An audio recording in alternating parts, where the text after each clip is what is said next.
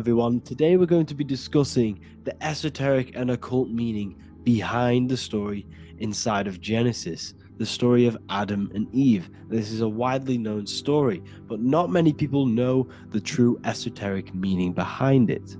Okay, so today we're going to be breaking this symbolism down. Before we get into this, please leave a like and a subscribe on the channel. I would greatly appreciate it. And please comment below any lectures or anything you wish to know, and I could maybe make it in the future. The first thing we must understand about the Bible is that it is an esoteric and occult book. It is written in allegory. It is written in such a way that we understand the book compared to our level of perception. Now, what do I mean? If a child read the Bible, they would gain a standard meaning and story behind it. They would gain a normal interpretation of the book, of being good, praise God, and be a good person. However, me, who have studied the occult and esoteric and symbolism for a very long time, when I read the Bible, I see a deeper meaning. I can read between the lines of the allegories, which means the Bible is written in such a genius way that it speaks to your level of intelligence.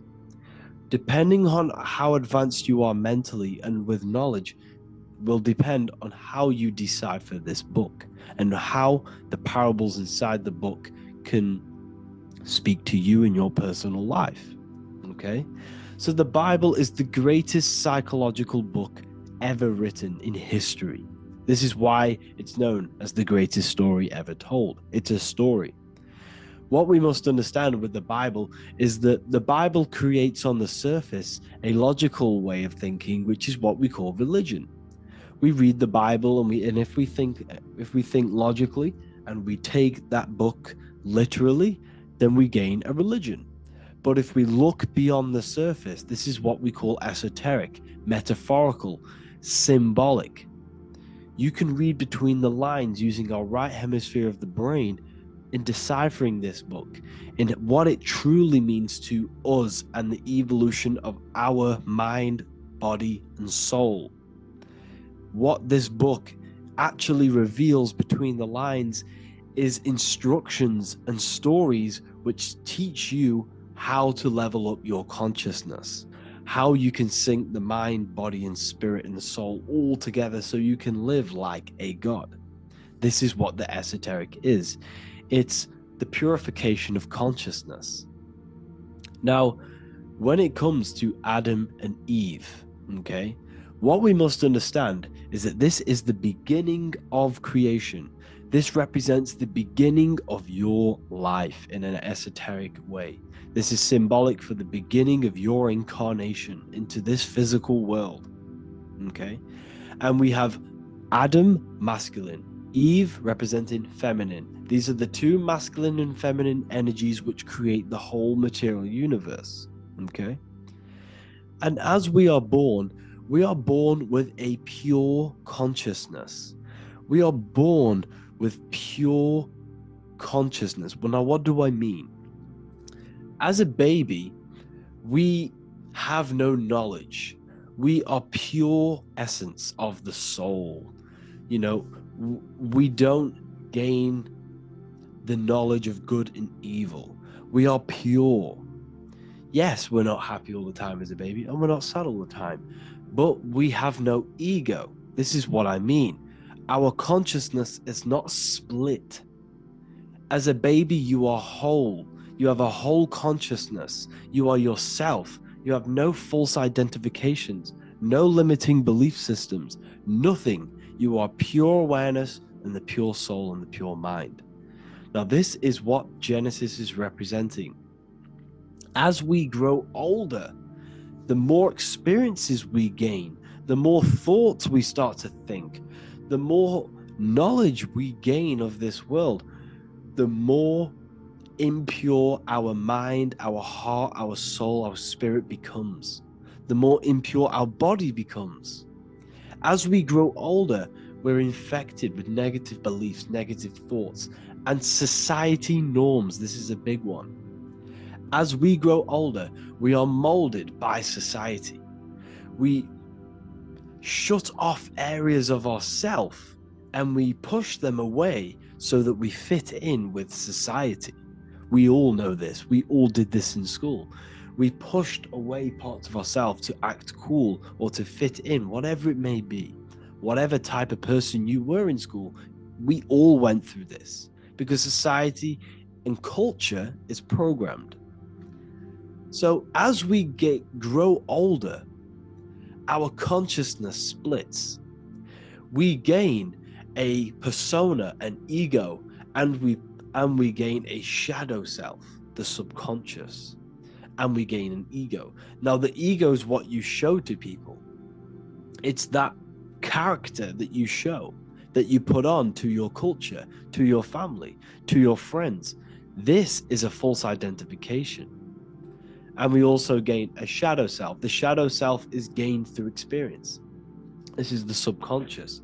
Our ego is created through experience. And so is the subconscious and the shadow self.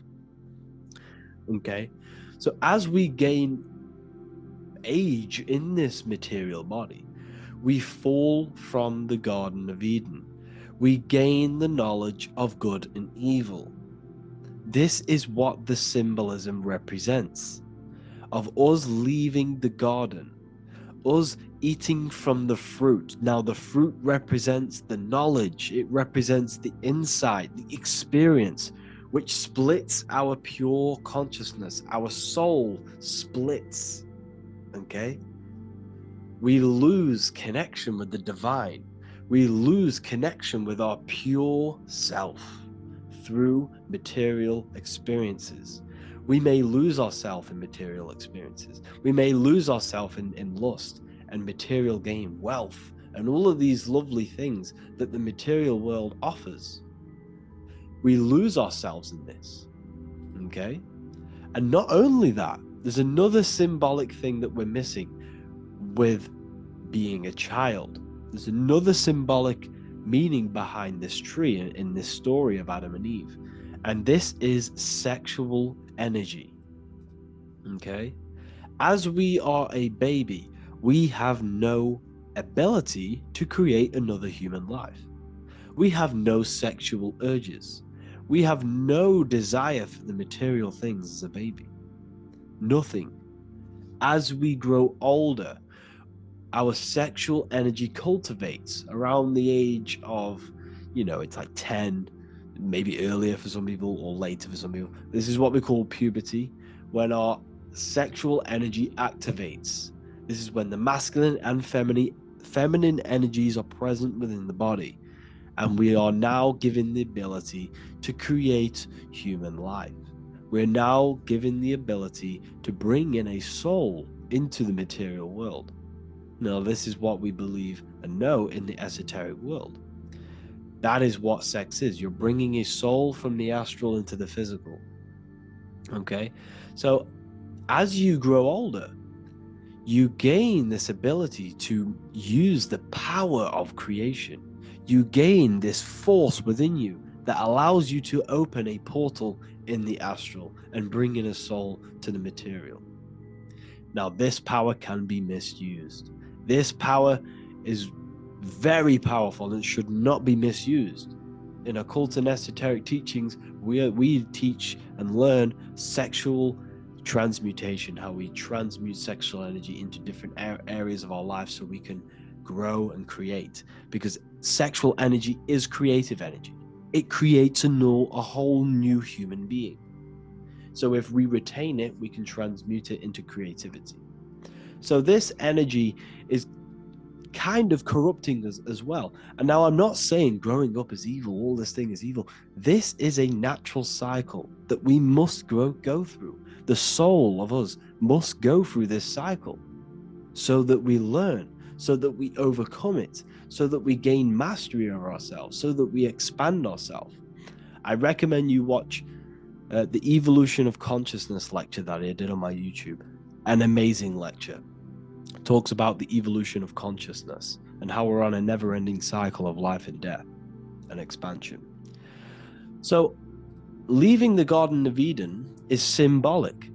You see, Eve represents emotion. She's feminine. Adam represents action. That's why he bit the apple. You see, Eve takes the apple and tempts Adam because she's the emotion. She's the sexual desire. And Adam eats it.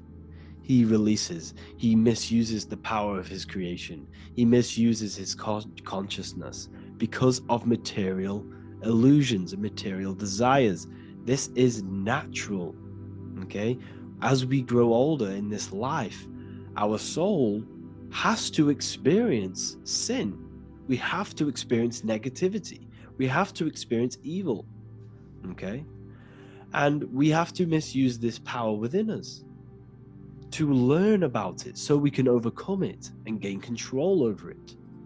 Now, this is why the Bible says in Genesis 3:6, "For God doth know that in the day ye eat thereof, then your eyes shall be opened. Ye shall be as gods, knowing good and evil." This is very, very, very symbolic.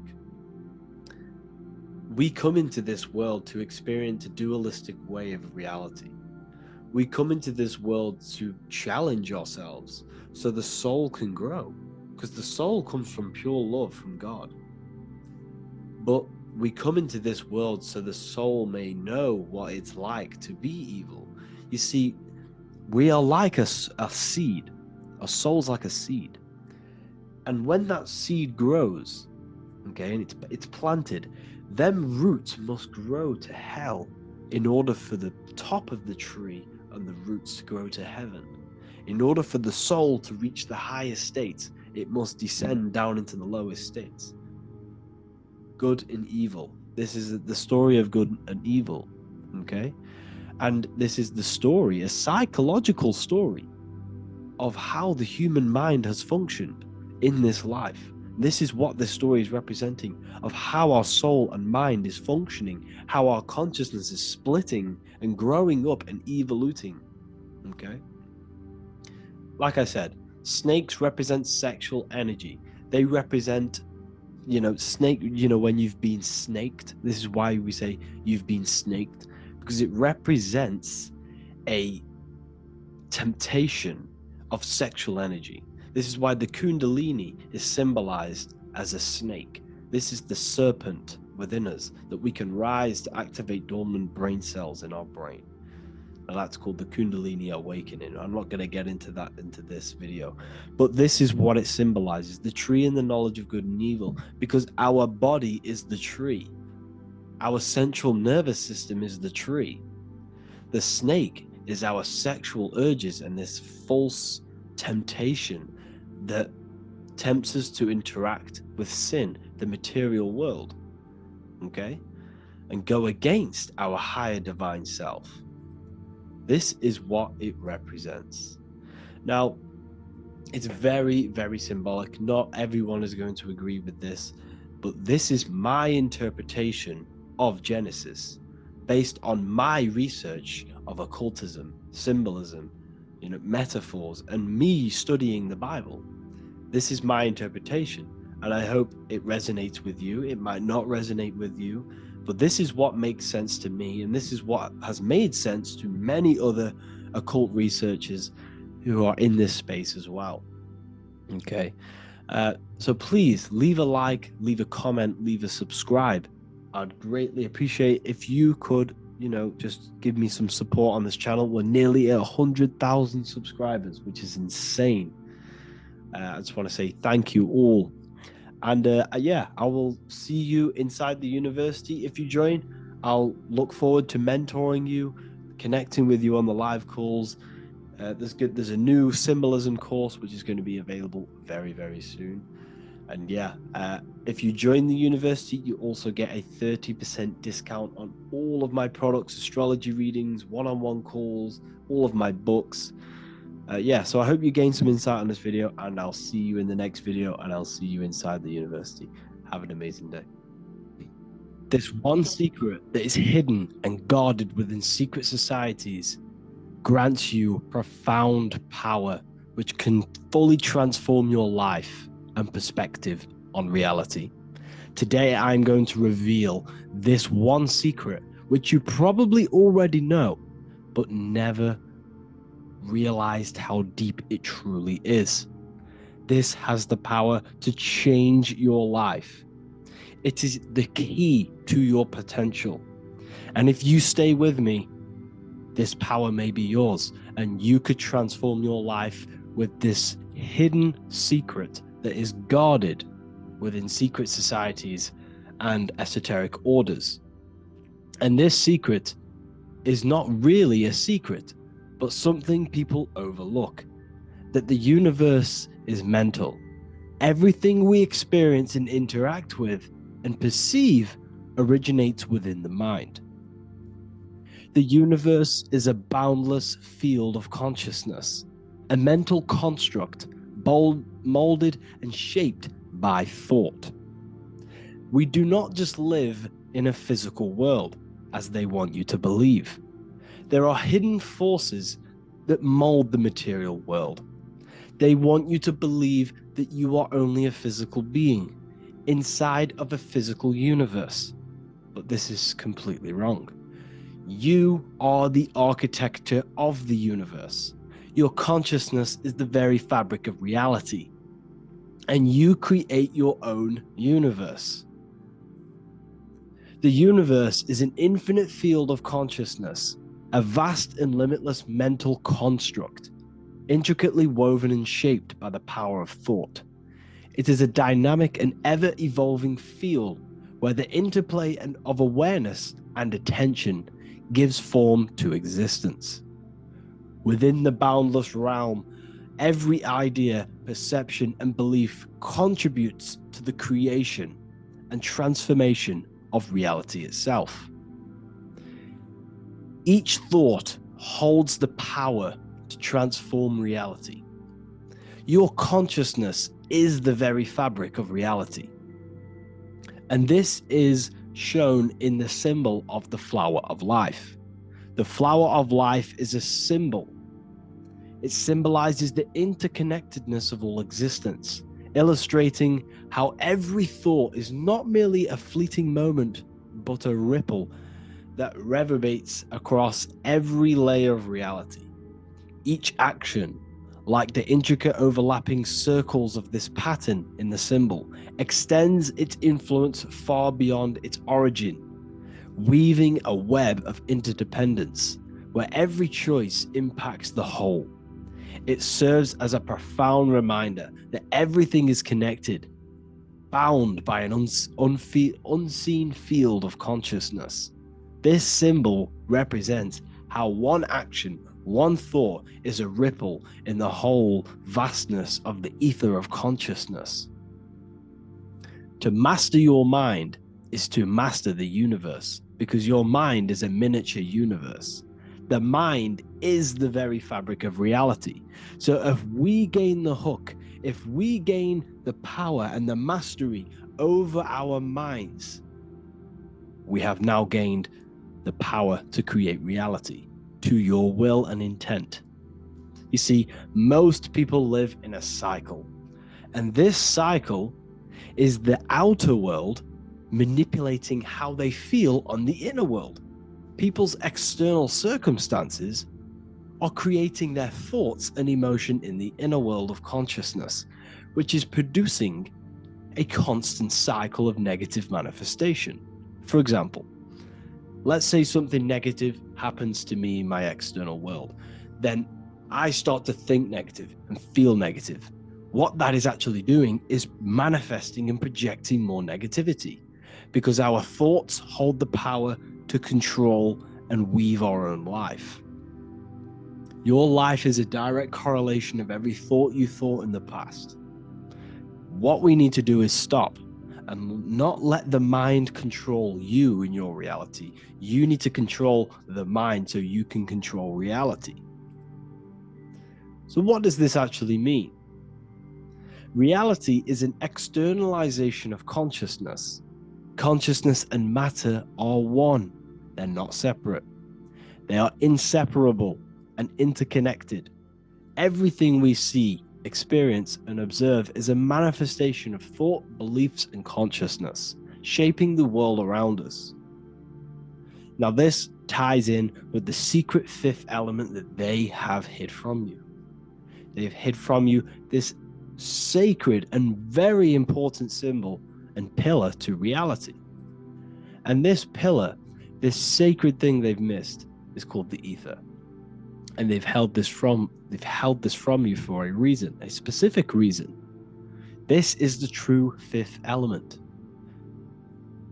Why do they hide the ether? Because the ether has the power to shape and manifest whatever we imprint upon it. Every thought is a vibration interacting with the ether and actively shaping our reality. The ether, you could see it as the codes to physical reality. It's like an energetic blueprint which surrounds all physical objects. It is the life force that gives life to all things. All energy comes out of the ether and returns back to the ether. Energy, it's 0-point energy, and it is an infinite source of energy. So this is why they hide the ether, because whatever our mind can imprint onto the ether, we can create into a reality. And we imprint the ether through thought and imagination. The mind holds the power. The mind is the very source of reality. The material realm is not separate from the mental realm. Rather, it is intricately shaped and influenced by it through the ether. This subtle, all-pervasive medium bridges thought and matter, allowing consciousness to mold and manifest the physical reality. To transform our lives, we must first transform our minds. True change begins within, as our thoughts, beliefs, and perceptions shape the reality we experience.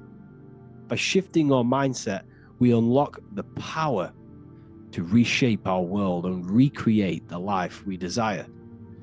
This is the power of the mind, and this is the power that's been hidden from you. We're not taught these things in schools for a reason, because they don't want us all to be conscious creators. Instead, they feed you your beliefs. They feed you your thoughts through the music, through the entertainment, through the movies, through the news. They're controlling your thoughts with this information. They're installing beliefs and information into your mind. So you are producing their reality. But this is what we need to stop. We need to take control. We need to stop consuming their music, their movies, their information, their news, because all of this is contributing towards your reality. They have the collective consciousness at the tip of their fingers. They do not create the world. We create the world by believing their beliefs and their thoughts and installing their information into our minds. You see, it's mind over matter, and most people live in matter over their mind. Most people let matter, the external circumstances, dictate their mind, when it should be the other way around. It should be mind over matter. This is the mental plane. This is the astral. This is the etheric. This is the physical. The mind holds power over the emotions, over the imagination, over the physical, and over our spirit. It holds power over everything. It's mind over matter. It's the mental body that we must transmute and change. Most of us live in a chaotic state of mind, and this is what we must change. Turn chaos into order. So we need to be mind over matter. We need to install this belief into our subconscious. I, Harry B. Joseph, have created the ultimate esoteric school on the earth. As a member, you'll gain access to live mentoring calls twice a week, along with new lectures, books, and exclusive content released every week. Additionally, you'll have a full access to all my life-changing programs. If you're ready to transform your life and start your journey today with me, join Ethereal University. These are the campuses. We have the real lecture sections filled with lectures that you can watch. Manifestation Mastery, which teaches you exactly how to reprogram your subconscious mind so you can live that reality. Sexual Alchemy, the path to empowerment of how you can transmute your sexual energy. The Real Library, where you gain access to powerful esoteric books, PDFs. Symbols of Secrets, an amazing course. The course that allows you to see beyond the veil that has been pulled over your eyes, the language of symbolism that secretly rules the world. I teach you how to read symbolism. Esoteric Exchange, live calls. You get to rewatch all of the old live calls. Mindwave Hub, this is a place of binaural beats where you can listen to infinite amounts of binaural beats. So you can meditate to them. Meditation section, numerology, health section, and electromagnetism. This is a life-changing place. And if you are serious, we only accept serious about changing your life and studying the occult and esoteric, this is the place for you. I've been there. I've been on YouTube looking around for valuable information, trying to find good accounts, good channels. It's very hard. I had to go through years of trying to find good information on YouTube.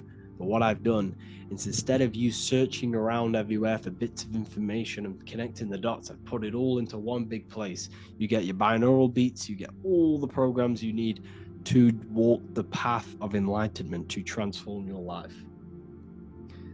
I will connect with you on the inside, and I hope this lesson, this lecture, you gained some information, you gained some power from it. Please like and comment, or don't, it's up to you. If you have any reviews, if you have any ideas of lectures that you know, if you don't understand certain things, make sure to leave a comment and I can make a lecture about it. I can make a video about it for sure. I don't mind taking recommendations for videos. So I thank you all, people. Have an amazing day. What if I told you you don't have one body? You in fact have four. There's a secret hidden right in front of you, and most of you overlook it. And by learning these teachings today, this will change your perspective on life, on yourself, and completely change the conception of yourself. This is the key to your highest potential. If you stay with me today, you will find secrets about yourself that will change your life. But I warn you, once you step this path of esoteric knowledge, there's no going back. Once you see, you can't unsee. So stay with me, and we will discuss the four bodies of your soul and how you can master yourself to reach your highest potential. The first thing we must understand is that there is a sun. And just like the sun gives life to the earth, there is this life force within the sun that gives life to all matter. We must understand that matter itself is dead. It has no life potential. It has no ability to create or destruct anything. All of the life comes from above, from the sun, from the life-giving power of this infinite energy source we call the sun. No matter what model you believe, the sun still gives power to this physical realm, giving life to all of the crops, giving life to animals, giving life and growth to all things that the rays come in contact with. This is a macrocosm process. We must understand the teachings of as above, so below. This means that the macrocosm repeats itself in a microcosm form. Now, what do I mean? Humans are made in the image and likeness of God. You are a miniature version of God, a spark of the divine consciousness made in human form, in physical form. Just like the sun gives life to all physical matter and growth to all crops on the earth, your soul is a miniature sun. And your soul is giving life to the body. Your body is a miniature earth, which also goes through the cycles of the 4 seasons of the sun. We feel different in each one of these seasons. It's because our body does not only go through these cycles externally, but these cycles happen within ourselves, within consciousness. Your soul is the sun. The sun you see in the sky is an externalization of your soul. Your soul is the life force. You are the soul, not the body. And like the sun gives power to the earth, the soul gives power to your body. So first, let's look at the etymology of the word sun. The word sun comes from it's a Latin word solis or sol, which means the sun. Sol then became soul, sun, soul. And in fact, S-O-N and S-U-N in the old etymology dictionary mean the exact same thing. They are interchangeable. So when we look at the symbol of the sun, we look at a circle and a cross, which represent the 4 aspects of the sun, the 4 seasons of the sun: summer, winter, spring, and autumn. These are the 4 states of the sun. Like we said, this is why we get this symbol. You have the 4 states of the sun, which represent the 4 bodies of the soul. Now, this is where we get deep. Like I said, the sun you see in the sky is a macrocosm of your soul, an externalization of your soul. Just like your sun has 4 seasons, the 4 seasons within us are the 4 bodies. Our soul is incarnated and split into 4 sections. We have a mind, we have a physical body, emotions, and spirit. These are all interchangeable and they are all linked. In ancient alchemy, we have the exact same symbolism of the 4 stages of alchemy. But in this case, they're symbolized as the 4 elements: earth, water, air, fire. In this ancient alchemical symbol, we have the pentagram, with the top one representing the soul, ether. Our soul then has the 4 bodies, with the human here. We have the man, the eagle, the bull, and the lion. We see this on the tarot card, the Wheel of Fortune. The man, the eagle, the bull, the lion. We see this in Matthew, Mark, Luke, and John. The lion, the bull, the man, and the eagle. We see this with depictions of Jesus. Jesus, the man, the bull, the lion, and the eagle. These represent the 4 fixed signs of the zodiac: Taurus, the bull; Scorpio, the eagle. Scorpio was symbolized as an eagle. It's an ancient symbol. Now it's been changed to a scorpion, of course. Leo, the lion; Aquarius, the man. These represent the 4 fixed signs, which are 4 different elements. Taurus is an earth sign, Scorpio a water sign, Leo a fire sign, Aquarius an air sign. Taurus is the earth, as above, so below. The earth is the physical body. Leo is fire, fire is the spirit. Scorpio is water, which is the emotions. Aquarius is the mind, which is an air symbol. Air is the mind. That's why we call people airheads. Okay?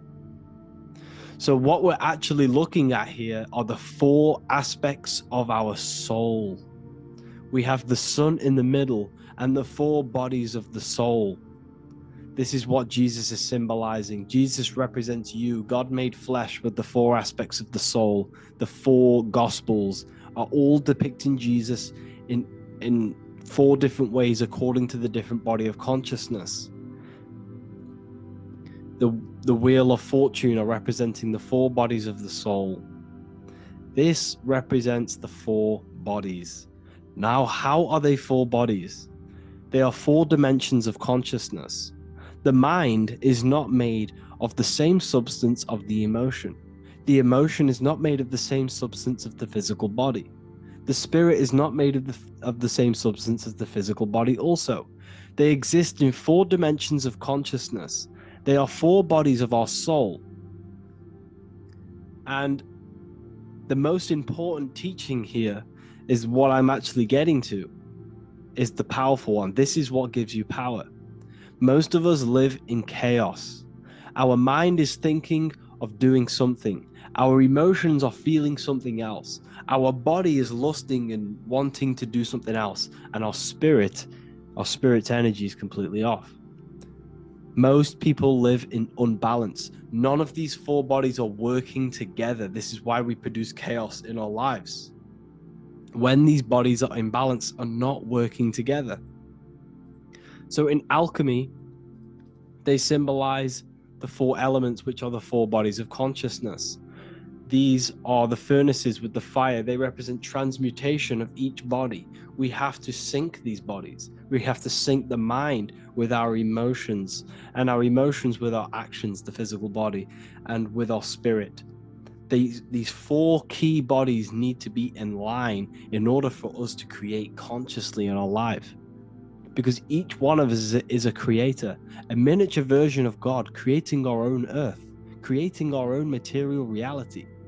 And in order for us to create consciously and with effect and power, we must have these bodies unified so that we can create consciously and not create chaos. So this is very, very important. And this is a secret teaching found in all ancient societies. But this is what the hidden symbolism of astrology actually is. The sun is our soul, and the 12 zodiacs are 12 aspects of our soul. And we have the 4 aspects of the 4 main bodies. This is what we're looking at. We're not looking at the sky. We're actually looking at aspects of ourselves, aspects of our soul that we must master and transmute in order to become our highest potential. So I hope this makes sense. And it may take a while for you to fully understand this, but the key knowledge in order for you to understand any of these teachings that I've gone through today is the major teaching of as above, so below. What is above is below. What is within is without. Your inner reality projects the outer reality. What is inside of you is outside of you in some form or way. Whatever trees, whatever roots that go down will always shoot up. When you throw a bouncing ball, you shoot it down, it will go up. As above, so below. As within, so without. God did not make us a creation separate from himself. We are all extensions of the divine made in physical form. And we are incarnated into 4 sections. Our soul is separated into 4 sections. These are the 4 corners of reality. These are the 4 pillars of reality that we must control. So in order to access our soul in meditation, we must turn off these 4 things. Turn off the mind, the emotion, the spirit, and the body. And then we access the soul. So I hope this video helps today. And you can learn all about this in the Book of Wisdom, Volume 2. This book is a revolution in consciousness. I do not recommend everyone reads this book. This book is only for people who are serious and want to transform their lives. This book is a book that will change the scope you see reality. It will change your perspective on yourself because you will resonate with this. This book does not just give you information. It gives you a sense of well-being. It gives you truth, and you will find your power from this information. This information is not just information, it's a key to your path of enlightenment and transformation. So you can find this book in the description of this video. And if you are part of the university, I will see you on the live calls. Thank you, everyone. Please leave a like, subscribe, and a comment, and let me know whatever videos you want me to make next. Anything that you fail to understand or have any confusion with, I can make a video on it. So let me know in the comment section any reviews or anything I should do. Thank you all, people. Have a great day.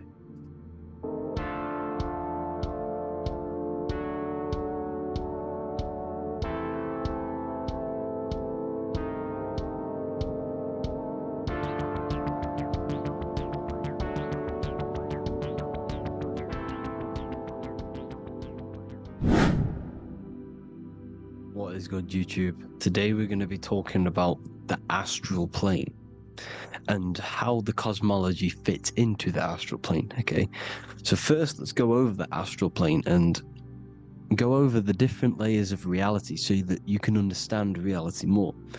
You are a multi-dimensional being. You are not in these, you are in all of these realities at the same time. They all interweave into one big reality.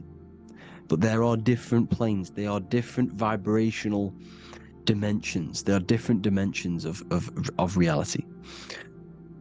The mind is the root cause of reality. We're living in the mind of God. Everything is being thought into existence from the root cause, from the universal mind. This is why the ancient Egyptians said, all is mind. We're living in the mind of God. And we are a microcosm of this mind. This is why we all have the same mind. This mind is the world of thoughts. Now, this world of thoughts is just the thought alone. For example, it is the thought of a chair. But then when you start to imagine this chair and you start to mentally see the chair, you're now manifesting the thought, the singular thought, into some sort of form. So now you're imagining the chair. You're imagining the form of this chair, which is then manifesting into the astral plane. The astral plane is the world of thought forms manifesting. So when you are imagining something, you are seeing into the astral plane. Okay? Your third eye, it is an eye because it sees the astral plane. It is seeing the other side through imagination, through dreaming. Well, we'll go over dreaming later. So the thought of a chair is a singular thought. The imagination of the chair is the manifestation of the chair. And in the astral plane, it's basically the world of all the chairs that could ever exist. So you're thinking of the chair as a singular thought, which is the mental plane. The astral plane is the imagination of that chair, is the thought, the manifestation of it. Depending on the vibrational state of the thought will depend what level of the astral plane it will go to. For example, if you're thinking about a chair to torture someone on it, it's going to go on the lower astral plane. Or if you're thinking and imagining happy things, it's going to go to the higher astral plane. So wherever your mindset is, that we call it a mindset because your mind is setting frequencies to certain things. Thoughts are frequencies.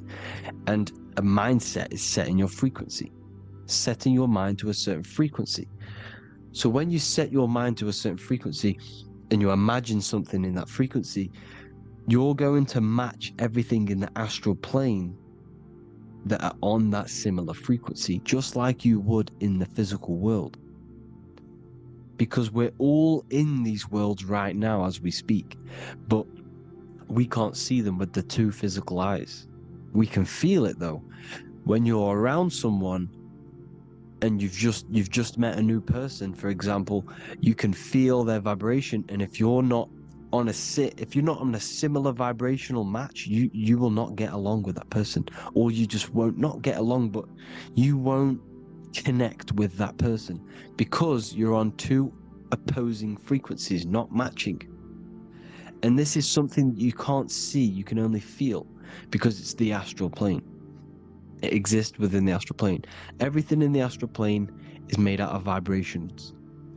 So if you do astral project, and if you already know how to astral project, you will see beings and people and things that are on the same frequency as you. This is why before you astral project, you need to sort your vibration out before you astral project, because you are projecting your consciousness into this. It's the mind. The mind is the bridge. It can move between realities. You are a observer. You are a observing soul which observes different realities. And the mind is the bridge between all of these different realities. The mind can choose. If you want to project into the astral, you set your mind to it, you can. Okay? So let's not get off track. The lower astral plane is where demons are. The higher astral plane is where heavenly beings are. heaven and hell are kind of a real thing. The etheric plane is a powerful substance, the ether, the fifth element that they don't tell us about. If you type in on Google the 5 elements, they will try to remove it with wood or metal because they don't want you knowing about the ether. Ether is the energy double behind all physical objects. So the ether is very important. It is the 5th element. It is part of the physical world, but it's also part of the astral world. It is on either side. You see how they're showing you the truth in the language? Ether and either are the same word.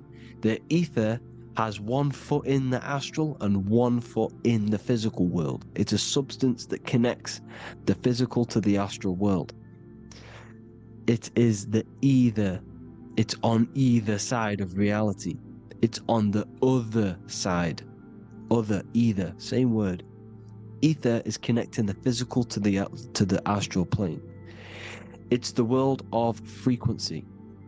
Frequencies, EMFs, torus fields are in the etheric plane. It is the energy plane. It's where energy moves through the ether. Okay?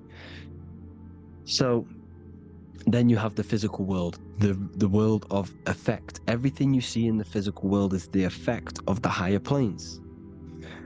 Each plane is a product of the plane above. So, and it melts into each plane. The physical plane is the lowest plane, it's the most densest, and the highest is the most fluid. This is the most fluid, this is the most dense. This is where we get the saying, as above, so below from. As above, so below comes from the different planes of reality. And magicians understand this. This is why magicians always say as above, so below. Because they understand if you manipulate the higher planes of reality, you manipulate the lower planes. Because the astral plane is a direct copy of the physical world, but in the astral plane. It is mirrored. The physical world is mirrored in the astral plane. They are both the same world, but just different vibrational states of the world. Kind of. It's hard to put this in words, people, so just try and understand. The astral plane is the double. It is whatever happens in the astral plane happens in the physical plane. This is why magic works. This is why demons work. This is why spirit communication works. Because if you manipulate the higher planes, you manipulate the lower planes. As above in the astral, so below. Leonardo da Vinci showing you to look up, pointing up. You gotta look up. He's telling you to change the mind, you change the physical world. You change your emotions, you're out on the astral plane, you change the physical world. You change your reality by changing the higher planes. This is the Masonic 11, the 2 pillars. This is the 11 also symbolizing the 2 hemispheres of the brain here, but the 11 symbolizes the 2 mirrors. 11, 9, 11. 9, 11 adds to 11. 9 plus 1 plus 1 equals 11. The Twin Towers were in 11. Flight 11 was hijacked. Because it's a mass ritual within the astral plane. Now, we're going to go deep into that later, and I'll show you these rituals they do in order to manipulate the astral plane. So, this is what the 11 is. It's the mirroring of reality. If you contact spirits and conjure spirits, you can either summon or attract demons and spirits. Summoning is creating a spirit. You create demons. Okay? Like I said here, the mind is the root cause of reality. If you think of if you think of a traumatic event that happened in your life over and over and over and over again for years and years and years, where attention goes, energy flows. The mind is the director of energy. If you are directing energy into the specific emotion, the specific thing that is torturing you in your mind, that will manifest as some sort of being in the astral plane, which is called an elemental. And this elemental being that you have created through your thought forms and emotions will latch onto you and feed off this energy. So it's important that you get your mind right, okay? It's important you sort that you file the mind and you discipline the mind. Make sure it's only entertaining positive things, because you are quite literally creating your own demons. The word demon has the word mon in it, and if you've watched my videos, to know mon means moon. The moon is your mind, the sun is your soul, the earth is your physical body. Demon is mon means mind, moon is mind. You create demons with your mind, summoning. Now this is where the rituals come in.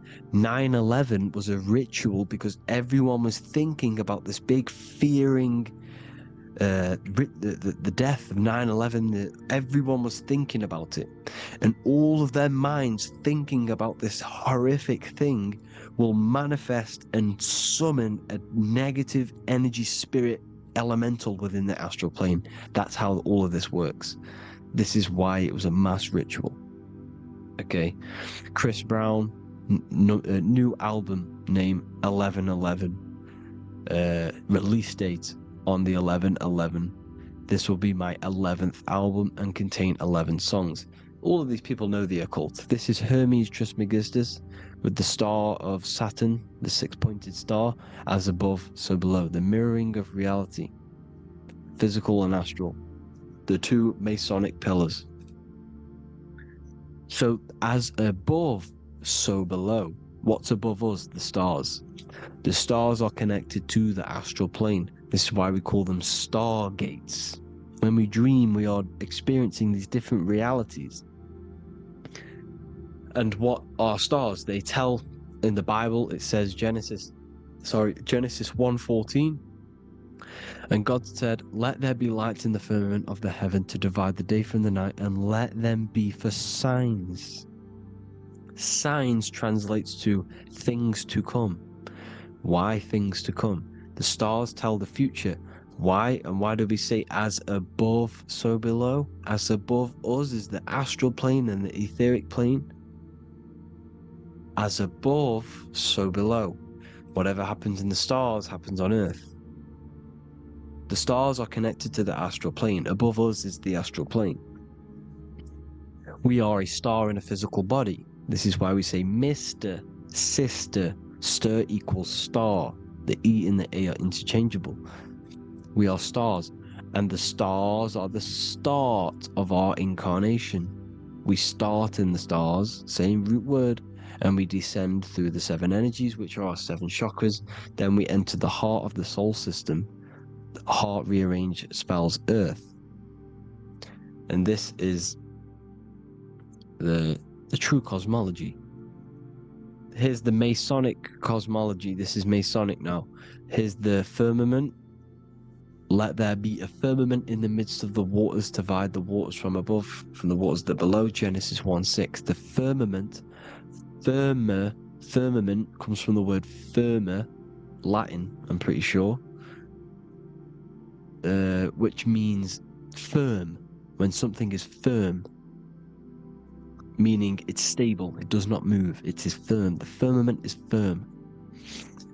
So is the firmament. Genesis 1:6. What does he say? Genesis 1:3, sorry. Let there be light. This is before the sun and the moon was created. Let there be light. Before the sun and the moon was created, light was appeared. So what's that tell you? This is a holographic projection from some sort of light being, some sort of projector.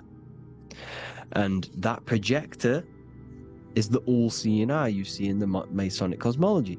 This is the all-seeing eye projecting the light beams. Let there be light. Everything is made out of light. The universe is created out of light waves. The torus field is one unit of light. The light projecting this reality is Polaris. Okay, the famous all-seeing eye. Now, what else? Then we have after let there be light in Genesis 1:16, and God made the two great lights. This is the sun and the moon, electric, magnetic, male and female. Then we have the Masonic checkerboard, the black and white symbolizing dualities within the dualistic reality we're in, spirit and matter, light and matter, rest and motion, positive and negative, good and evil. Everything's dualistic here. Okay? And it's a dance. The universe is a dance between flickering of white and black light, which is the Taurus field. We're not going to go over that, but this is all connected to the astral plane. This is the true cosmology. The astral plane cannot work on a spinning monkey ball in the middle of space. Does not work. Cannot work. It's impossible. Okay? Impossible. So, even in the Quran, it says, Allah has made the earth for you as a carpet, flat. Quran 15:19. And the earth we have spread out like a carpet, set there on mountains, firm and immovable. It is immovable. In the Quran, it also says 65:12, it is Allah who has created the seven heavens of the earth. The seven heavens meaning the seven layers of heaven, the seven planets. And Psalms 104:5, he set the earth on its foundations and it can never be moved. Never. So here you see in Isaiah 40:22, he sits enthroned above the circle of the earth and its people are like grasshoppers. He stretches out the heavens like a canopy and spreads them out like a tent to live in. We live in a tent. This is the tent. The projection of light. Here you see an ancient picture here. Here you see the ethereal barrier, meaning the firmament, the etheric barrier. And here you see his head popping out. Why is his head popping out? Because your head is heaven. Your heel is hell. Your head has access to the astral plane. This is why your head is heaven. The pineal gland, when stimulated, has access to project itself, project consciousness into the astral plane. Here you see another ancient picture here with the Masonic Royal Arch, with the zodiac here, the zodiac on the top, arching, because there's a firmament above us. Here's God in the brain. Consciousness is God. Here you see the Masonic Royal Arch, symbolizing the firmament. George Washington above the Masonic Royal Arch. These are the stars. This is Polaris projecting reality. Here's ancient churches with the dome. Polaris projecting reality with Jesus. Disney World is under the dome. The seven layers of heaven, ancient paintings, all depict if you go and look at the ancient paintings, they'll all depict the firmament, the arch above us. This is where we get interesting. The Masonic Royal Arch has the 6-9, which is Cancer. The constellation Cancer, which is 6-9 is associated with portals, because CERN is the 6-9. Okay, CERN is opening portals. They're trying to create a portal to the other side. Cancer has the word CERN within it, so there is a link between Cancer and the opening, the firmament opening above us to ascension. Here you see the Masonic art with the Royal Arch and the light and the opening. Here you see the light and the opening. This is the opening of the firmament. Here's the Hebrew cosmology with Sheol, the underworld, and the opening. So Cancer is definitely some sort of portal in and out of this reality. I'm just connecting dots here. Now, we're going to go change a bit now. These celebrities that you are seeing they have not sold their soul to Satan, okay? They have not sold their soul to Satan. Satan is a demonic, low vibrational energy that has been summoned over the thousands and thousands and thousands of years of evil occult arts. So since Babylon was summoning this demonic energy, and this demonic energy in the astral plane will grow and grow and grow. It has no form. It has no physical form. Okay? But you can see it in the rappers. If your third eye is open, you can see clearly that these people are demonic. You can sense the energy that they're manifesting. Selling your soul is not what you've been told. It is gaining, because your soul is pure love, okay? Your soul does not want to do anything bad.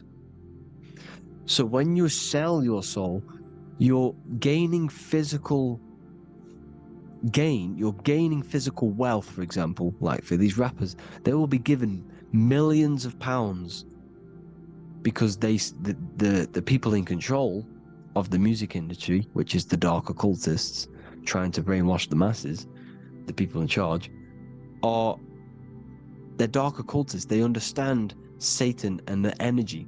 They are satanic energy, which has been summoned in the astral plane. They see that they have influence over the masses, so they will go to them and say, I will give you this amount of money forever if you manifest this satanic, demonic energy through the music and through social media to blind the masses, to brainwash the masses into this demonic energy. Because when you listen to music is frequency. Whatever you listen to, you become that frequency. So if you're listening to these people, they're throwing energy, this demonic, satanic energy that they sold out to. Soul, same word. When you sold something, you've got your soul involved. They have exchanged money, physical gain, so that they manifest this satanic energy within the astral plane and through the music, through the videos, through social media, to keep us in this vibrational frequency, in this low state of consciousness. This is what it actually is. It's not, you're not selling your soul to some sort of devil. This satanic energy has no physical form it is formless in the astral plane. It's a summoned energy. Now, the root chakra is red. This is why the devil is red, because it symbolizes the animal nature of man. When you are operating off your root chakra, you will kill, you will fight, you will do anything to survive, because it's all about survival mode in the root chakra. They want you keeping in that fighting mode, that surviving mode, so that you are manifesting this low vibrational frequency, this satanic energy, this demonic red energy. This is why the devil is red. And the devil has a tail with the red arrow pointing down, because it symbolizes your light body. This is your Merkaba. Your Merkaba is your light body. Mer equals light, Ka equals spirit, Ba equals body. Merkaba, this is the devil's tail pointing down, the descension, your heel, up to your heel, hell. Ascension to heaven, head. You see, this is the all-seeing eye with the illumination coming off it, your head, when you're illuminated. The Merkaba is your celestial sphere to portray different planes of reality. It is the vehicle of ascension. It's your light body. It's in the word Kabbalah, Kabbalah, Ka, spirit, Ba, body, La, light. Same thing, Kabbalah, Merkaba. Same thing, it's all about the light body. This light body sees different realities. So when you see the goat in the music industry, it's this satanic summoned energy that's been summoning for thousands of years within the astral plane. When it becomes to the physical plane, it will manifest through different things. A goat, an owl, Satan, Moloch, Baal, same deity, same demonic energy that's been summoning in the astral plane. And this is why the Baphomet has a goat head. Drake's new album is the goat. The Polo G, the Masonic G, with the goat. And here's Ryla Rodriguez in the mirror, with the goat in the mirror and him in his physical body. It symbolizes, the mirror symbolizes the astral plane, because he's manifesting the goat, the demonic energy. He's sold out to the demonic energy. And in the physical plane, he's his physical body. The mirroring, the Masonic 11, the mirroring of reality, the astral and the physical. And what do you call them when they're an amazing rapper, the best rapper? You call them the goat. Because the goat, you're the goat because you're manifesting the goat energy, this satanic, demonic energy within the astral plane. So Baal, Moloch, all the same thing.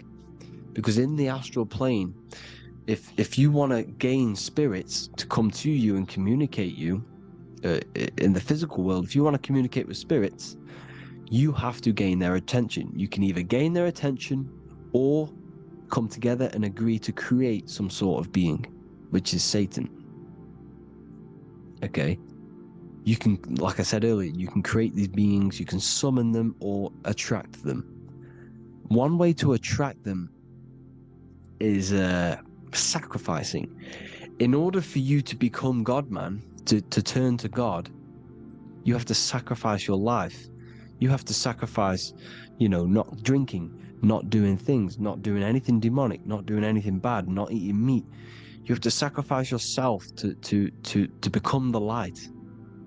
However, if you want quick, instant gains in the physical world, you can sacrifice something else to communicate with these spirits, because these demonic energies feed off demonic energy, your demonic energy. So these dark occultists will give away babies, they'll sacrifice, torture babies so that they gain, so that they can communicate with these spirits for physical exchange. Yes, you can do this.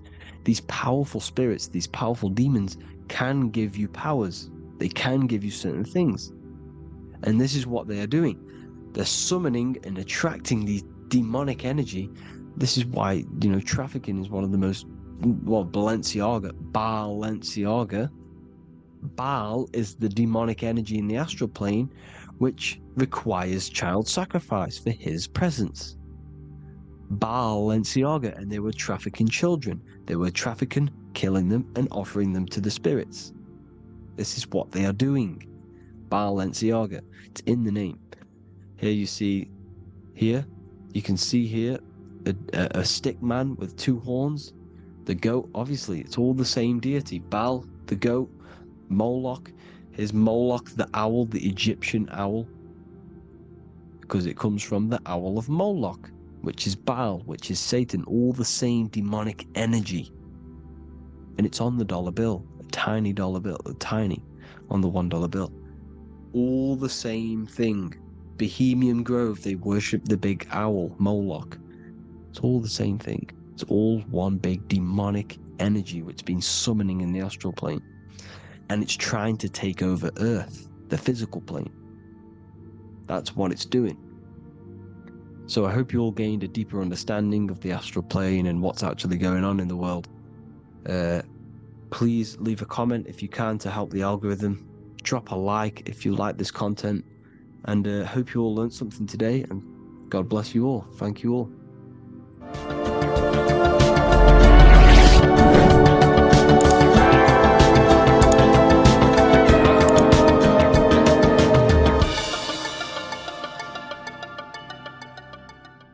In this video, we're going to be talking about the evolution of consciousness.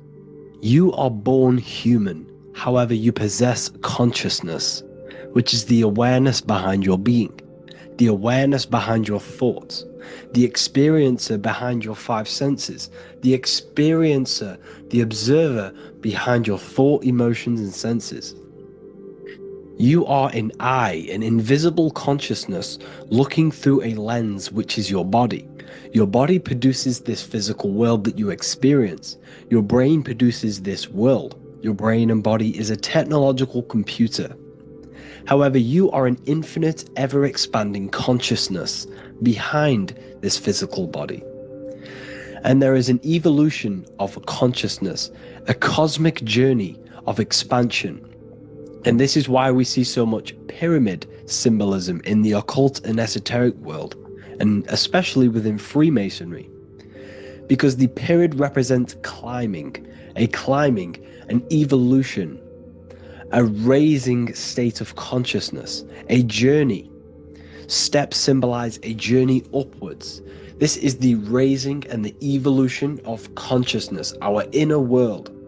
The transmutation of our inner selves, of our souls and consciousness and our minds. So when we see this pyramid, we're seeing a evolution, a way up to source consciousness. And the eye in the pyramid represents your source consciousness. It represents illumination. It represents divine guidance through this evolution of consciousness. This is why we see the ladder. Consciousness is ever expanding on an infinite journey of evolution. Each individual is a part of this cosmic process, contributing towards the ongoing expansion of both mind and awareness. As we evolve, we collectively explore deeper levels of existence, expanding the boundaries of thought and consciousness. The mind has the ability to expand infinitely into new realms of thought, into new dimensions of mind. The mind cannot be filled up. It is not a physical substance. The body can be filled up because it is a physical thing, but you cannot fill the mind. Therefore, the mind is constantly expanding, ever expanding into new fields of thought. So what we see in Freemasonry, the ladder, is again a journey, an elevation of consciousness.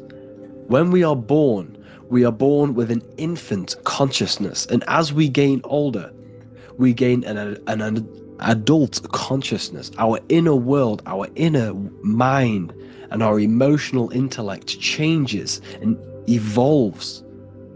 We are significantly different from when we were very young as an infant. It's because our consciousness evolutes, it changes, it alters like water. So just like this evolution of your own consciousness as growing up, there is consciousness of beings existing in cycles beyond our own. And their consciousness is unimaginably different from ours. They operate on a higher level of understanding and knowing, experiencing reality in ways that transcend our current comprehension. Our minds right now cannot comprehend the highest states of consciousness.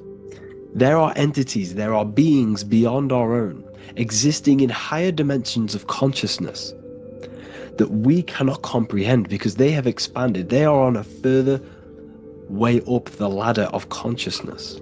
However, we are all on the same journey. None of us can take the same journey. There is one ultimate goal, reaching source consciousness. However, this is always ever expanding. However, we are all on a different journey. There is one truth, one source, one goal. However, there are billions in different ways of reaching it, and we are all on these different paths to source consciousness, to this ladder, this evolution of universal evolution. Okay? Their awareness is attuned to new dimensions of existence, reflecting a more advanced stage in the cosmic journey of consciousness evolution. So when you take DMT, you are shot into these higher realms of consciousness where you meet these beings who look similar to these images. They are not speaking to you physically. They don't speak to you three-dimensionally through vibration and words. They speak to you mentally. If you have done DMT, then you know this. And if you have met these beings, then you know this. You might have even met some of these types of beings on mushrooms or any psychedelic drugs. Because ultimately, when you take these mind-altering substances, it's altering your consciousness. It's merging your consciousness with the spirit of that substance. And you are essentially attuning your mind to higher dimensions of consciousness. That's why we say we're getting high when we take these substances. Therefore, when you meet these beings on DMT, you are essentially meeting beings who are attuned to higher dimensions of consciousness, and they speak to you mentally. They speak to you telepathically through thought, because the universe is mental. Everything exists within the mind. The way you are now, your physical existence, is a state of mind. Mind, thought creates matter. Spirit and matter are two opposing ways of thinking. If we have a very spiritual mind, we have an expanded mind, we are a spiritual person through the mind. However, if we have a very low state of consciousness where we think about food, sex, lust, and all physical things, then we have a physical consciousness. Matter and spirit are two opposing forces, two ways of thinking. The mind attunes itself to different levels of understanding in different dimensions. So, essentially, this is what we're looking at. The body is a vessel for the fluidic, formless consciousness, a temple that houses the essence of our awareness. While the five senses are limited to perceiving only the physical plane, the mind transcends these limitations, capable of perceiving the full scope of reality. It is through the mind that we access deeper truths beyond the material, tapping into boundless nature of existence. Physical existence is a thin band, a thin layer of reality. It's like 0.001% of reality. And your five senses are only tuned into this layer of reality. But the five senses are, by design, only allowed to perceive physicality. But the mind has the power to expand beyond this physical five sense state. The mind has the power to expand and evolute. It is a conscious decision whether you want to take this path or not. You can stay in a three-dimensional way of thinking, or you can expand your consciousness from within. It's not an external journey. There is no God going to save you. You must save yourself. Therefore, behind every single one of these eyes is the same source consciousness. However, we are all different cells in a different journey. The organs in your body, the cells in your body are all alive. They all possess same consciousness, universal consciousness. However, we are all on a different journey of evolution. As above, so below. As the baby is in the mother's womb, when the baby becomes conscious, there is a world outside of its mother. What does it do? It presses and seeks a way out to be born in the other world outside of its mother. It is the same with your consciousness, your mind. When your mind becomes aware that there is realities beyond the immediate surroundings, it seeks a way out. And this is exactly what I'm doing to you now. I am now expanding your mind and telling you there is other ways of reality. There is other dimensions of consciousness which you can access through inner transmutation, through different ways of thinking, spiritualism, and meditating and connecting with yourself and detaching from external things. We can upgrade our consciousness. Your body is a womb. Why Jesus says you must be born again to see the kingdom of God, because you are born physically and then you must be born again spiritually, awakening your inner consciousness. So like I said, as the baby is in the womb, it's the same principle. As above, so below. You were a baby, you were in your mother's womb, and you figured out there is a world outside of your mother, so you seek to way out your mother to be born in another world. It's the same now. You must do this now. This is your spiritual evolution. This is the evolution of consciousness. It's ever expanding. When you die, this is a transition. You must learn to not fear death. This is another part of your spiritual journey. You must master death. Therefore, like I said before, the mind has limitless capacity to expand into new realms of thought, continuously exploring uncharted ideas and concepts without boundaries. The mind can ever expand. It can never be filled. It can never ever know everything. There is infinite fields of knowledge, infinite fields of thought. Your current state is just one stage on an infinite pathway. You won't remain human forever. The human experience is a crucial phase where we learn to balance polarities, master the fundamental laws of the cosmos. It is a period of growth and transformation, preparing us for the next stages in our cosmic evolution. The goal is to strive for perfection, yet the true perfection is unattainable. It's like a tunnel, and there is a light at the end of the tunnel. And as you walk through this tunnel, the light is ever moving backwards. You should forever seek to meet that light, but you will never meet that light because consciousness is ever expanding. You should strive for perfection, yet knowing that perfection is forever unattainable. The journey is endless, with each step revealing deeper layers of understanding and experience. The pursuit of growth and expansion is itself the essence of our evolution. You can find all of this knowledge in the amazing book that I have read for years. I have read this book, The Emerald Tablets of Thoth, the Atlantean, by M. Dorial, translated by M. Dorial. I'm telling you now, this book, now that I've told you this, you have some context on the book. The whole book is about evolution of consciousness. He's talking about higher dimensions beings. He's talking about how you can transcend this physical plane. It is truly the most amazing book you will probably read. One of the best spiritual texts you'll see. It's hard to understand, so you must read it over and over again. And the more your mind progresses, like for me, I read this every couple months.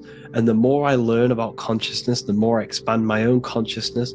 And every time I read this book, I pick out something new that just completely blows my mind. Because you can only understand this book to your level of consciousness, to your level of understanding. So now that I've told you all this information, go and read this book and it will absolutely blow your mind. And so will the Book of Wisdom Volume 2, which is now available. I released it the other day. I'm just going to read a page out now. This page is called Spirit and Matter. The Earth is not merely a dense, lifeless rock drifting through space. It possesses spirit, a living essence that animates its form. But what do we mean by spirit? Spirit in esoteric terms refers to the energy, the life force, animating the principles infused in matter. So essentially, what this page is talking about is how everything has spirit, consciousness within it. You are the middle, you are spirit and matter.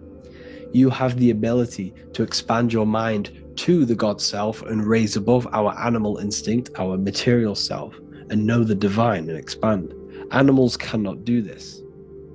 Animals are not self-aware. Humans possess self-awareness. We can observe our consciousness. We can say, why do I exist?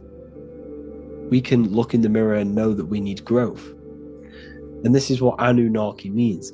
Anu means above. Anu was the supreme god of the sky, which is a metaphor. He represents spirit above, heaven. Anu came down to earth and married Ki, the goddess of the earth, which represents matter. It's a myth, it's an allegory. Anu married Ki and gave birth to the Anunnaki. Spirit came down and infused with matter and gave birth to the human, which is you. You are spirit infused in matter, Anu and Ki, Anunnaki. You are the Anunnaki. And this is just one of the teachings in my book. Honestly, this book is absolutely amazing. If you truly, truly want to expand your consciousness, give this book a read. And obviously, if you're inside the university, I give you this book for free. a paperback version. If you join the university, follow the steps inside of the general chat, you'll be able to download this book. Or, sorry, not download it. Order a paperback for free. All you have to do is pay for the shipping. You'll also gain amazing knowledge inside of my library, where your mind will just be overblown with the amount of esoteric books. There's over 45 rare occult books, plus you get a PDF of the Volume 1 and Human Health Guide. You get reoccurring updates where I expand on symbolism, occultism, where you will just feel absolutely amazing once you understand esotericism in yourself. You'll also learn how to create the dream reality that you want with the Manifestation Mastery course, where I teach you how your consciousness creates reality. You'll have a real lectures where I post lectures on symbolism, occultism, esotericism. There's a conscious community and live calls and Q&A where you can ask me questions and I'll answer your questions. I just want to say thank you to everyone who has joined the university. Thank you for even liking and watching this video. Any support I just appreciate every single one of you. Please, if you can, leave a comment and a like on this video and let me know any videos you want me to make in the future. And I will start uploading a lot more to the YouTube. So yeah, thank you all for tuning in today. Have an amazing day.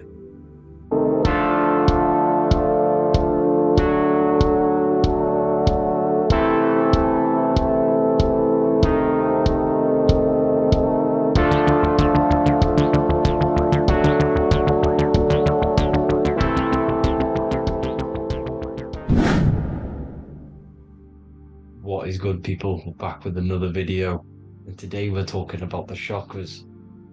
Let's jump straight into this because I know there's been a lot of requests for this video. So let's jump straight into this. So you have 7 chakras, right? 7 chakras, and these chakras are feeding off your electromagnetic field, known as your aura.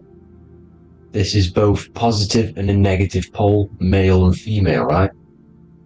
This electromagnetic field is made out of electric and magnetism, and together they come as electromagnetic. Now, your chakras, the word chakra just means wheel, spinning wheel, because that's what they are. They're spinning wheels of energy. They do not exist on this physical plane, they exist on the etheric plane.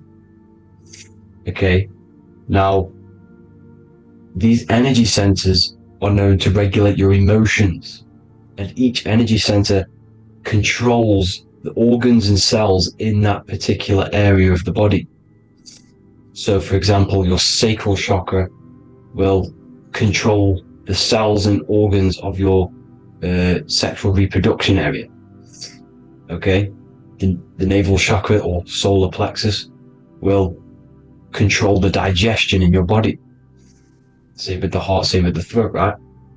So they are like mini brains for each center of your body. They run along up the spine, but notice the crown chakra exists outside the body. It's just above the head. Now, this process of the chakras is obviously the 7 colors of the rainbow, starting from red, which is the lowest vibrational color, all the way to violet, which is the highest vibrational color. This, like I said, these energy centers are feeding off your electromagnetic field. So if these chakras are unbalanced, they are taking too much energy from your electromagnetic field, making it weaker. Now, this is the North Pole. As you all know, the Earth is flat, and we live inside of a giant torus field, and the North Pole is the Earth's heart chakra. And this is why the aurora borealis, or the northern lights, whatever you want to call them, that's why they are green, and they are being emitted from this center point of the Earth, because it's symbolizing the heart chakra, which is green, right? Now, you do work your way up to these. However, this is a torus field. You are a torus field. You have different layers of this torus field, right? And you need to balance all of these chakras, but you can't move up these chakras until you open the one below it. So it's like a It's like a stairway. You can't go to your solar plexus without going through your sacral. You see? So you have to work up these.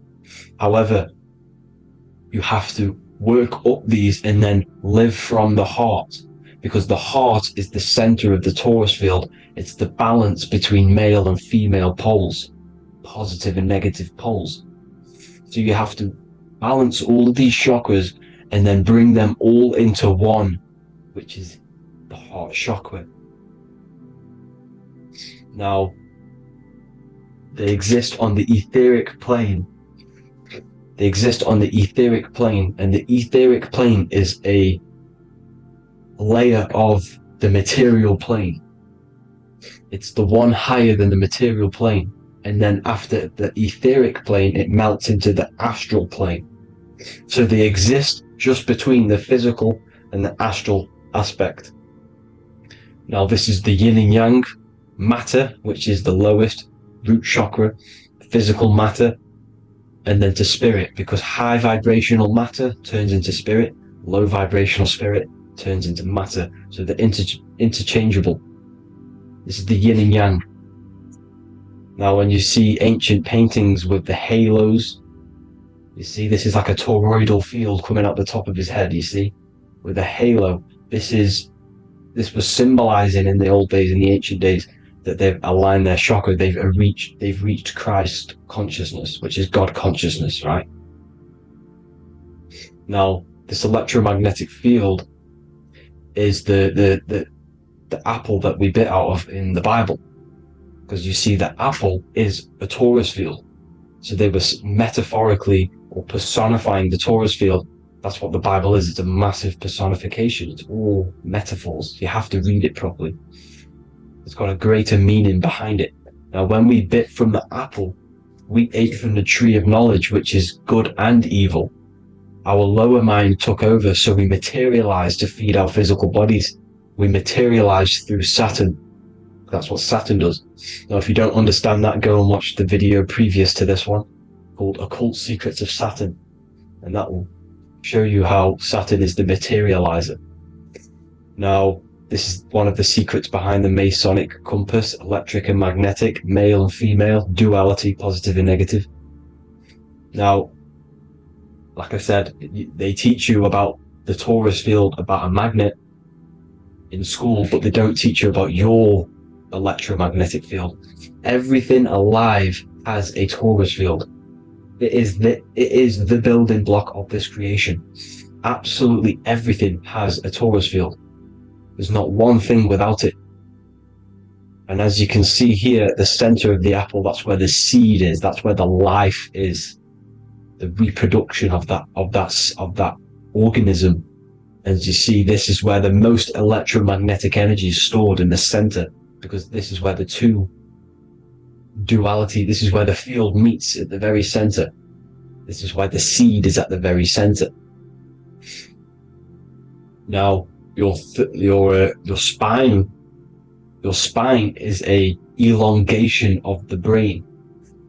The brain is heaven, and the bottom of the spine is hell. So this is Saturn, which is the root chakra. The 7 planets are associated with each chakra. Moon equals mind. Okay, now Saturn is physical matter, as I've just explained. This is the lowest vibrational color, and they want you trapped down here, which is your hell state, your animal nature, your physical nature. They want you to identify as the physical body. They don't want you to reach these higher states of consciousness. Okay? Now, in the brain, you have 12 convolutions. Now, this is what they were symbolizing in the Bible with the 12 disciples. And obviously in the Bible, it says the upper room where Jesus met with his disciples. This is heaven, the brain, the higher states of consciousness. Now, this is your North Pole. This is Jacob's ladder. Okay? This is why you have 33 levels of Freemasonry, because it's symbolizing the 33 vertebrae, which are these little things here on the back of your spine. Because once the Kundalini energy from the bottom of your spine rises to the top. This is when you get enlightenment and opens your third eye. Spiritual enlightenment. As you can see here, this is Jacob's ladder. This is the Kundalini symbol, right? And they're even showing you this in the medical symbol. They're putting it in your face. But the serpents are wrapped around the spine. Now the serpents symbolize how the energy moves around the spine, because it's a torus field, you see? At the center of the torus field, it wraps around the center pole. It wraps around it, and this is how the energy moves up. So they're symbolizing it with the serpents.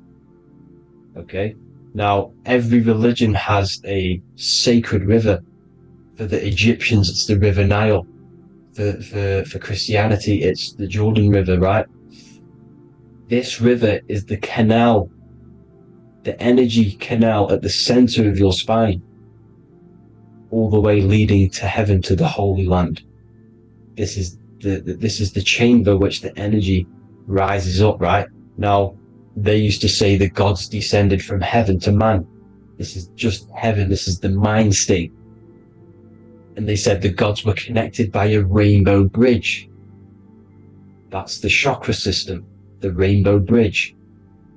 Okay, now the ancients called this place Midgard, Earth, where both evil and good live, right? Midgard. But you can go to heaven, which is a pure mind state, because once you're in heaven, nothing negative can ever bother you. That's completeness, pure Christ consciousness. Now this is why Jesus dies at 33. He didn't actually die, but it's symbolizing the death of the physical body. Not the death of the physical body, but his consciousness rising above the physical body to, as I said here, matter to spirit. Matter died off and he came spirit consciousness. This is symbolized by the 33 vertebrae, which is obviously the 33 levels of Freemasonry. And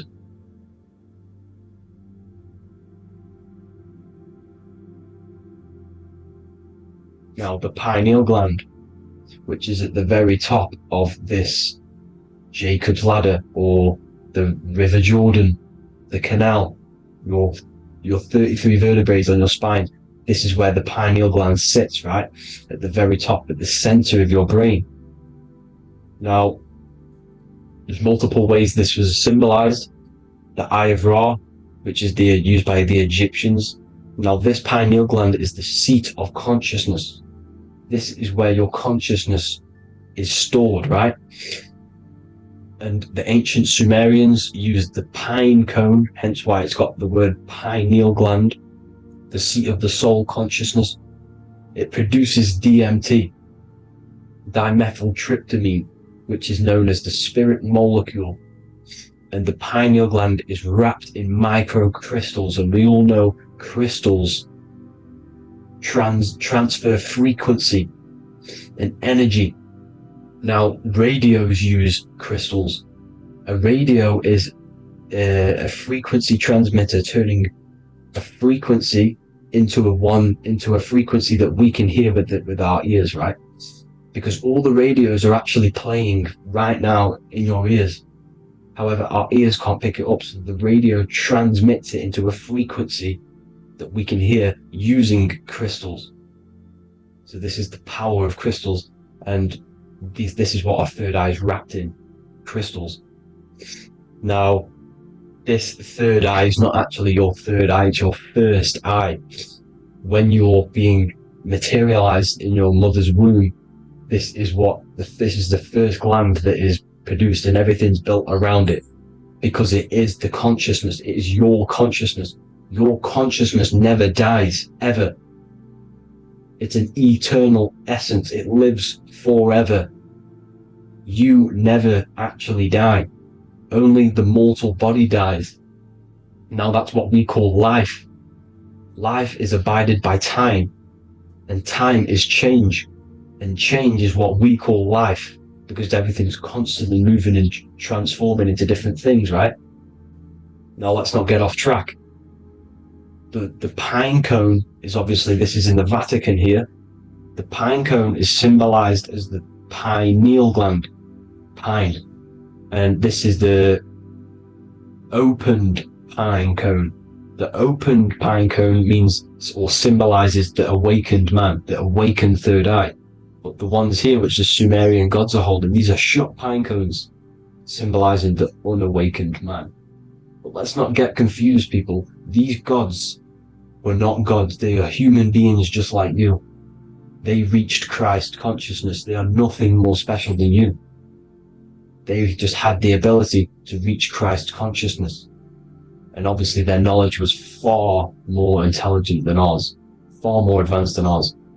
They knew the truth about this reality to the depths. Now, the ancient Hindus had a goddess called Kundalini, which is said that she descended by the means of a ladder or a cord from heaven, which is symbolizing the spinal cord. Now, this is what Hickory Hickory Dock, the mouse went up the clock and came back down. This is all these stories, like Santa as well. Santa comes up and then down the chimney. This is symbolizing the Christ oil. There's an oil which is produced in your pineal gland, right? And this oil travels down the spine. And once it's down on the spine, you must have to raise your consciousness, just like I said with the chakras. You have to raise your consciousness, raise your vibration to heat up this oil and turn it into a gas.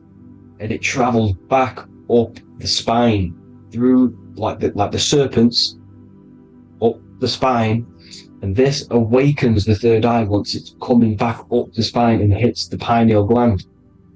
This is the secret behind Santa and Hickory Hickory Dock, because Santa comes down and feeds the presents and goes back up the chimney, and he lives in the North Pole, the positive pole.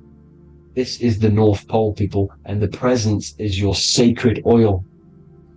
This oil, your physical body is the furnace. It's the spiritual furnace, which you have to heat up this oil by raising your frequency and turning it into a gas to rise up this chamber, the River Jordan, to your third eye, right? Now, this is an alchemical process. Your body is the alchemical furnace. It says in the Bible, if therefore thine eye be single, thy whole body shall be filled with light. I shouldn't have cut that out, but that's what it says. The light of the body is thine eye. If therefore thine eye be single, thy eye shall be filled, their body shall be filled with light. This is symbolizing the pineal gland, enlightening the body, the spiritual body, filled with light. Now, as I said, they want you kept down here, which is the root chakra, which is your animal nature, which is obviously mind, matter over mind. This is the symbol of Saturn, right? As you say, we're built of body, mind, and spirit, the Holy Trinity. That is the sun, moon, and earth. The sun's your soul, solar. Moon is your mind. Earth, which is the cross, which is your physical body, the 5 elements, right? So body, mind, and spirit. So the Saturn symbol is actually made out of the cross on top, which is the earth, and the moon on the bottom, which is symbolizing matter over mind, because earth is physical matter. You don't want to be matter over mind. You need to be mind over matter. See, they want you identifying as your physical body. They don't want you to realize you're an eternal consciousness. You're an eternal essence of consciousness which never dies. They want you trapped in your animal nature. And this is why the Baphomet has a goat head, because it's symbolizing your animal nature, which is evil. Not evil, but you're more likely to do evil things, right? Which brings bad karma. That's your animal side. This is why the Baphomet has an animal goat head. As you can see here, he's got the Kundalini energy here. So when you see the inverted cross, the cross is your body, as you can see here. The inverted cross means your chakras downwards, down here. Your head's down here. Your mind is down here. But your mind needs to be up here, which is the upwards cross, which is Christ consciousness. And as we all know, 7 colors of the rainbow, 7 planets, 7 chakras. Red light is low frequency and long range. This is why Saturn is the slowest moving celestial body, and it's the lowest chakra because it's low frequency, long range. The moon being the crown chakra, which is high frequency, this is why the moon moves around the quickest. The moon is your crown chakra, which moon in mind. See, so there are multiple ways of your chakras becoming blocked. Now, each chakra has a specific intelligence. It has a specific thing that it's doing for the body, right? Now, this can be overused. It can be abused. For example, masturbation. That keeps you down here in your sacral chakra because you're abusing that energy center. You're abusing your sexual energy, which is then becoming unbalanced. So this is how energy, this is why these centers are pulling more energy out your electromagnetic field, because these centers are wheels. The chakras just mean spinning wheel of energy. So when you're abusing these certain centers, you're pulling energy out of your electromagnetic field, which is making your field weaker, which is making your frequency lower, which makes you prone to diseases, prone to lower negative energy, right? So you need to align these chakras. You need to unbalance them. And as you can see here, you can screenshot these to see how they're blocked. I'm not going to go over each one because it'll take me forever, but have a little read yourself. This is why they're blocked. Now, the ancients used to say Aum when they meditated. Now, these are the 7 vowels. There's not 5 vowels, there's actually 7. Now, when they say Aum, they're aligning all their chakras by saying this when meditating. This is where the Aum originated from. Now, emotion is energy in motion. So if you're feeling a certain way, that's the energy you've put in motion. It's a reflection. We live in a mirror reality. Everything's mirrored. Everything's mirrored. As within, so without, as above, so below. Everything's a reflection of some sort. So whatever you're feeling, you're doing something wrong. It's telling you you're doing something wrong from the root cause. Because your energies are the effect. You're feeling the effect of something you've caused. The law of cause and effect. Nothing escapes it. Now, the Jehovah's Witness believe that exactly 144,000 faithful Christians go to heaven or be resurrected, right? This is not true. This is symbolic. 144,000 go to heaven. Now, the petals on the chakras, this is the root chakra, this is the crown chakra. Now, if you add up the first 5 chakras, the petals, add up the petals on the first 5 chakras, you get 48. And then you get to the third eye, which has 2 petals. 48 times 2 equals 96. 96 plus 48, which you got from here, equals 144. The last chakra has 1,000 petals. Times 144 times 1,000, you get 144,000. This is a frequency. This frequency is the frequency of the ascension up your chakras. This frequency is a high frequency which turns that oil into gas, which rises up the spine, activating your third eye. Right? So this is all the religions are all symbolic for this sacred secret of Christ's consciousness. As it says in the Bible, the kingdom of God is within. It's not out there, people. You must look within yourself. You are God. You are a spark of His consciousness. Infinite consciousness, right? So 144,000 is a frequency, and you must achieve this. Like I said, these people in the past, they're not gods, people. These were just humans. Nothing special. They just reach Christ consciousness. Now, they keep you in these lower vibrational states with the food, right? And as you can see here, all of these fast food restaurants are mainly are red and yellow, which are these lower states, these lower 2 chakras, lower vibrational colors, because they want you trapped down here in matter. And these foods are so low vibrational It will keep you down here because your gut produces, I think it's like 80% of melatonin. Melatonin is your feel-good hormone. These foods will not make you feel good. This is very low vibrational. Meat. It's not meat, it's raw flesh. These animals are stripped from their family, put on a conveyor belt, watch their friends be tortured, and then get slaughtered in a slaughterhouse. Think of all the fear that's running through their blood, all the hormones, all the fear, and you're going to go and eat that very low vibrational energy. As you can see here, this is the light photons within fruit. You can see the light, the life force in this fruit. You must think, feel, and do positive to raise your vibration. As you can see, earth equals heart. If you rearrange it, everything in nature is green, right? The aurora borealis is green. You must align all these chakras and then live from the heart, because the heart's the center of the Taurus field. You must become the consciousness in the center. So that's it for this video, people. Thank you all. God bless.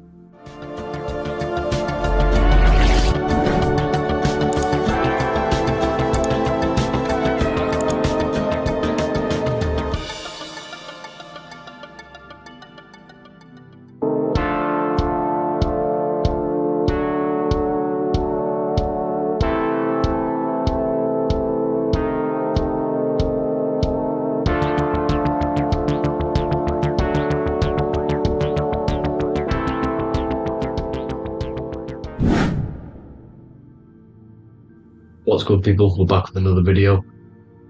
This is going to just be a quick video. Manifestation, magic, bending reality.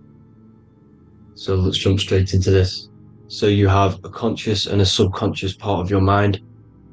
The conscious is what you're conscious of, what you're actually doing, where you can choose or not. However, the subconscious is the part of your brain which is automatic. So all of the systems in your body, like the digestive system, your heartbeat, these are automatically being ran. And you do not have to tell these systems to do anything. You do not have to consciously tell your heart to beat. It's automatically doing it. And this is what the subconscious mind is controlling. It's like the dark aspect of your brain or your mind. It is the way bigger aspect of your mind. Okay, it controls all the systems in your body. Okay, and this is where all of your programs are. So when you're in it, from your childhood, what you've learned in school, all of these things are being kept in your subconscious, maybe traumas and stuff like that. So the subconscious is the female aspect, and the conscious is the male aspect, because the male is all about action and doing, and the female is more about creation, creativity, intuition. So you have a right and a left hemisphere of your brain, and these are obviously male and female. The right side of your brain is your female. It's to do with creativity, imagination, intuition, insight. Okay, and this is one of the most important sides of the brain. This side of the brain is the most attacked by the elites, whatever you want to call them. This side is one of the most important, because obviously your intuition is a massive part of reality. And if you don't have intuition, then you lose track of the things around you. You can't consciously feel if things are wrong or right. They don't want you to have intuition or creativity or imagination. They want you in the left side of your brain, which is just reasoning, logic, and basic things. So they just want you to tell you what you want, tell you what to learn, and then that's it. They don't want you thinking for yourself, which is the right side of the brain. So whatever the conscious side of your mind impresses the subconscious side of your mind. So if you do affirmations, for example, if you consciously do affirmations every day, you're reprogramming your subconscious mind. You're impressing a vibration and a word into your subconscious mind, and therefore it will reprogram it.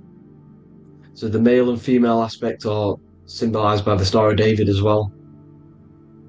the male being the upside triangle, the female being the downside, connected all in one, because we both have male and female energy. So every thoughts are electric, which is the male aspect, emotions are magnetic, which is the female. Each thought creates a wave of vibration in all directions. So think of it like a water drop in a pool, but it going out in every single direction. It's not just flat.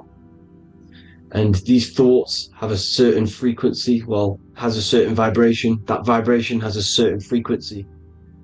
And this affects your aura. Every thought, every emotion directly impacts your aura and the strength of your aura. So if you're angry all the time, your aura in the astral plane will look red. However, if you're happy, it'll be more like blue and green. So it's very important. Your electromagnetic field is created out of your emotions and thoughts. And that affects reality. Because you're 60% water. And frequency and vibration create certain patterns and has a certain effect on water. We'll get into that after this slide. So each thought that people are thinking around you, you are actually subconsciously picking up these thoughts because it's emitting this vibration in all directions. So this is why you can pick up thoughts of other people on the odd occasion. However, when you're more in tune with your intuition, your right side of your brain, you can start to pick up on vibrations, thoughts, and other people's auras. You can pick up on the energy once your third eye is open, and you know whether you should be in that environment or not.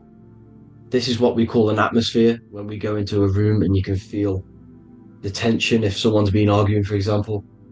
This is the atmosphere, this is the vibrations, these are people's auras emitting these certain frequencies and vibrations. Okay, so our aura is contained of multiple layers. Obviously, we have the physical body. This is the electromagnetic layer. However, you have the different planes of existence, the spirit, mental, astral, etheric, and then physical. The physical is the lowest plane of existence. And the physical plane is a product of all of the planes above. So the mental impresses on the astral impresses into the etheric, and then the etheric creates the physical object. So the mind is the root cause of reality. The mind is the cause of everything. Your consciousness is pure cause. There's no effect. Everything you see in this reality is the effect.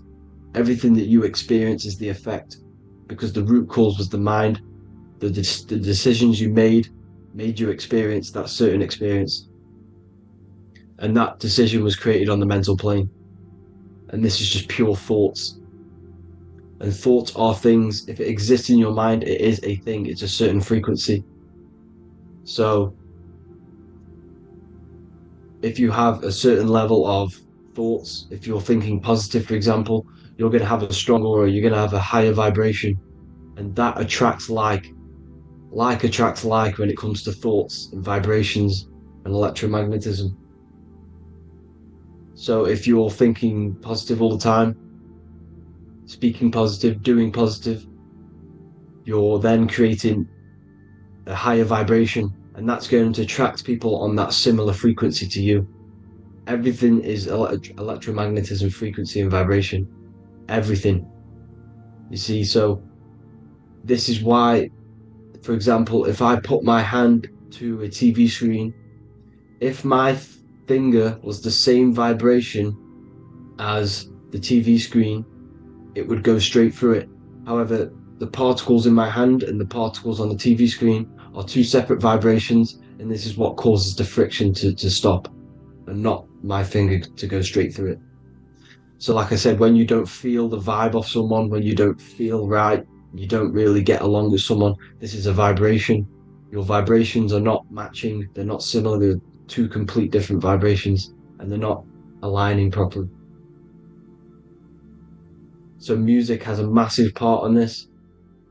music is a massive, massive tool for the elites because music is frequency.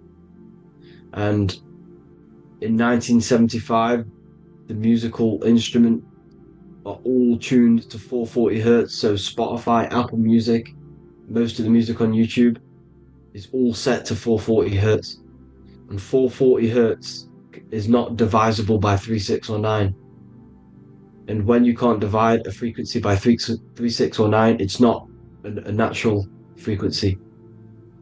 As you can see here, this is 432 hertz. This makes a nice geometric pattern. However, 440 hertz is a distorted pattern.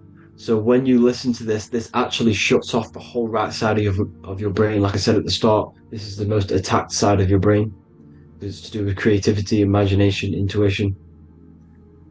When you listen to 440 hertz, it shuts off the whole right side of your brain. And obviously shutting off all of these forms of your brain. Music is a very, very powerful tool for the elites because it's the only thing which can enter your soul or your ears without consent, your body without consent. Everything else has to be through consent. You choose whether to eat something, you choose whether to drink something, but frequency, you're going to hear it no matter what. This is why it's so powerful, and music influences the body in many different ways. It's the most powerful imitator of everything. It directly affects all listeners. It directly affects intentions, gestures, movements, and actions. It stimulates your mind, and certain songs, certain catchy songs, can reprogram your subconscious mind, invoking certain emotions. This is why when you listen to slow beat songs, it makes you feel more sad. When you listen to upbeat songs, you feel more energetic. This is because these frequencies have a profound influence on reality and on how you feel. Because like I said, you are 60% water, and as you can see here, each frequency creates a different geometric pattern, and inside of you is 60% water. So like I said, 440 hertz is going to make a distorted pattern in your water, and this is going to have a profound effect on your emotions and your reality. So like I said, health is not just the body. You are made of body, mind, and spirit. You need to look after what you put in your body. You need to look after your spirit and look after your mind. It's very important to keep all these in balance, because once one of these are unbalanced, it affects the other two. So if you're eating wrong, it's going to affect your spirit and mind. If you're thinking wrong, it's going to affect your body and spirit. These are all interlocked. You have to look after them all. So it's very important you understand music. Stop listening to low vibrational music. To be honest, you want to listen to music without any sort of speaking inside of it. You just want pure frequencies, which are the solfeggio scale, like one of these, for example, 432, 528 hertz. These are all good frequencies. It's called the solfeggio scale. And these frequencies make you more in tune with nature. 528 hertz is what the earth vibrates at. So it's very important. And the Rockefellers are the one who changed this to 440 hertz. The Rockefellers, one of the elite families. So if you want to manipulate reality, it's very important to have your chakras aligned and having a high vibration, because the higher your vibration, the more powerful your words and your intentions are on reality. So the lower your vibration, the harder it is to affect reality, because you're on a lower state of consciousness. Like I said, you have the mental, astral, etheric, and physical. Everything is a product of the one above. As above, so below. This is what Hermes Trismegistus was saying in the Egyptian days. This is where it comes from. As above, so below. If you affect above, it directly affects below. So like I said, meditation helps on this, helps align your chakras. Think positive, feel positive. Like I said, your feelings are magnetic, your thoughts are electric. So once you combine these two together, you're then creating an electromagnetic frequency, and that will have profound effect on reality. So the law of cause and effect. The law of cause and effect. Every effect has the root cause. Like I said, your mind is the root cause of everything. Every decision you make is having a different effect on reality. Everything happens for a reason due to the root cause, which is your mind. You choose everything that happens in your life. Okay? So it's very important you understand this and you constantly make the right decisions, the good decisions to have good effects on your reality. You have to be very conscious of this law because nothing escapes this law. This is the law of all consciousness. So think about it. Imagine a massive ball of consciousness. However, off this ball are different sparks, and each one of these sparks are in each and everyone's body. This spark is governed by these laws, the law of cause and effect, the law of correspondence, the 7 Hermetic principles. It's very important you understand this because this mass ball of consciousness is what is obeying these laws, and everyone has this spark of consciousness inside their third eye. And like I said, everyone is the same consciousness. This is why if you do bad unto someone else, that will directly affect your reality. So if you hurt someone, it's going to come back to you in one way or another because you are that same consciousness. This is like a mirror reality. As within, so without. Whatever you feel on the inside, you're gonna see that on the outside. You're gonna experience that reality, whatever you've impressed. So there's different ways to bend reality to your will. This is kind of a sort of magic. So obviously you have black magic, which is manipulating reality to harm and influence others, or to be very selfish. And then you have white magic, which is manipulating reality for the good of humanity. So you do have to be very careful with your intentions, people, when you're trying to manipulate reality, because this is nothing to be played with. If you are manipulating reality for the wrong reason, it's going to come and bite you in the ass in some way or another. Because everything is balanced. Everything balances out in this reality. Nothing escapes the laws. Not one thing escapes the laws. So if you're stealing from yourself, because it's just going to come back in one way or another. Inside of everyone's heart, you know whether you're doing good or wrong. You know, you can feel it when you do something wrong. You can feel it when you do something good. The heart is the center of the torus field. It's balance. And this is why you say follow your heart, because it's the center of the torus field. It's very important to listen to this inner voice inside of you, because that is telling you the right things to do, the good decisions to make. And when you keep following that voice, that good voice inside of you, it takes you to your life path. Very important to follow that voice. However, don't let the ego get in the way of it. Don't care what your friends are going to say. It's very important to understand this. So, you have different ways of manipulating reality. You have sigil magic. This is where you create your own sigil or symbol. You create your own sigil and symbol, and then you charge it. You behind that symbol, you have an intention. So for example, if you want to manifest wealth, you create a sigil which represents what you want. You create that sigil, you draw it out, you charge it, because wherever your attention goes, energy flows. So whatever your attention is, you're sending energy that way. So what you do with your eyes and your hands, you place attention on the sigil. Imagine that it's glowing. Imagine that you're sending energy to the sigil. And then you burn the piece of paper once you've done this.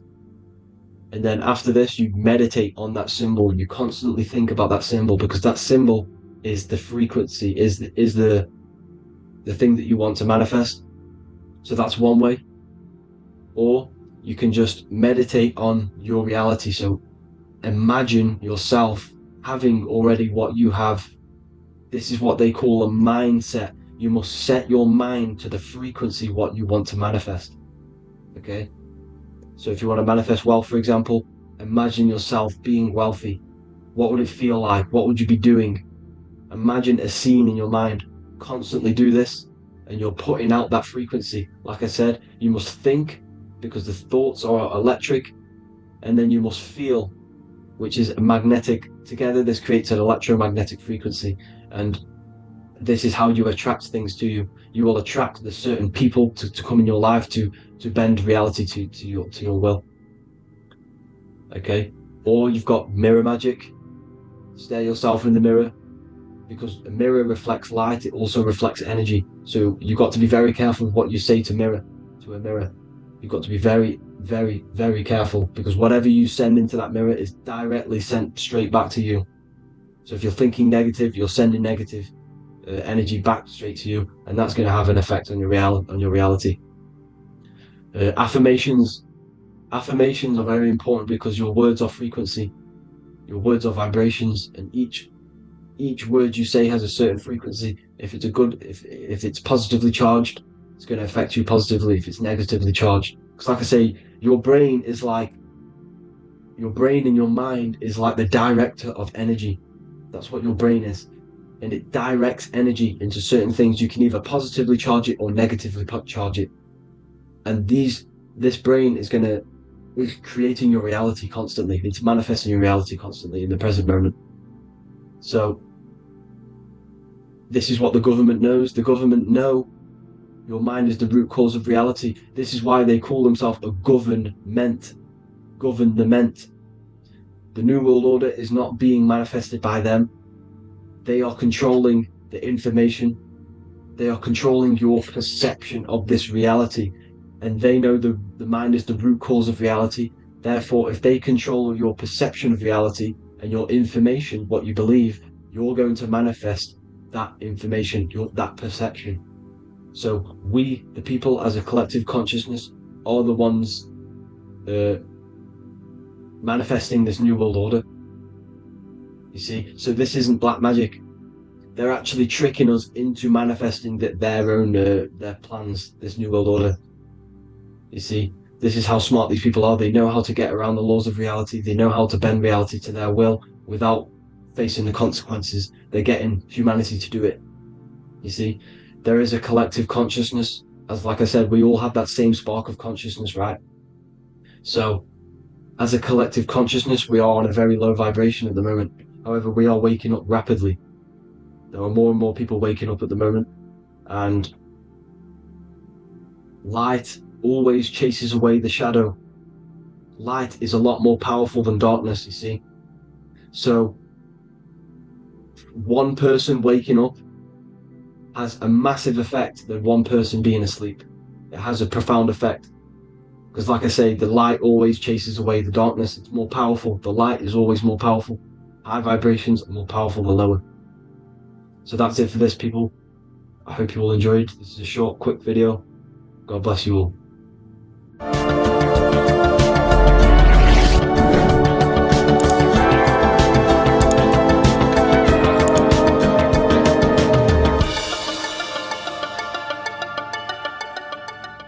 Greetings everyone, it's Revival of Wisdom. I facilitate human enlightenment through occult and esoteric teachings. I hope this video expands your mind into a new field of thought. In this video, we're going to be discovering the true esoteric meaning of the 7 planetary energies. So let's jump straight into this. In order to fully understand this, you must understand the esoteric teaching of as above, so below, and as within, so without. Our inner world is mirrored into our external material reality. We have a physical voice, which you are hearing right now, and I also have an inner voice, which no one else can hear. The inner world is invisible, and the external world is visible. In other words, the inner world is the spiritual world, and the outer world is the material world. The inner world of ourselves reflects and projects our outer world, which means everything in our external reality is somewhat reflection of our internal self. You are made in the image and likeness of God. You yourself are the universe experiencing itself in a 3-dimensional physical form. The Newtonian science has programmed you to believe that you are a physical being inside of a physical universe. They did this to limit your mind to only believing there is a physical universe and that you are separate from the universe or God. But you yourself are the divine essence of the universe, experiencing itself in a physical plane, which means everything you see is inside of you, including the stars, the planets, and the elements. As above, so below. As within, so without. An example of this is the 4 physical elements: fire, earth, water, and air. In the external world, these are physical elements. In our internal world, They represent the 4 bodies of consciousness. We have 4 different bodies. We have a material body, we have a spiritual body, an emotional body, and a mental body. The mind is not made out of the same substance as the body. The emotions is not made out of the same substance of the mind and the body. These bodies exist in 4 different dimensions, 4 layers of consciousness. With that being said, the 4 physical elements are inside of us. The earth is our material physical body. Fire represents our spiritual astral light body. Water represents our transformative and emotional body. Air represents the mental body, the communicative and thinking body. This is the teaching as above, so below. If that resonates with you and you can comprehend it, please leave a like and a subscribe to this channel to see more content. And feel free to leave a comment on any video suggestions. Okay, so now we've gone over the 4 physical elements and how they correspond with your inner world of consciousness. This is going to make it easier for you to understand what the planets actually are. The planets are a bit more in-depth and more detailed aspects of our consciousness. The 4 physical elements are generic, but the 7 planets go deeper. They are deeper aspects of ourselves. On a macrocosmic scale, the 7 planets rule the material realm. Every object, every animal, every plant, every stone, everything we see in this plane is governed and created under one of the 7 planets. I don't really like calling them planets. They are energies. They are spiritual forces that drive things into existence. An example of this is if we look at a tree. The roots of the tree are governed by Saturn. The stem of the tree is governed by the sun. The leaves of the tree are governed by the moon. Any offspring or fruit of the tree is governed by Jupiter. Any defense mechanisms of the tree is governed by Mars. The communication and networking of the tree is governed by Mercury. The smell and the look of the tree is governed by Venus. Everything we see in this material plane is governed by one of these specific energies. Everything material has a spiritual force that brings it into physical existence. This is the reason why we have 7 days of creation in the Bible.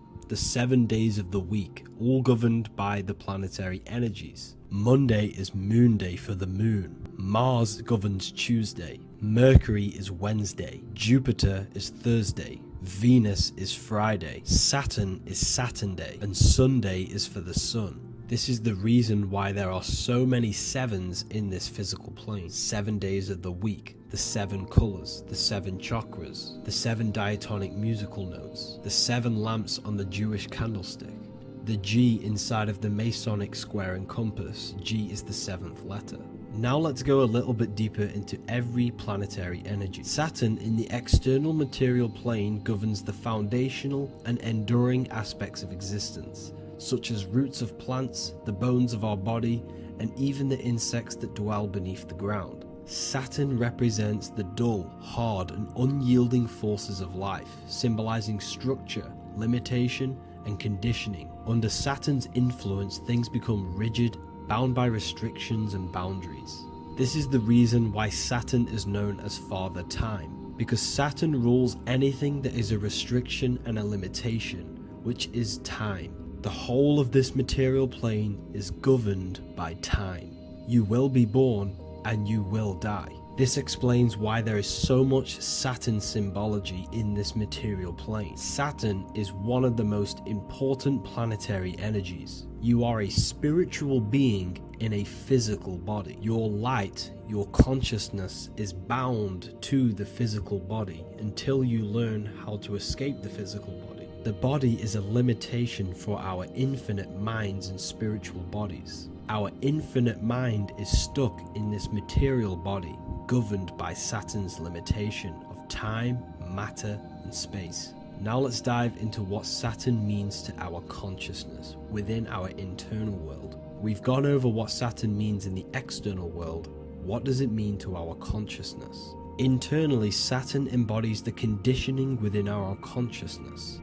When the Saturnian aspect of our consciousness dominates, we become overly rigid, fixated, and restricted in our thinking and actions. For example, Saturn's influence is strongly felt in today's world, where many people's minds are confined to societal norms and conditioned responses. Saturn is the aspect of our consciousness, our minds, such as limiting belief systems and limiting thoughts and emotions. This is the negative thought that you can't get rid of, that's holding you back.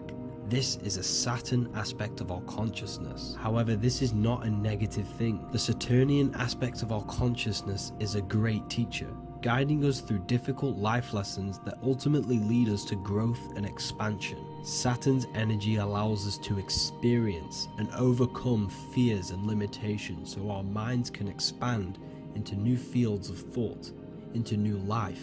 Although Saturn's energy is harsh and often challenging, it helps us develop resilience, discipline, and wisdom. However, in the modern day, this Saturnian energy has overpowered the minds of the masses, fostering excessive rigidity and limitation. This is why we see so much Saturn symbolism. It's literally everywhere because our minds are being dominated by the Saturnian limiting aspect of our consciousness. Now, let's move on to the moon. The moon, or lunar energy, in the external material macrocosm plane governs the elements of water, influencing the natural cycles such as the ocean tides, which rise and fall in harmony with the moon's phases. Beyond water, the moon also guides instinctual behaviors such as animal migrations. Birds, insects, and other creatures rely on the moon's subtle energies to navigate their journeys. For example, dung beetles use polarization patterns in the moonlight to orient themselves and travel safely home. The moon creates the months. M-O-N is moon. There are 28-day cycles, and this 28-day cycle of the moon is reflected in the woman's body, known as the menstrual cycle. The moon is a feminine energy, governing the feminine elements such as water and the feminine cycles of the body. The moon is the womb. This is why eggs have the same color as the moon, because eggs are ruled by the moon's energy. Now that's the external world. The internal world, the moon symbolizes the emotion aspect of our consciousness. It represents the subconscious mind, the seat of intuition and psychic abilities. Just like in the external world, things are born out of the moon, such as eggs and the womb. The subconscious mind acts as a womb for our conscious mind. Our deep subconscious emotions and programs are born into light into the conscious mind and controls the conscious mind. The moon represents our hidden psyche, our shadow self.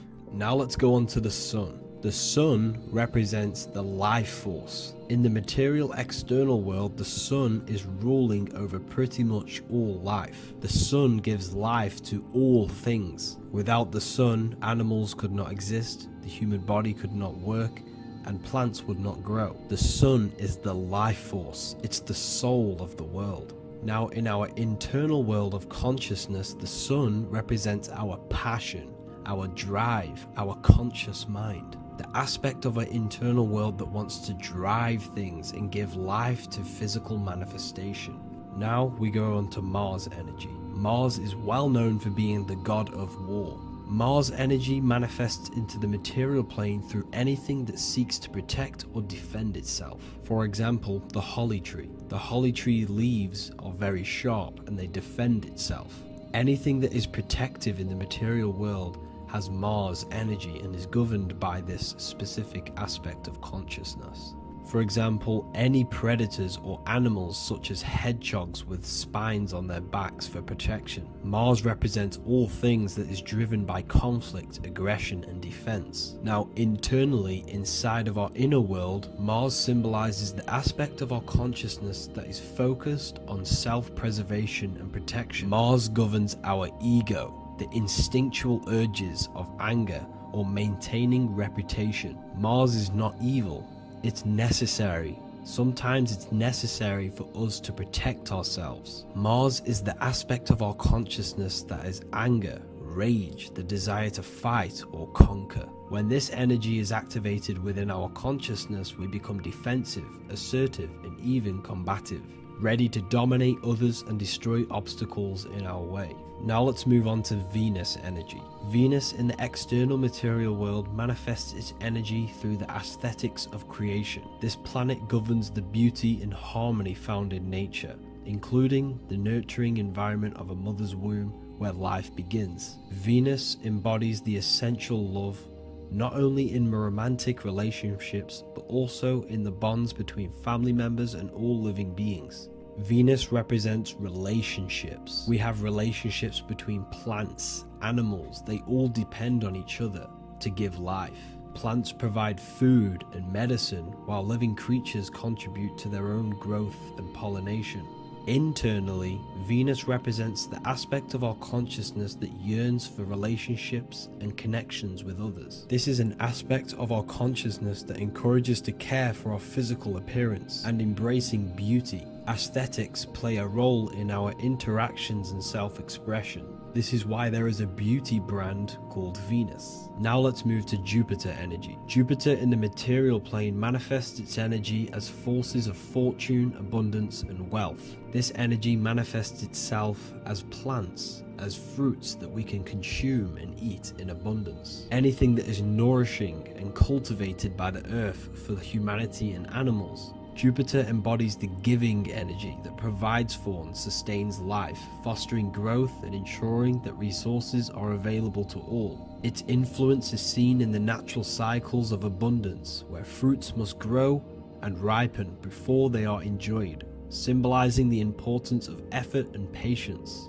Internally, in our spiritual world, Jupiter represents the aspect of our consciousness that yearns for abundance and seeks growth in various aspects of our lives, including wealth, knowledge, and personal development of the mind, spirit, and the soul. This is the aspect of our consciousness that wants to gain wealth, that wants to gain expansion and abundance in our lives. However, when Jupiter's energy dominates our consciousness excessively, it can lead to feelings of stinginess and greed. It represents material possession.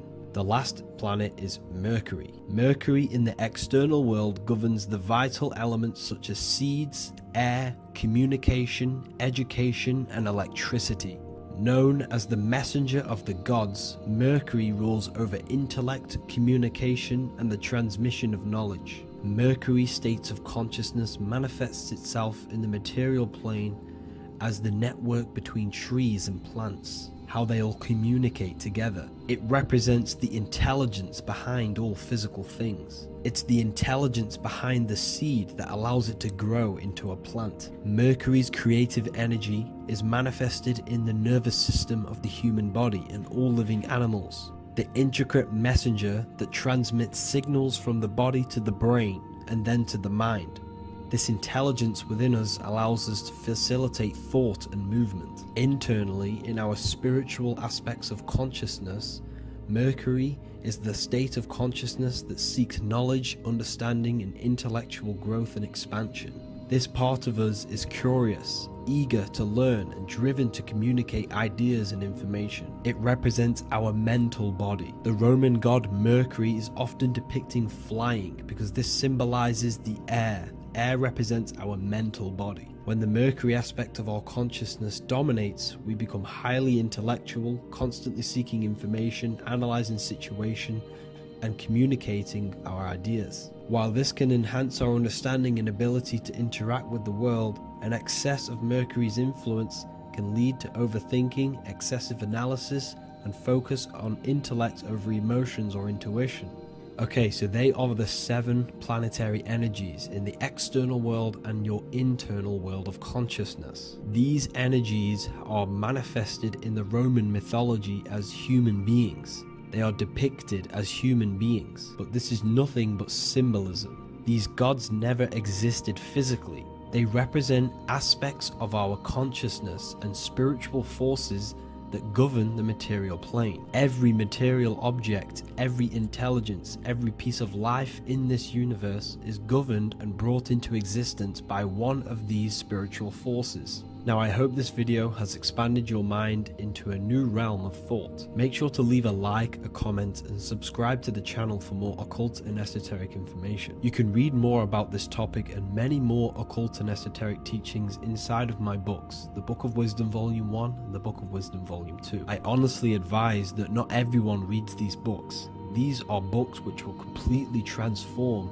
your view on reality. You will feel a lot better reading these books because you will find a connection with yourself and the universe. Understanding truth and knowing thyself gives you a sense of well-being. Like I said, this is not just a book. This is a beginning of your journey of expansion and growth. Reading them can be life-changing. Inside my university, I host live calls where you can ask me questions, and you can watch all the pre-recorded live calls. You also gain the ability to manifest your own reality through the Manifestation Mastery course. There is also a library with all of the PDFs that I've read in the past of occultism, symbolism, and esotericism that you can gain access to.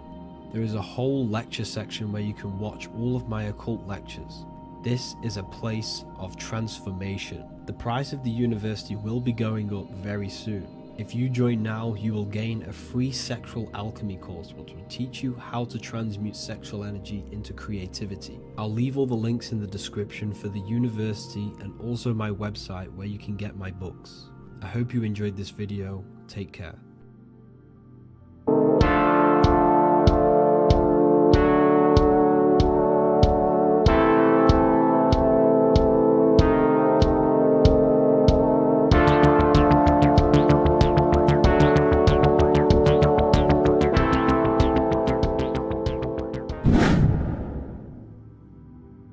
Welcome back, people. We're back with another video.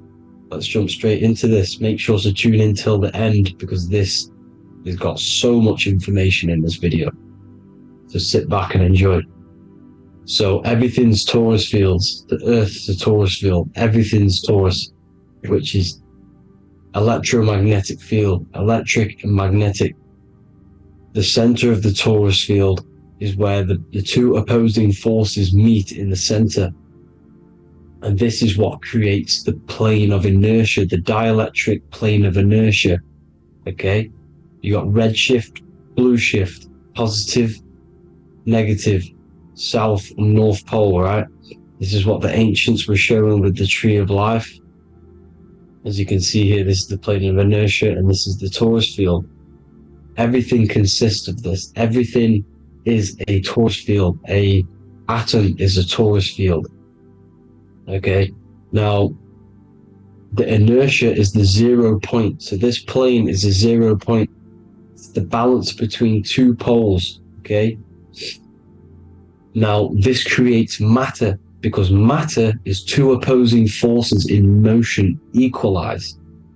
So these two forces coming together is what creates matter on this physical plane. And this is why we can't see the electromagnetic field, because it consists of one of the elements, which is either electric or magnetic, but when they combine together, it's what creates this physical plane, which is physical matter, which is light in motion. Now, everything is one. Don't get confused by duality.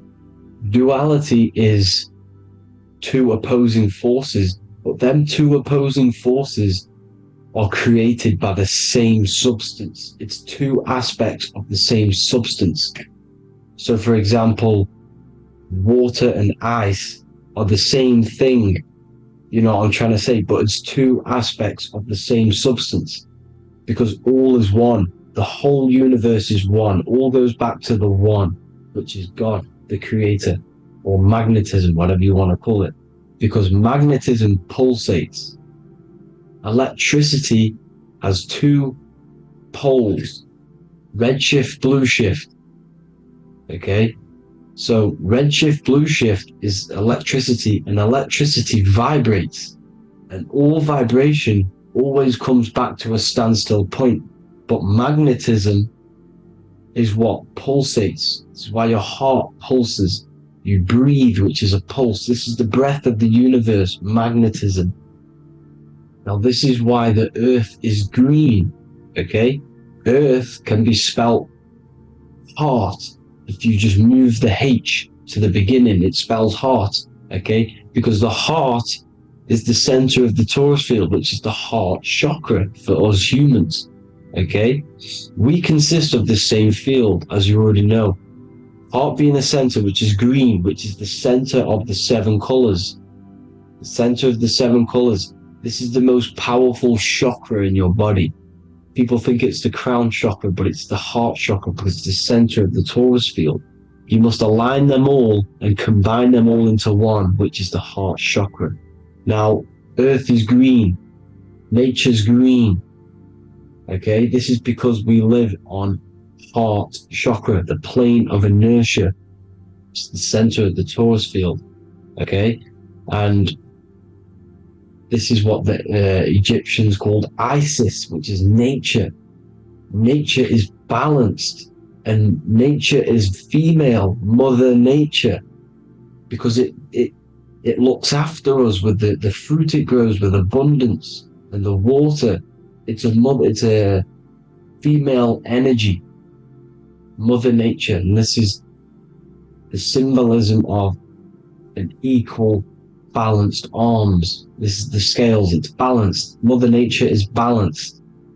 This is why the sky is blue, because what comes after the heart chakra? Blue. Sky is blue. We live in Midgard. This is what the ancients called Midgard. You don't have to take this tree literally. It's a metaphor. We live in Midgard, where both positive and negative duality here. Now, Mount Meru. Mount Meru was known as the center of the earth, okay, or known as Hyperborea. And this is the North Pole, the electromagnetic North Pole. But when I say Mount Meru, it's not an actual mountain. They weren't saying there was a real mountain in the center of the earth, a magnetic rock. No. The plane of inertia, okay, there's something called a hyperboloid.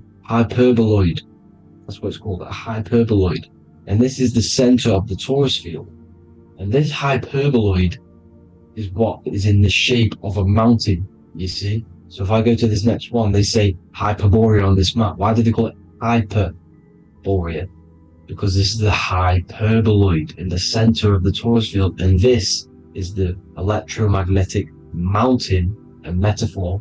Mountain, what they're metaphorically saying, this is the electromagnetic mountain at the center, the double vortex, the center of the torus field, which is the North Pole. Pole of electromagnetic energy. So this is why they call it Hyperborea. It comes from the word hyperboloid. And the center of the earth is so sacred, and they symbolize this with, obviously, the North Star, which is Polaris. And this is where the swastika comes from, because it's the 4 seasons moving around the North Star. This is the Big Dipper constellation moving around the North Star, which is Polaris. There's that pole again. Pole. Magnetic pole of the torus field. And this is where the green, emerald green, aurora borealis comes from. It comes from this center hyperboloid at the center of the earth, where the most electromagnetic energy is stored. The center of the plane of inertia. The center of a plane of inertia. This is the all-seeing eye as well. As you can see, they got the sun, the moon. This is the Masonic cosmos, the sun, the moon, and the all-seeing eye, because the eye is Polaris, the eye of the stars. It's all a big eye. Now, the eye means a lot more as well. It's not just that. There's different ways you can interpret symbols. Now, this is the emerald tablets. Deep in Earth's heart lies the flower, the source of the spirit that binds all in its form. Okay? The flower of life is thine own place of thine spirit, and stream through the earth as thine flows through thy form, giving off life to the earth and its children, renewing the spirit from form unto form. This is the North Pole. This is what he's talking about. He's talking about the aurora borealis. Aurora borealis. It's the Earth's aura. Emerald green. Heart chakra. Plane of inertia. Green. Earth. Heart. You see? All related. Now, there's many symbolism of this. So much symbolism of the ancients. The 7 layers of heaven. 7 layers of heaven, which are the 7 planets. Okay? These planets are the solar system. It's the solar system because we are the soul. We are the sun, the soul. And we're inside of a solar system, which is the 7 planets. That's why there's 7 layers of heaven. Okay? The rings of Saturn, the rings of the planets are moving around us. Okay? So, this is what the ancients were depicting in their cosmology. Now, this is the Hebrew cosmology of the earth. This is the Mayan cosmology of the earth. You see, it's all an enclosed system. We live inside of a giant torus field. All is atum. That's what the ancients said, ancient Egyptians said. All is atum. Atoms are torus fields. Don't be tricked by the modern science today with the current model of an atom. It's completely wrong. They're hiding the torus field. They're hiding the electromagnetic field, which is in everything. Absolutely everything is in motion, and motion comes from this field. And you see, this is upside down, but this is the I think it's pretty sure it's candles, but the 7 candles, the 7 planets, the 7 Elohim. You see? It all goes back to the stars and the heavens. Now, this is how the earth really works, with the stars on the outside of the cosmic egg, and then the torus field spinning around the sun and the moon, the positive and the negative charge. The sun gives you energy, the moon takes your energy. The moon controls monthly cycles. Moon is mon. This is etymology. Mon, month, money, demon, monster. Stir is star, moon star. We are all stars. Youngster, minister, superstar, Hollywood star. We're all stars. We come from the stars, which is heaven. Our soul comes from the stars. You see? We are the universe, the image of man is made in the universe. We are a microcosm of the universe. The universe is a macro, we are micro. We consist of everything. The body, mind and spirit. The sun, the soul. Moon, the mind. Earth, the body. Body, mind and spirit. We have 12 systems in the body, which are governed by the 12 zodiac signs. Starting at the Aries, which is the ram of God, all the way down to Pisces. And Capricorn, kneecap. It all goes back to the stars. We are the stars. We are the universe. Everything is inside of us. Everything.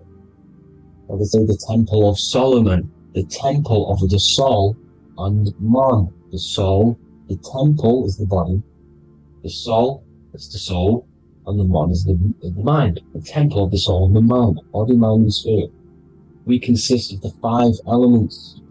Air, spirit, water, earth, and fire. We consist of everything. We are the universe. We're made in God's image, which is the universe. You see? Now, everything goes back to the stars. The ancients worshipped the stars because the stars govern everything. They govern the systems in the body. They govern your life. This is why your zodiac is so important, your sign. Each zodiac has a specific element associated with it as well. Aries, which is the first sign, the Ram of God, the Lamb of God, which is a fire sign. Fire, first. Fire, first. F-I-R, this is etymology. The cerebrum, ram, which is in the brain. Aries, the ram, controls the head, the face, and the nose upwards. So it controls the cerebrum. The Torah, which is, I'm pretty sure it's the Hebrew Bible, which is the Taurus. Tornado comes from the Taurus field. You see? Everything's inside of you. It all goes back to the Taurus field, and the Taurus field is everything. Now, like I said, 12 zodiac signs, 12 systems, 12 cranial nerves in the brain, the 12 disciples of the Bible. All symbolic. You have to read the Bible properly. Now, this center, at the center of the earth, right? This is what's stirring the ether. And the ether consists of the 4 elements. Because there's 5 elements. Spirit can be called ether. People call it spirit or ether. Ether is pure potential. Pure potential, pure energy. It's what connects the astral to the physical. It's the dimension between the physical realm which we're on and the astral. So it has pure potential. It's pure energy. This is why we say I either want to go there or there. It's connecting two scenarios. That's what the ether is. It's connecting the two worlds, the astral and the physical. The center is like the cosmic womb. There's a black hole in the center. This is the center of the torus field. This is the womb of creation. This is the womb of creation. And inside of this black womb are the 5 elements, and everything's being stirred around. Everything's in motion. Light is motion. Everything's motion. Now, like I said earlier, light crystallizes into physical matter. They are the same substance. Spirit and matter are the same substance, but different variations, different aspects of the same substance. Low vibrational spirit turns into matter. High vibrational matter turns into spirit. Or light, whatever you want to call it. Matter is light crystallized. This is where we get the 7 metals from. The planets. The planets are light. Specific frequencies and vibrations of light. When these lights, or the planets, materialize, material metals materialize, they turn into the 7 metals. Saturn turns into lead. That's why lead is red. Saturn is red. The sun turns into gold. That's why the gold is yellow and the sun is yellow. You see, Saturn is the time god. What happens in autumn? The leaves turn red and they die. This is why Satan, time god, the reaper, everything is crystallized till it's death and then reborn again. You see, rust. When things rust, it turns to red. Because it's Saturn. Saturn crystallizes everything. He's the reaper who comes around in winter. You see? He's Satan. Jesus and Satan, the sun and Saturn. They say we live in a solar system. The solar system. I think I've already just broke this down. The 7 planets are the 7 chakras. Everyone already knows this. But I'm going through it anyway. But this is where we get the 7 planets from. And the 7 metals. You see, all the ancients knew it was an enclosed electromagnetic system. It's not a spinning ball in the middle of space, people. They want you to believe this so you get stuck in this material world. Because if you believe everything's material, you can never affect this plane effectively. You can never create your life effectively if you don't understand the planes of existence. Because the mental plane is a higher plane. And it breaks down and it controls the planes below it. The mental plane, hold on, I've got it here for you. The mental, the astral, etheric, then physical. Etheric connects the physical to the astral, but the mental is what's above them all. You see? Now, it's important to understand this. It's important. However, the ancients always talked about the enclosed system. Only NASA, which is introduced around the Roman times, not NASA, but the globe Earth was introduced around the Roman times. Okay? By these Masons. These Masons introduced this because they wanted to take over the minds of the masses and control them. These people worship the physical realm. They know how it works. They know the ins and outs of it. They know how to do the magic. They know how to do it all. They understand it all. That's why Masonry have to take the oath. The oath of not speaking. You're not allowed to speak about anything you learn about in Masonry. Because they're discovering the truth about your mind and how it creates reality and stuff like that. So, this is the Masonic cosmology. The 5-pointed star, the 5 elements. The checkerboard for duality, positive and negative. The 2 aspects of every substance. This is another ancient painting depicting the firmament. The stars inside the firmament. The sun. You see, the ancients worshipped the sun because it's so important for sustaining our life. So the only reason we're alive is because of the sun. But then people think it gives you cancer today. They brainwash you to think the sun gives you cancer when it's the #1 source of all life. They want you to believe it's a big, spinning, dangerous ball in space. It's not. It's here to give us life. It's God's Son. That's why Jesus is known as God's Son. It is the Son of God. God created that to sustain us. You see? So it's important you understand the true cosmology of where you are, because if you don't know where you are depleted of all of your morals. You're depleted. You're demoralized. You're lost. You don't know where you are. You don't know where you exist. Okay? Once you accept the globe model, the heliocentric model, you will subconsciously think that you come from nothing.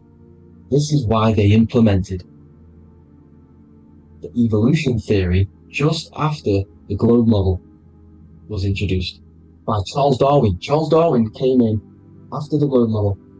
He's a Mason, he was another Freemason, and implemented evolution where we came from monkeys, because they want you thinking less of yourself so they can manipulate your mind. You see? They want to manipulate your mind, and they have done since you got here. Since you came through that portal, you were manipulated from that day to believe this, believe that. The true cosmology, the truth will set you free. You'll understand things better.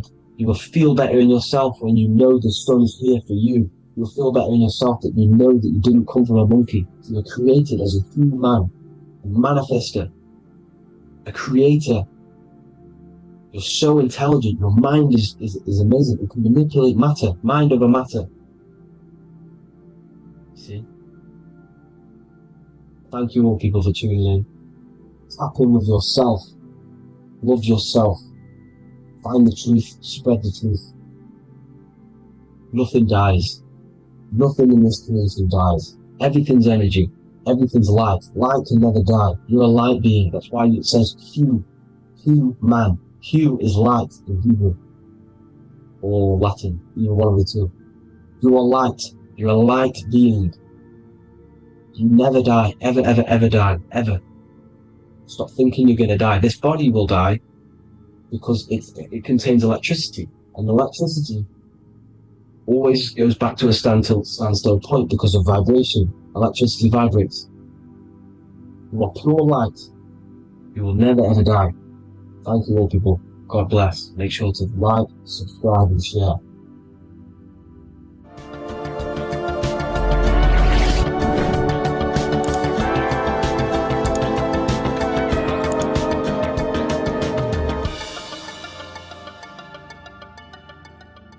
Welcome to Revival of Wisdom. What is good, people, is Revival of Wisdom. We're back with another video. Today we're going to be talking about the importance of Saturn and the occult. Let's jump straight into this. So Saturn is the god of the earth, right? It's the time of God, change, destruction, physical matter. He creates and destroys, because the energy of Saturn is the key to crystallization. It wraps things in physical matter, right? He creates everything, all life forms, and he takes things back, because the day that you're born, that's the day that your expiry date is coming. The time is ticking until Saturn takes your life. This is why he's known as the Reaper. Okay? As he's personified as eating his child here in this ancient Roman painting. As you can see, he's eating the child. We are all children of Saturn, right? He creates physical matter, our physical bodies, right? He's the god of time because he's the slowest moving celestial body.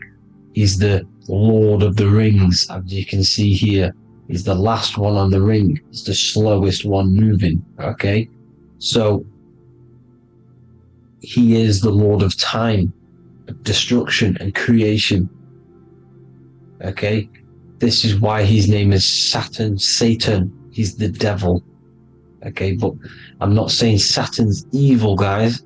It's a part of life. Everything lives and dies, right? He's the key to crystallization. Now, as we have the clock here, our god Saturn, or Chronos in Greek, just means time. He's also the god of time, as I've already said. 60 seconds in a minute, 60 minutes in an hour, 24 hours in a day. Add 2 plus 4 equals 6. 60 seconds, 60 minutes, 2 plus 4 equals 6. That's 666. Okay? And as you see on the clock, 6 take away 12 equals 6. 7 take away 1 equals 6. 9 take away 3 equals 6. 6 is the number of Saturn. It's associated with Saturn, right? He's the god of time, of justice. Everything goes back to the Reaper in the end. Everything lives and dies. Now, the artwork of him, he's always got the Reaper staff. You see, it's personifying death. Now, when you see this, the Romans were not saying Saturn was a real person, a real god in human form. No, this is personification. This is what the ancients always did. They personified, just like the Bible. It's all personification. So the personifying Saturn eating its children because it eats, it's the Reaper. No one can escape the Reaper. No one can escape death. Now, Saturn is 666, which is in the Bible, the number of the beast, right? The number of the beast, Satan, 666, right? So on the North Pole of Saturn, you have a hexagon which makes a cube, right? Now this hexagon, when you join up all the corners, creates the 6-pointed star known as the Star of David, right? In the Jewish religion. Now, as you can see, the 6-pointed star has 6 points, 6 mini triangles, and a 6-sided hexagon. That makes 666. And also, your Saturday is named after Saturn, the 6th planet, the 6th day of the week, and has a 6-sided polygon in its north pole. That's also 666. Now, this Star of David, this symbol goes back thousands of years, and it originates from Saturn. It's not the Star of David, right? It originates from Saturn. It symbolizes the physical and spiritual aspect combined into one, which makes us humans, right? Also symbolizes the male and female combined into one. These two sacred energies create the human. We consist of both male and female energy, also known as the Seal of Solomon. And we all know if Solomon was a real person, he talks about communicating with 72 demons. He could apparently, in the text, he could communicate with 72 demons, and this is sorcery. This is black magic. Now, this symbol is associated with hexing people. When you place a hex on someone, that is a form of witchcraft, which a hex is just a curse. When you're cursing someone, this is black magic. Now, the black magician would stand in the middle of the symbol and cast his spells onto other people. Now, this symbol is obviously on the $1 bill, twice on the $1 bill. And it's very, very ancient symbol, and it originates from Saturn. And let's keep going. So the cube. So I've just said how you see the cube on the North Pole of Saturn, right? The cube is limited. It's a 3D shape. It symbolizes limitations to the physical 3D dimension, the third dimension, the physical realm which we are in. Now, as you can see, the color associated with Saturn is black, right? Black is infinite potential. Black is the creation of all things. Before there was light. Light is born out of blackness, darkness, okay? Now, black is physical matter. And as you can see, the black cube, black symbolizing physical matter, the cube being limited, as the physical realm that we are in is limited. It's not like the fourth dimension where everything can exist in a thought. The third dimension is limited, right? And this is what Saturn is. It limits you to the 3D 666, your body. Limits you to your physical body.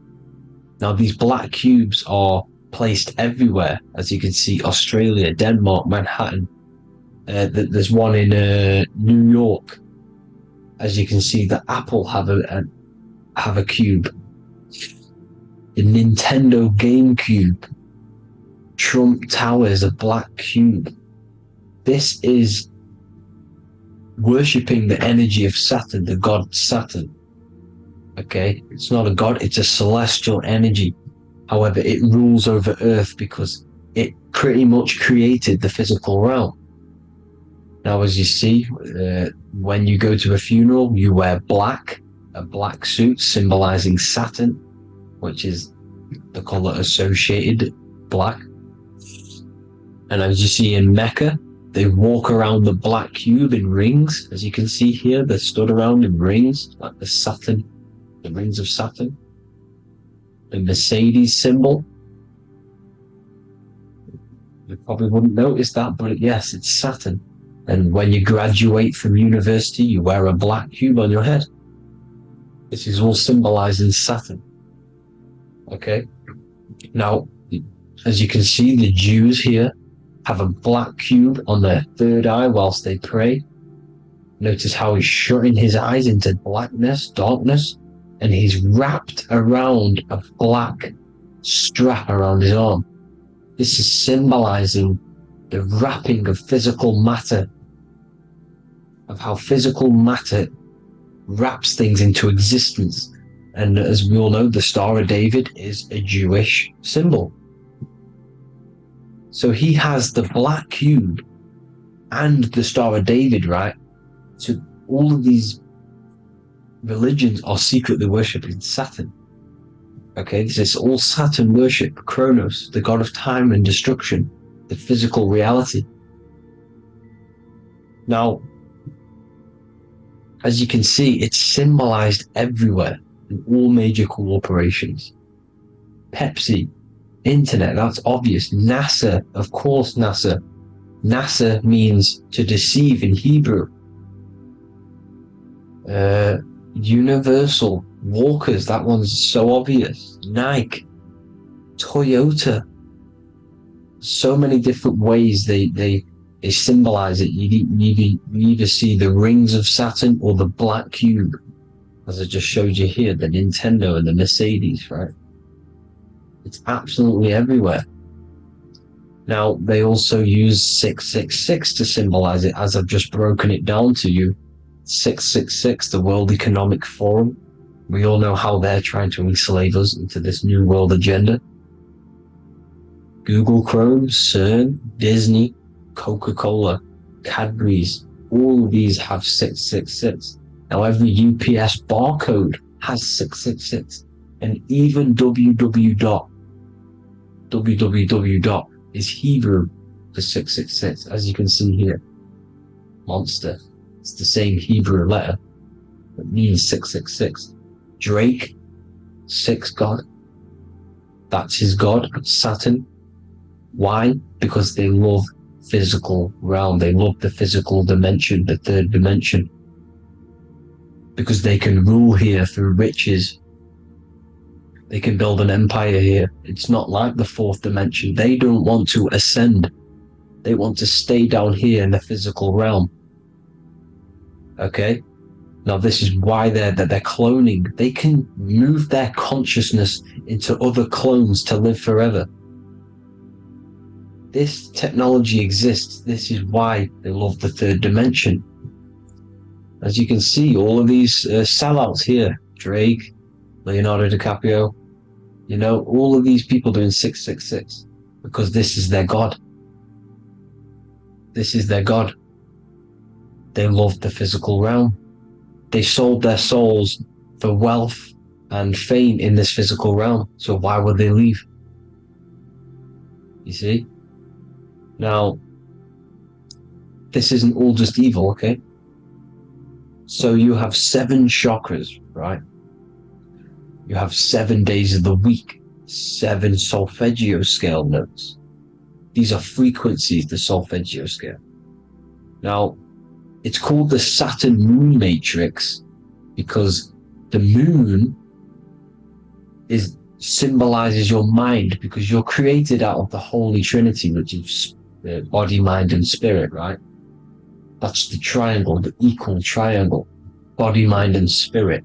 Now, the 3 main celestial bodies are Earth, Moon, and Sun.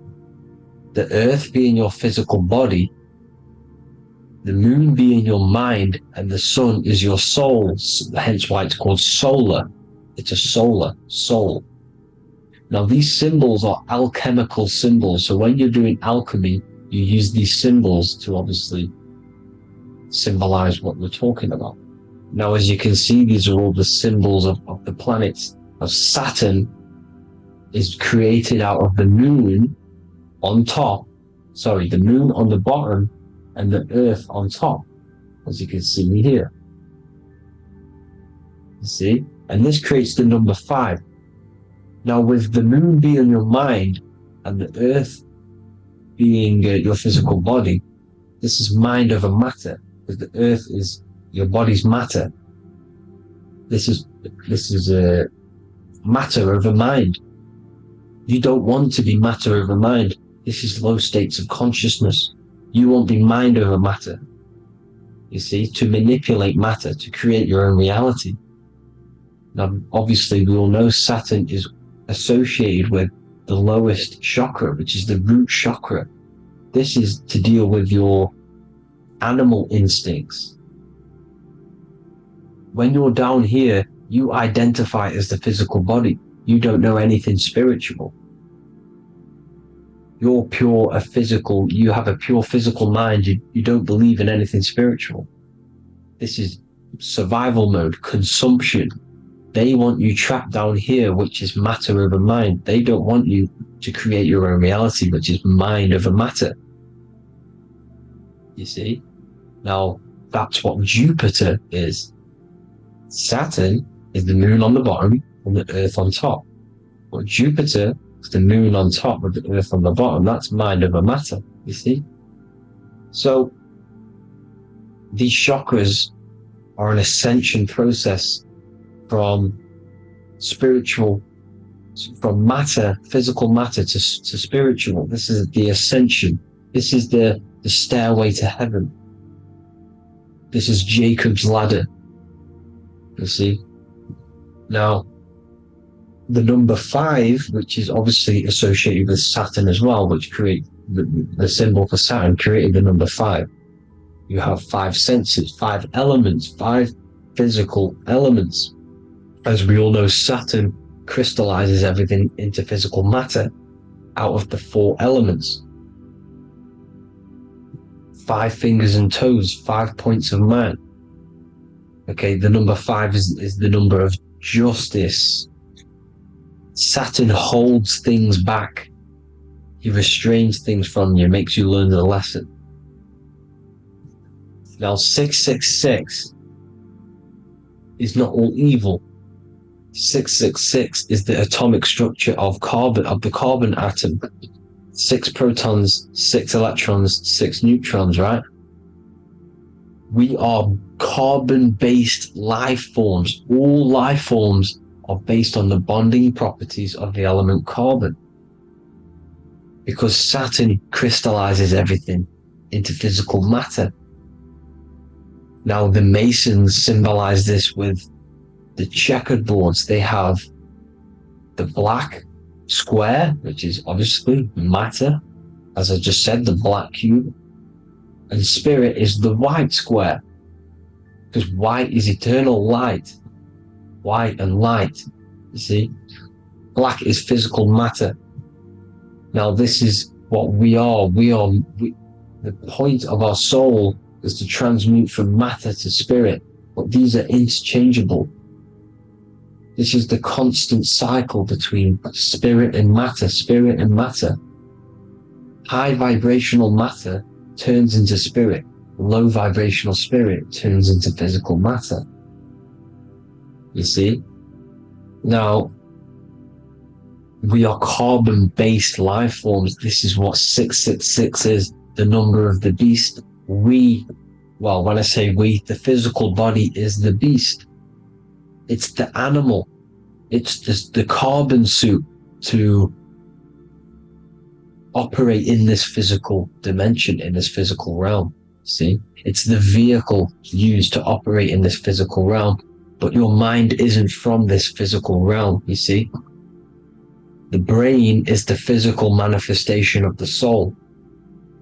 Okay? So, as you can see here, the spine is an extension of the brain. Everything goes back to the brain. This is literally what your physical body is. You see, this is the nervous system, and everything reports back to the brain, and everything's controlled from this control center. And this spinal column, at the top of the spinal column, is your third eye, which is known as the pineal gland. And this is the seat of consciousness. It's the center of consciousness. That is your true self, pure consciousness. This body is just a physical body. This body is mortal. This body runs out, but your consciousness lives forever. They don't want you knowing this. This is why they keep you down here in your lower chakra. They want you to believe everything is just physical. They don't want you to believe in the spiritual side of reality. Because this way they can manipulate you, right?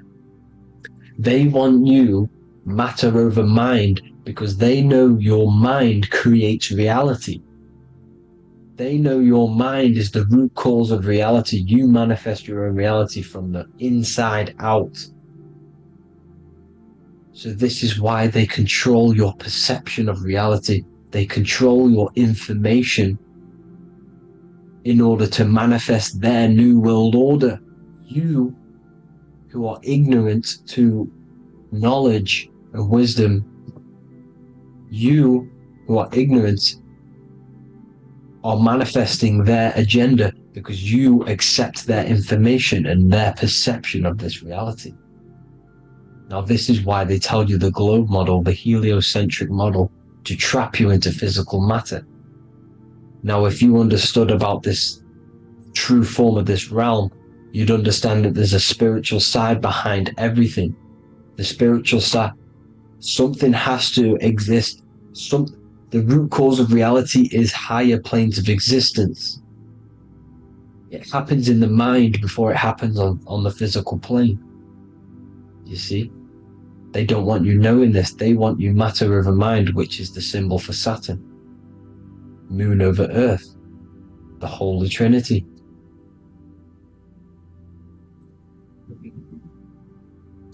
Now, as you can see, the cube also makes IXXI. This is Roman numerals. This is Roman numerals, and when it's translated from 9/11. Yes, 9/11. This is the secret code of the One World Order. The two twin towers, when the two become one. Okay, when the two become one, this is how you reach the higher states of consciousness, the physical and spiritual. Now, as you can see, the 9/11 memorial are two black cubes. It's two black cubes. This is all Saturn worship. Now, I'm not saying that Saturn is an evil celestial body, right? No, everything has a good side and a bad side, right? It's duality. The spirits of Saturn on the dark side are the most evil demonic spirits. Now these are the spirits that these are invoking through these rituals, right? Yes, 9/11 was a massive ritual. It's a satanic ritual, okay? Now, we all know Elon Musk. Elon Musk is coming with the mark of the beast. In English gematria, this equals 666, right? 666, as I said, is the number of the beast. You are the beast, your physical body. You see how the Bible twisted things up to make things more confusing, right? But it's there. You just have to have the knowledge to be able to read the Bible properly. As we all know, we had this virus. I'm not going to say the name because I'll get flagged.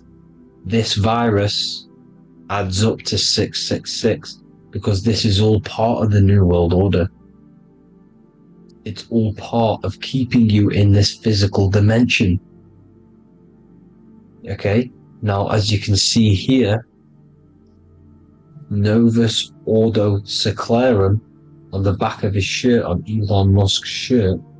This is also on the $1 bill. Novus Ordo Seclorum. This means New World Order. Yes, New World Order. This is on the back of Elon Musk's shirt. And as you can see here, he owns Neuralink, which is the brain chip which they're going to be putting into implanting this onto your brain. This is the New World Order, to connect you and merge your consciousness with AI. Neuralink and Meta, he owns Meta as well, which is the metaverse. These are going to be linked in, hence why they have the same symbol, but just in a different format. It's the infinity symbol. And the infinity symbol comes from the torus field, as you can see here, your electromagnetic field from around your body. Now the end goal is, for this New World Order, is to trap your consciousness inside of an alternative reality being projected from the metaverse. Because the metaverse will be the reality, Neuralink will be the brain chip inside of your brain, projecting your consciousness into an alternative reality while they harness your energy of your physical 666 body. Now this stuff gets real deep, people. Now this is the end goal of the New World Order, is to connect you with AI. This is why they're trapping you and keeping you in these lower states of consciousness in the Saturn associated root chakra, so you don't find out about the spiritual side of reality. Because if you knew the truth of this reality, you wouldn't connect to AI. You see, you have the power within you to travel to other worlds, the astral plane, for example. You travel to different worlds when you are sleeping. Okay? They want you to know it's just a dream.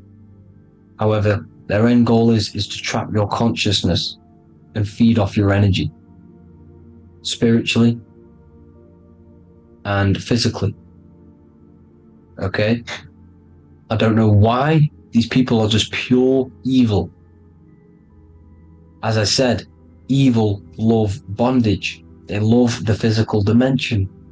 They don't want to ascend to other realms.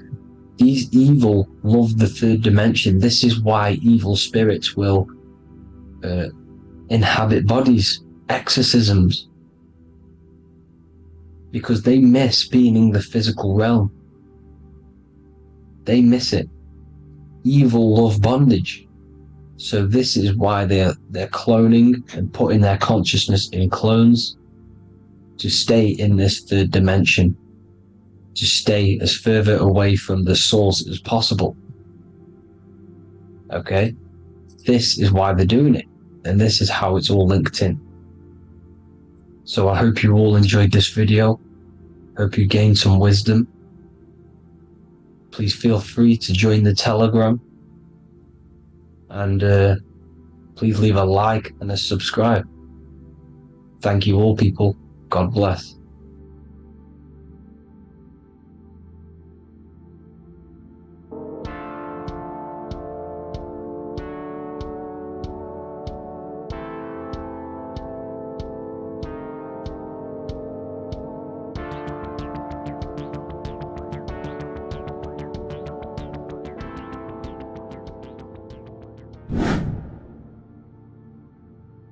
What is up, people? How are we all doing? Today, we're talking about the flat earth cosmology. So let's jump straight into this. Please drop a follow and leave a like to help the algorithm. So, we live in a torus field. Everything's made out of torus fields. And every torus field has motion. It's what it is. It's the motion of energy. And every torus field has a center, which is the black hole. It's a womb of creation. It's counter space. Now, this is why the North Pole is magnetic, because the center of this torus field is the most magnetic part, the strongest part of the field. So this is why all compasses will point you to the center. And the Earth's magnetic field is spread across the whole of the Earth. And it's spinning, as you can see here. It's like a tornado at the center. And this tornado is the force which is spinning the sun and the moon around us. You got the sun, the moon, Polaris, just like in the Masonic cosmos here. The sun, the moon, Polaris, the all-seeing eye. Now we'll get into Polaris a bit later, but the sun is the magnetic force, is the electric force. Because every field is electromagnetic. Now, the sun is electric, it's positively charged, it's gonna give you energy. It's feeding energy. The moon is more magnetic energy, which is taking your energy away from you. And this is why you become sleepy when the moon comes out. Because it's taking away your energy. So, these two forces is the balance, it's the yin and yang. It's the balance, everything in this creation is balanced. Because the torus field is the Earth is the plane of inertia, the 0 point within the field. Because physical matter is a result of two opposing forces equalized on the plane of inertia. And that is where matter crystallizes into physical results. And this physical plane is the plane of inertia, planet Earth. And at the center of this plane is the black hole, the womb of creation. And outside of this black hole gives birth to light. So the torus field is constantly rotating, going into counter space, the black hole, and then out of counter space gives birth to the white hole, white light. You see?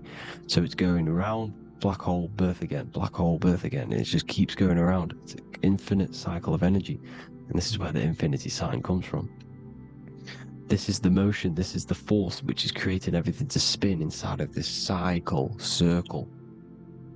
Okay? And it's making the stars spin. It's making the sun and moon spin around us, around this center point. Now here you see Horus and Set putting their feet inside of this dome. This is the royal arch, the arch of the dome above us, which is like you see in the Masonic cosmos, the royal arch of Freemasonry. This is the dome above us, the firmament that the Bible talks about. You see, they're putting their feet in because Set symbolizes the moon and Horus is the sun. Horizon, Horus. Horus is rising, the sun.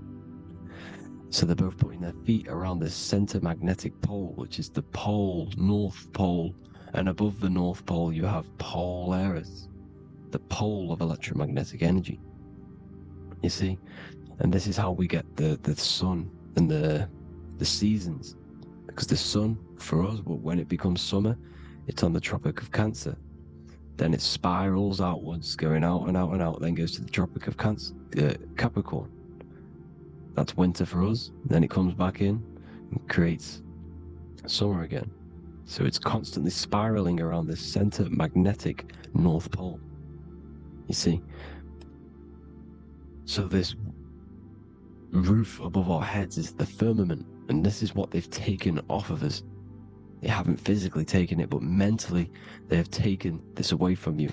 It's a female energy, and this is what the Egyptians called Nut, the sky god Nut. And this is the womb. We are inside God's creation, God's womb, and the woman's womb when she has a baby is a microcosm of this, because everything inside of this creation is micro, macro. It's a reflection of the bigger things, as above, so below. So the dome above our heads is the dome we are in when we are a baby. And you can see the sacred geometry of it is the exact same. It's the dome. And when we are inside of the womb, the woman, the sacred maker, which is the M, the Masonic M, this is the G male symbol. The Masonic M is maker, mason, matter, male. She delivers the male, you see? She delivers the male because it's the maker, the female, the magnetic. The woman is magnetic in nature, the male is electric in nature. So when we are in this womb, the female, we are being fed by the center umbilical cord, by the center of the mother's stomach. We're connected to the center of the woman's stomach, just like we are when we are in the earth. The center is where the aurora borealis is being emitted from, the electromagnetic aurora borealis, the northern lights. This is our spiritual umbilical cord, connecting us to counter space, connecting us to the realms beyond this world. Because at the center of every torus field is counter space. And at the center of the earth is our spiritual umbilical cord, and this is the earth's belly button, as you see.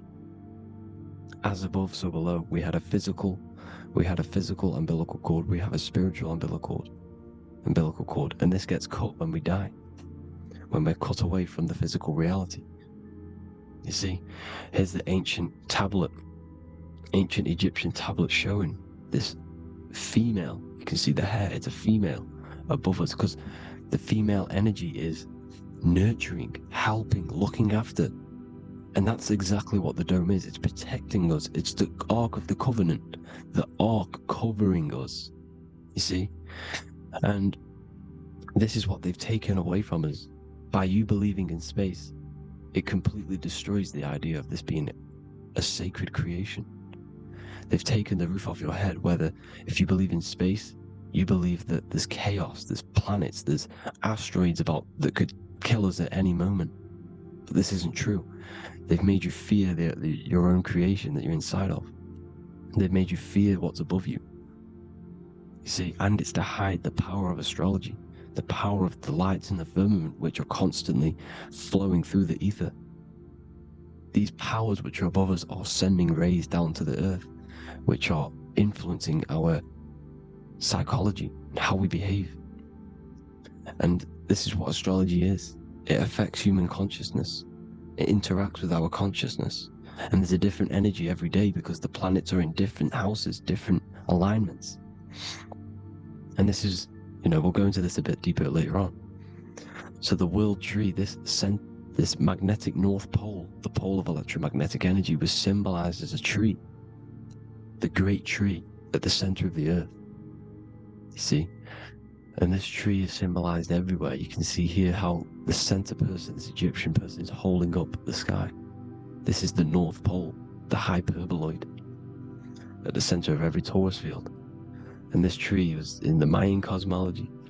This is an ancient depiction. This is the torus field. Here's the plane of inertia. Here's the center tree. Here's the tree in the center, the magnetic North Pole, the woman holding the stars. Here's the Hindu with the two birds symbolizing the sun and the moon revolving around this center tree. The Mayan tree, his Horus and Set around the North Pole. They all knew this flat earth cosmology. They knew these secrets. It's so sacred you understand the creation that you're inside of. Because if you don't, you'll be led astray. You don't know where you are. You're lost. You see?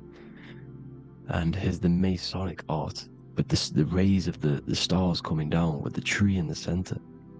So it was personified as a tree. And we are in Asgard, Midgard, the middle garden. where there's good and evil. So the 7 layers of heaven, which is talked about in the Quran, each planet has a different layer of the firmament, and this is the 7 layers of heaven, and these are our 7 layers of the energy centers in our body. So we start in the stars, so we are stars in a physical body. And this is why we say Mr., sister, fraudster, sinister. Stir is star, and we are in the stars, and our star descends into the soul system, not solar system. And as we descend into the soul system, we enter Satan's kingdom, Satan's world. As it says in the Bible, Satan is the god of this world. Well, if you've been into my research for a while, you know Satan is Saturn. Saturn's world, because Saturn's the outermost ring. He's the Lord of the Rings. And you enter his kingdom, the kingdom of time, and this is why Saturn's the time god. As soon as you go past the rings of Saturn, you're now in the soul system, you're now in time, you're now bound by space and time. And you're bound to the earth plane, the heart. Earth is heart. It's a rearrangement, it's an anagram for heart. And the heart of the electromagnetic color spectrum is green, and that's why the earth is green. And above green is blue, and this is why the sky is blue. In order to go to heaven on the macro scale, you have to go through the blue sky, through the 7 layers of heaven. In order to reach heaven in your body, whilst you're here, you have to go through the blue chakra to your head, which is heaven. It's micro, macro. Everything is micro, macro inside of this creation. There's an ancient, I think this is a French image, piece of art from the ancient French, with obviously the 7 layers of heaven, which they all depict. And notice how it's like a dome. We'll go into this dome symbolization, the Royal Arch of Masonry, which is next. But these 7 layers of heaven give us the 7 metals, the 7 days of the week, the 7 diatonic tones, the 7 chakras, the 7 everything. It's God's favorite number.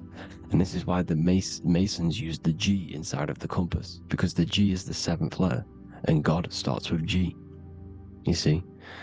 So it's 7. God is 7. Here's another depiction of the heart, the soul system, the 7 layers of heaven. La fermenta. You see, la firmament, with the stars on the outermost layer. Here are the 7 planets: Jupiter, Mars, la Sophie, the sun, la Luna, the moon. So Saturn. So we are in the heart of this soul system. In order to ascend, we need to ascend up our chakra system, reach 144,000 hertz, God consciousness, the God man. You have to unfold God man, master of the mind, mastery of the mind. So what are the stars? The stars make everything unique. The stars are constantly rotating around the center, magnetic North Pole, the tornado at the center, which is stirring everything. It's stirring the ether. The center is the ether, and the 4 elements are born out of this ether. There's 5 elements: ether, spirit, water, air, and earth. The ether gives birth to the 4 other physical elements, which the whole of creation are made out of. About them 4 elements. 4 is the number of stability. You know, a chair, a table has 4 legs. It stables things. It's a foundation, and these 4 elements are the foundation of this creation. You see, and this magnetic North Pole is stirring this, and the 4 vibrational states of the ether are the 4 elements. Now let me get back to the stars. I just wanted to give you that. The stars are being stirred around this center point. Center. It's stirring everything, and they're always in different alignments. Every millisecond, they're moving in different placements of the stars. And the planets are called the 7 wanderers because they're not fixed. The stars are fixed, but the planets are called the 7 wanderers, the 7 layers of heaven, because they move faster and slower than each other. Each planet is slower and faster, has a different rate of speed it's moving. So these alignments are mixing in with the energies of the different 12 constellations. And this is why you have a unique characteristic. You have a unique look, a unique energy, a unique personality. This is because when you were born and you took your first breath, that energy which was in the ether, because the ether is all around you, and energy travels through the ether. The energy that the stars were casting down and the energy that the planets was mixing in with the 12 constellations was in the ether. So when you came out of the womb and your first breath, because breath is spirit, okay? So that first breath you took, that is the energy that is imprinted within your DNA, your soul. And you reflect that energy, you emit that energy. That's the energy that is with you forever until you die, until this physical body dies off. And that's what the stars are. The stars are giving a unique energy, characteristic, personality to every living thing. Every dog, every cat, every animal has a unique personality because it was born at a different time and place in the sky. Okay, the stars are your destiny. Now, the stars are constantly changing as well. If you look at stars through a telescope, they're constantly changing and forming different forms. You can see here, it looks like water. It looks like light through water because it's the ether above us, a sea of ether. And this light is being emitted through it, and it's just constantly changing, giving different energies, each star. So this is why this is what the zodiac is. It's the expression of energy. It's the expression of the stars. And each constellation has many different personality, different energies, different traits. Each planet has different traits, depending where your planets are, depending what energies you hold. No two person have the same energy. There's no one. It could be similar, but no one's the exact same. It's because of the stars. The stars are never in the exact same split place. The planet's always in different houses. So here's some Royal Arch symbolism. Here's the Royal Arch of Masonry, as it says here. The sun and the moon, the constellations. Here's Cancer, the 7 planets, the 7 stars. Here's the Royal Arch. This is the firmament. Here's the duality. Black and white, duality, good and evil, rest and motion, dielectricity, magnetism. See? So this is what the Royal Arch is. It's symbolizing the cosmic dome above us. The womb we're inside God's womb. And here's George Washington, the Freemason, inside of the Royal Arch. You see? With the G, the Masonic G, God, 7. Here you see another depiction of George Washington with the stars in the dome above his head, his Polaris, the sky vault, Polaris. We'll get into that later. Go inside of all of your ancient churches, you will see the dome. Go to the Vatican, you'll see the dome. All of your ancient churches have this dome because it's the dome above your head. The ancients knew this. This was known. We did not live in space. It was known back then. They all knew. This is Crown Court, which is one of the most important courts in the UK. You can see it's clearly so much Masonic symbolism. You've got the 4 pillars of Masonry. The Royal Arch is like an arrow pointing upwards to Polaris. His Disney World is under a dome.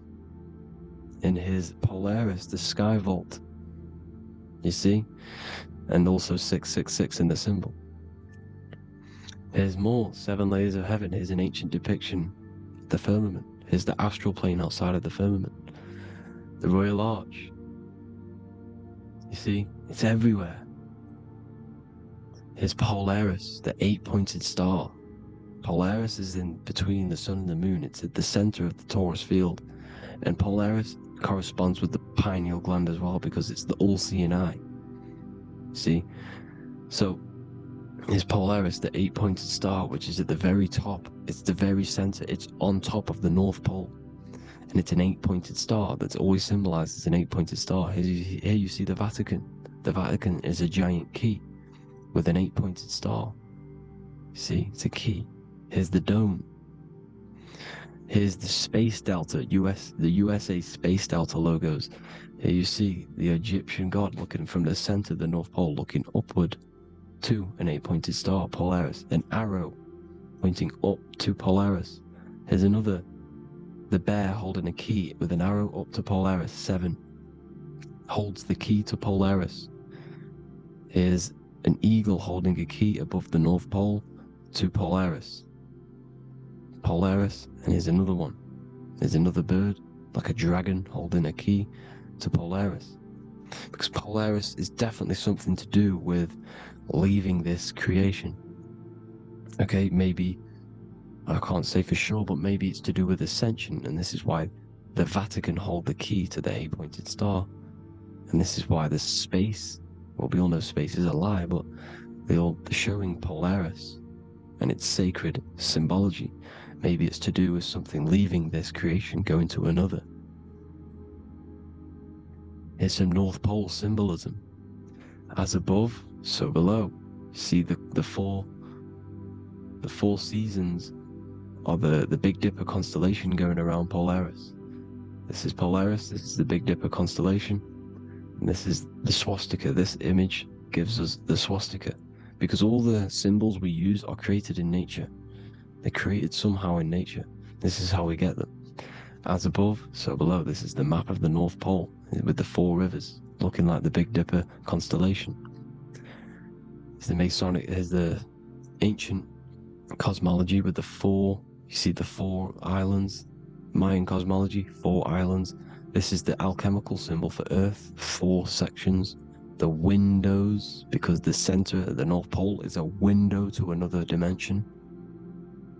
The 4 lucky 4-leaf clover, which is supposed to be lucky. It's just it's truth in plain sight. And here's Hitler looking at 2 flat Earth maps. So this swastika has been used for thousands of years, thousands and thousands of years, and it's symbolic for the most sacred land on this plane, the North Pole. Shambhala. Do some research on Shambhala, people. It's a it's a Hindu mythology about the sacred lands at the center of the earth, and it's known to be full of enlightened beings, and it's all symbolized at the center. You can see their paintings of Shambhala. It's all at the center, the North Pole, and it's known to be the most godly place ever, because it takes you to a portal to the higher places. And maybe this is something to do with Polaris, connecting you to this sacred land at the very center. But anyways, people, thank you all for tapping in. Hope you all learned something. Have an amazing day. Please follow, subscribe, like, all the links in the description for the courses, the PDF. Please have an amazing day. God bless.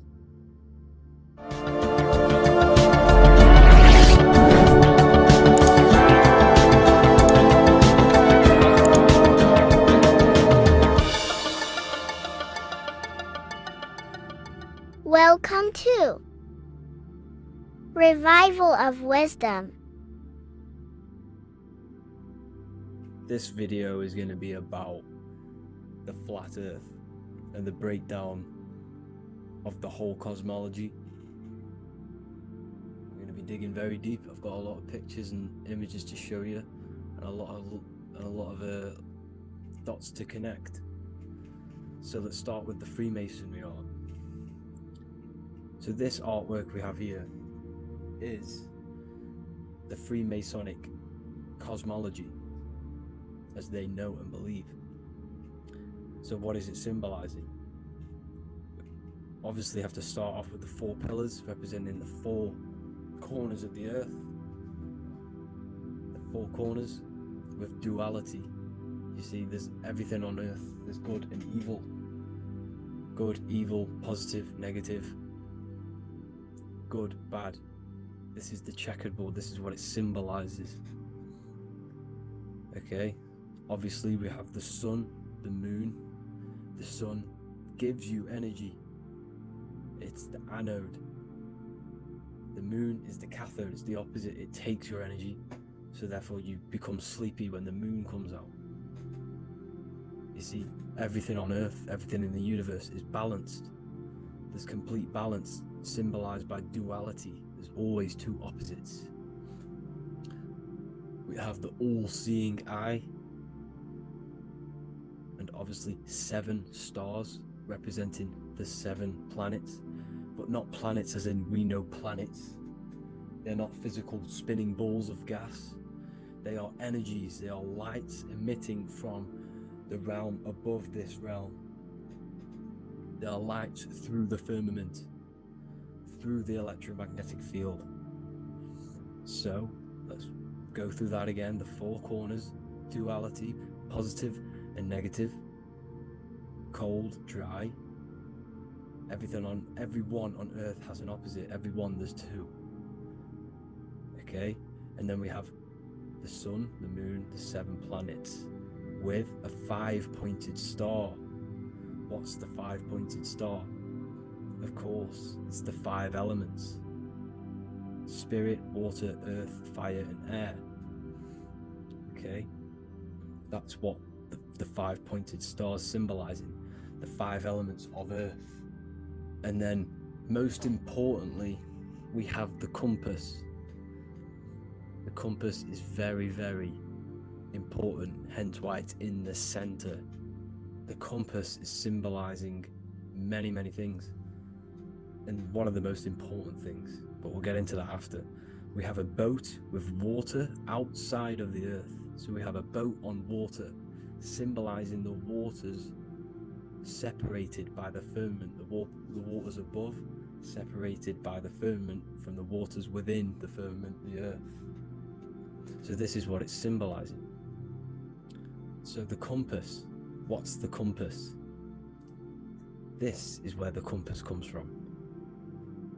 The Polaris, the most important star there is, because it's in the center of Earth, the sun, the moon, and the black hole, black sun. Because all creation comes from center, the seed center. Okay, but we'll get into this after. But also, this is a very important Masonic symbol because they use this symbol a lot. This is one of their main symbols, hence why Neil Armstrong has the Masonic ring with the compass on it. The people who supposedly went to the moon, which obviously they faked to push this globe model, because the globe model is based upon fear. Because the globe model, if they can sell you the globe model, they can sell you anything then. You don't know where you actually are.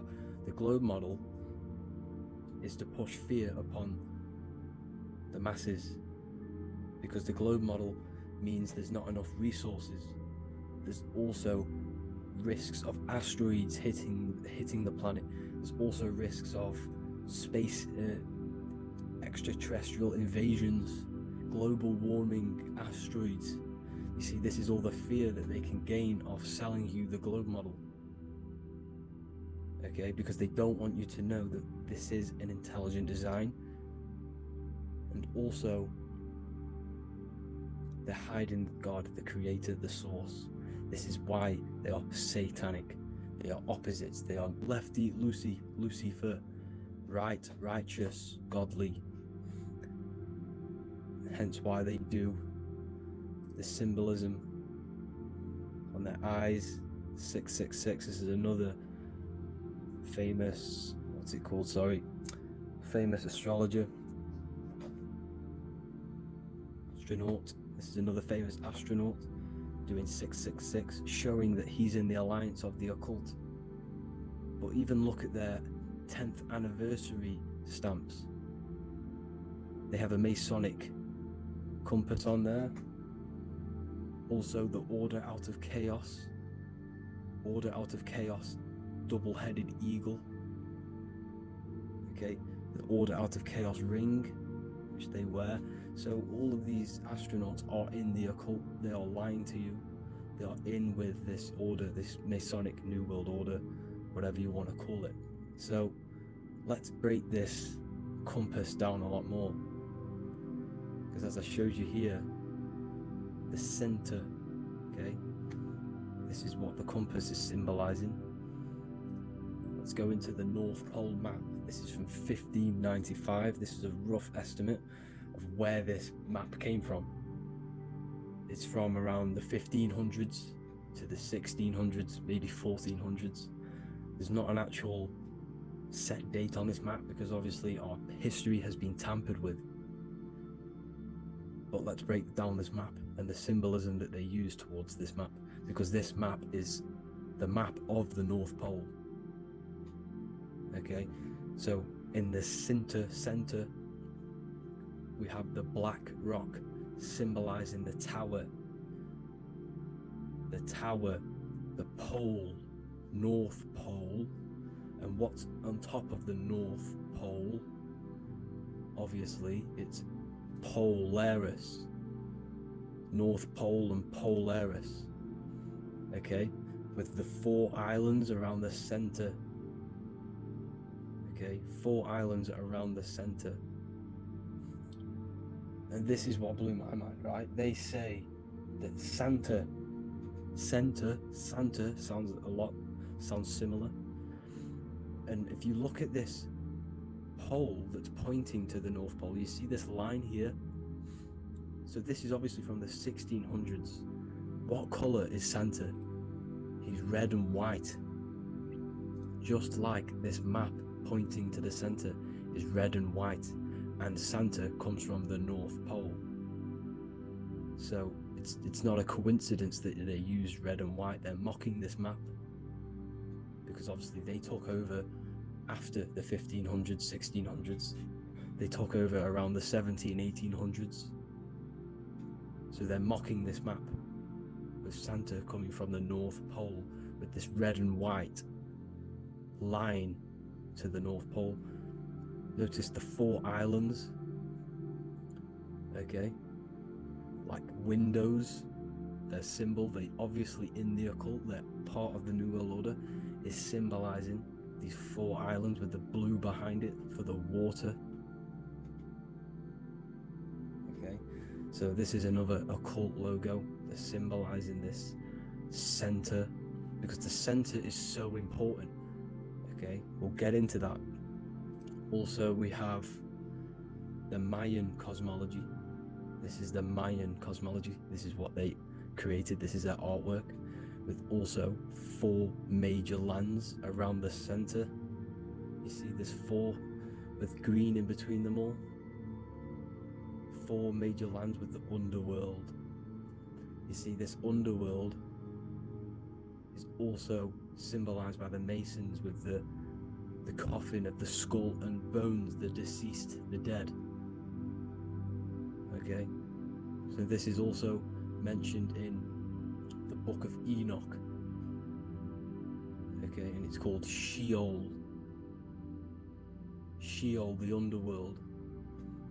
Okay, and in the book of Enoch it says all spirits of the dead go to these hollow places, that they will wait until their appointed time of judgment. And it also says in the book of Enoch there are 4 hollow places underneath. 4 as above, so below, representing the 4 islands. As above, so below. That's why that could link in. Okay. The book of Enoch is very important because it was found in a cave thousands of years ago. And there's a lot of truths about this realm and about this world we live in. So let's go back to the Mayan cosmology. So the ancient cosmology, they all must have had some sort of communication. They must all be at peace with each other, because all of their cosmologies link together. See the Greek, Babylonian, Indian, Celtic. Okay, they're all linked in together. They all knew that they were in an enclosed system with an underworld and obviously a firmament. Okay, so this is what they all knew. They all must have had some sort of communication. They were a lot more advanced than us. They knew the center of the realm. Okay, and obviously the United Nations flag also symbolizes their center. You see how it has like a grid with a circle around the center. it's symbolizing that center of the realm, because that center of Earth is so important. The United Nations flag, they all have it. See, some different ones will have that circle around the center. Because the center is the seed. All things come from a center. So the torus field is so important because it is the spark of life. It's the building blocks of the universe, this creation. Because all things have a torus field. Just like an apple with what's in the center of an apple, a seed. Because the center is where the energies hold, it's where the energies meet, and it creates that spark of life. Just like your heart is the center of your body, and it has an electromagnetic field. Because the center, all things come from the center. So this is why the North Pole is so important, because this is why it's so important, because this is where the creation sparked from, the center. This is where the most electromagnetic energy is stored. So this is why the northern lights come from the center. It's electromagnetic energy. This is what the northern lights are. It's being emitted from this black hole in the center. Okay? And obviously what else is on the center? Polaris. Polaris is the center star. Okay? So the center star is what sits on top of this North Pole, Polaris, because it's a pole of electromagnetic energy, symbolized as a black rock, a black hole, pole. You see, because all creation comes from void. Light is born from darkness. Without light, darkness can't be born from light. You see, but light can be born from darkness. This is why darkness is so important. And this is why there's a black hole in the center of our realm, like the black sun. The black sun. The Polaris star, the North Star. You see, so this is this North Pole, Polaris. This is what they're talking about. And this is why compasses are an 8-pointed star, because Polaris is symbolized as an 8-pointed star. This is where a compass will point you to. It will point you to that center. So notice how a compass has this black hole in the middle. You see? And it will point you to this meeting point, the north, because in the center is the center of the torus field of the earth. This is where the most electromagnetic energy is. You see, everything gets sucked into the black hole. Okay, this whole reality is being projected from that center point, just like your eyes suck in light. It's a black hole. Your eyes suck in the light of this light being emitted from this center place, this electromagnetic energy at the center, which is the seed of everything, of everyone. You see, just like an apple has the seed in the center in darkness, because in the center of the apple it's dark, it's black, it's pitch black, but that's where the seeds are, that's where the life is. But Polaris is so important because it's that center star which lines up. It is the pole, it's the top of the pole of the torus field. So Polaris would be here at the very, very top. And this is where the compasses point you to. And this is why the star of Ishtar, the 8-pointed star of the Sumerians, also talked about this 8-pointed star and it's called the Star of Ishtar. Okay, and who is Ishtar? Ishtar is the goddess. Okay, so she's not a male, she's a female, because every creation is brought through a female, a womb. Every single human on earth is brought through the womb, the sacred feminine energy, and the womb is pure darkness. There's no light in a womb, just like the center of our realm. It's a black hole. Okay, and guess what? She's the god of fertility and sexuality. She is responsible for all life. Okay, so the Star of Ishtar is the Star of Polaris, which is symbolizing the responsibility for all life, the center of our realm, the black sun, the black hole. Okay, so this is what that god of Ishtar of the Sumerians is talking about, the goddess, the womb, the seed of creation. So this would be the portal, more than likely the portal in and out of our realm, because it's the top of the Taurus field.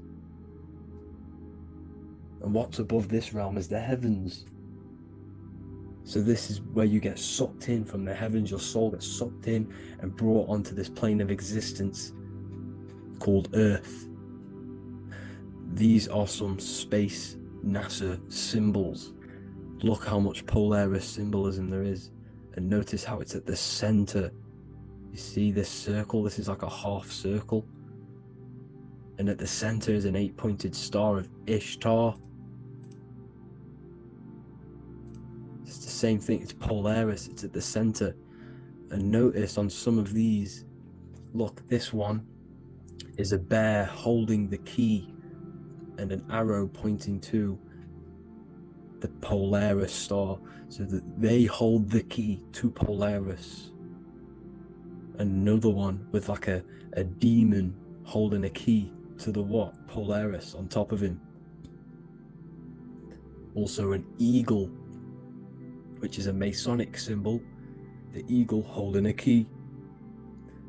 On top of the center, you see, and notice how there's an arrow going up to the Polaris and an arrow down, as above, so below, to Earth. So you can go out of Earth and into Earth through Polaris, and the eagle holds the key. You see? The eagle holds the key, just like this. This demon dragon holds the key to Polaris. And look at this one, Earth, with an arrow up to Polaris, the 8-pointed star. So Polaris is more than likely that portal which the Anunnaki used, the Sumerian gods used, because the Anunnaki symbol is also an 8-pointed star. Okay, and like I said, that center is the seed of creation. The center is the black hole. Okay, just like your pineal gland is at the center of your brain. The pineal gland is at the center of your brain, and that's what connects you to that spirit realm, to the source.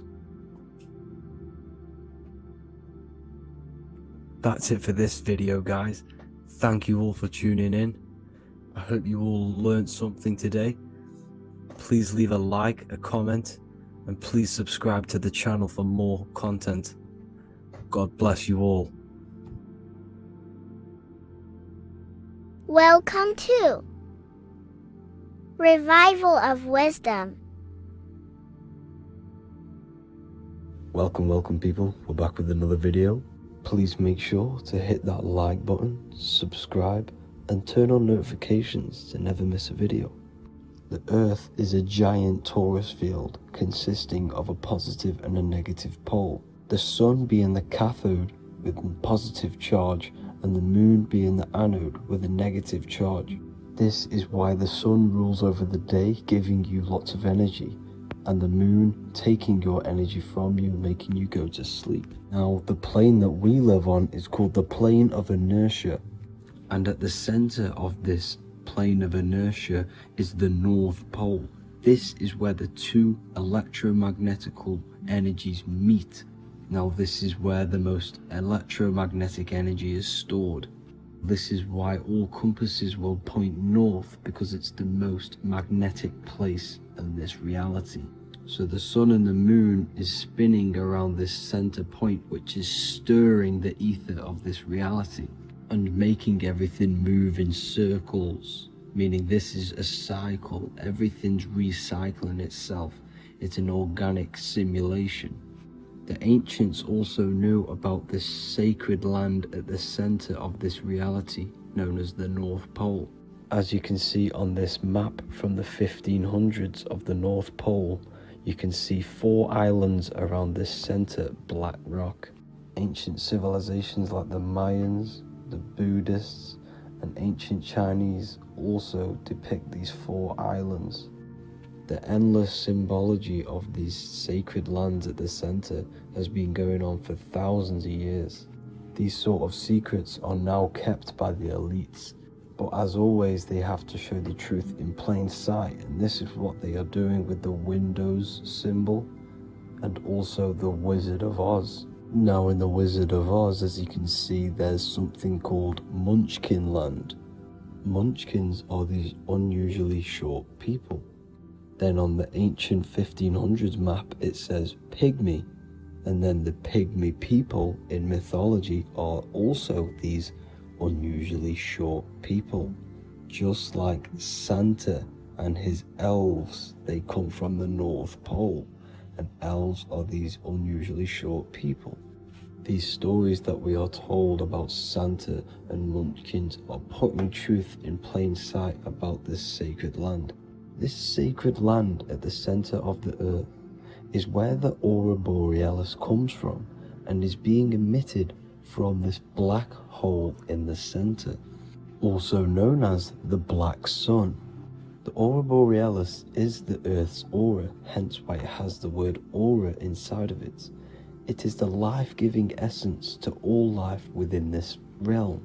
As this dualistic reality we live in consists of both physical and spiritual, the black sun is like our sun for the spirit.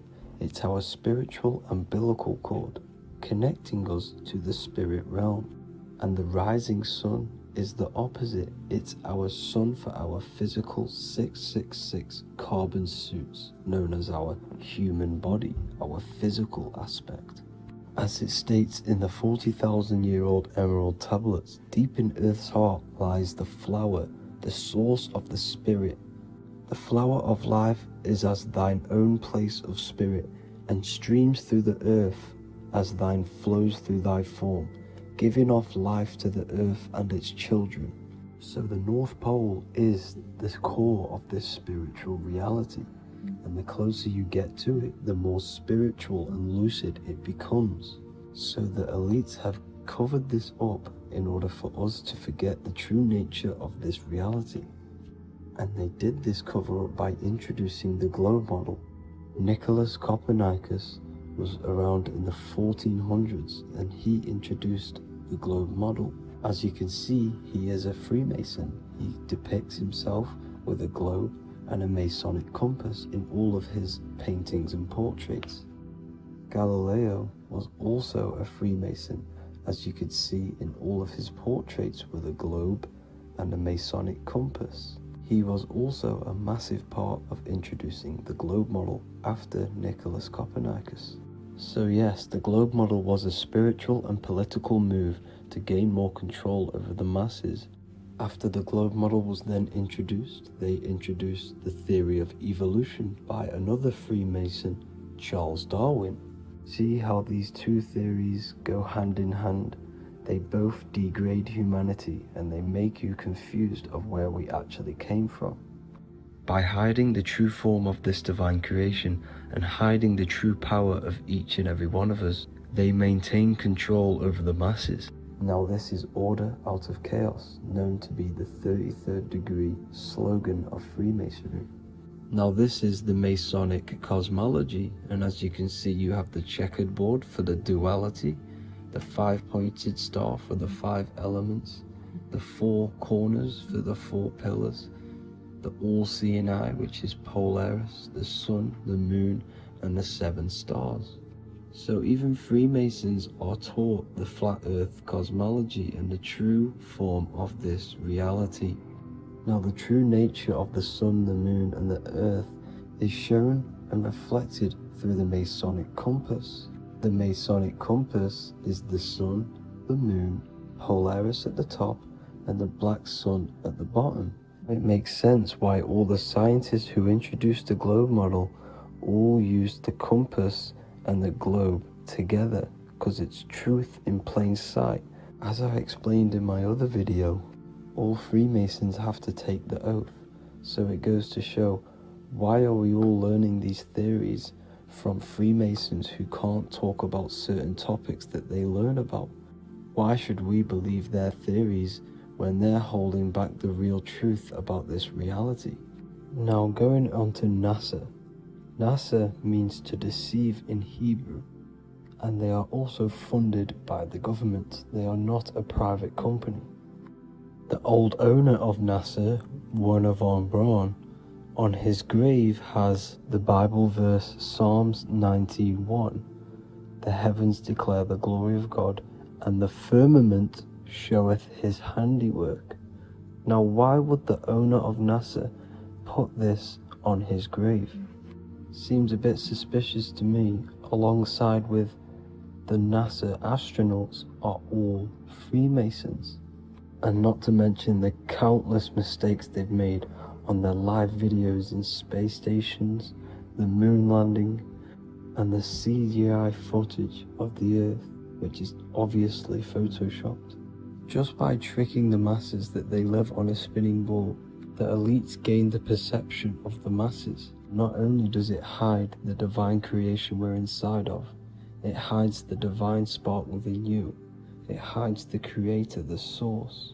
And by believing in space and we live on a spinning ball, it makes people come to the interpretation of that we are a coincidence and we do not have any purpose. And of course this is false. When you come to realization that we are all a divine creation, and we can create our own divine life in this reality, life becomes more sacred and you start to enjoy little things. The elites want you to believe everything exists only in the 5 senses. They want you constantly looking outside of yourself because they know that will keep you on lower states of consciousness. Now this brings me to our next point. By tricking the masses into the heliocentric model, the elites started to advertise aliens in the movies, in cartoons and magazines in the late 1940s. Now this is subconsciously programming us about aliens and extraterrestrial threats, which then they can use to their advantage. And this is something called Project Bluebeam. They are more than likely going to fake an alien invasion to push this 2040 agenda, which is for one government and one ruling currency. That's it for this video, guys and girls. Hope you all enjoyed. Please make sure to leave a like and a comment. God bless you all.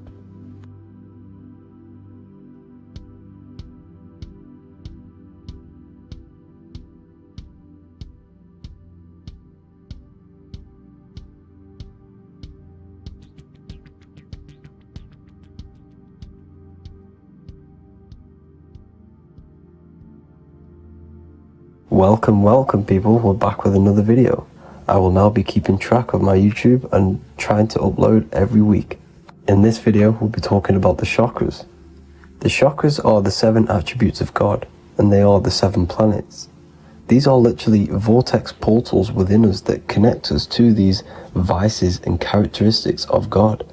Each one of these energy centers are a spinning whirl of energy which controls the cells and organs in that particular area of the body. For example, it's literally a mini brain for that area of the body. Each chakra has a vice which you need to turn to a virtue in order to climb up through the system. They work like a stairway system. You have to go through each chakra in order to unlock the one above. This process is turning matter into spirit, as you descended from spirit to matter. Saturn is Satan, that's why it's the lowest chakra, and that's why the devil is red, because red is the lowest vibrational color. When you are in these lower states of consciousness, you are in your animal nature. This is your physical side of your nature, and you are mainly being driven by your animal instincts, or your ego. Moving back to your higher self or your spirit self is not an easy process, it takes a while. However, with discipline, consistency, and motivation, you can achieve this, and this is what the ancients called Christ consciousness. Once you have achieved this, it is basically a state of mastery of the mind. You no longer lust for the lower animal nature things. Now, let's start with the root chakra.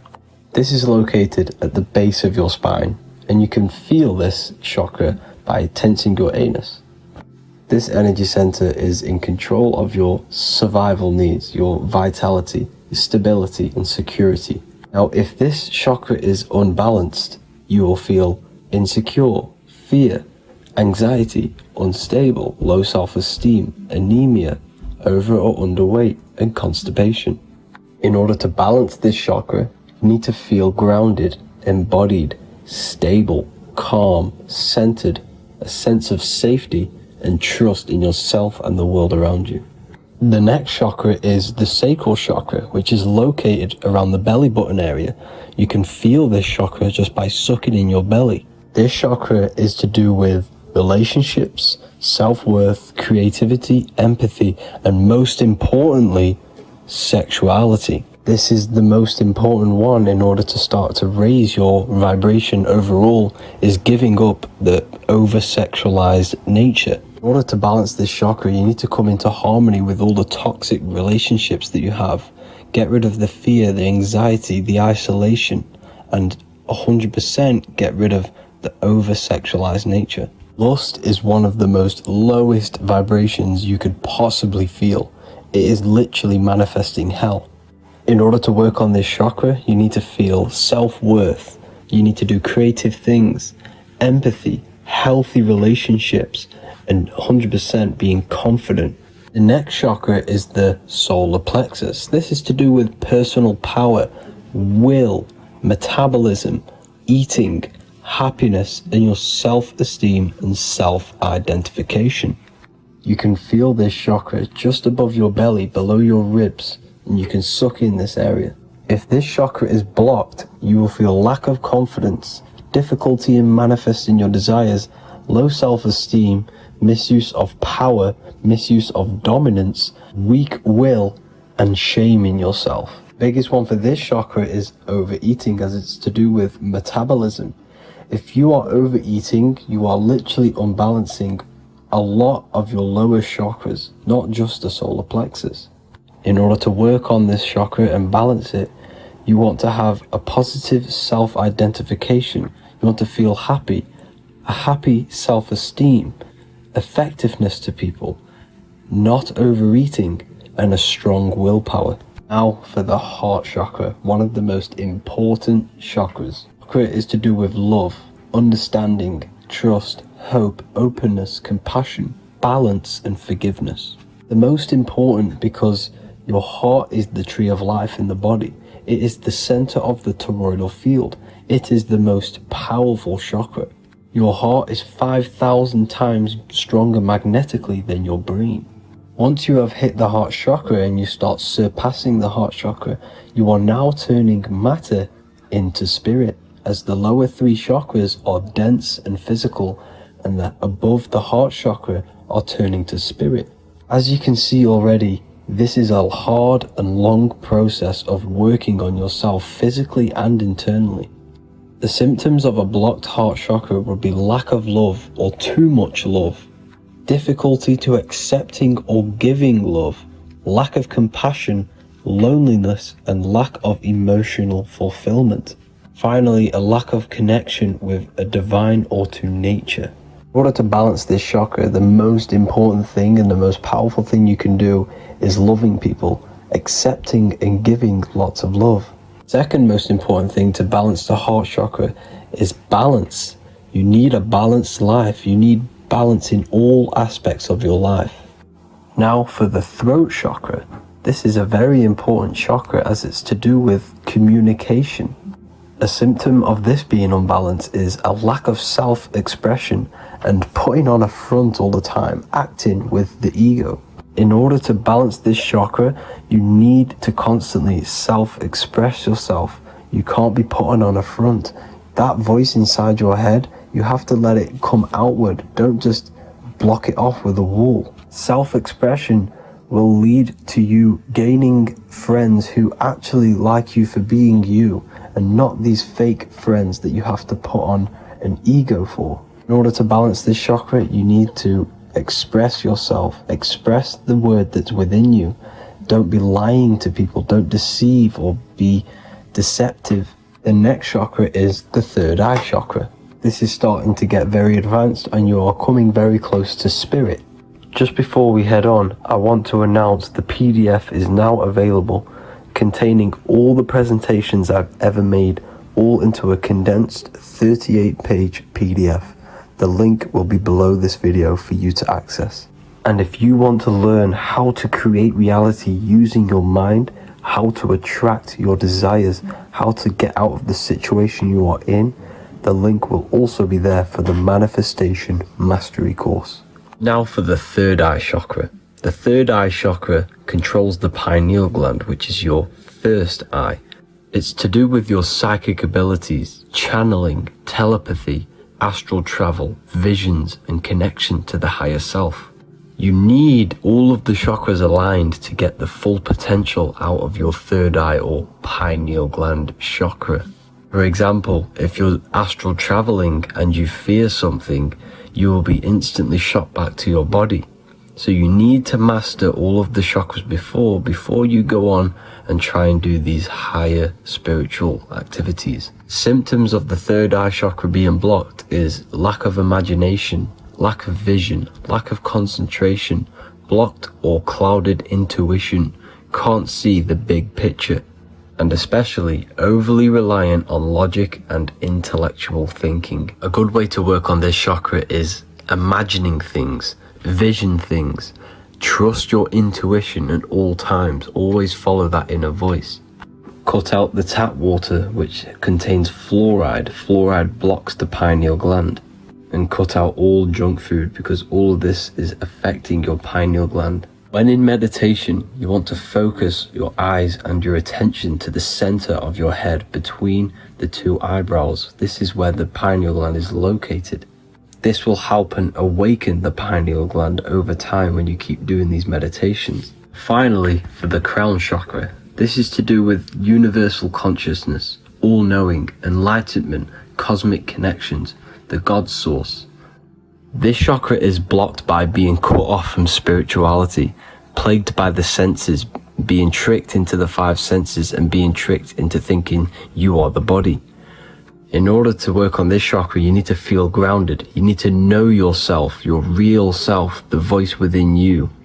Have common sense, have specific decisions that you're making, be very direct. Now we've got out of the way all of the chakras, I can now introduce methods and meditations which will help you unblock them spiritually. When meditating, you want to get into the present moment in a nice, comfortable position. Bring yourself to the present moment by saying, I am here right now, nothing else matters. Keep repeating this over and over with your eyes open or closed. After a couple minutes of bringing your attention to the present moment, you can now start to breathe in through the nose deeply and breathe out through the mouth slower than you breathed in. Place your attention on the chakra that you want to balance. Think of a high vibrational emotion like love, and think of this while placing your attention on that chakra. You can do this exercise every day for 10 to 20 to 30 minutes. The longer the better. Another practice you can do is by chanting the Bijis for each chakra. They are here starting from the root chakra all the way to the crown chakra. Or you can chant the 7 vowels. There are not 5, there are actually 7. A, E, A, O, U, M.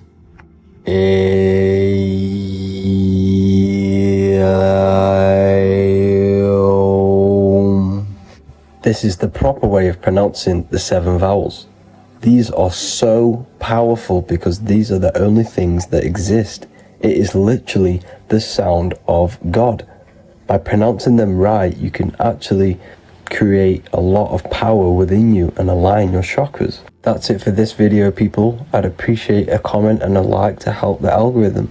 I appreciate you all. Love and light.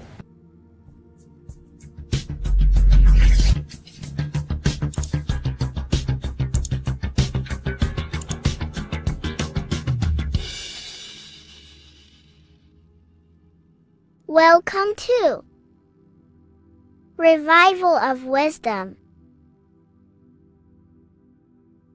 Welcome people. We're back with another video. Please make sure to hit the like, the subscribe button, and turn on notifications to never miss a video. The Vatican is a giant key from a bird's eye view, and it also contains an 8-pointed star. The Anunnaki Sumerian gods also depicted this 8-pointed star. The sky god Anu from the Anunnaki also uses the 8-pointed star for his symbol. And even Freemasons depict an 8-pointed luminary with a ladder and a key.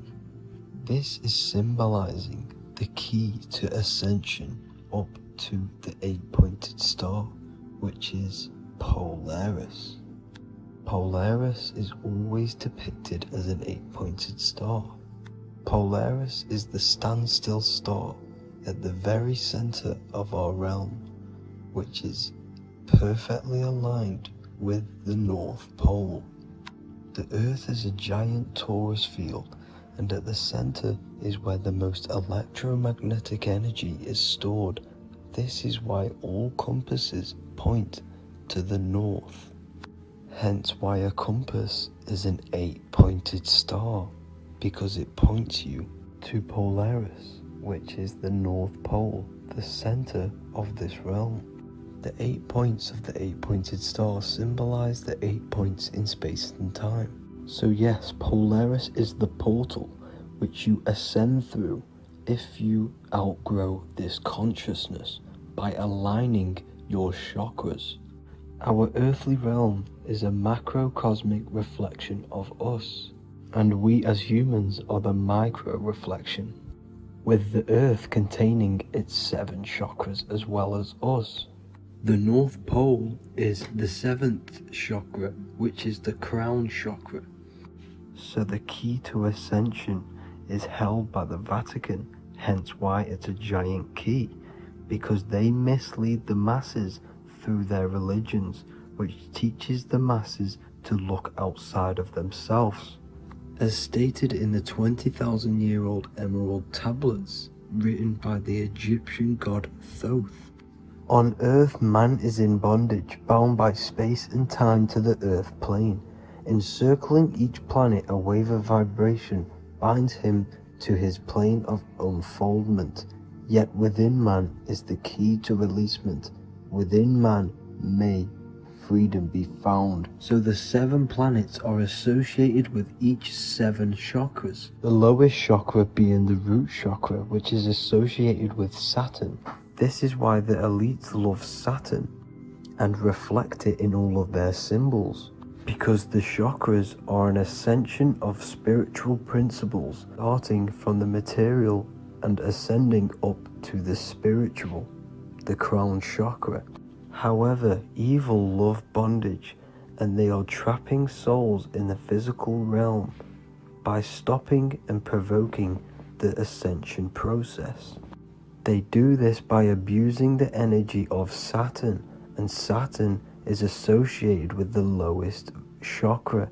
The lower 3 chakras are associated with survival mode, which keeps the consciousness in a constant state of fear and only aware of its surroundings. Once you start to ascend up your chakras, you become more consciously aware of spiritual deeds. And this is the process of returning back to your true spiritual form. Going back to Polaris and its connection to ascension, Kanye West symbolizes this on his music video 24.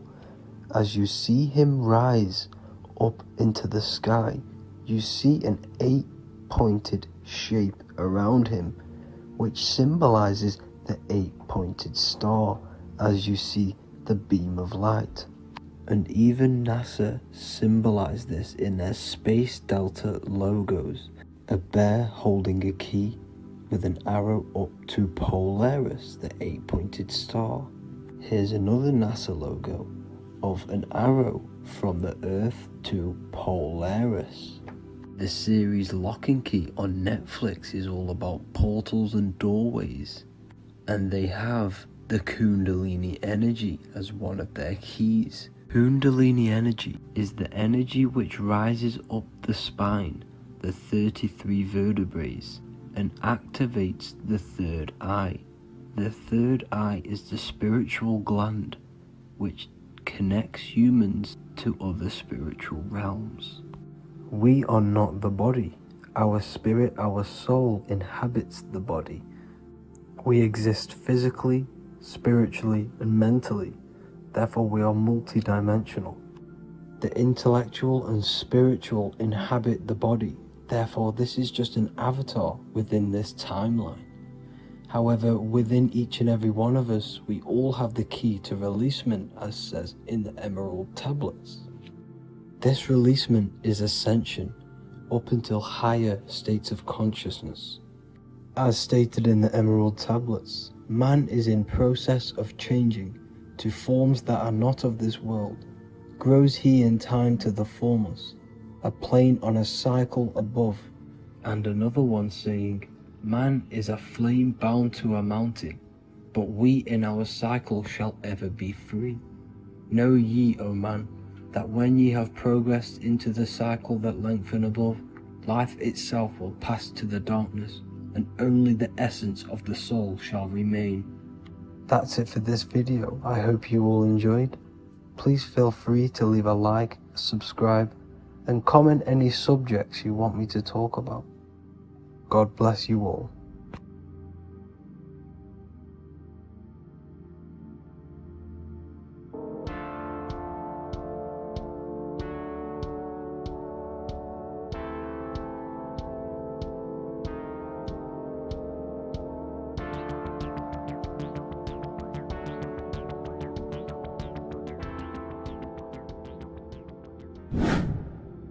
Hello and welcome to another video, people.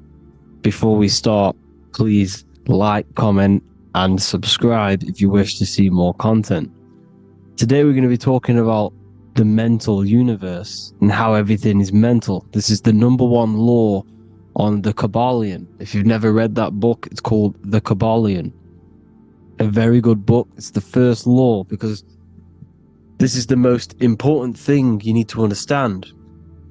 Is how everything exists within the mind. Behind every single one of these eyes is the same consciousness expressed in different bodies. The mind is what gives perception to what you're experiencing. Behind every single one of these eyes is the exact same consciousness, but the brain that they inhabit is giving them a different perception, a different being, a different body. Now, this is the difference between humans and animals. Humans possess a advanced consciousness, an advanced mind that gives us the ability to be aware of ourselves mentally, physically, and spiritually. We can reflect on ourselves. When a dog looks in the mirror or an animal looks in the mirror, it doesn't know what it's looking at. It doesn't realize it has a consciousness. It can't reflect on itself. It can't say, I want to improve in this area. It doesn't have that consciousness. We have a divine consciousness. Take away the N for divine, and you get with a D, put it with a D, you get divide, because we have a divided two-way consciousness. An animal only has one. However, it's still the same mind. We're all mind. We're all mental. We all exist within the mental plane. Look at this person walking. The body, the brain, is sending electrical signals through the 12 cranial nerves, which the 12 disciples that spread the gospel of Jesus, right? You have 12 cranial nerves in your brain. There are 12 disciples which spread the gospel of Jesus. Jesus represents the mind, the intelligence, the invisible intelligence that we all are, the same intelligence, the same exact consciousness, which then sends a command into the brain. Then the brain sends these 12 electrical signals through the 12 cranial nerves to control the rest of the body through the nervous system. This person walking is not, the body is not walking. The mind is telling it to walk. And the brain is it's a supercomputer which is decoding these demands given to it by the mind. Because the pineal gland will have something to do with the ether, because the ether is physical and non-physical. The mind is sending the commands through the ether to the pineal gland, which is then getting broken down into electrical codes within the brain and sent throughout the nervous system to control the body. And this is why in the Sims simulation, because the body's the simulation, it's a false reality, it's the fake reality, it's not the real you. You are formless. There is no form, but the third dimension is a dimension within your mind. Matter, mind, light is all a product of your mind. It's all in the mind. Now, this is why The Sims has this green little diamond on top of the head. Because this is you. This is your invisible intelligence controlling the character. Okay, it's controlling the character, and this character is in the world. Your consciousness isn't in the world. The world exists within you, but the body is a vehicle for that realm that you land in. When you have a dream, your mind transcends this body into another body, duplicates your body into another universe, unite. Unite is one. We're all one. It's all one universe, expressed in many different ways, infinitely. And the vehicle that you land in is the body to operate in that realm. This is the all-seeing eye, as you see here. The eye, this is all the intelligence. This is the ball of consciousness, God, expressed in different bodies. We're all this same one in different bodies, as you can see here. And this intelligence is expressing infinitely throughout the universe. An infinite universe. There's no beginning, no end. There was no beginning of the universe. There is no end. It's infinite. Always has and always will. But the mind is what gives you the ability to explore the universe, to make perception of it. We are God in disguise. We are God in disguise. We are God in flesh. But the body can become attached to the mind, can become attached to the body if the mind is not aware of itself. When the mind is that blinded by matter, and we lack knowledge and understanding of what we truly are, a formless, infinite being, a traveler. This is why Freemasons are called Freemasons. Mason means traveler. Free. You're a free traveler because your consciousness is a traveler of the universe. When we lack understanding, our mind bounds to the body because we don't separate the body with our different layers of consciousness. When we separate them and identify that we are mind, body, emotion, you then can apply this knowledge to when you want to astral travel and explore the different realms of your mind, because the mind is the universe. People, this is what we need to understand. The mind is the universe. I am you and you are me. This is the Egyptians showing you this. The Ankh is the symbol of life. This is the one ball of consciousness, mind, giving it the Ankh life to all the different life forms. The cows, the birds, the snakes, and the big Ankh given to the humans, because the humans are the most intelligent. We have the most advanced consciousness. We have the most advanced consciousness. This is why the one is giving a big Ankh to the humans here. Here you see again, this is not the sun. This is also showing Ankh giving out its life to all things infinitely. And this is the Most High. We are the Most High in disguise. When we strip off the body, we strip off the desires for the physical world, we strip off all of these fake identities that the mind gets attached to. That is God.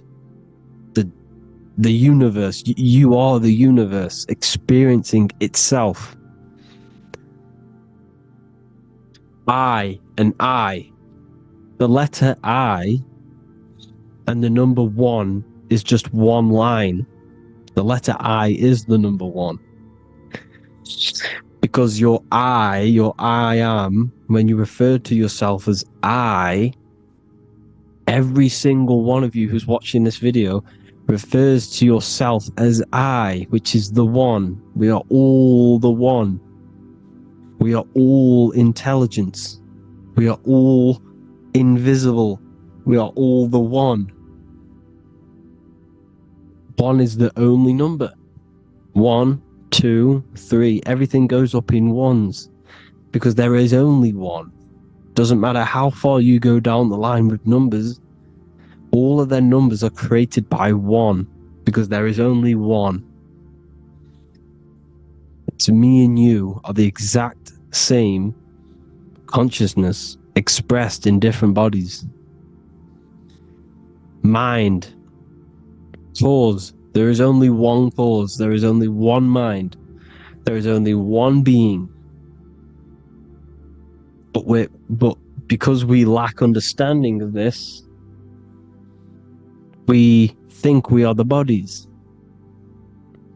And this causes division, because the physical world is the most illusionary world. It's an illusion. It's all an illusion. Now you see with the two, you look with the two eyes, but you see with the inner eye, the mind. Okay, the mind is the mental plane is a shared plane, and it gives perception to what you're looking at. The mind. I'm affecting you when I speak, because the mental plane is shared. We all share mind. We all express mind. When I'm speaking to you, I'm affecting you because we are mind.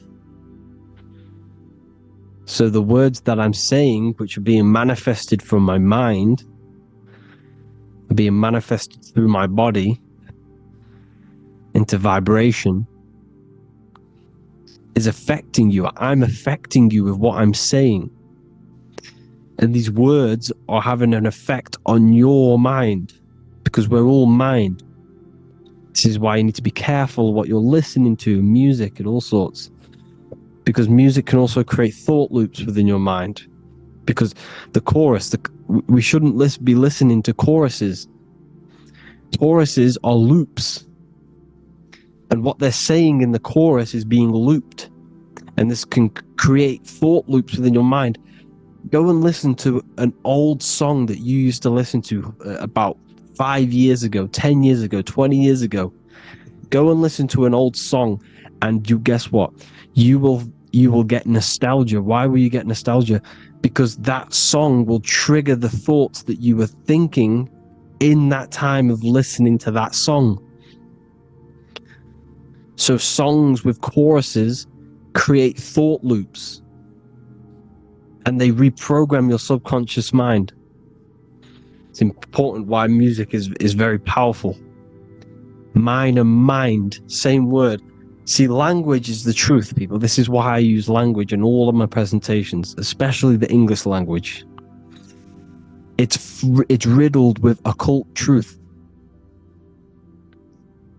I is my me, I, you and me, or I, one.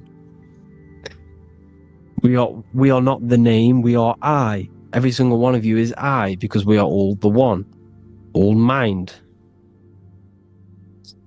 Now, the only thing that is truly mine is my mind. When you say something is mine, it's an illusion. It's not yours. The only thing that is mine is mind, my mind. Okay? It's my mind. It's the only thing. It's the same word, mind and mind. Like I said before, everything's one. Hot and cold is different degrees of the same thing, of the one substance, of degrees. The 7 colors are different frequencies of the one white light. Everything is one. There is only one. We are all one. Everything is one. Hot, cold, day, night. It's the same degree of one, which is mind. The mind's perception is what's giving it, labeling it hot or cold. The mind's perception of colors is what is giving it red or purple, hot or cold. There is only mind. The mind gives things perception. There is only one, that is mind. The conscious and the subconscious mind. The male and the female, these are married. The subconscious mind is your hidden part of the mind. Okay, it's hidden. You can access it through different meditations and Reiki teachings, and dreams or manifestations of your subconscious. This is how you know mind and matter are one, because your mind creates matter in dreams. Your subconscious manifests everything in a dream, in the astral realms. The conscious is what you're conscious of, what you're consciously thinking of. So me, I am conscious that I am speaking into this mic and creating this video. My subconscious mind is the hidden part of the mind, which is speaking to my heart, telling it to beat. It's telling my food to digest. It's regulating all my blood. It's doing everything in my body without me being conscious of it. Without me being conscious. The subconscious is the feminine. The conscious is the male. The Bible, of course. Proverbs 12:4. Helpful, not helpful, an excellent wife is the crown of her husband, but she who brings shame is like rottenness in his bones. In the same way, husbands should love their wives as their own bodies. He who loves his wife loves himself. You can take that physically, you can take that literally, or you can take it metaphysically. See, the Bible's written in such a way where you can take it as your level of realization. He who loves his wife loves himself. If you love your subconscious, if you love yourself, you speak good about yourself, because your subconscious takes everything literally. If you say I hate you to someone, your subconscious does not know the difference between me and someone else. It only thinks me, me, me. Why? Because mind is the only thing that exists. You are mind, I am mind. If I say I hate you, you're saying that to yourself. Your subconscious picks that up and says, I hate myself. And that's telling your subconscious that's what you want. Because your subconscious manifests 90% of your behavior. The programs within your subconscious. Tying your shoelace is a program. You don't need to be conscious of it. You can just do it. Because it's a program. It's deeply interwoven in the subconscious. Driving your car. Texting on your phone. You don't have to think about what letter. You just do it because you know where the letters are. It's a program. Therefore, if you look after your subconscious, they are a married couple. It's your wife. Your subconscious is your wife. And it manifests 90% of your daily basis thought patterns, actions, behaviors, emotions, all the things that you all the trauma that you've experienced is stored within your subconscious, which is affecting you. So let's say you were in a car crash 10 years ago and you had a really traumatic event, you really hurt yourself, and you had a very, very, very strong emotion that you felt of pain. That will still affect you today. And why? Because it will manifest into your behavior. How? Well, you'll be cautious of what cars to go in and who. You'll be cautious because of that event that stored within your subconscious, because of that feeling you felt was so painful and so strong. It's still manifesting into your behavior today. For example, you won't go in certain cars, you won't go with certain drivers. The subconscious stores everything, all your memories, the programs, and everything. So if you trick the subconscious, that's how you manifest your life. To trick the subconscious, you already have something, and therefore it will manifest into your life, into your behavior, thoughts, and actions. This is why the golden rule is to treat others like you want to be treated. Because I am you and you are me. We are all subconscious. We all have subconscious. Whatever I do to you, I do to me. Because my subconscious picks that up and thinks I'm speaking to me. Mind is very powerful. Whatever I do to you, I do to me. Treat others like you want to be treated. The golden rule. That is the only rule we need in this realm, in the universe. If everyone understood this rule and how the subconscious works and how karma works, we'd live in heaven on earth, the Garden of Eden, the golden age. As a man thinketh in his heart, so is he. Proverbs 23:7. Where your heart is, there will be your treasure. Your heart's the emotions. This is the storehouse of emotions. It is where you feel emotions. You have to let your emotions move through you, not become you. You can't let your emotions become you. But except be like the sky and let them pass through you. Be like the clouds and the stars passing over. Let them pass through you. Do not let them become you. And this is how emotions can take over your mind. We are driven by, when a man is driven by emotions, he has no self to control. You must control the mind, because the mind can be corrupted. Because your thoughts are electrical in the brain. Your thoughts come from the mental plane. So how the mind works is that you place your attentions on something in the mind, and infinite information just flows in. Think about it. When you think of a certain topic, As soon as you think of that topic, information comes flying into your mind. Different ideas, ping, ping, ping. It's all connected. It's why we call it a mindset, because your mind sets itself to frequencies. And when we think of something, we tap into that frequency, and just the universe, the mind, the mental plane just flows in information based on that frequency and that thought. The universe is just information. All of the information out there, nothing is new. It's all there. You just have to tap into it. You can tap into these different thoughts, and it's all there. Everything already exists within the mental plane. You don't think anything, you receive thoughts. We all share the mental plane. We affect each other. I'm affecting you. Listening to me is affecting your mental plane, your mind. The physical plane is the lowest plane. It's the world of effect.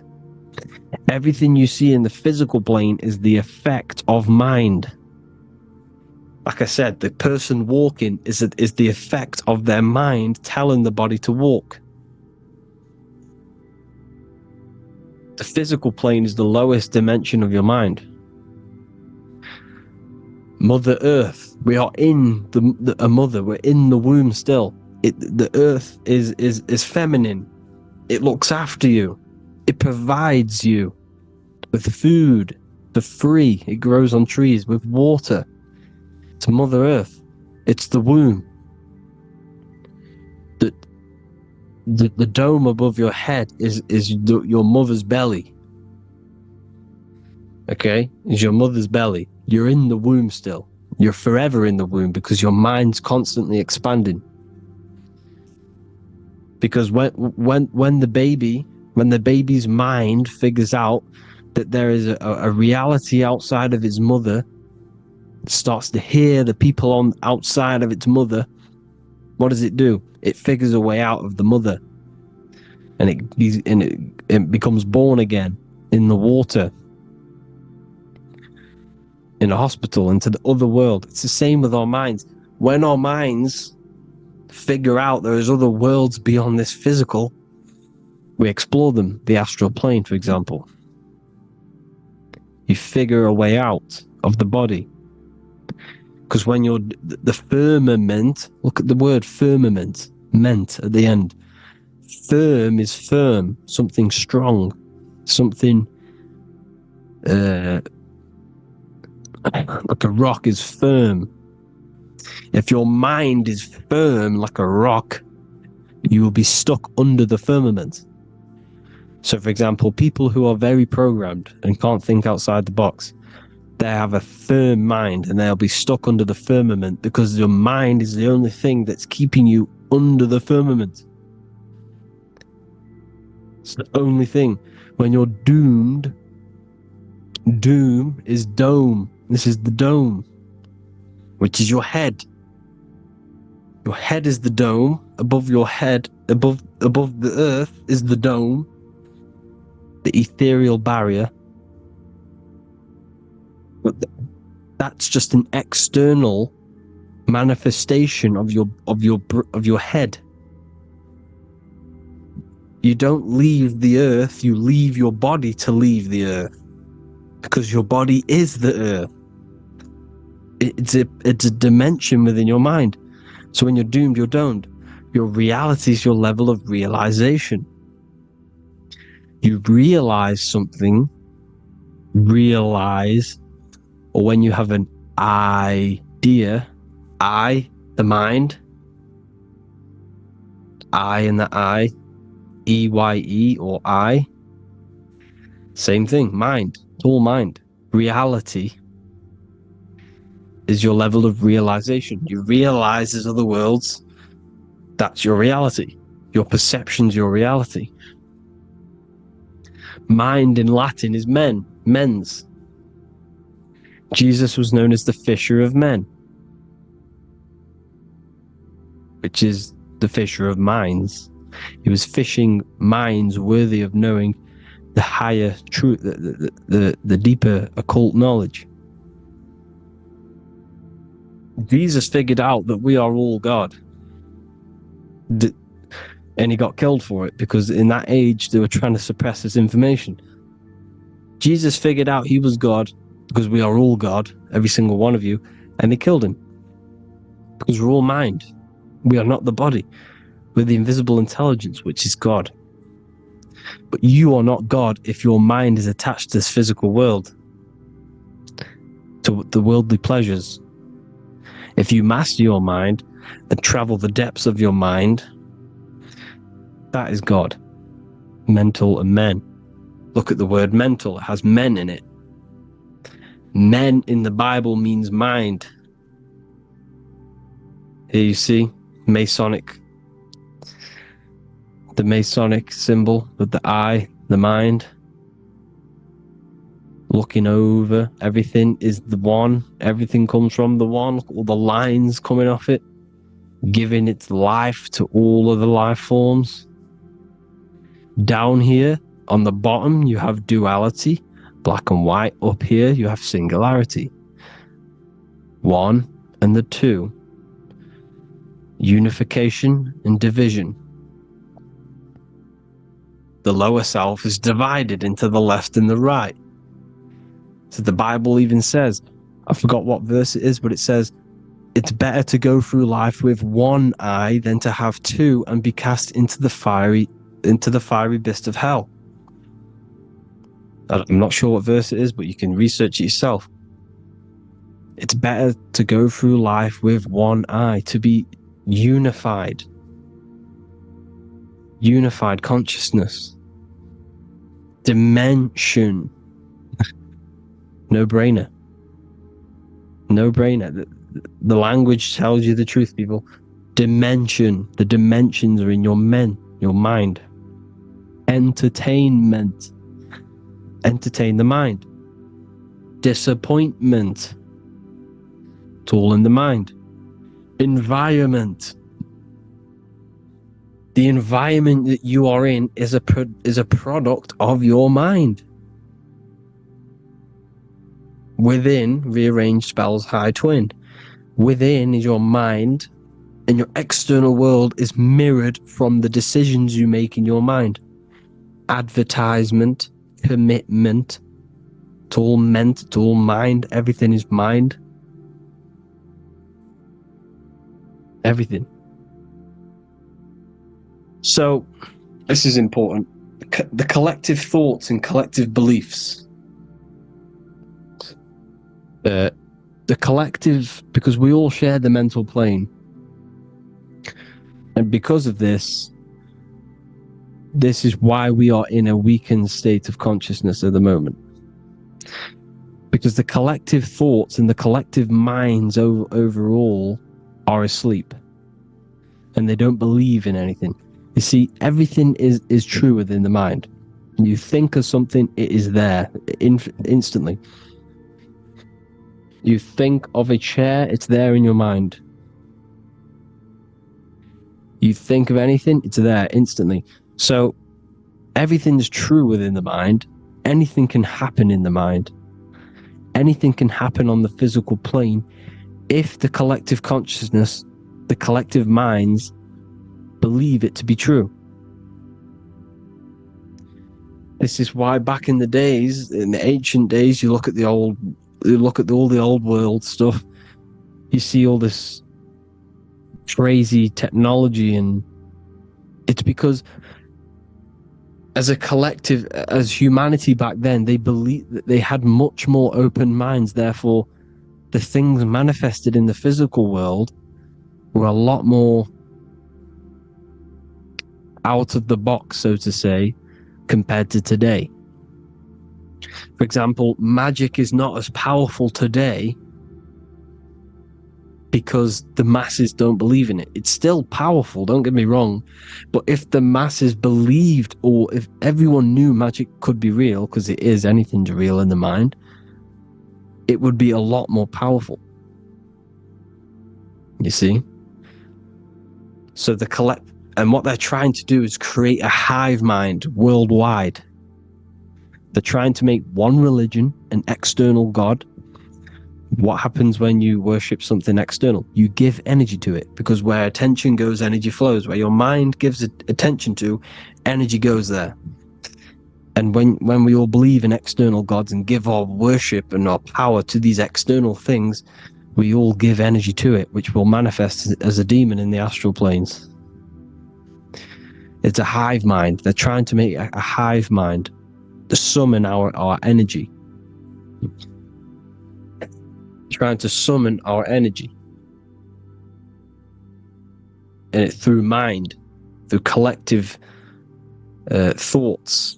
The hive mind, they want one religion, one government, one currency, one belief system. And that will create a hive mind, which will limit our consciousness, which will limit what we can do in the physical world. Because if everyone doesn't believe in certain things, it cannot happen, because it's all in mind. Mind is so powerful. I am you and you are me. I hope you all enjoyed this video, people. If you haven't already, join the Wisdom Academy. The Wisdom Academy, we have many occult lectures just like this one. Also, we have just launched Mindwave Hub. If you want genuine frequencies, genuine binaural beats, because the ones on YouTube, the ones on Spotify, Apple Music, they're all tuned to A440 hertz, which shuts down the right hemisphere of the brain. If you want to gain access to your true consciousness, your mind, you need to balance the two hemispheres and balance the chakras. You can do that externally by listening to binaural beats. If you want true frequencies, true binaural beats to hemisync the chakras, hemisync the brain, to gain access to the different dimensions of your mind, well, you can gain access anyway, but it's going to help you if you're trying to learn this. Join Mindwave Hub. The link will be in the description. Listen to the binaural beats, meditate to them, listen to when you go to sleep. They'll massively benefit you. Thank you all, people. Hope you had an amazing, lesson. Hope you learned a lot. And please subscribe. God bless you all.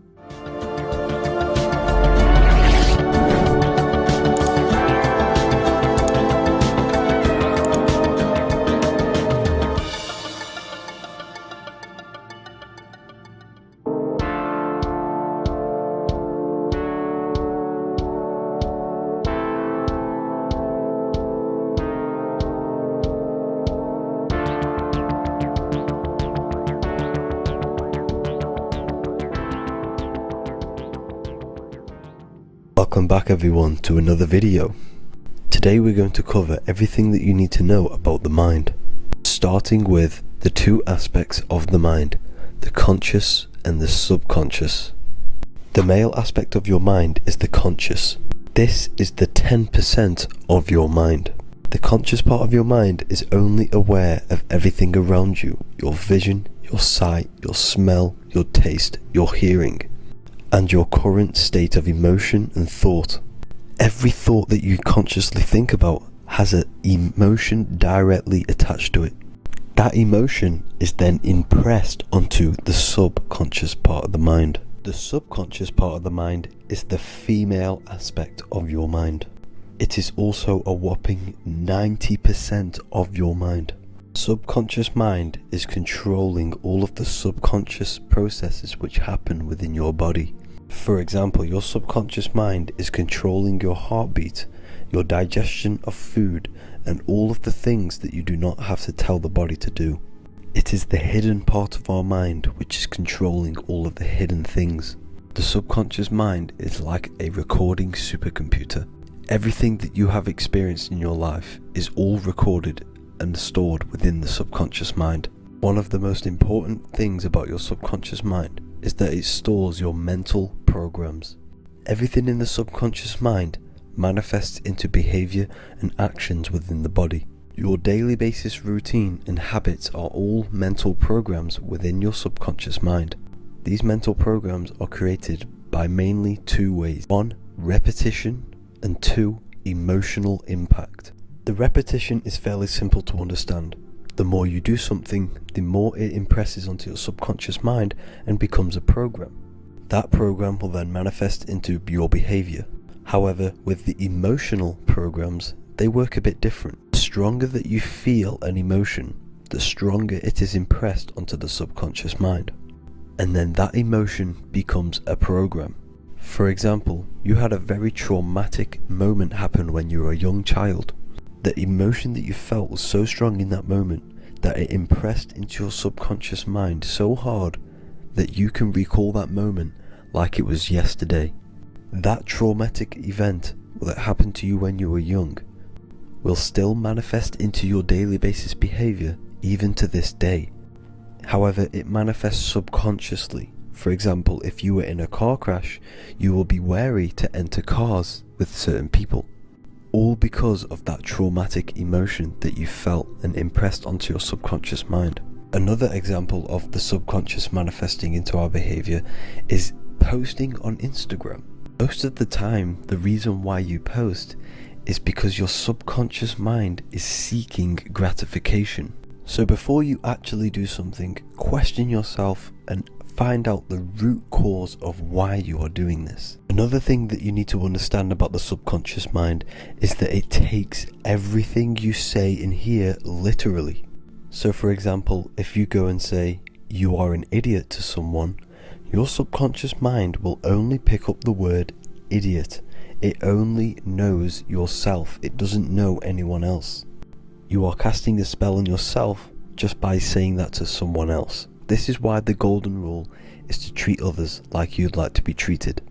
Now, you can rewrite these programs which are already in your subconscious mind. However, it does take consistency. You have to change these programs which have been running for years. And by changing these programs, you change your behavior, because these programs manifest into your behavior. The best way to do this, personally, is to listen to affirmations first thing when you wake up in the morning, and do this for 10 minutes every single morning. Then at night time, you want to think and feel that you are becoming the reality that you desire. The more that you feel this reality, the more it will become a program and impress your subconscious mind. For example, you're trying to gain financial freedom. If you trick your subconscious mind into creating a program saying that you are financially free, this will manifest into your behavior. You will start doing more work. You will start looking for ways to make money. Your mind will be set on the frequency of money and financial freedom. Therefore, you will receive thoughts based around this program. If you take enough action, your life will dramatically change because of this program that you created in the mind. This is why we call it a mindset, because your mind is a frequency tuner which sets its frequency onto different thoughts, because thoughts are frequency. If you fill your mind with a specific frequency, you will gain thoughts and ideas based around that frequency. To create a stable mind, you need to master your emotions. You need to change your mindset. Everything that you experience is neutral. Based upon the mindset that you see it, you either give it a positive or negative charge. By understanding this deeply, you will then control your emotions. I hope you gained some wisdom and enjoyed this video. Please, if you can, leave a comment and a like, and subscribe to the channel if you like this content. Love and light to you all.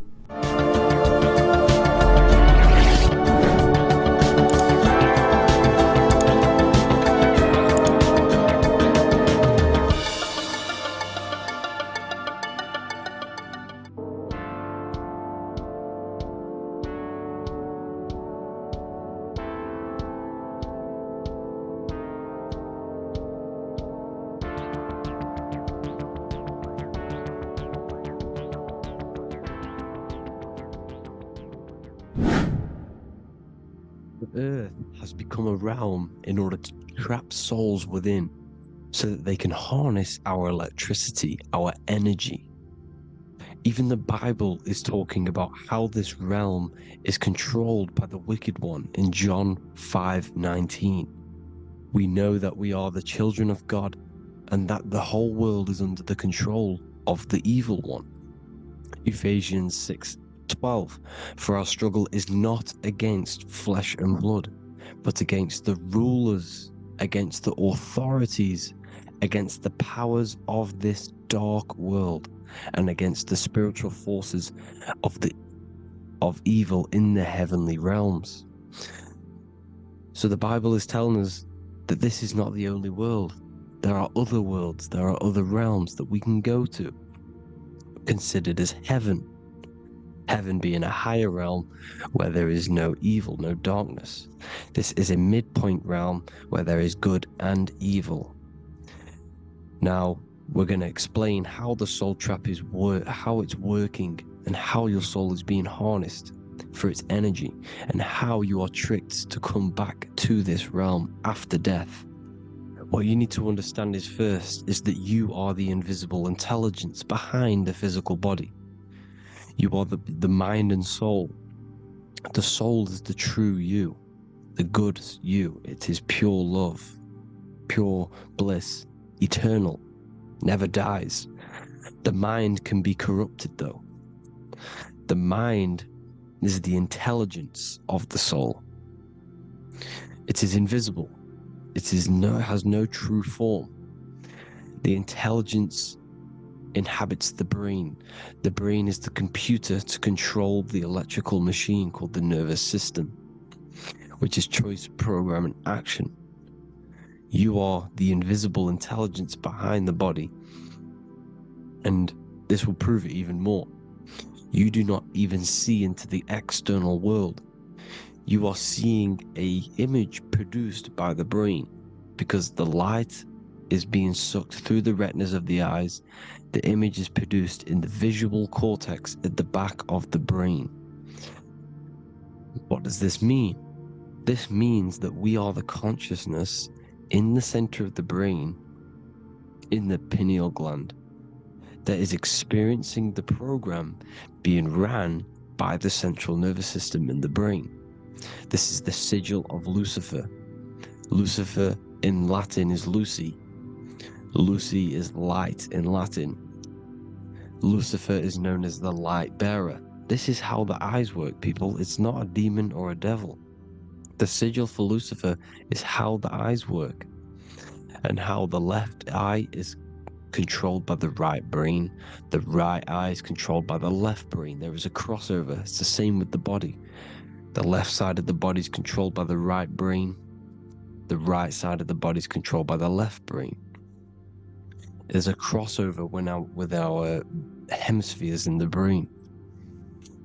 Now, this empty chamber in the center of the brain is where this universal cosmic intelligence is held, known as the most holy place in the Bible, the throne of God. Okay? This is above the 33 vertebrae on the spine. As you can see here, you are the being in the center of this point. All of the nerves are being sent back to this one particular point, which is the seat of our invisible intelligence. You can see it's an empty chamber. Our consciousness, our intelligence is not a physical thing.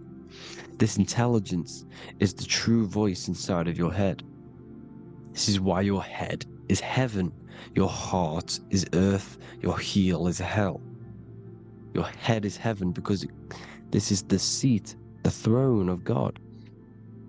God is in heaven because the consciousness, this divine intelligence that's controlling the body, is sat in the center of the brain. The brain is taking commands of this invisible intelligence. When you close your eyes, you can feel your awareness, your consciousness, your intelligence is all in the brain. Your awareness is not in the feet, the heart, the legs, the arms. It's all in the center of the brain. Now, if you meditate deeply, you will find that you are beyond the mind. You are the being observing the thoughts. You are the soul observing the thoughts. Now, with this being said, You are the consciousness experiencing the program being ran by the central nervous system in the brain, because you're not seeing into the external world. It's an image, it's a simulated image produced by the brain and the central nervous system. You do not experience the external world, you do not feel the external world, you feel electrical impulses on your nervous system. Your nervous system is decoding what you are feeling. So the only thing that you truly feel is the electrical impulses on your nervous system. This is why the nervous system is the tree of knowledge of good and evil, because it gives your invisible intelligence, your mind, the knowledge of good and evil. It can detect good things, it can detect bad things. If it's hot, if it's warm, if I need to go, the nervous system is doing this. It is the tree of knowledge of good and evil. Okay? Now this universal intelligence is symbolized as the single eye. Okay? Matthew 18:9. It is better for you to enter life with one eye than to have two eyes and to be thrown into the fire of hell. What does this mean? It's symbolic, it's metaphorical, people. It is metaphoric. Your universal intelligence is the single eye, the one eye. It's the balance between the two poles, between the left and the right, the good and the evil.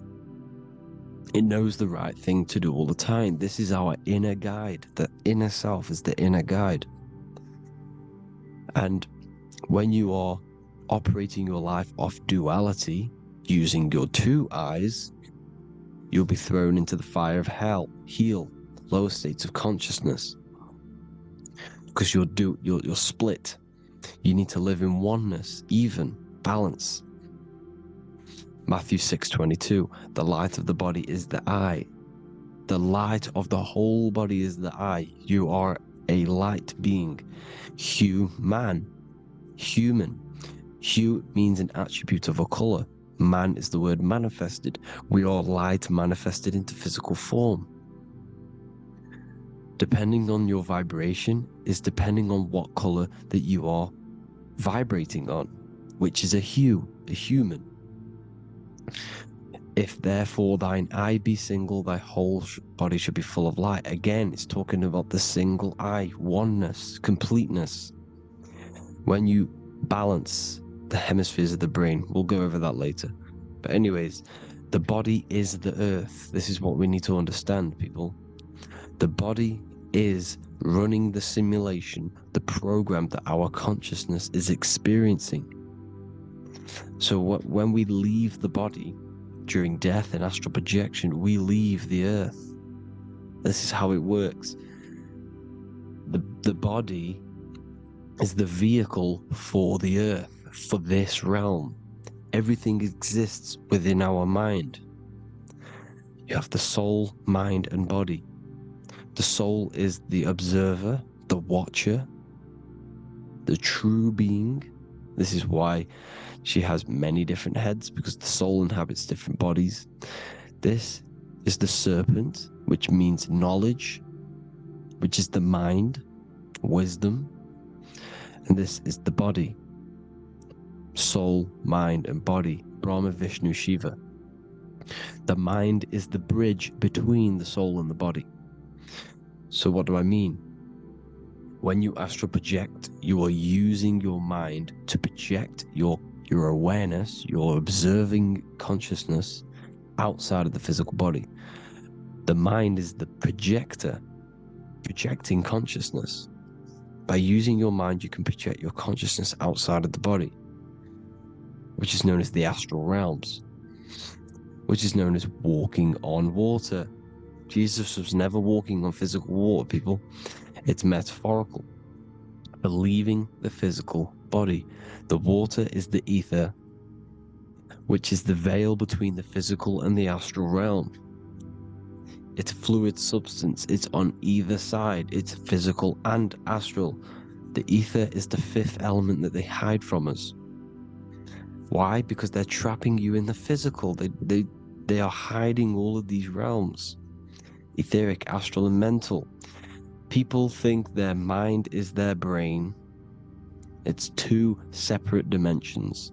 These are completely different dimensions.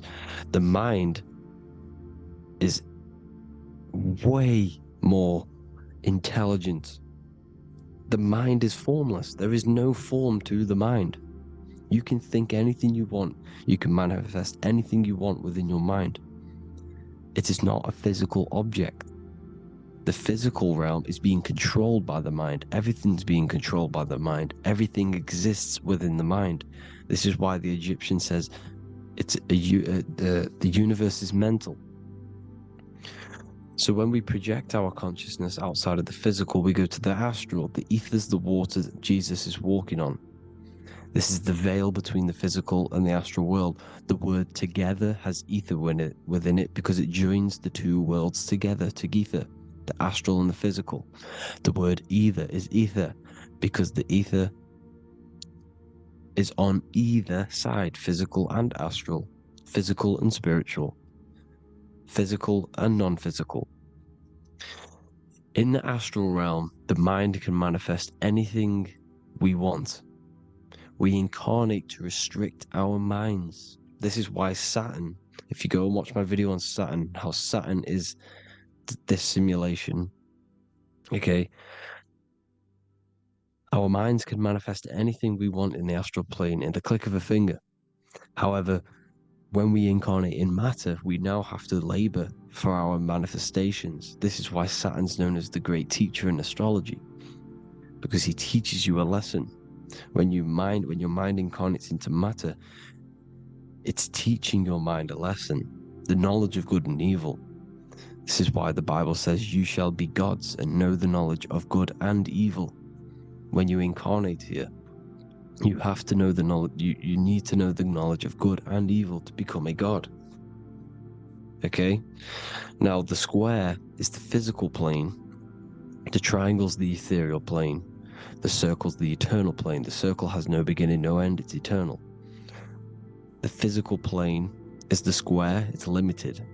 The square is limited. The cube is the geometric shape which gives rise to matter. Now the term think outside the box has truth in plain sight. You have to think outside the box to project your consciousness, use your mind to project your consciousness outside of the box, the physical plane, into the astrals. The astral realm is the realm of the stars. Above us is the stars. Through the stars is the astral plane. This is why astral has the word star within it. The devil is the de-veil. When you sell your soul to the devil, quote unquote, it's metaphorical. The devil exists in the physical plane. It's the lowest state of consciousness. The de-veil, you de-veil yourself into the physical when you are the devil. The de-veil. The ethereal plane. Now, we also know what the famous symbol of the all-seeing eye, right? The all-seeing eye with the eye in the triangle. Look at the Masonic artwork showing you the triangle above in the sky. This is symbolizing the ethereal planes. The eye in the triangle symbolizes your invisible intelligence, your mind, which has the ability to see on either side. Because the triangle is the ethereal plane, the eye is your consciousness, your intelligence, and this intelligence has the ability to see in the physical plane and to see in the ethereal planes, in the astral planes. This is why it's above the earth, it's above the ground, because it can see here, it can see in the heavenly realms. Now, the stars are, well, this is known as heaven, the realms of the astral planes. This is some quotes from the Emerald Tablets of Thoth. Out of the darkness ye must rise upwards, one with the light and one with the stars. Man is in process of changing to forms that are not of this world. Grows he in time to the formless, a plane on the cycle above. So there's other worlds. The Bible's telling you there's other worlds, there's other realms. Know ye Ye must become formless before ye are one with the light, the astral light above, which shining through the stars. Not of the earth are ye, earthy, but a child of the infinite cosmic light. You are the invisible intelligence controlling the physical body. The body's not you. It's the vehicle that your soul lands in when your mind projects your consciousness into that realm. Free from the body, I flashed through the night. Unlocked at last for me was the star space. Wow, that's powerful. The star space, the astral planes. This is what it's talking about. We are all a star. We descended from the astrals, which is the star. We are all a star. Look at the ancient paintings of Jesus' birth. It's the star beaming his consciousness down into the physical plane. Here's another one. Here's some Freemasonic artwork showing you, again, the ether, that invisible intelligence, the I, manifesting itself inside of here, in the physical realm, where the people are. You see? It's the same here. This is Jesus. Here's the bird symbolizes the Holy Spirit, your invisible intelligence, descending into the waters, the ether, the ethereal, everything. The ether's the base of all physical matter. Here's Truth in Plain Sight. Mr. Bean, the famous TV program in England, in the UK. He begins the program like we all begin the program from falling from the stars. He falls down with a beam of light. And this is Truth in Plain Sight. This is false. The aliens don't exist. They're a lie, alien. But this symbolizes the star beaming our consciousness. And when we die, this star will suck us back up. Just like this UFO is doing. It's Truth in Plain Sight. So, this is some more Freemasonic artwork. Going from duality to singularity. Sun, moon, masculine, feminine. Right hemisphere, feminine, left hemisphere, masculine. The consciousness in the center, the balance point. Here's another more Freemasonic artwork. The two pillars, left and right hemispheres, and the invisible intelligence between the left and right hemispheres, the light of the body. This is why light's coming off it. Because it's light, it's pure light. The blazing star. The stairs go from the checkered board, the duality, up to oneness, in between the sun and the moon, the masculine and the feminine. This is symbolizing going into oneness. What did the Emerald Tablet say? You've got to become one with the stars, one with the one with the self. Balancing the two hemispheres so that you can gain, because when the two hemispheres are balanced, you can gain a more deeper connection with your invisible intelligence. Same with the chakras. When the chakras, the 7 seals in the Bible, these are 7 seals because when you conquer the 7 chakras, when you balance the 7 chakras, you then gain a more deeper connection with your internal self. Because your mind is not filled, it's not being ran, it's not being dominated by these 7 deadly sins, the 7 seals, the 7 chakras. These are 7 energy centers which are concealing our true form. Balance makes us have a stronger connection with our true cosmic intelligence. Heaven is even. This is why Jesus is pointing at the heart. The even point is the heart. You got to balance the chakras and live from the heart, because the heart is the earth. You're in good and evil. The body manifests the lower and the higher self. The higher self is in the higher parts of the body. Wisdom, intuition, expression. The lower self is in the lower parts of the body. Sex, food, and power. This is how they are trapping your soul, people. Like I said, the mind is the bridge between the soul and the body. So by tricking the mind, not giving it the right knowledge, and keeping the mind stuck in the lower 3 centers, thinking about power, food, and sex, This is low vibrating energy. It's going to keep your mind addicted to the physical realms. Okay? This is why you need to go even, balance, heaven. Okay? I will explain the soul trap in a second, how it fully works. But I'm telling you all the science behind it so you can understand. When you are doomed, you are domed. This is the dome, the firmament, the firmament, the mind. Ment is mind, firm is firm. A firmament is doomed under the firmament.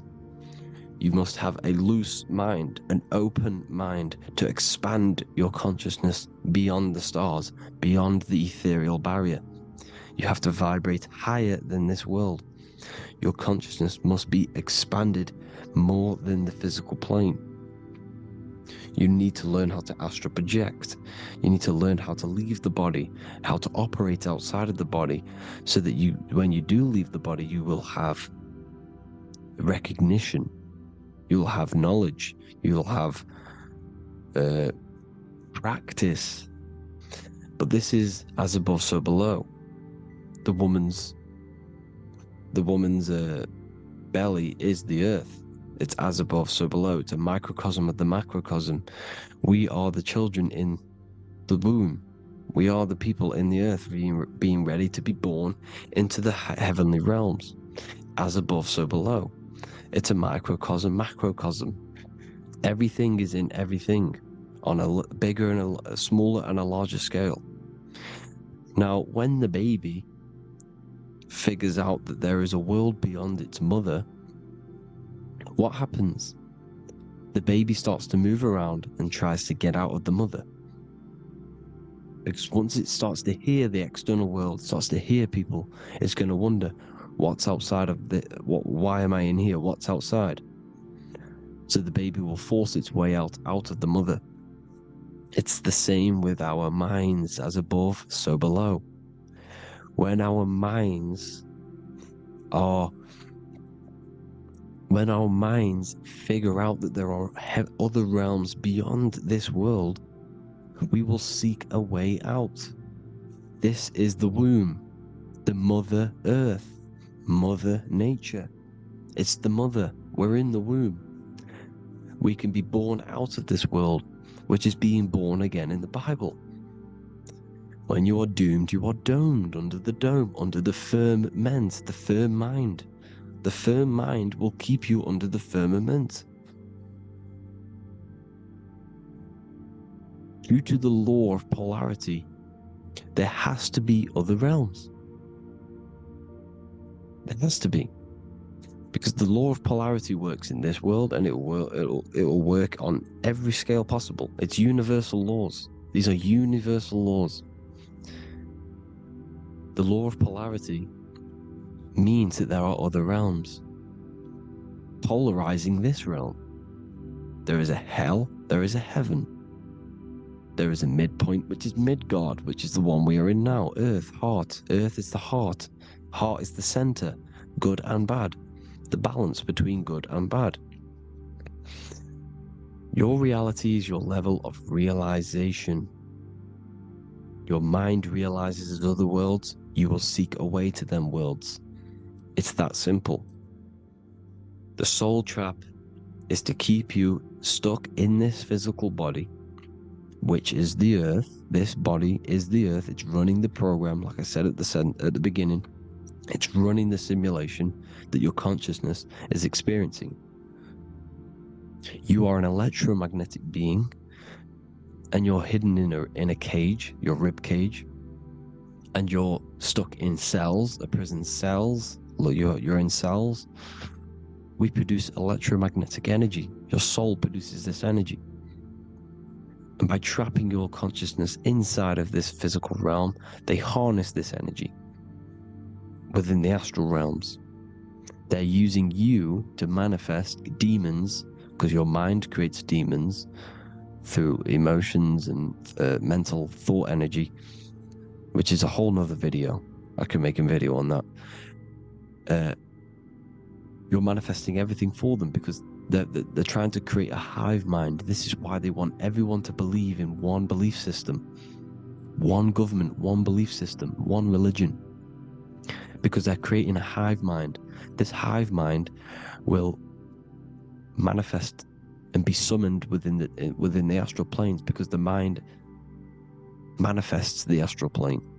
The astral plane is the realm of imagination. The mental plane is the realm of just thought alone. The etheric plane is the energy. The physical plane is the matter. So all of our minds together are manifesting these demons within these subconscious realms, the astral. Now,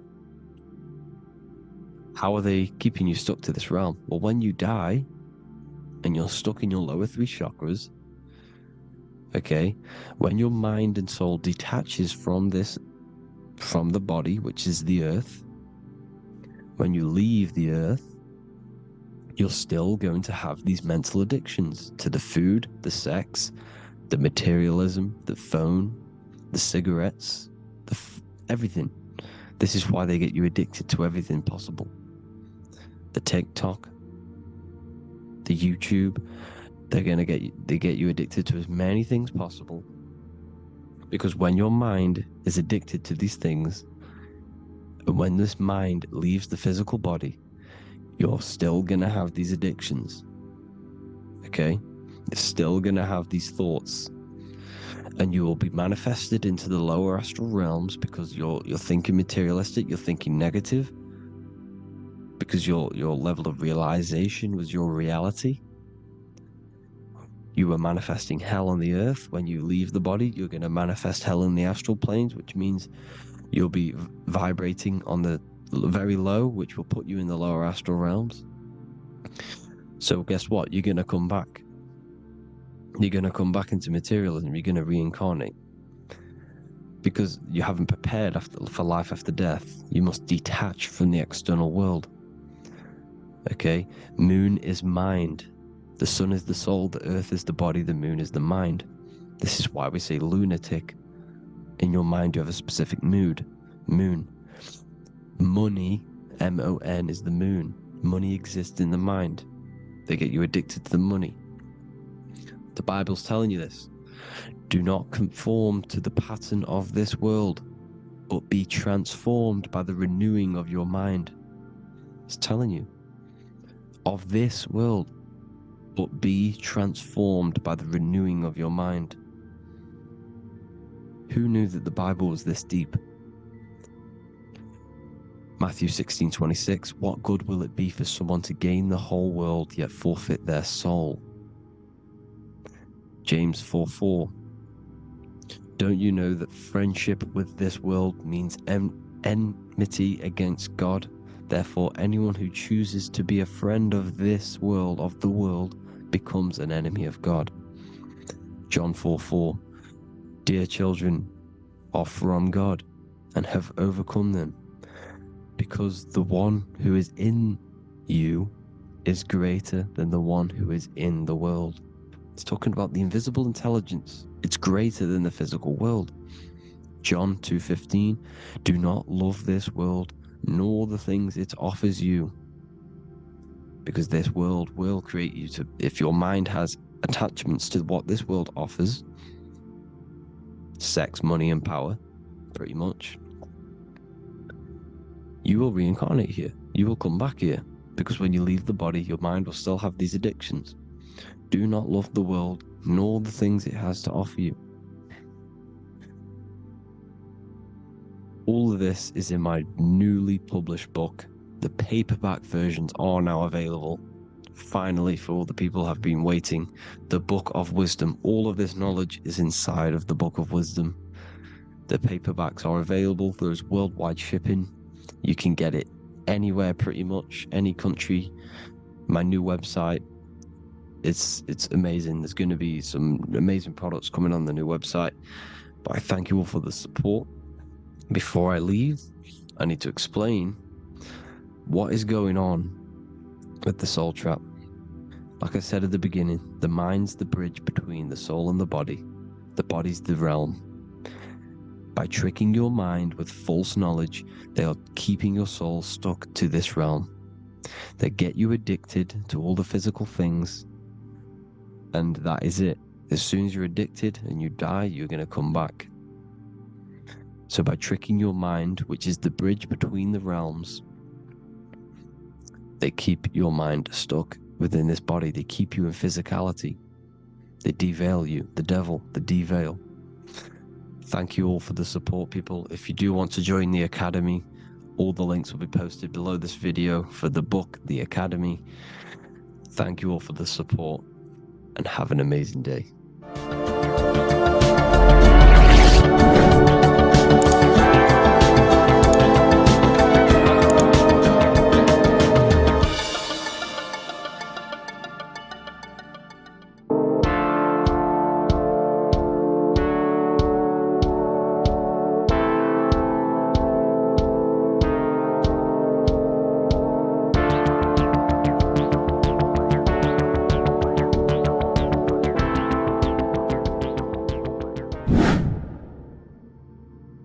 What is good, people? We're back with another video, and this is going to be talking about the connection between the micro and the macro.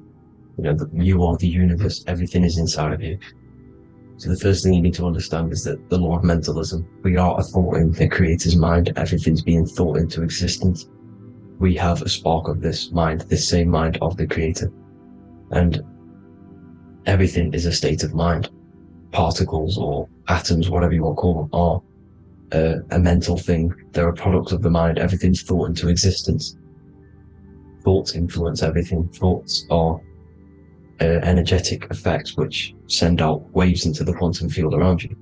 And your consciousness is actually the universe experiencing itself, expressing itself, and viewing itself. So we are the creator, but viewing itself in separate bodies. And this is why they call the material world the world of illusions. Because everything's separate here, but we all forget that we are all one. We've all been brainwashed to think we're all separate, but we're all one. We're all the same mind, the same consciousness, everything. So everything's created out of toroidal fields. God created the toroidal field. That's the only thing that exists, because atoms are toroidal fields, and it's the basis behind all creation. As you can see it in the owl's eyes, it creates the infinity symbol. And this was the apple. That apple is a toroidal field. And the toroidal field is made out of dielectricity, which is ether. Ether is black light, and this is counter space. This is another realm. This is what creates God to be omnipresent, to be everywhere at one place at all times. He is everywhere because ether is everywhere. And ether is infinite potential. It connects everything together, and that's what energy moves through. It moves through the ether. And that's black light. Everything is light, as it says in John 4:2. God is light. Everything's a vibrational state of light. So the torus field is made out of dielectricity, ether, black light, magnetism, which is white light, which is the center of the toroidal field. And magnetism radiates, it has no vibration. And then when white light splits, it turns into electricity, which is physical material, and that has a vibration. This is the Holy Trinity. The sun, the moon, and Saturn. Saturn, the god of materialism. If you've watched my videos on Saturn, you know that Saturn is crystallizing everything into physical matter. And that's why his old name was El. The ancients called him El. And this is why we get El electricity. This is where El electricity comes from. Because El electricity is only a product of the physical world, which is redshift, blueshift, Adam and Eve. And this is what creates the redshift, blueshift is what is a product of magnetism. When magnetism, white light splits, and this gives us vibration.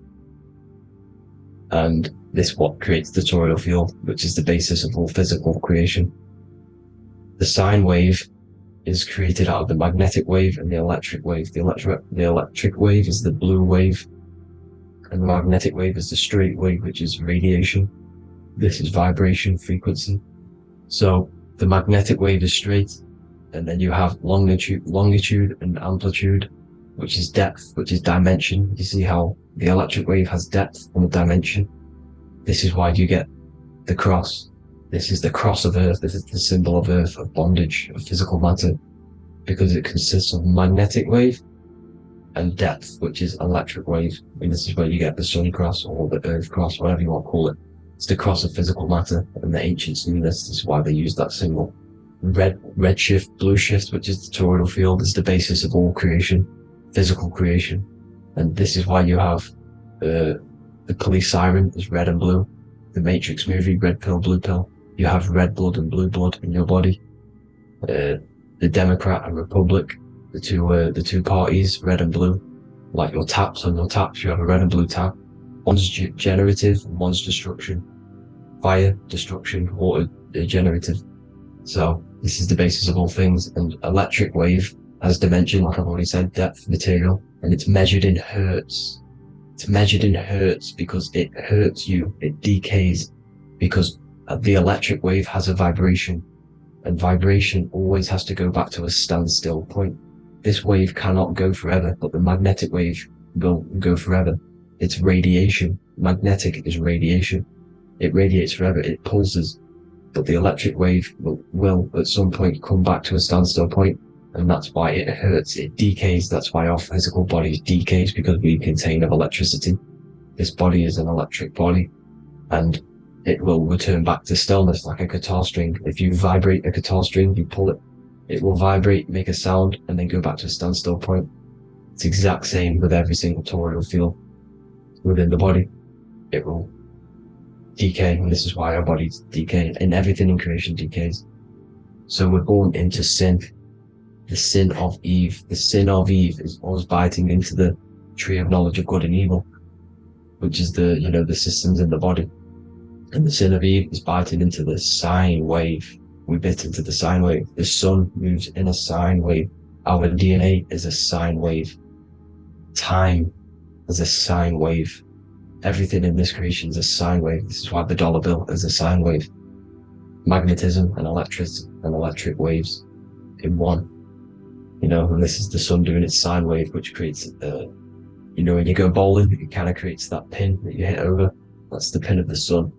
The zodiac sign is a sine wave, because the zodiac sign is an expression of the toroidal field, because magnetism unfolds into 12ness.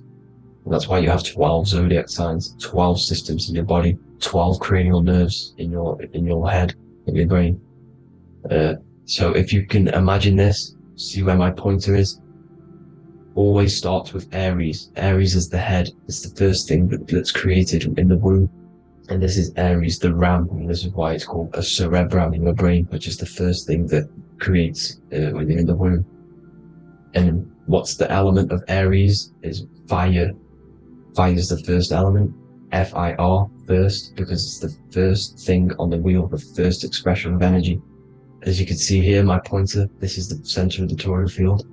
It would go Aries, Virgo, Capricorn, Pisces, Scorpio, Cancer.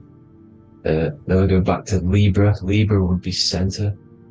But you see how the toroidal field is the expression of the 12 energies. That's what the constellations are, the energy expressions of the toroidal field.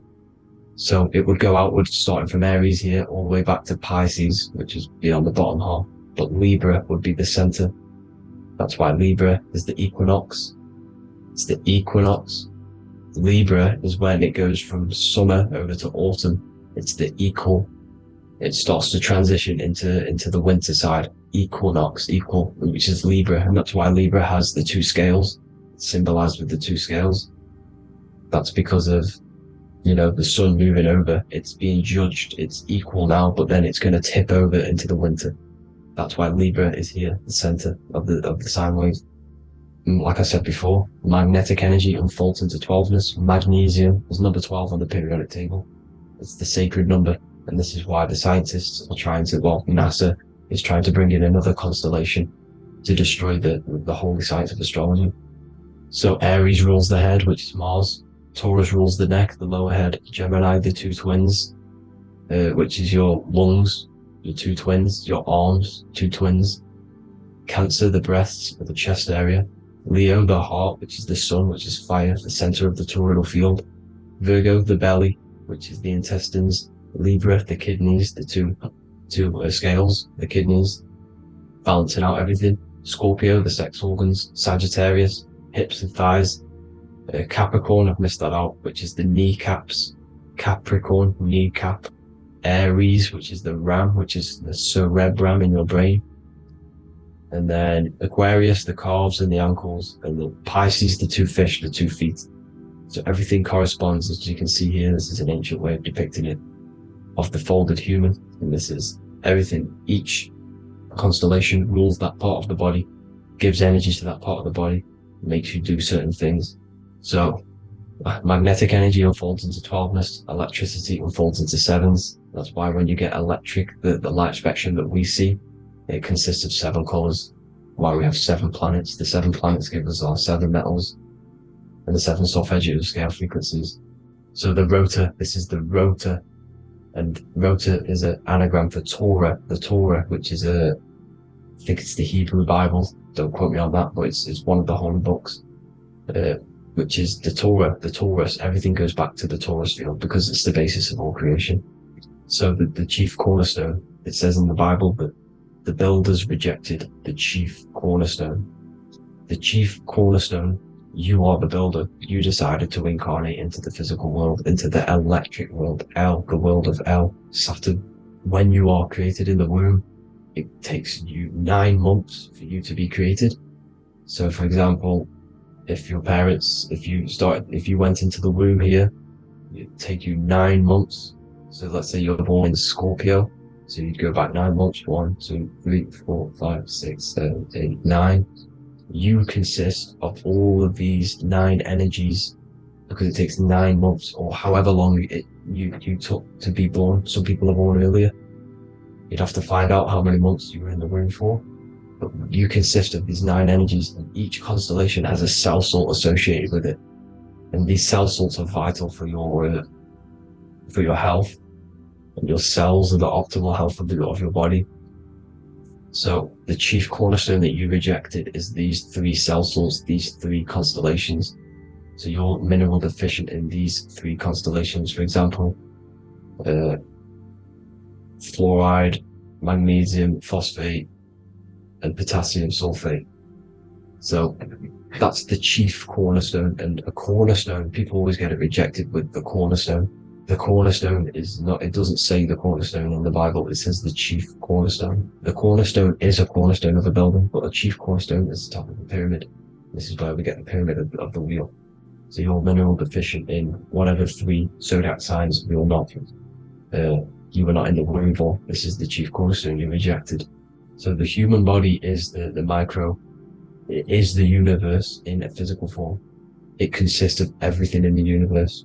Just like your consciousness is the universe watching itself, experiencing itself. Your body is the whole universe. 12 systems in the body, 12 zodiac signs, 7 chakras are the 7 planets. The Holy Trinity of you is your Temple of Solomon, the soul and the mind, the sun and the moon. You know, everything is in you. You consist of everything, all the energies, everything. Heaven and hell. Heaven and hell is a mind state. It's a state of the mind. Head, H-E-A, which is heaven, and the heel, the bottom of your foot, is hell. And the bottom of your foot is the soul. So they're basically saying, well, it's wordplay. They're saying that your soul is in hell because, you know, with the elites being in control. So they call the bottom of your foot the soul, trying to say that you're in hell. The Christ is in you. And this Christ is Greek for what? Christos. And Christos is Greek for the oil. And this oil is produced in the cerebrum, the Aries, the ram, the cerebrum. It goes down the pineal. Well, the pineal and the pituitary are underneath the cerebrum. Goes down the pingala and the ida. The pingala being the positive charge connected to the pineal gland, pin, and the ida connected to the pituitary. And this is the 2 serpents going down the spinal column. And this is why Jesus goes from Nazareth to Bethlehem, and then Joseph and Mary are waiting for Jesus in Nazareth. Joseph and Mary are the pineal and the pituitary gland waiting for Jesus to come back up the River Jordan, your spinal column. So this is the oil. This is the story of Santa as well. Santa comes from the North Pole. Why? Because the North Pole of the Earth is the center of the toroidal field, and the North Pole of you is your spinal column, which is the North Pole of the toroidal field. the North Pole. He comes from the North Pole. This is the North Pole. This is the South Pole of the toroidal field. Comes from the North Pole, which is your mind. And he goes down the chimney and then back up the chimney. This is the chimney. And he drops off the present, which is the Christos, the oil. And this is why Jesus is crucified at 33, because he crosses over the vagus nerve at the top of your spine. When this oil comes back up the 33 vertebrae, these are your vertebrae here. When it goes up the 33 vertebrae, it gets crucified at 33 because it crosses the vagus nerve, and he's crucified on a cross at 33. This is the story behind Jesus and Santa. The Ark of the Covenant in the Bible is the two hemispheres which cover the vital parts of your mind, the brain side, which is the cerebrum, the pineal, the pituitary, etc. So the two hemispheres are the two angels, the Ark of the Covenant. This is the Ark of the Covenant, covering the two vital parts of your brain. So these are the optic thalamus is another part, and it protects the Christ oil, which is inside at the center of the brain. See, the Bible is all a massive metaphor about yourself, because you are the universe. You are a microcosm of the universe. Your consciousness is experiencing itself, and the universe experiencing, and your body is the whole universe. Your head's heaven. So Moses crosses the Red Sea. These are the two hemispheres of your brain. This is the corpus callosum, the Red Sea. So he's pretty much saying that he's uniting the two hemispheres of your brain, because most people in this generation are stuck in the left brain, which is just logic, reasoning, science and maths, writing. And this is what school teaches you to do. It keeps you stuck in your left brain. And you want to cross over to you want to cross the Red Sea, which is the corpus callosum, to the right brain, which is awareness, art awareness, creativity, imagination, intuition, insight, using the higher mind, creativity, imagination. If you don't have intuition, then you can't read energy, you can't pick up on bad things. This is what Moses is symbolizing by crossing the Red Sea. And it's also the upper room where Jesus met the 12 disciples. 12 disciples are the 12 cranial nerves in your brain. It doesn't just represent the 12 zodiac signs. The 12 disciples symbolizes many different things. It's like I said, energy the universe consists of 12ness. So you have 12 cranial nerves in your brain, and that's the 12 disciples as well. And they want you stuck in your left brain, which is the five senses, materialism. So they say in the Bible that Satan blinds the mind. Satan is Saturn. If you've watched my videos, Satan is Saturn. And you consist of the Holy Trinity, which is the sun, moon, and earth. The soul, moon, the soul being your sun, the solar, the moon being your mind, the earth, your physical body. And Satan blinds the mind. Why? Because we enter a soul system. This is a soul system, not a solar system. And Saturn is the Lord of the Rings, which is the outer ring. When your soul enters the soul system, your soul starts to materialize. It hits Saturn. Why? Because Saturn starts to materialize you. You take on the 7 virtues, which are the 7 planets, which are your 7 chakras. And to get out of this soul system, you must get out of your lower nature, your animal nature, which is lust, desire, greed. The number of the beast, 666, which is Saturn, Satan. So you enter the soul system, you take on the 7 energies, which you turn into physical matter. And this is your descension from heaven to what you say hell. And then you must raise back up from matter to spirit. They say Satan blinds the mind. Why? Because your mind gets materialized. Your soul and mind get materialized.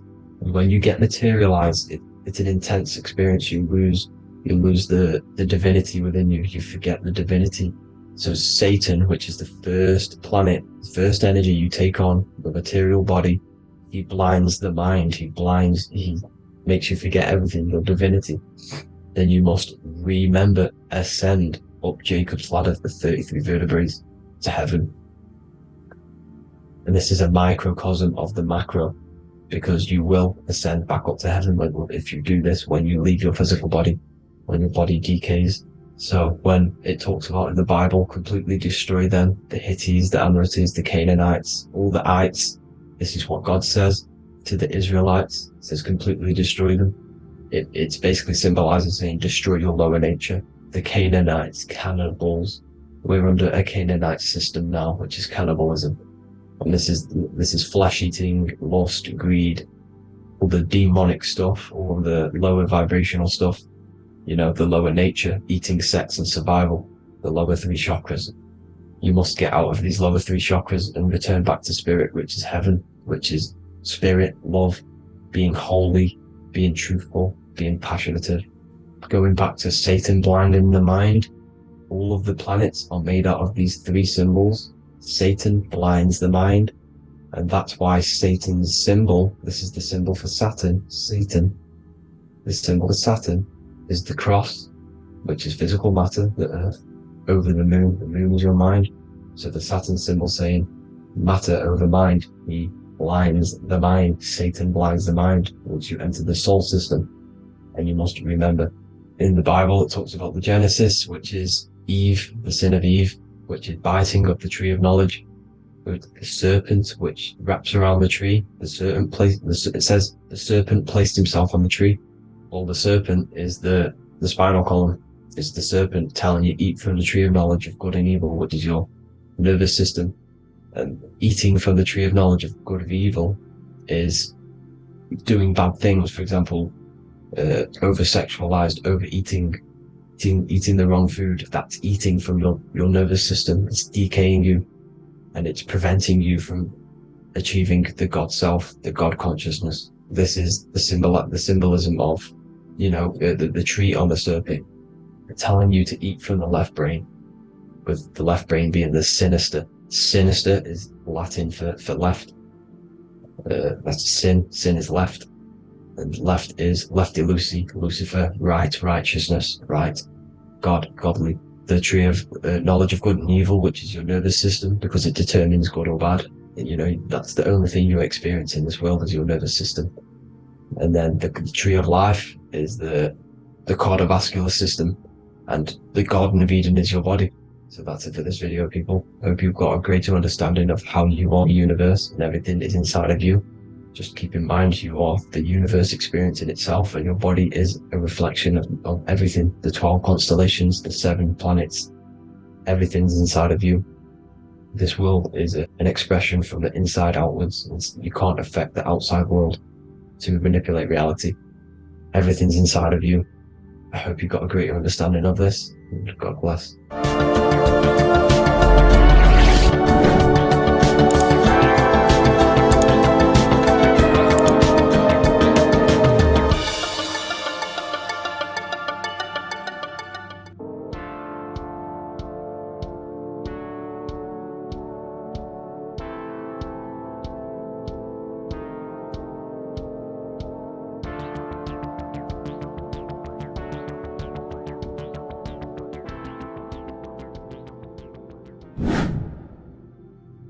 How are we all doing, people? It's Revival of Wisdom from the Wisdom Academy. Today we're going to be breaking down God, consciousness, and the higher and the lower self, and how to overcome the lower self. Now, the first thing you need to understand is that you are the invisible intelligence within the brain, within the body. This invisible intelligence is known as the mind. But you are not the mind, you are the observer of the mind, which is the soul, the invisible entity. The mind is your intellect, your intelligence. Now, the mind is, it's hard to put this in words, but the mind is something that gives you the ability to explore the universe. And this inner self is the I am. It's the quiet, the inner self, the voice you see in you hear in your head. This is why within spells high twin, inside, internal. The I is also the number 1, which is one line. Because the one and only, is the inner self, which is the I am.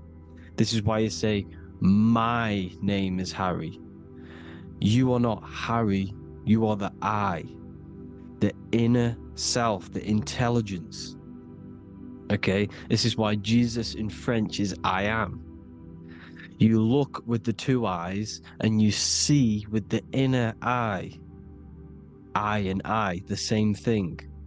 Okay? Because the eye inside is what gives you the perception of what you're looking at. So when someone's trying to explain something and then you catch on saying, I see now, it's because you're seeing with your inner eye, the one that gives you perception, gives you intelligence, gives you the ability to understand things. This is the internal eye, the invisible self, which the physical body is nowhere near as complicated as this inner self. It's in infinite potential. God, G-O-D, generator, operator, destroyer, soul, mind, and body. Brahma, Vishnu, Shiva, the Father, the Holy Spirit, and the Son. They're all... the reason why you see God is always a triad is because it represents yourself. Your invisible intelligence is God. Me and you are the same invisible intelligence. We are the invisible intelligence experiencing the program being run by the central nervous system and the brain. I always say this in my videos, but I have to, in order for you to understand the things that I'm going to say later on in the video, you need to understand this concept, is that you are the consciousness experiencing the nervous system, the tree of knowledge of good and evil, which is you here. You would be in this invisible intelligence right here in the center of the brain. Now, this is why the ancient Christians show God is in the brain. This is the brain stem. This is the brain. This is also the brain stem and the brain. The brain stem and the brain. It's all depictions of the brain, because the brain's the computer, the electromagnetic computer, which decodes the demands created by the invisible intelligence, the I, the inner self, you, your true self. The person if you observe what someone moving, this is going to sound, but if you observe someone walking, it's not the body. The body is moving, but the thing telling it to move is the invisible intelligence. Before you kick a football, a decision is made within your invisible intelligence, your mind. And this consciousness, this invisible intelligence, is either stuck between the lower self and the higher self. Okay? When the invisible intelligence, meaning the true self, identifies itself with the physical body, it will trap its mind within physicality. This consciousness that we have is either operating in the lower self or the higher self. It's either feeding the material body or it's feeding the spirit. Okay? But because we are physical and spiritual, we need to be even. We don't want to be meditating all day long, because we do have a physical body as well whilst we are here. We are playing a game in physical matter. Okay? Now, the reason that you incarnated here is to learn a lesson, because the mind can manifest anything it wants within the astral planes, within the world of imagination.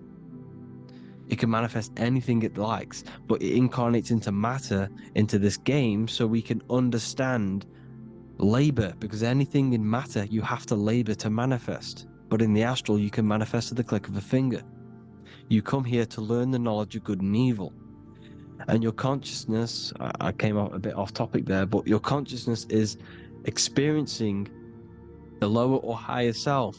The lower self is manifested in the lower parts of the body. Sex, food, and power, the lower three energy centers. These centers are like mini brains. You are literally thinking with these centers. And when your mind is stuck within these lower centers, you'll think, have you ever heard the term of thinking with your penis, or thinking with your, you know what, as a man? Even females maybe, but mainly this is a boy saying, you're thinking with your penis. This is a truth. It's truth in plain sight. You think with these energy centers. When you're living off the lower three centers, all you care about is sex, food, and power. Eating, sleeping, and greed. Power's kind of like greed. Now, when we move up to the higher parts of the body, when we live our life within the higher parts of the body, this is considered heaven. Love, expression, intuition, and wisdom. This is what we need to be aiming to do, moving out of the lower half of the body and living our life within the higher self, the higher parts of the body, thinking with the higher energy centers, thinking with love, expression, intuition, and wisdom, spreading love, expression, intuition, and wisdom to others. Heaven is even. This is why Jesus is pointing at the heart chakra, always pointing at the heart. Earth rearranged his heart because in earth you're manifested as a physical being. You're in the heart, good and bad. You need to be balanced between the good and bad. Because love can be a demon too. That's a whole nother video, but love can be a demon. Now the seven chakras are known as the seven seals in the Bible. When the Lamb opened the seventh seal, there was silence in the heaven for about half an hour. This is a verse from the Bible. The Lamb is Aries, which is the higher brain, the cerebrum, Ram, Aries. Because when the Ram opens the seven seals, you enter the kingdom of heaven. Because these chakras seal your invisible intelligence. They seal your true self. You are behind these seven seals, your true invisible self, your true consciousness. Because behind these seven seals, you do not think about anything materialistic. Your intelligence is not material. It's not physical. It's not from the physical world. It does not desire the physical world. The body is the beast. The body's the animal, the lower self, which can corrupt our intelligence. It can corrupt the intelligence. Okay? Now, we need to balance these chakras so that we gain a deeper connection between this intelligence and the brain. Because when there's a strong connection between the brain and the intelligence, your body and the intelligence, you have a strong connection. Therefore, you can manifest what the intelligence is saying at all times. Meaning, when, for example, your higher self, this is intelligence, the higher intelligence is always speaking to you. It's always guiding you. It's always telling you the right thing to do. You can feel it. When you're doing something wrong, you can feel that you're doing something wrong. Because this higher self, this intelligence knows what it needs to do here. And when there's no connection between the body and this our intelligence, our true self, when we strip away, when you close your eyes for long periods of time, you will figure out you are this invisible, infinite, creative being. There's no words that I can't describe what it is. But it's the voice inside of your head that you can feel when you close your eyes. You are this being inside of the head, heaven, because this is heaven, this intelligence. And when there's a strong connection between the body, you can manifest everything it's saying. When everything is balanced, when you're no longer thinking with the lower centers, when they're all balanced, you're not thinking in particular with every center, you balance them all, you can manifest everything it says. Your body will act out what the intelligence is always saying. This is God in the brain, the intelligence, trying to touch Adam, representing the lower self. This is why they're not touching.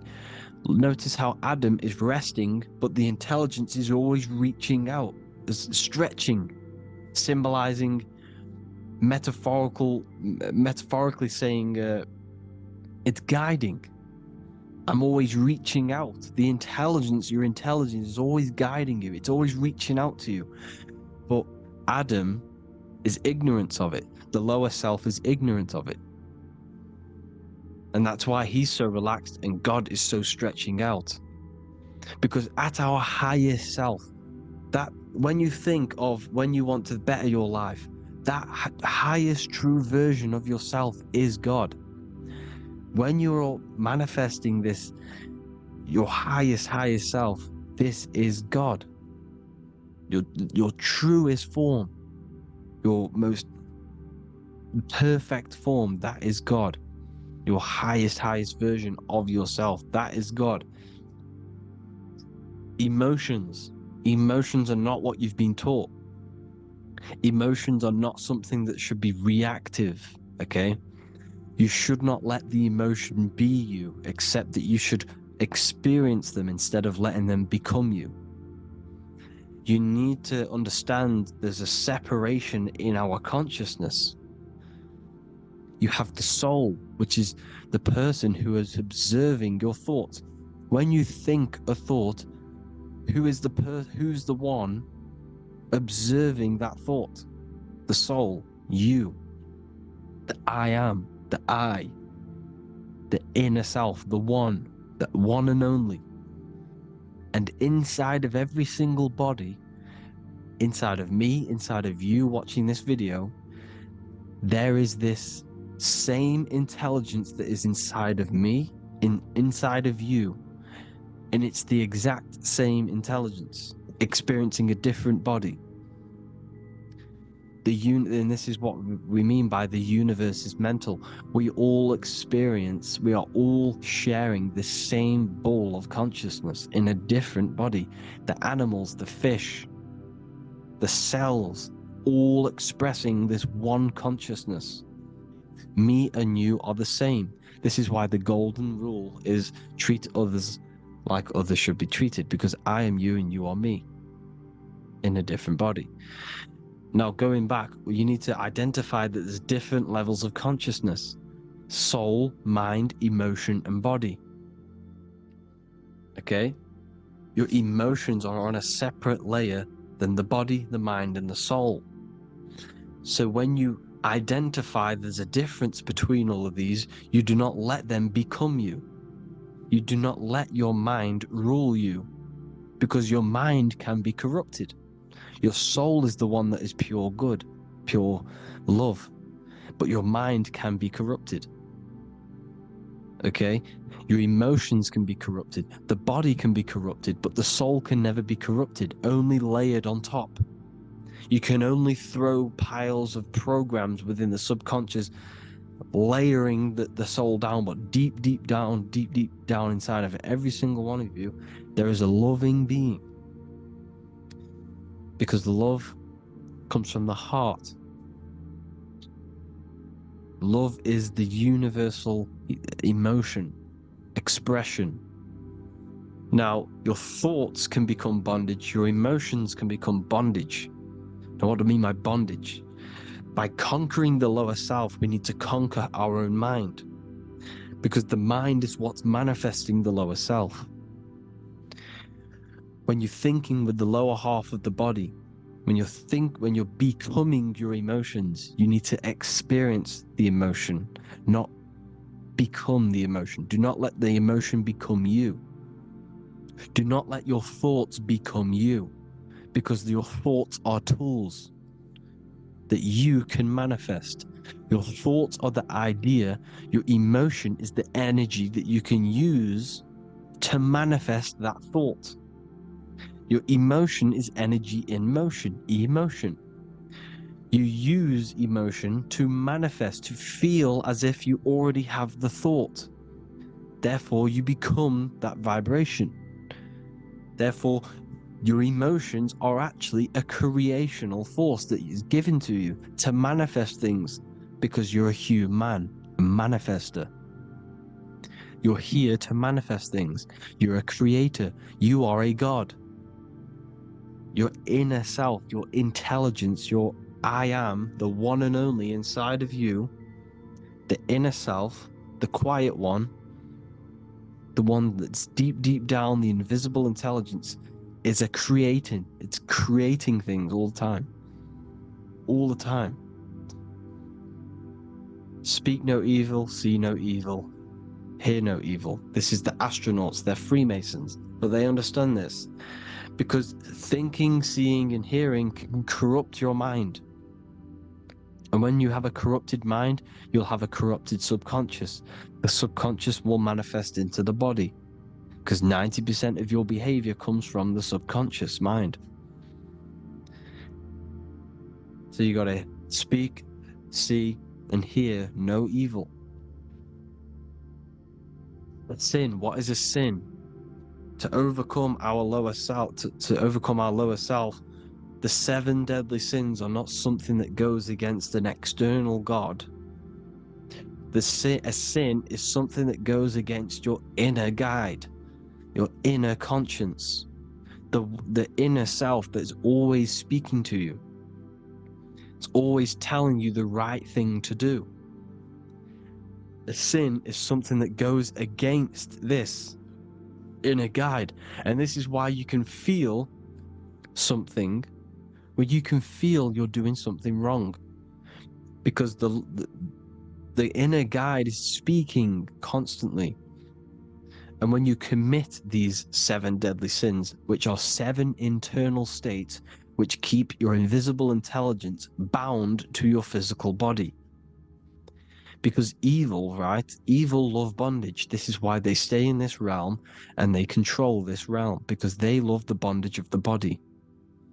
They like matter. They want to stay in matter for eternal life. They don't want to ascend back into the heavenly realms where you do not have a physical body. You can explore the universe within the astral planes. They stay bounded to the body, bounded to the 3D construct of the physical world. They have greed, lust, envy, gluttony, wrath, sloth, pride. They want all of this. And if you want that, that's okay. But deep down, you don't want that because your soul is always telling you the right thing to do. Your soul knows what to do to get out of here. It needs to detach from the external world. Detach from all of these 7 internal states which bound you to your lower self, your lower centers. That's what a sin is. You know, you have a left and right brain. The left brain is always analytic. The right brain is metaphorical.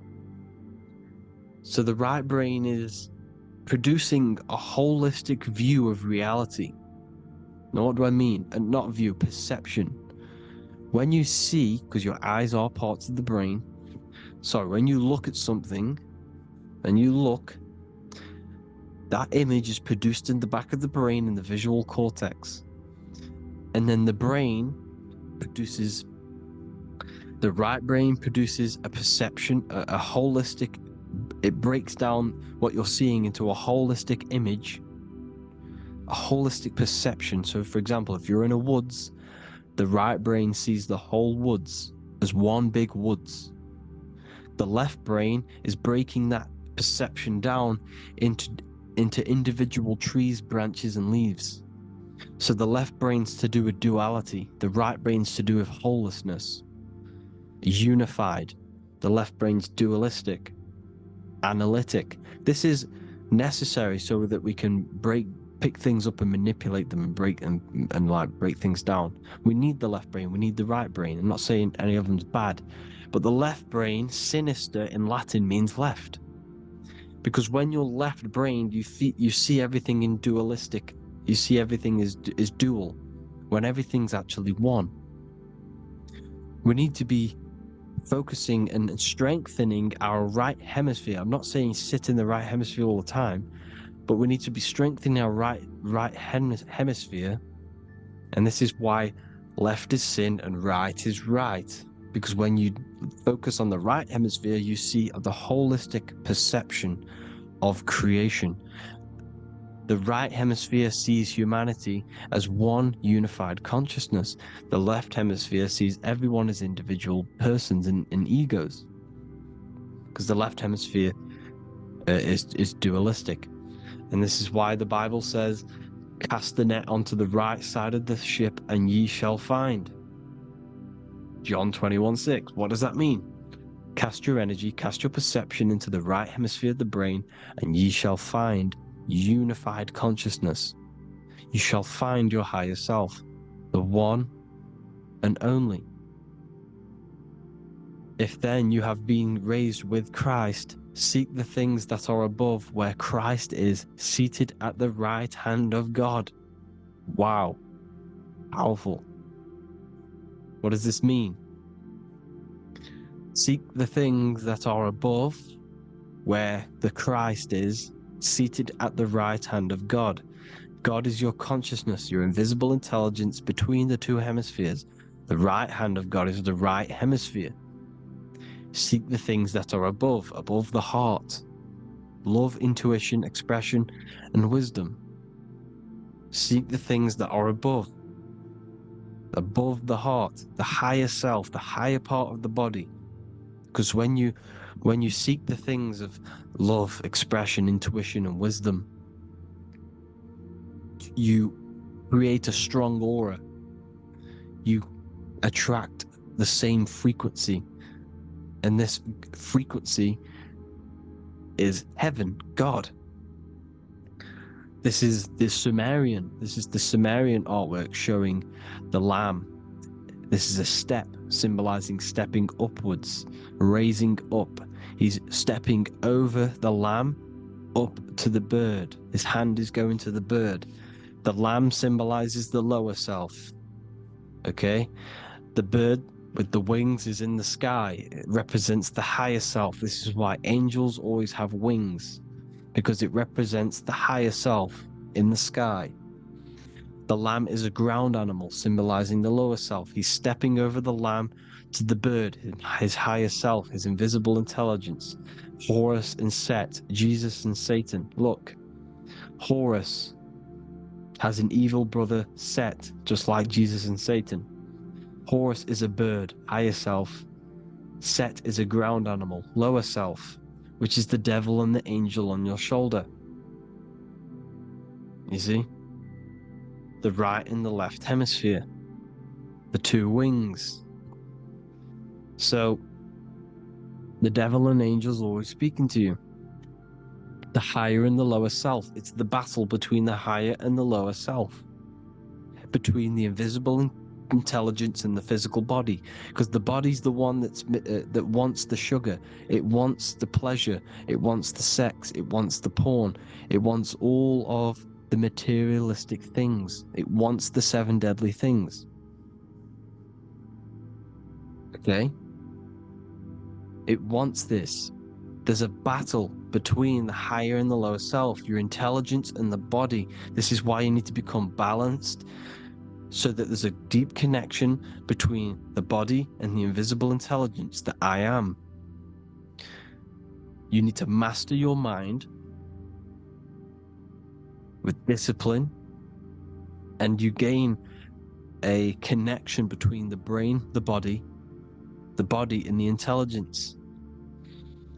Resurrection, transmuting sexual energy. Okay, this is important. Res is Resh, which is Hebrew. The early Hebrew Resh symbol is the head. This is the head. Resh, erection. Erection is a sexual stimulation.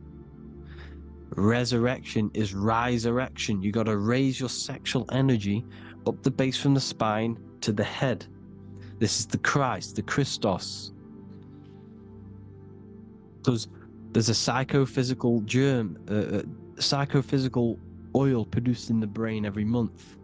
Go and watch my other video on raising the chrism. Okay? And every month there's this fluid produced in the brain, which takes 2 trips, because one's produced by the pituitary, one's produced by the pineal, magnetic female, magnetic and electric charge. And it takes 2 trips down the spine to the solar plexus, the bread of life in the Bible, or Bethlehem in the Bible, because the River Jordan's your spine. It goes down to Bethlehem. It gets born in Bethlehem, just like Jesus.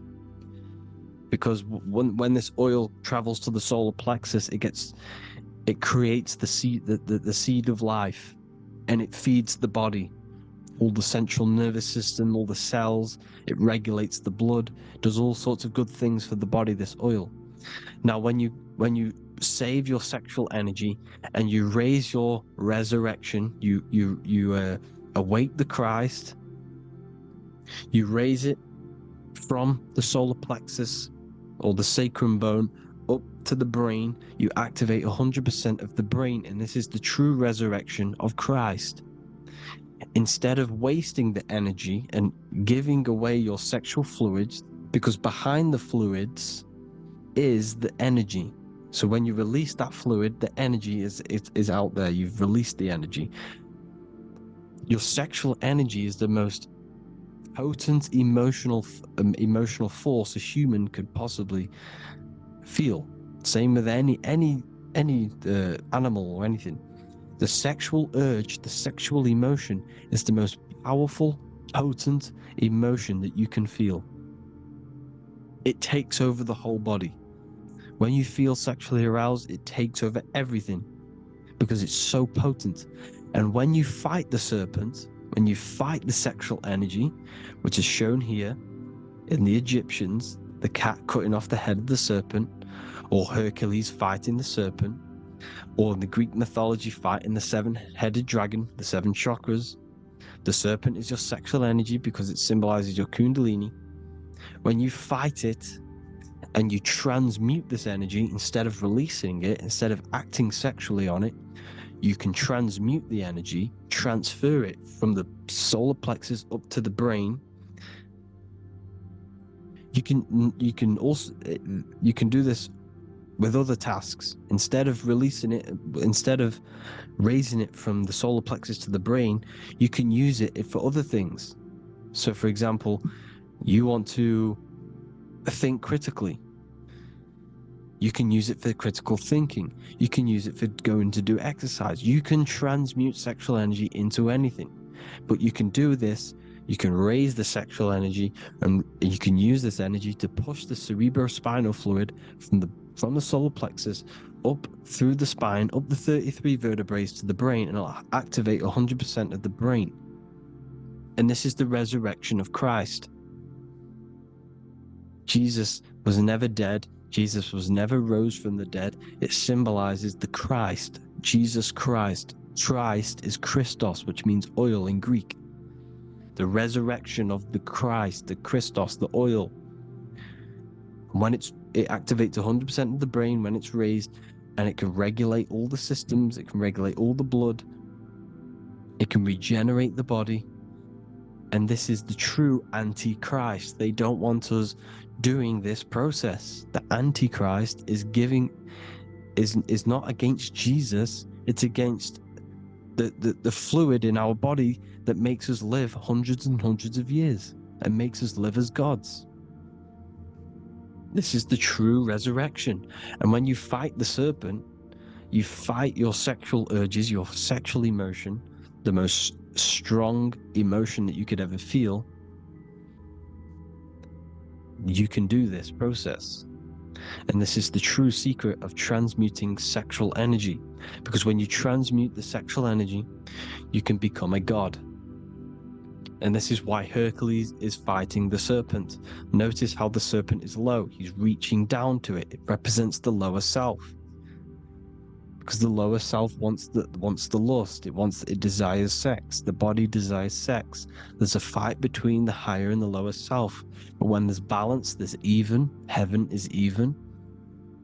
When there's evenness between these, this is the kingdom of heaven.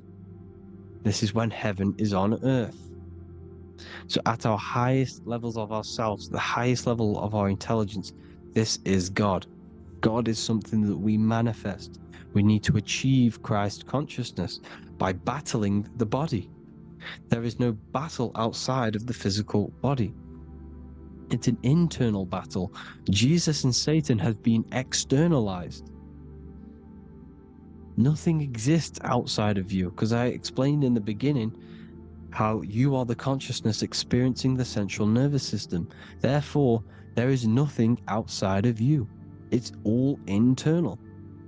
Jesus and Satan have been externalized. Why? Because it's business. The church is a business. It's all a business. They've created these figures to be historical when they're not historical. The Bible's not historical.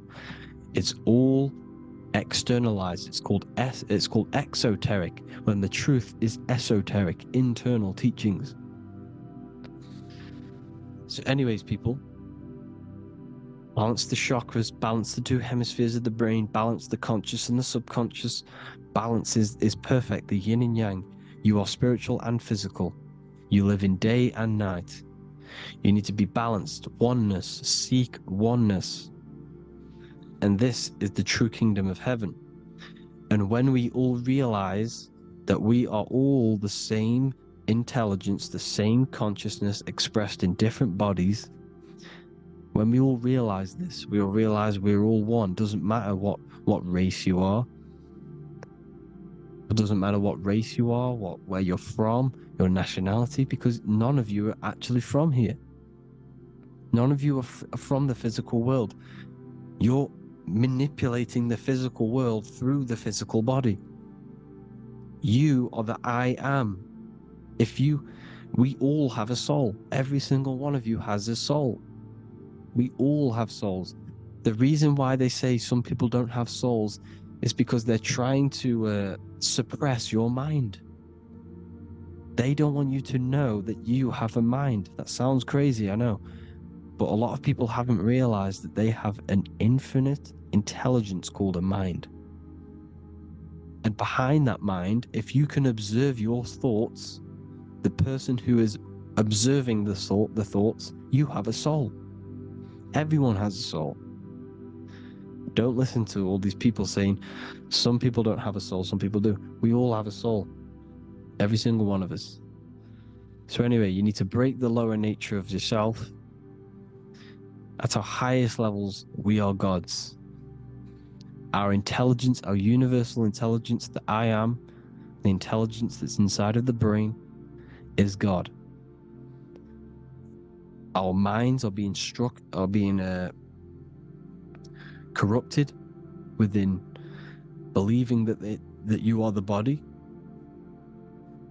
and by the result of this is a society like today, because everyone thinks they're the body, and everyone's living in the lower nature of self, where everyone only cares about themselves. But when we realize we're all one big consciousness ball, we're all the same consciousness expressed in different bodies, there will be peace. So thank you all, people. If you do want to learn more, if you do want to read my book, it's called The Book of Wisdom. I'll put it in the description. It's an amazing book, people. It's going to give you the best understanding possible about creation, yourself, and the world. It's amazing. The Bible, everything. I have just launched a new cymatic library.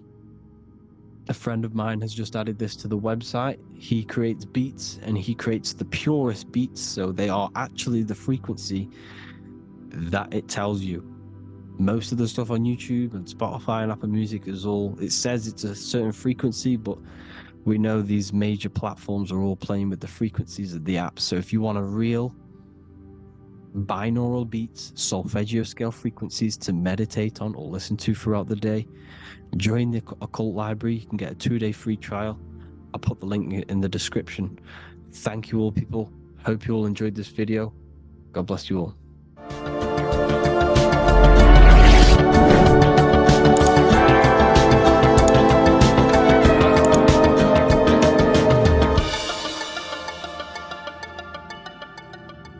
Welcome to Revival of Wisdom.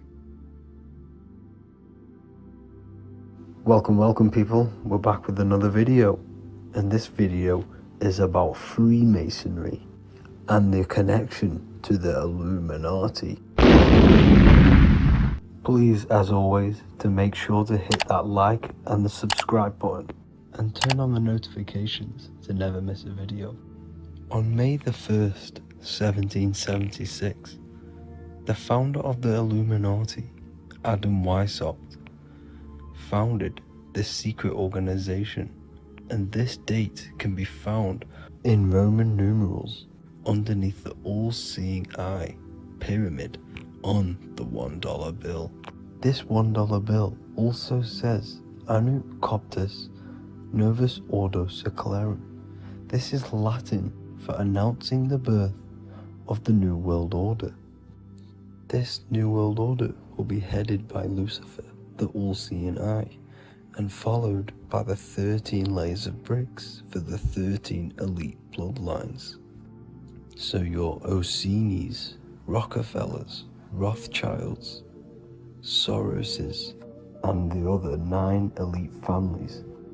So when Adam Weishaupt created the Illuminati, he made it consisting of high-level degree Masons, French and Latin philosophers, and many more powerful people to all become one society.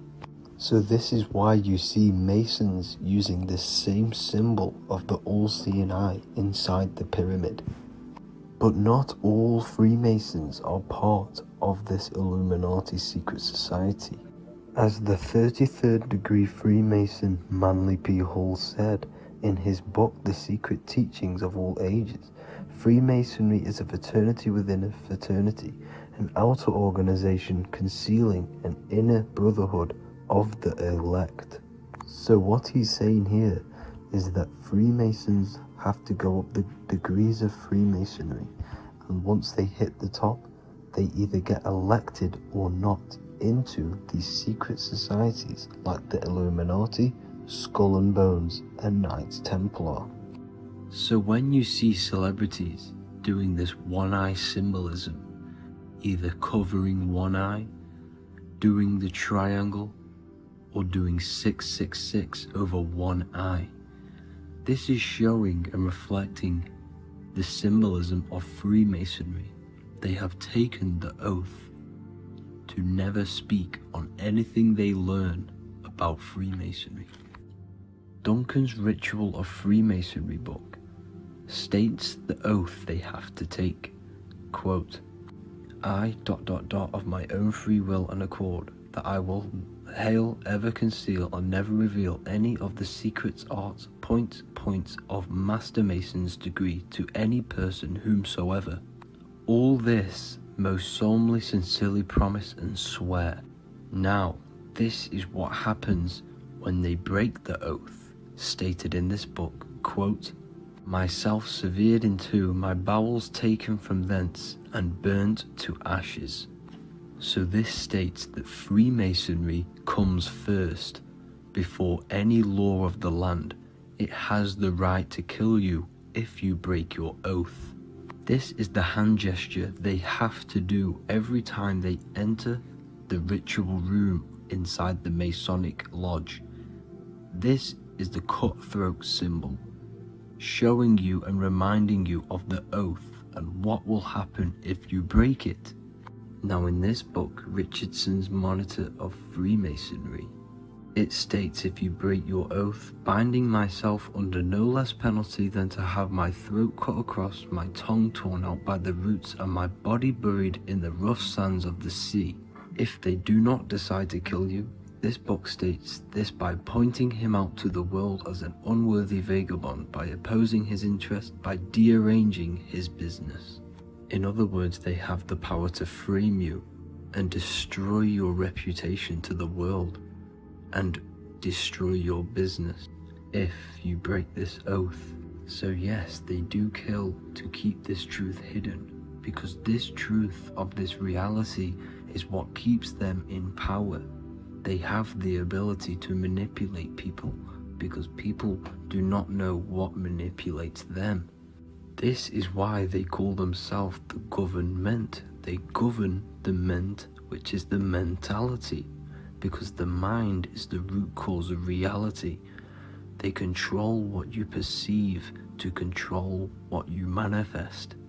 By knowing the truth, you are set free, and you no longer need no controller above you.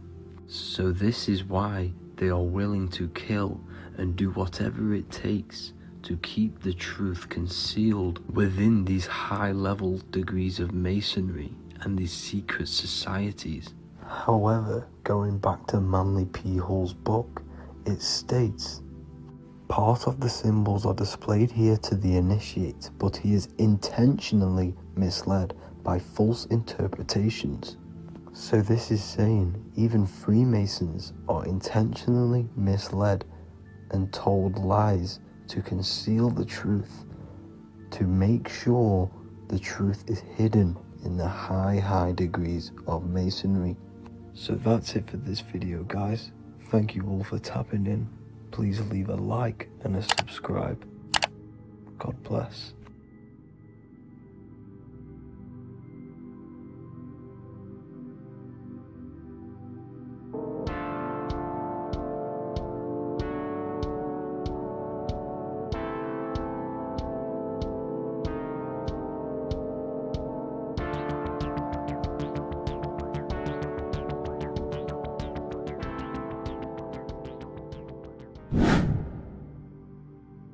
What is good, people? It's Revival of Wisdom. Today we're going to be talking about Saturn. I've done this video in the past, however, this video is going to contain a lot more in-depth explanation of Saturn. So the 33rd degree Mason, Manly P. Hall, said, Saturn is the key to crystallization, physical matter. Light is matter, matter is light. They are interchangeable. Low vibrating light turns into matter, high vibrating matter turns into light. And Saturn is the god of this world, this physical world. He crystallizes light into matter. This symbolizes the Masonic checkered board, matter and spirit, matter and light, light and matter. He's also the god of time, destruction, justice. He creates and destroys, because all things in time die. He creates and destroys you. So, because we live in this physical world, which is the electric world, this is why we say electricity, because it comes from the root word of El, Saturn. They used to call Saturn El, E-L. This is why we used to say Elohim is God. The real god of this world is Saturn, but it's being hid. This is being hid. Jesus is Saturn. All of this is Saturn. It's all Saturn worship. It's the real god of this world, So, physical matter is a result of two opposing forces equalized on the plane of inertia, because everything is created out of electromagnetic toroidal fields. And these two poles equalize on the plane of inertia, which gives you planet Earth, plane of inertia. The plane of inertia is what Saturn is. It's the ring around the center of the plane of inertia. Thank you to Walter Russell saying, physical matter is a result of two opposing forces on the plane of inertia. This is what Walter Russell says, so please check out his work. He's got many books, many books on light and electromagnetism and stuff like that, so I advise you to check him out. So the torus field gives you the binary code 0 and 1, the female vagina and the male phallus. This is the code for this world. Saturn crystallizes physical matter. Now Saturn is the most outermost layer of the 7 layers of heaven, where it says in the Quran, it says, Allah, it is He who created the 7 layers of heaven. Saturn is the outermost layer. He's the top. He's the most high. So when we say the most high, we're referring to Saturn. He's the most high before the firmament, before the stars. So Saturn is the god of this world. He's the Lord of the Rings. He wears the crown. The crown is the rings. Crown, Kronos. So the planets are luminaries, they are lights, they are beings, they are energy, conscious energy. And we're in the heart of the solar system. Saturn is the outermost layer. He is the one of this world. He's the god of this world. Now, On the North Pole of Saturn, you have the hexagon. Add up all the sides, it creates the six-pointed star. Or it can be created as a cube. The cube is very important. The six-pointed star is very important. 6 points, 6 triangles, 6 side, 6, 6, 6. Black cube adds up to 6 in gematria. Now, what did I say in the beginning? Saturn crystallizes the physical world. He creates physical things out of light.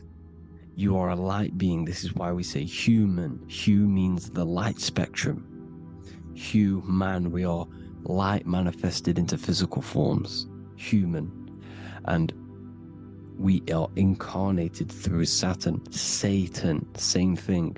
The number of the beast is 666, and the 666 comes from the 6.6 triangle, 6 sides of Saturn, 666.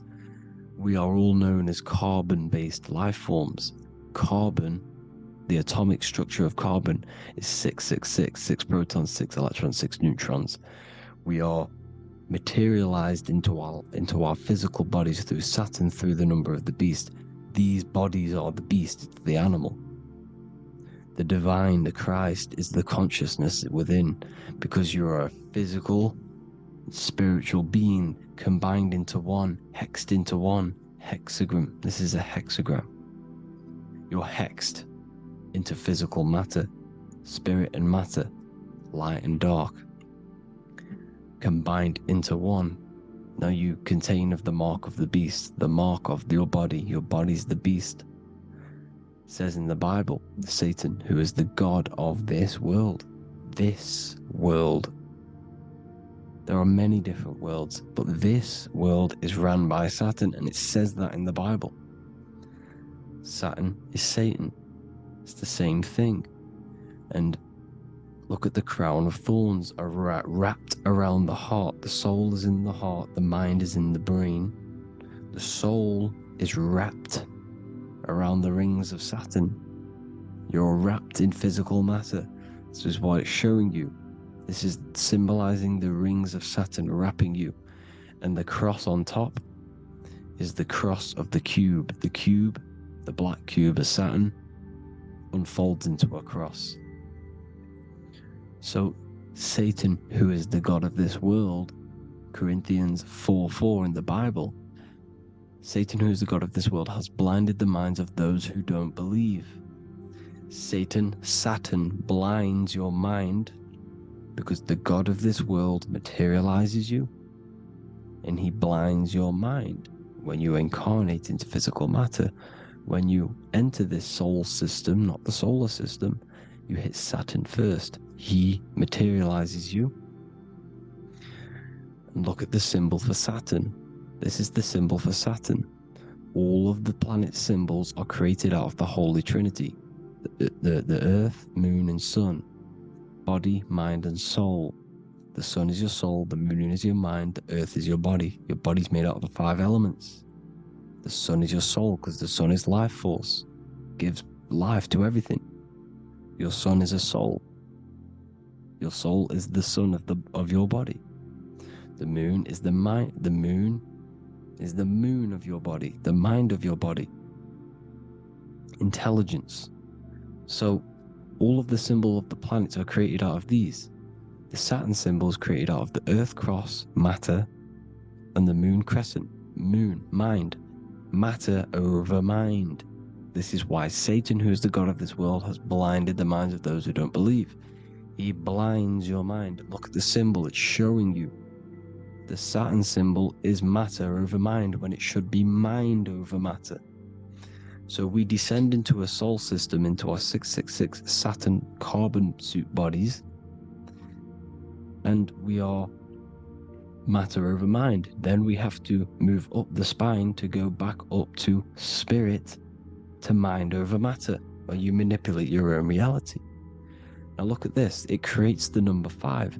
5 is the number of change. You're moving from this side of the number sequence over to the right side. You're moving from the spiritual into the physical world. You're incarnating into the 5 elements, the 5 senses. So the cube, the black cube of Saturn, is another major symbol. Very important symbol. Here you see the cube, and the color black is associated with Saturn because Saturn's associated with death. He creates and destroys. Light and dark. Death is associated with black, spirit, because you can't see spirit, which is blackness. So the black cube is black because Saturn rules the nighttime, which is dark, blackness, and he rules the winter, which is death, blackness. So Saturn is the black cube. Cubes have 6 sides: up, down, right, left, back, and forward. Cubes are 6-sided. Everything is 6-sided inside of this creation because you're incarnating, you're materializing, crystallizing into the cube, the world of the cube. Everything's a cube. Everything's got 6 sides. Here's Leonardo da Vinci showing you that you're in the cube. Leonardo da Vinci did this famous painting. You're in the cube, you're hexed into physical matter, or you're incarnated into the 3rd dimension, the 3-dimensional world, which is a cube, 3D. And black cube adds up to 6 sides of the black cube. The Kabbalah means cube god in Arabic. And look at what they do. They worship the cube, the black cube, and they stand in rings like the rings of Saturn. Australia, Denmark, Manhattan, Santana all have these black cubes. You go to New York, you will see the black cube there as well. These black cubes are everywhere because it is the real God of this world, So look at the cross. The cross unfolds into the cube. Xbox, Nintendo GameCube, Sega Saturn, anything to do with a simulated gaming reality, they put Saturn in it because we're in the simulation of Saturn. This is a simulation. And this is why they reflect this through the Xbox, GameCube, Sega Saturn. Anything to do with gaming, simulations is all Saturn because we're in the cube of Saturn, the black cube. We're in the GameCube, the Xbox, the Sega Saturn. As above, so below. So they reflect it through the simulations that they create inside of this simulation. Cubes have 8 points for the 8 points of time and space. 8 is the number of time. Everything's cycling, infinity. So look at the cube. The cube is symbolized as in Judaism. The Judees have the black cube. They wrap themselves in a black band and they cover their eyes into blackness. The black cube for the black cube of Saturn. They use the star of Saturn and they worship their god on Saturn Day because it's all Saturn worship. Look how the Saturn god is wrapped around with these thorns or leaves, just like Jesus is wrapped around his heart. And Jesus on the cross is us on the cross. We are in the cross. We are in the cube. The cross is the cube. And the cross is even in the Saturn symbol. This is another symbol for Saturn. There's 2 symbols. You got this one, the one I've just broke down. And there's this one.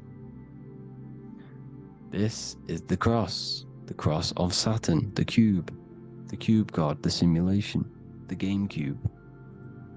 Now, Chronos is another word for Saturn. Chronos means time.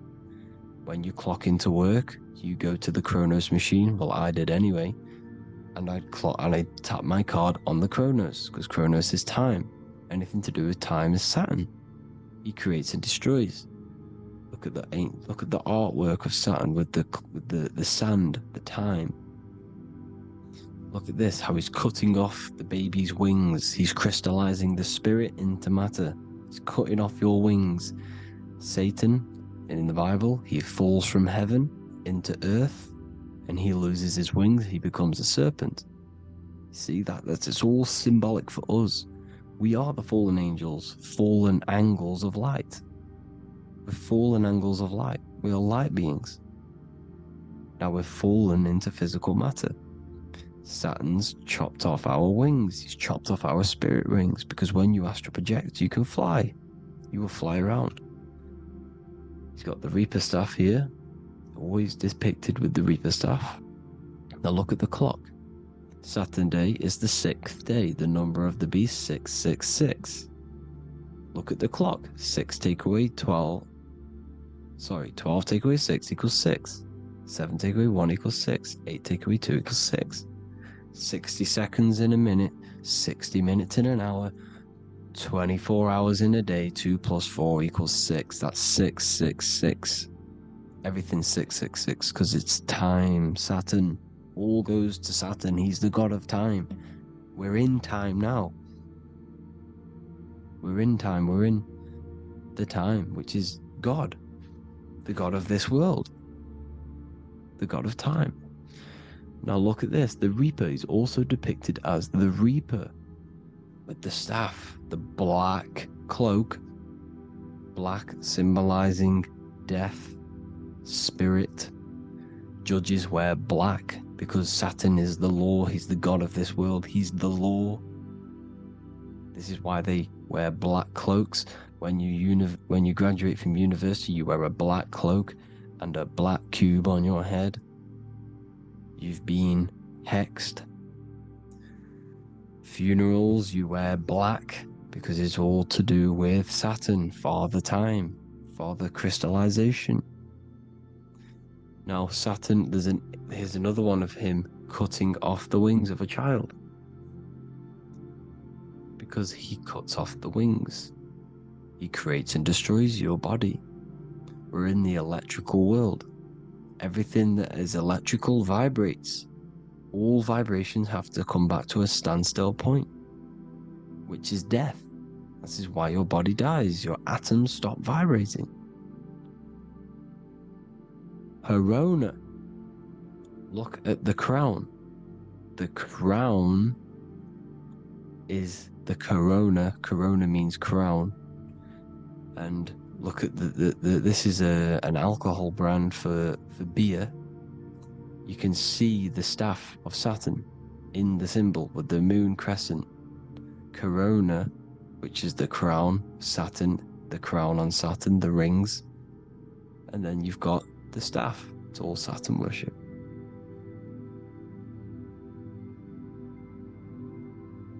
Is the black cubes of 9/11. 2 black cubes. This was a ritual for Saturn. It's all ritualistic. And look at the Star of David, the Star of Saturn. It's not the Star of David. It creates IXXI, the sigil of Saturn. IXXI means 9/11 in Roman numerals. 9/11. It's all a ritual for Saturn, and they have the 2 black cubes of Saturn. Now look, XX, there's more symbolism of Saturn now. We're going deeper. XX is more symbolism for Saturn.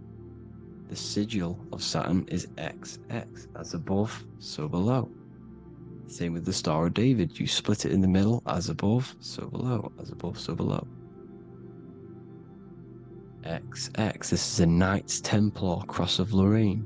XX, Knights Templar, High Order of Masonry. They all worship Saturn. Well, Saturn's the real god of this world. X Eon with the XX. XXL magazines, which is all to do with famous rappers and stuff like that. When you die, you put XX on the eyes because it's Saturn. He's the Reaper. Is Jesus with the XX crown with the thorns around his heart, around his soul, with the cube on the top, the cross cube. Lil Uzi Vert with the XX Cross of Lorraine. Jay-Z with his alcohol brand, XX Cross of Lorraine. The X Factor with the rings of Saturn. All Saturn worship. The seal of Melchizedek is also Saturn. This is the cube. This symbolizes the cube with the 8 points for the 8 points of space and time. And this is the cube. It's another ancient symbol for Saturn. Here you see the star of Saturn with the Melchizedek symbol around it, which is all to do with Saturn. Here you see an altar, the Holy Grail, the Melchizedek symbol on it, and they're worshipping it. This is why we wear rings, wedding rings for the rings of Saturn. It all goes back to Saturn. Earrings. The 8-pointed star of the ancient Sumerians is all Saturn. It's all Saturn. So the ancients, the symbols of Saturn goes on forever. It's in all of the major corporations. You can see it everywhere, the rings of Saturn. Toyota is an obvious one. Internet, Nike, Target, Sega, Saturn. It's all Saturn worship. All Saturn worship. Because he is the real god of this world. Here's Kanye West's album with a Saturn here. Here's Michael Jackson's album saying X, escape. There's the X again. The X, escape. You have to escape this reality. Maybe that's what he's pointing at. Here you see it on the dollar bill. The star of Saturn. Here you see it again on the dollar bill. So that is it for today's people. I hope you all gain some insight on Saturn. Please like, comment, and share if you can. Subscribe if you like the channel. Please have an amazing day. God bless.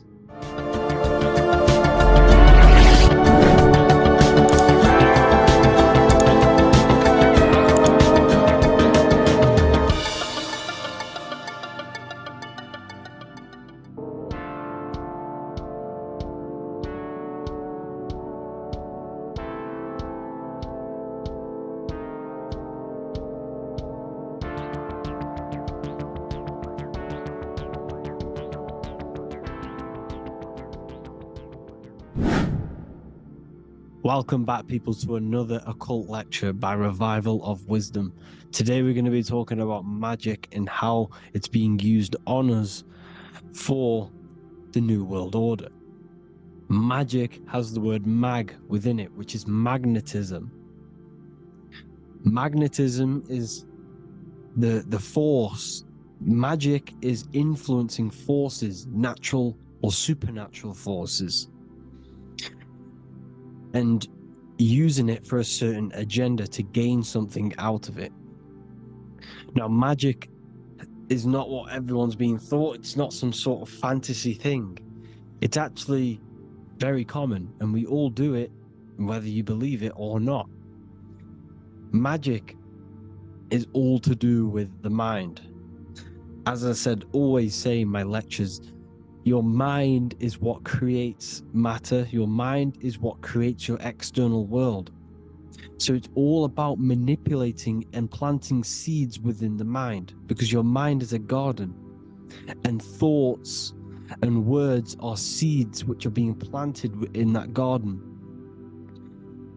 Your life, your physical life, the people you have in your life, your friends, your car you own, the job you have, is all a reflection of the thoughts that you've been thinking in the past.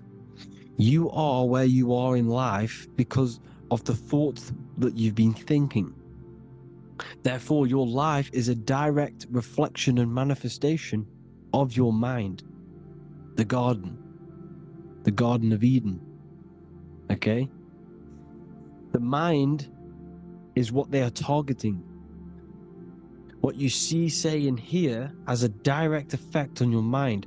Me talking to you is influencing you. The words I'm saying is planting seeds within your mind. Now it's up to you to consciously act on these thoughts or these words, or to maintain these words. As above, so below. As within, so without. What's inside of me is outside of me. What comes into the storehouse comes out of the storehouse. You have the left, you have the right, you have the up, and you have the down. As above, so below. Whatever is in your mind will be expressed in some sort of way, consciously or subconsciously, spiritually or physically. mind is what manifests everything. And this is what we need to understand. We need to understand is that the mind is not physical. All things spiritual manifest physical. All things seen come from the unseen. The words you're thinking, that everything you have is coming from the unseen. The actions that you do come from the unseen mind. Another expression for as above, so below is you are the universe itself. You are a universe, a mini universe. But just because you are mini does not mean you are the whole thing. If I take a little piece of infinite, let's say there's an infinite light source. Let's say I take a little chunk of that infinite light source. That little chunk I took is still infinite because it's been taken from infinite. You are the universe. Your awareness, your mind is the universe. It's information. You are the universe experiencing itself. This is why we say we are all God. As above, so below. What is in me is outside of me. The sun, the physical manifestation of the sun, is your soul. The 12 constellations are manifested in the physical body. The 5 elements are manifested in the physical body. They're manifested in the 5 fingers you have. As above, so below. This is manifested, well, this is a symbolized in Freemasonry and secret societies as the 2 pillars. The mirroring reflection, the reflection of reality, the mirror. As above, so below. What happens in the mind, what happens in the astral, happens in the physical. This is Aleister Crowley. This is all symbolism. This is the 2 pillars with the all-seeing eye and the triangle at the top. Aleister Crowley was a master magician, very powerful dark magician, black magician. There's 2 types of magic. You have white and black, just like the checkered board. The Masonic checkerboard, you have white and black, you have good and evil. White magic is influencing natural forces to gain something that will help the collective consciousness, help the collective, help the earth, help other people. Black magic is something you manipulate something so you can get something personal out of it. Doesn't matter if it's good or bad. It's still considered as black magic because you're being selfish. Everything you do should be contributing towards the collective consciousness and helping others. And this is why the ancients lived in a system where everything was in unity. We understood that I am you and you are me. What I do to you happens to me because I am you and you are me. We are the same mind substance on the inside. We're all the same mind substance being expressed in different bodies. So what I do to your mind will have a ripple effect on my mind because all of our minds are connected within the mental plane. So this is why they know all this knowledge. They know all this knowledge. So yeah, this is the mirroring effect of reality, the 2 pillars, or symbolizes the number 11. The number 11. We'll go deeper into that. The technology we're using is magic. It's a form of magic. Television is tell-a-vision. They're telling a vision into your subconscious mind, into your memory. And when you turn on the television, you get a program because they're telling a vision to create a program within your subconscious mind. You see, the conscious mind is only 10% of your mind, which is to do with your, what you're aware of, your 5 senses. What are you consciously aware of? Well, I'm aware I'm here, I'm talking. I'm aware of what I'm wearing, the 5 senses, what I can hear, taste, smell, hear. What I'm wearing, I'm aware of what I think of. But the subconscious mind is the 90% of your mind. It's the hidden part of the mind, which is telling your heart to beat, telling your body to breathe. It's storing all of your emotions. It's storing everything you see, storing all the belief systems that you have. It has everything. It stores all of the habits you have, the values.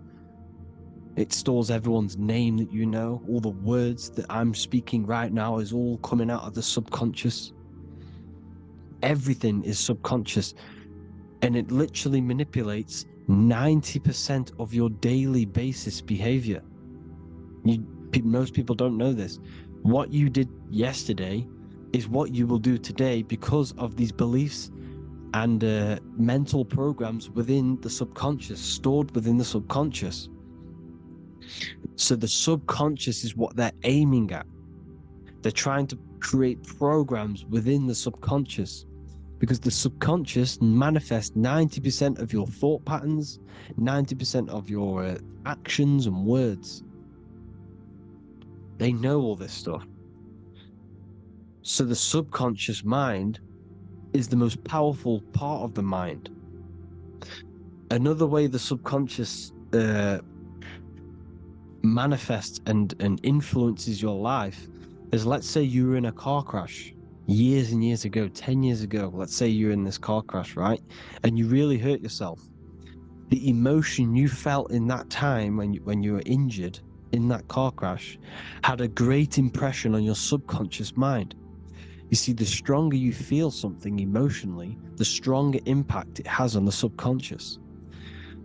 You can remember and recall that moment, and very vividly, because of the impact it had on the subconscious. Another, for example, you become that terrified of cars that it manifests into your life today, that you are wary to go in certain cars. You don't want to go into cars at all, maybe, because of that moment that is stored within the subconscious. And it will manifest into anxiety. It will manifest into not going into cars. It will manifest into depression, maybe. These things, these emotional, very emotional, traumatic events have a great impression on our subconscious, and they control your life. This is why you need to meditate and let go go deep within yourself and let go of these internal, deep emotions that you may have repressed and keep pressing down and ignoring. But you need to address it and let go of these subconscious impressions you have, which are controlling your life, like anxiety, depression. All of these things are stemming from things that are stored within your subconscious years and years ago, more than likely. Broadcasting. They're casting spells to a broad audience, to news, north, east, west, and south. They're casting spells. No, if you watch the news, everything's red. Breaking news in red writing or the red background, everything's red. Why? Because red's the root chakra, which is all to do with survival. They want to stimulate this root chakra because they want you down there in survival mode. They want you in survival mode because you're easier to control. They control out of fear. And not only, they're casting these spells as if, because most of the things they cast in the news hasn't already happened. They're constantly bombarding you with, there might be a war breaking out, war this, war that, kill here, kill there, murders. It's impressing, it's casting spells on your subconscious mind. So when the event does turn up in real reality, in physical reality, you're less emotional, you're less surprised. You're not as surprised because you've already heard it before. Your subconscious has already heard it all before.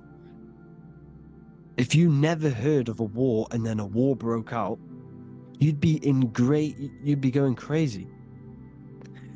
So they subtly program your subconscious mind through the words, because the words they say is impressing your mind This has an effect on your mind, which will have an effect on your behavior, your words, your conversations you have with people. They're casting spells to north, east, west, and south on the tell a vision. They're telling a vision by broadcasting, by saying spells. This is why we call it spelling. Even the word, listen, the words we say cast spells. Bless. Oh, bless you. That's be less. The subconscious mind only picks up literal things. You see, when I say bless you, your conscious mind picks that up as, oh, thank you, you're blessing me. But your subconscious picks up as be less.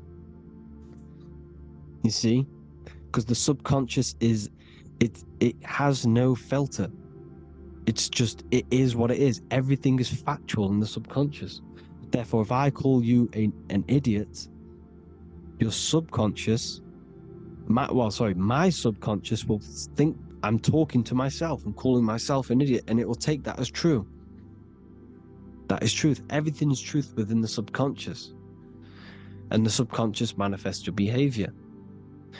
The devices this is the biggest one. Black scrying mirrors. Device, the devil's vice. The device. Okay? Black scrying mirrors, black screen is scrying. Black scrying mirrors were used to communicate with spirits within the astral plane in the medieval times. They're still being used now by black obsidian mirrors. And look at your phone, it's a black mirror. And there's some sort of, I'm not saying this is fact, but personally I believe these are portals for spirits and ethereal entities to come into your life, to come into your surroundings. So this is the next big thing. The TVs, your iPhone, your iPod, all black mirrors. And mirrors are very, very powerful. Even just a normal mirror. Mirrors have an effect.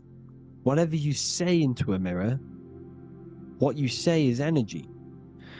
And when you say something into a mirror, you're saying it into yourself. It's an infinite cycle of words, of energy. Because it's being reflected infinite times. When you say something into a mirror, it has a massive effect. You're saying it directly into your eyes, into your mind. So what you say in a mirror should be said with precaution. Never say anything negative into a mirror, because mirrors are very, very powerful ways for you to reprogram your subconscious mind for the good. You can say very positive things into mirrors and it will reprogram your subconscious mind. Okay? Manifesting is all magic. It's all magic. Everything is magic. But consciously doing it is what they're doing. They hid this knowledge. Your phone is magic. It manipulates your mind. The iPhone. Okay? See, magic isn't all of this with wands. See, Harry Potter, okay, that was created to give you this perception of a mystical and amazing form of magic with magic wands and all sorts of stuff like that. Yes, that stuff was true when the collective conscious minds were on a higher level and our belief systems believed in these things, because the universal mind, all of our minds contribute to reality. If the masses don't believe in magic, if the masses don't believe in a certain thing, it's going to have an effect on physical reality. So when the collective minds are higher and have more open minds, things like Harry Potter can come true. See, it's all in the mind. The iPhone, the eye is the symbol for the mind, the invisible intelligence. The triangle is the ethereal plane. Okay? So the eye in the triangle is the eye that sees into beyond the ethereal planes. The square is the physical plane. So the iPhone, your phone, is a black box, just like the Saturn black cube. It's a black mirror. It's taking photos of you every 2 seconds. And it's your mind. Your mind is in that phone. Everything you like, everything you text, everything you type in Google, everything you say to someone, every conversation is all recorded on the phone. Therefore, it is a direct reflection of your mind. Your mind is imprinted into your phone because your mind, everything you think in your mind, you're manifesting into typing, saying, taking pictures into the phone, and it's collecting it and storing it. And what they're doing, and this is for all forms of magic, it's manipulating the mind. It's all manipulating the mind. Reels, Instagram, TikTok, this is all dopamine. It's all controlling the mind. Every like you get, every follow you get, every share that you get is dopamine within your brain. They're literally targeting your brain and mind. It's all manipulating, because what they're pushing through the phones, through the media, through the news, through the televisions, is visions and programs. You are the one manifesting the New World Order. They're not manifesting the New World Order. They're giving you the information so you can manifest the New World Order. Everything they say is contributing to your mind. For example, digital money and all the information they put out for you to see is contributing to your enslavement. Your mind is manifesting the New World Order. They know this. They don't manifest it. There's billions of us. We could easily run over them physically. But on a mental level, these people have the knowledge and they hide it from us, and they let us manifest reality because we are the collective. They give us the information which manifests their agenda. It's all magic through the phones, the media, the television. So your phone is a manifestation of your mind. It's a record of your mind. Hollywood, holly tree, holy tree. They used to make wands out of holy trees, because it was the most holiest wood, the best for casting and transmitting energy. So they used holly trees to cast spells. That's what Hollywood is.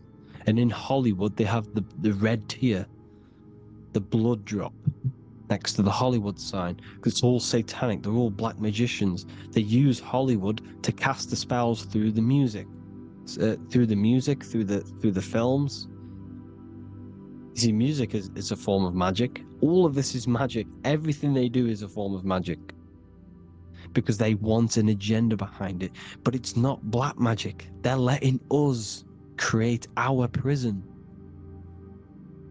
This is what you have to see. Yes, they're evil, but they're not doing anything evil, or else they would face the karma.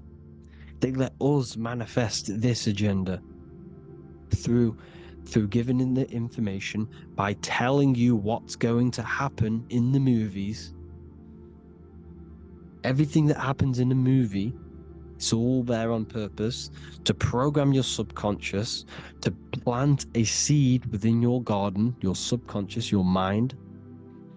Because when the mind has already seen something, when it comes up and turns up in physical reality, you will be less shocked and you won't rebel.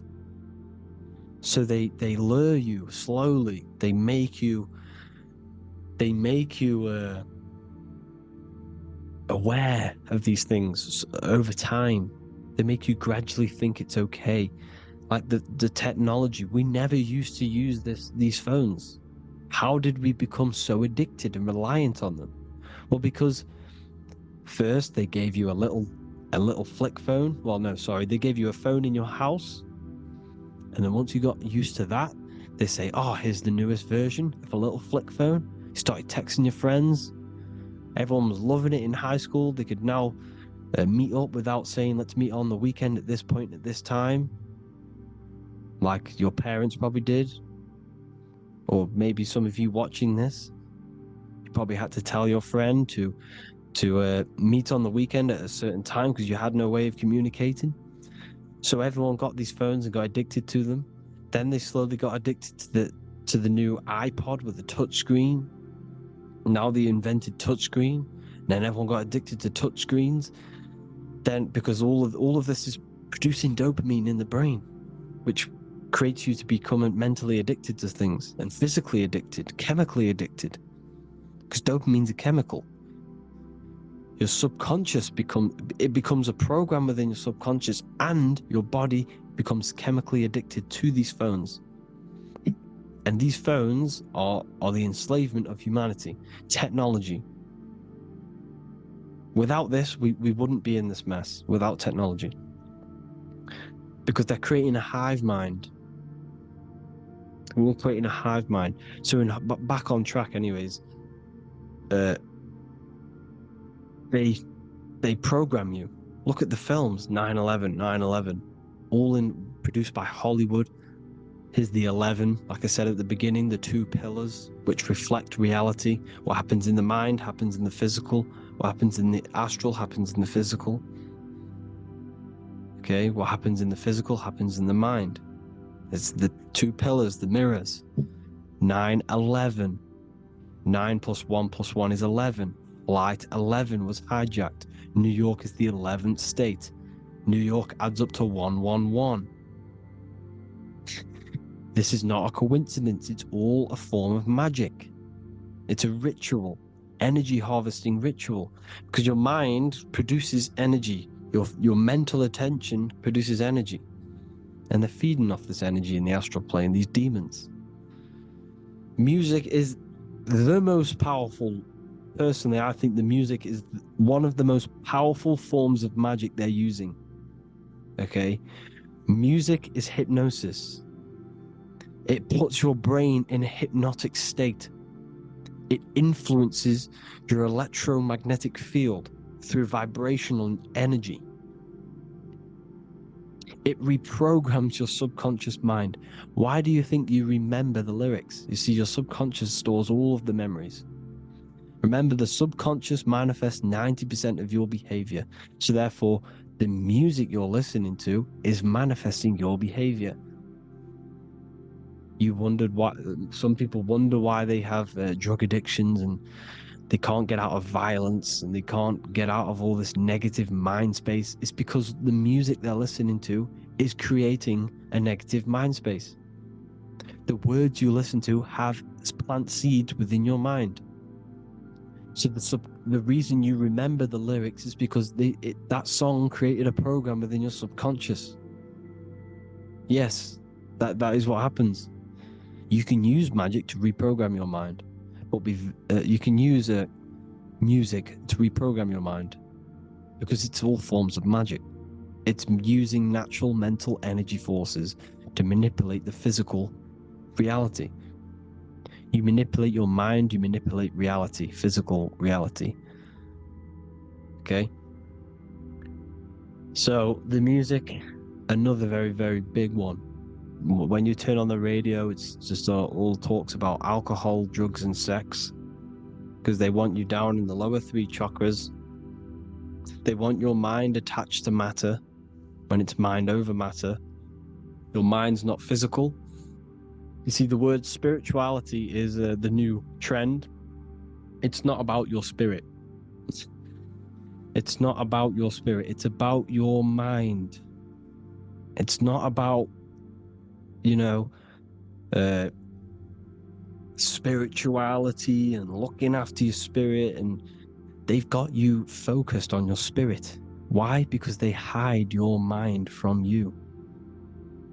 You see, a lot of people think their mind is their brain, but the mind is everything. There is no physical reality without mind. You can have a brain. Imagine if you had no mind but a brain. It wouldn't work. The mind is everything. The mind controls your avatar. It begins in the mind before it happens in the brain, then the brain manifests through the body. The brain's just an electrical computer.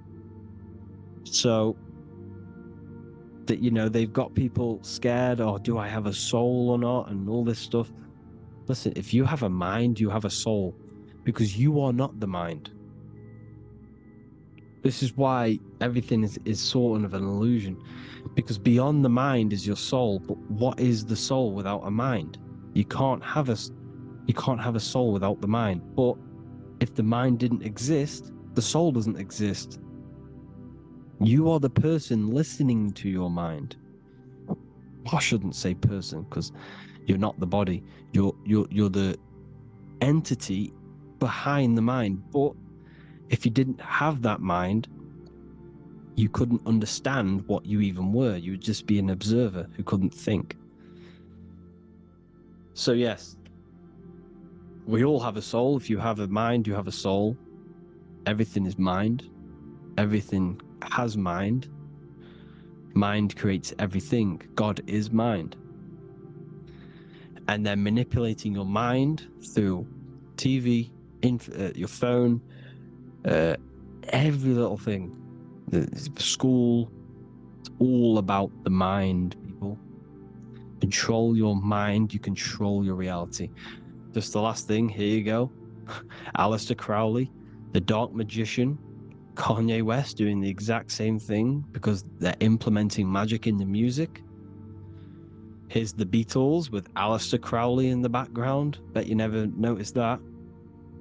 Aleister Crowley was influencing music and placing magic within the music to influence the subconscious. This is what Baal worship was. This is why they killed children. They sacrificed these children. Why?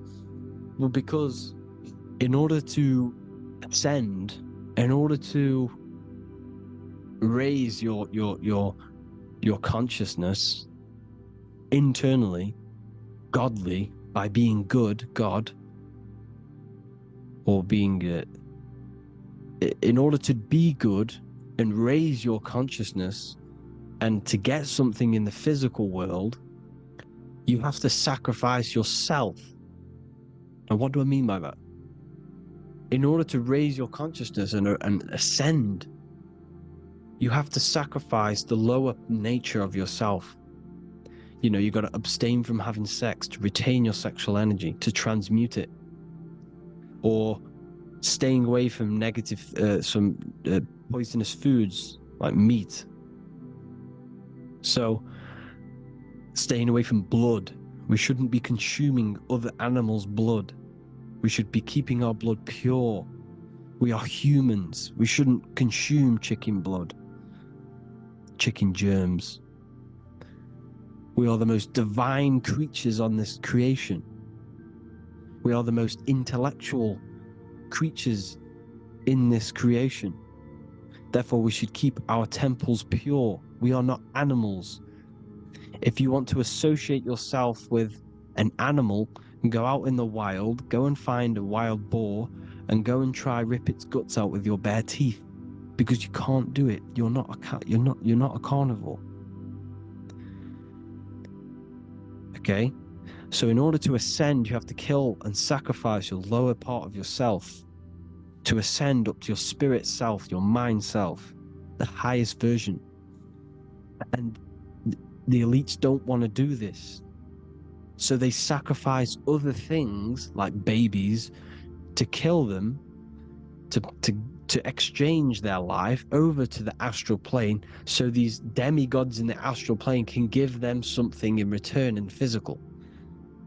They don't want to sacrifice their lower self, so they sacrifice other things for exchange, for physical pleasure. But the godly person sacrifices their lower self for their higher self to do good and ascend. So this is what all the Baal worship is, people, and this is why they're doing it. Hope you all had an amazing lecture. If you haven't already, go and get the Book of Wisdom for more information You know, I don't go into dark stuff in this book because all I do is enlighten people in this book. You can get it in Spanish, English, German, Italian, and French. Worldwide shipping, you can get the PDF or paperback. Or there is also a new one called the Human Health Guide 2.0. It gives you a list of all the foods, grains, oils, and nuts, you know, everything that's alkaline and positive for the body and not man-made and hybrid. It tells you all the products to stay away from, how to fast, how to improve vision, how to improve everything, literally. So the Human Health Guide has been released. If you want that, I'll put all the links in the bottom in the description. Hope you all enjoyed the lecture, people. God bless you all.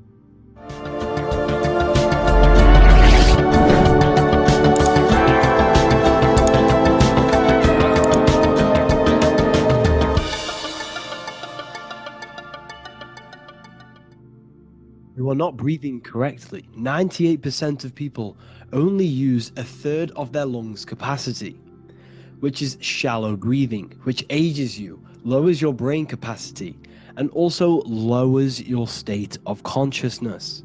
So it's essential that you breathe consciously on a day-to-day basis, because this is what truly elevates your consciousness.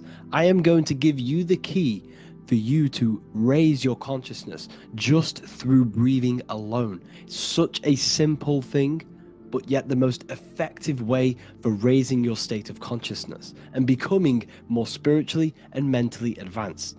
So tune in for this video and I'm going to show you exactly how to do it and the symbolism behind breathing. Air is more than just air. It carries electromagnetic energy. So now I'm going to give you the science behind this spiritual truth. This invisible force is what sustains all physical life, providing the life force energy essential for existence. Electromagnetism. Everything is fed off electromagnetism.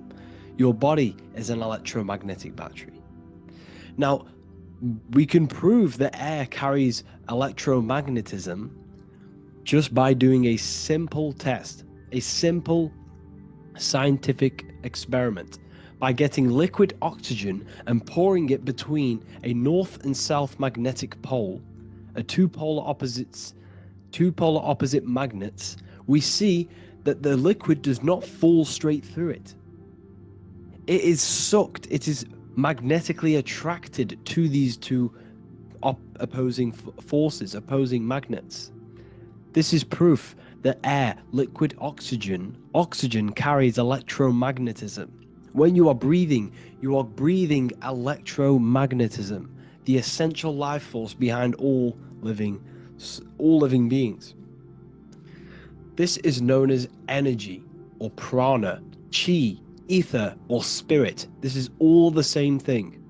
Air is not just empty space, it is energy. It is prana, it is life force, it is spirit, it is ether, chi, prana. You are an electromagnetic being. Your consciousness is in direct correlation with your electromagnetic aura or biofield around your body. Your state of consciousness is mirrored within this field around your body. Now your breath, when you breathe in, you're breathing electromagnetism or life force. Breath is the vital link between the physical and the spiritual, bridging the body with the soul. Through breath, we connect with both tangible world and deeper, the unseen realms of energy and consciousness. Breathing deeply and properly elevates our consciousness, enhancing the brain's functions, heightening the sensitivity of our five senses. It also brings a profound calmness to the mind, creating a state of clarity and inner peace. Like I said earlier, breathing properly is the fastest way to elevate your consciousness. It is the fastest way, because breathing, when you stop breathing, what happens? You lose physical consciousness. Your body will shut down if you do not breathe in this vital electromagnetic energy in the oxygen. If your body does not get this for 5 minutes or however you can last without breathing, this makes you lose physical consciousness. Your body will not survive. without this essential life force energy. Therefore, air is one of the most overlooked things. This is why we see the symbolism of Buddha having a big belly. Why does he have a big belly? Because it's symbolizing breath work, proper spiritual breath work, the certain teachings of breath work, of when you breathe in through the nose, you have to breathe in through the nose. You don't want to breathe in through the mouth, because the nose acts as a filter which catches dust particles and filters out the air before it enters the lungs. The mouth does not do that. The nose is for breathing inward. We breathe in through the nose, and when we breathe in, we breathe into our belly, not our lungs. When we breathe into our belly and our belly expands outwards, we are then moving this energy down from the nose down the spinal column. And when we breathe back out, the belly goes in, which is raising the energy up the spinal column, back out through the mouth. This is the true way of breathing, because when we breathe, we are moving energy. We are moving electromagnetic energy. When we breathe in through the nose, the energy travels down the spinal column, and when we breathe out, we are raising this energy back up the spine, some of it going out the mouth, and some of it reaching the brain, activating dormant brain cells in the brain. But when we breathe, we need to make sure we are using 100% of our lungs' capacity, because the lungs is what transforms this special energy into consciousness, physical consciousness. So this is why Buddha has a big belly. It's not because he was fat. It's not because he was overweight. It's symbolism. It's symbolism of breath work. So try this. Do this for 2 minutes while you watch this video. Breathe in through the mouth as hard as you can until you no longer can fill any more air into your lungs and belly. Breathe it into your belly, not your lungs. And breathe out through the mouth. Do this for 5 minutes or 2 minutes, however long. I promise you, breath affects your consciousness. You will notice the difference. If you do it quicker, the quicker it'll affect your consciousness, and you might go lightheaded. But that lightheaded is you activating your spirit, your energy body. So try this just when watching this video. When you breathe consciously, you are renewing both your energy body and astral body, aligning your consciousness with a higher state. This practice feeds new life force energy into the body, revitalizing and enhancing your overall well-being. Like I said, your brain requires the most amount of oxygen. When we have shallow breathing, this is reducing the brain's capacity. Because when we are not breathing properly, which 98% of people are only using a third of their lungs' capacity, we are essentially only using a third of our consciousness, because your breath is directly correlated to your consciousness, your state of consciousness. When you breathe in through the mouth, out through the mouth, in through the nose, out through the mouth, consciously and deeply for 5 minutes, you will notice that your senses are more powerful and sensitive. Your brain is quicker.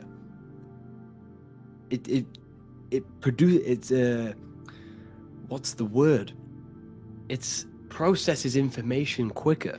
You become quicker. You become a superhuman, and you feel more spiritual because it activates your spirit, your astral and energy body. So when we meditate, it's definitely important to breathe in through the nose and out through the mouth as deeply as possible to align with a higher state of consciousness. And this is the easiest way to separate your consciousness from the body. When you breathe in deeply for long periods of time, while meditating, while taking no thought, when no thought is present and you gain a rhythm of deep breathing, this is the gateway. This is the gateway to opening your consciousness. Because when you stop thinking, other aspects of your consciousness can open up. All of our lives we've been thinking, which is blocked off the higher states of consciousness. So breathing is very, very important. It affects our overall well-being. And this is Yahweh, the in and the out of breathing. When we breathe in, this is Yah. You can hear it. It sounds like Yah. And when we breathe out, that is Way. This is the name of God, apparently. But God is within you. You can connect with God. You can connect with source consciousness within you by breathing, by raising your state of consciousness through breathing and meditation.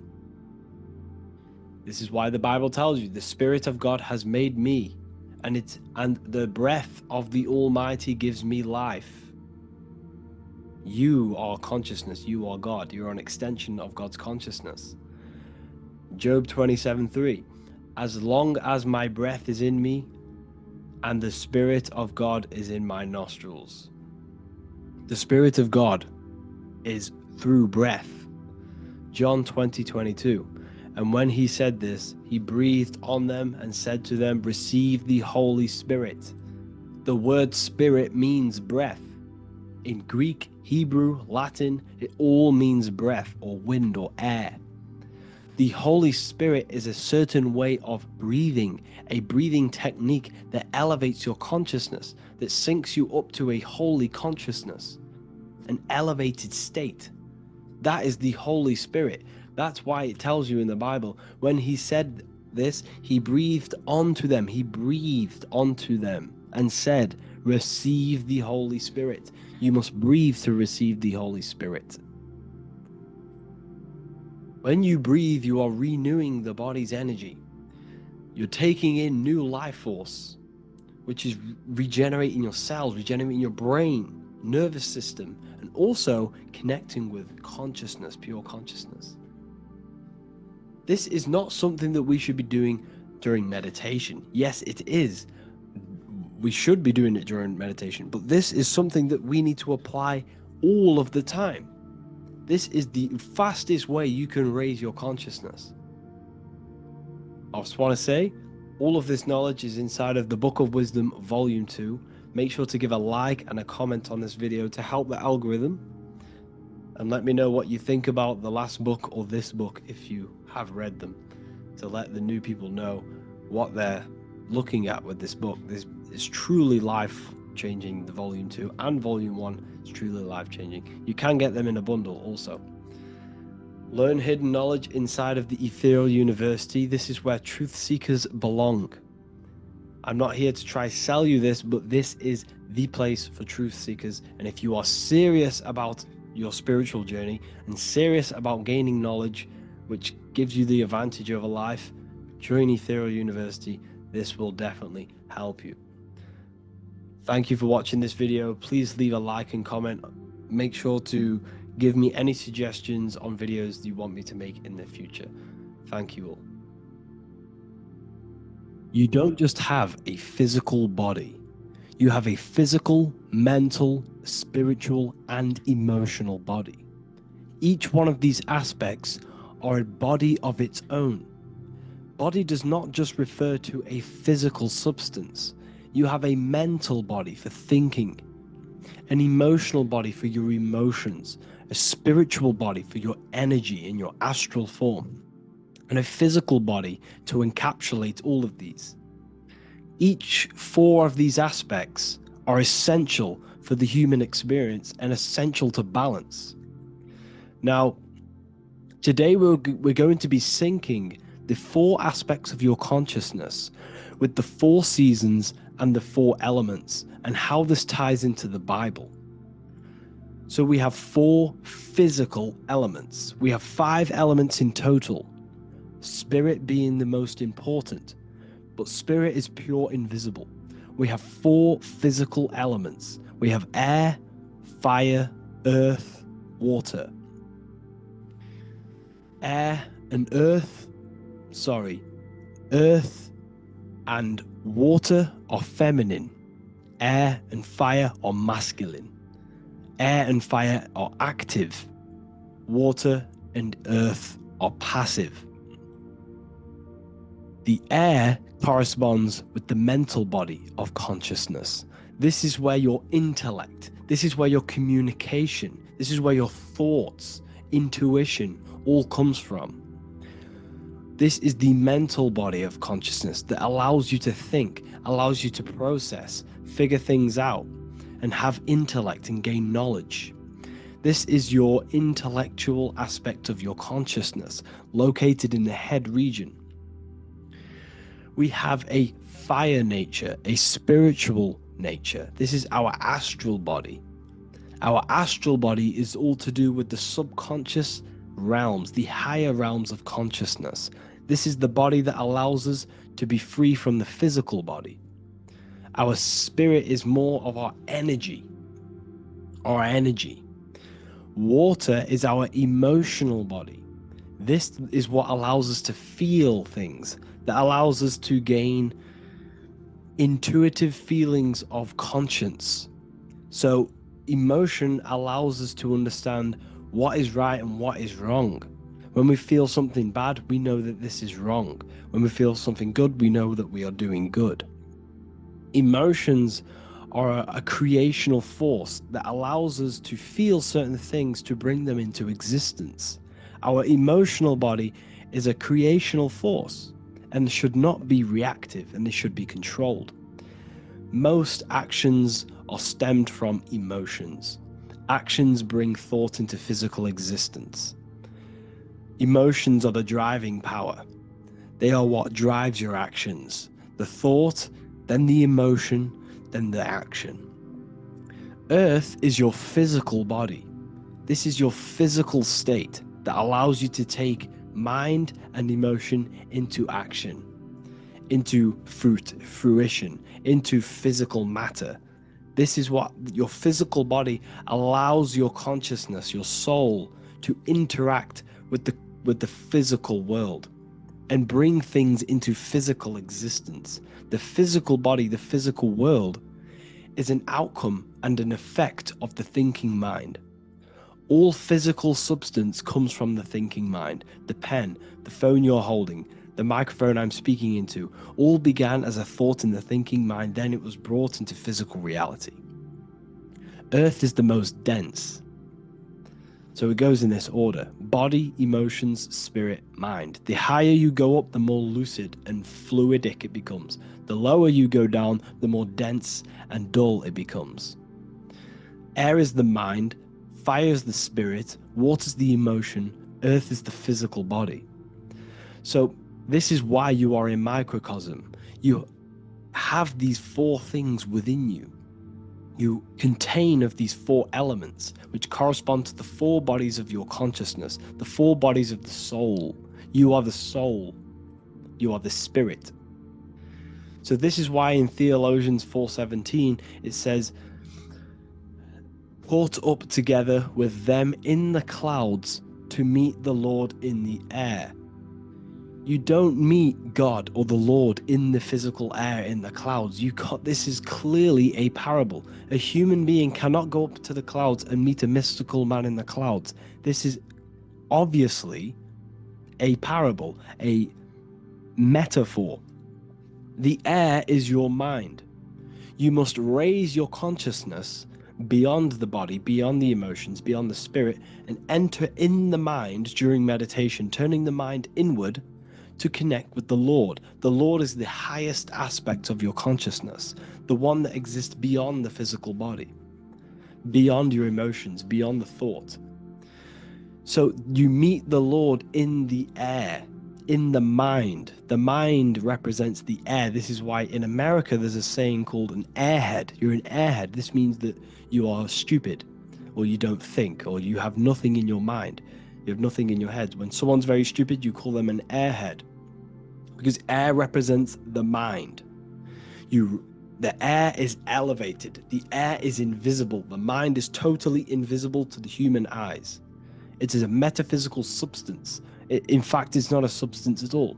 It's so fluidic. It's everywhere. The mind can be everywhere at all times. It can be anything. Nothing is impossible within the mind. Now, this is synced with the four seasons. The four seasons represent the four aspects of human consciousness, the four bodies of your consciousness, the four bodies of your soul. The sun is your soul, okay?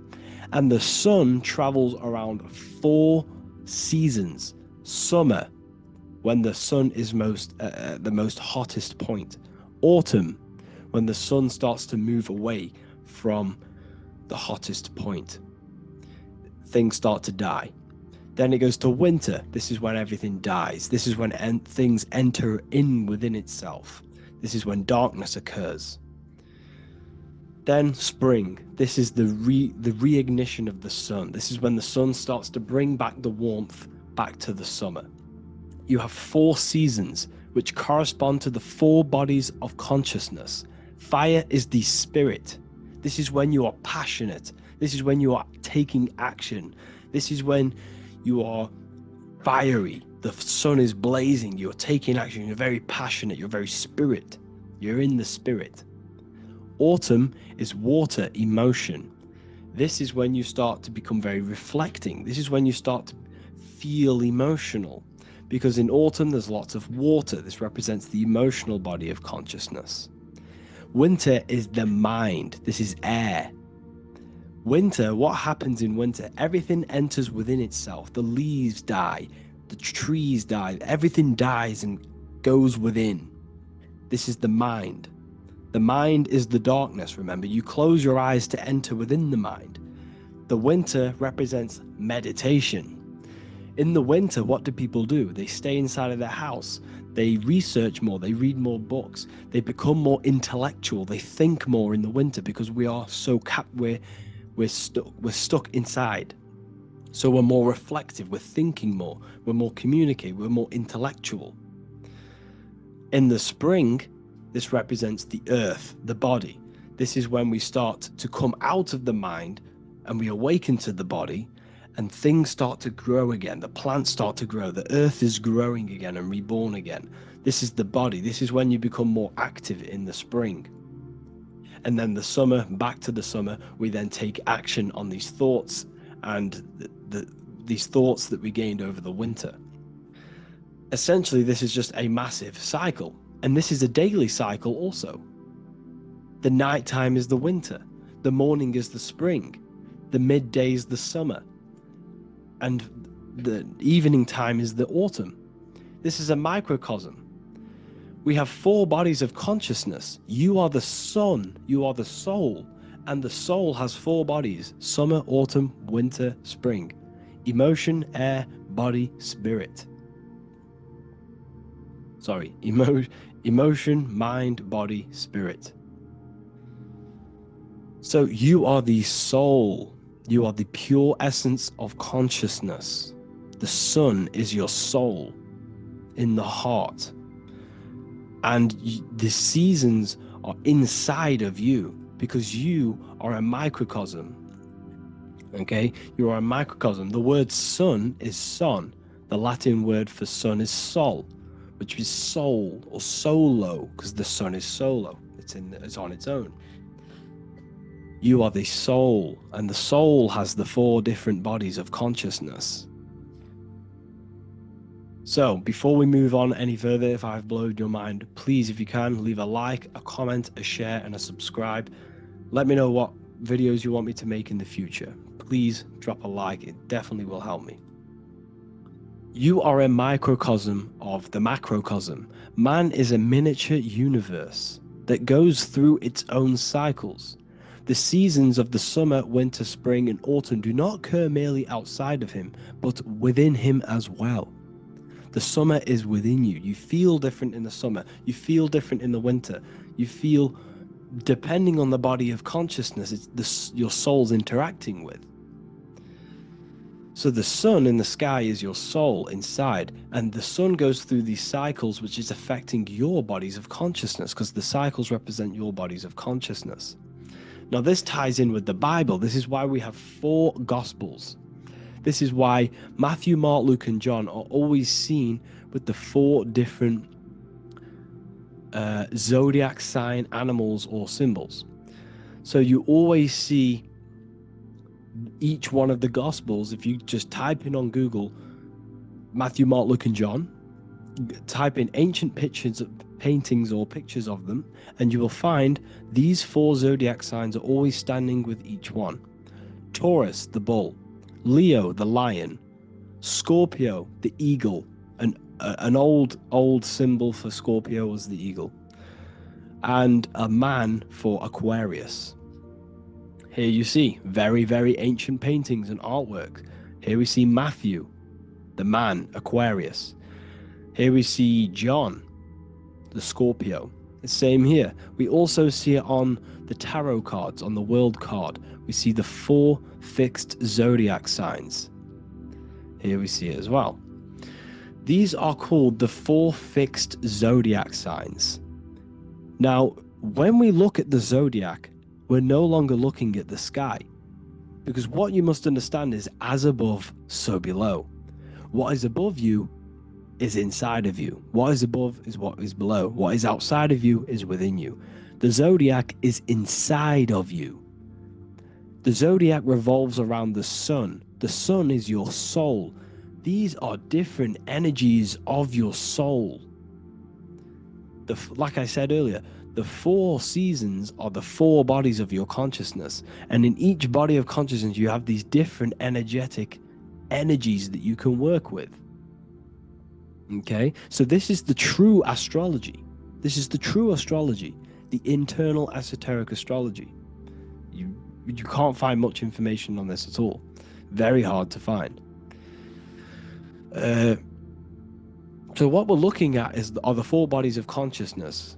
Obviously, when you look in the middle of each, when we look in the middle of each season, spring, the middle of spring is Taurus. The middle of winter is Aquarius. The middle of autumn is Scorpio. The middle of summer is Leo. These 4 signs are known as the 4 fixed signs. Okay? Scorpio is fixed. It's the middle of autumn. Scorpio is a water sign, emotion. Aquarius is the air sign, the mind. Taurus is an earth sign, the body. Leo is a fire sign, the spirit. This is why we see Matthew, Mark, Luke, and John with the 4 fixed signs of the zodiac, which represent the 4 bodies of consciousness. Leo, the spirit, fire. Luke, Taurus, earth, body. Matthew, Aquarius, air, mind. John, Scorpio, water, emotion. Each gospel is depicting Jesus and showing Jesus in each gospel. Each one of these gospels is showing and depicting Jesus according to the different body of consciousness. In John, this is when Jesus starts to turn water into wine. Water is emotion, wine is transmuted emotion. This is when he does miracles with his emotions, water into wine. Aquarius, which is Matthew, air, the mind. Inside of the Gospel of Matthew, this depicts Jesus as an intellectual person, a person who's communicating and using his mind, his mental body a lot inside of the Gospel of Matthew. Go and read it, and you will see this.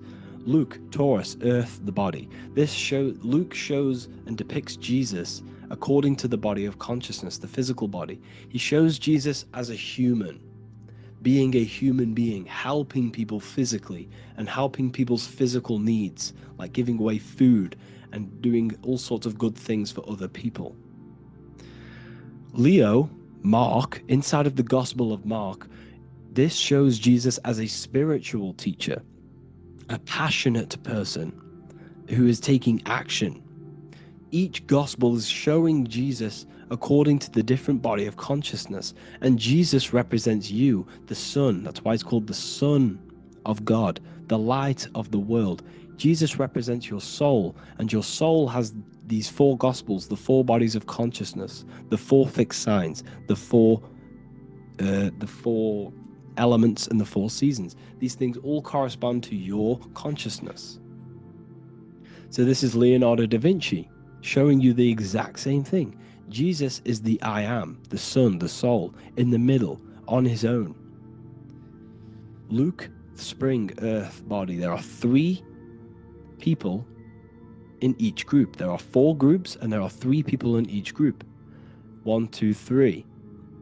1, 2, 3, 1, 2, 3, 1, 2, 3. Fall, winter, summer, spring. These are according to the 4 bodies of consciousness.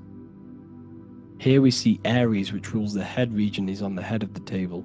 Gemini, he's holding up the 2 hands because Gemini rules the 2 hands, the 2 arms. Gemini is the 2 twins, which is the 2 arms and 2 hands, and the 2 lungs.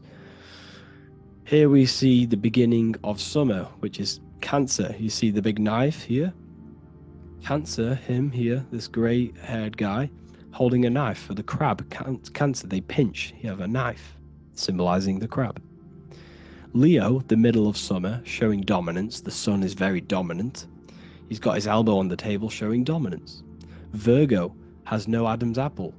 Cancer here is pointing at this woman's neck, saying there's no Adam's apple. This is Virgo, the virgin, the only woman. Jesus, the sun. This is Libra, the balancing. He's holding his arms out, balanced, showing the balancing of the sun, because when the sun enters Libra, the sun is balanced between winter and summer. So it's balanced. This is all astrology, but this is internal. Okay? This is Ezekiel's vision. Ezekiel had a vision in the Bible, and he saw the face of a man, the face of a lion, the face of an ox, and the face of an eagle. The eagle is Scorpio, the ox is Taurus, the lion is Leo, and the man is Aquarius. He saw the throne of God, and he saw the different bodies of consciousness. This is all symbolic for the different bodies of your soul. So when we look at the zodiac, we are actually looking at a map and the energies of our soul, and the energies of our bodies, and the energies of our consciousness. This is what we are looking at. Each zodiac is an aspect of our consciousness and an energy that we can work with and that we must purify. Balance and purification is essential. Imagine playing a brand new video game. Let's say a brand new video game came out and you had to play it. What happens when you play that game? You don't know the controls. You cause chaos in that game. You can't really run properly. You can't do anything properly. You're getting destroyed by other people who are playing that game. It's the same with your physical body. When you are born, you must learn how to play the game. You must learn how to balance the mind, learn how to balance the spirit, the emotions, and the physical body. We must balance and purify each body of our consciousness.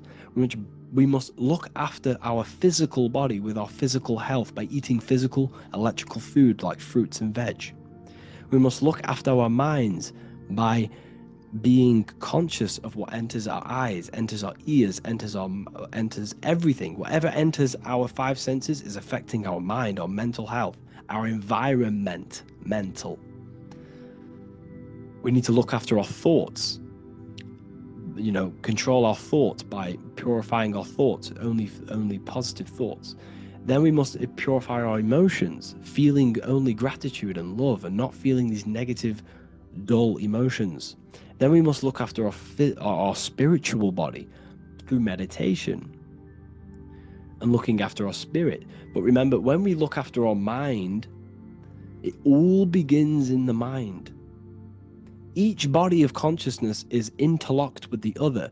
If you have an unhealthy body, you have an unhealthy mind, spirit, and emotions.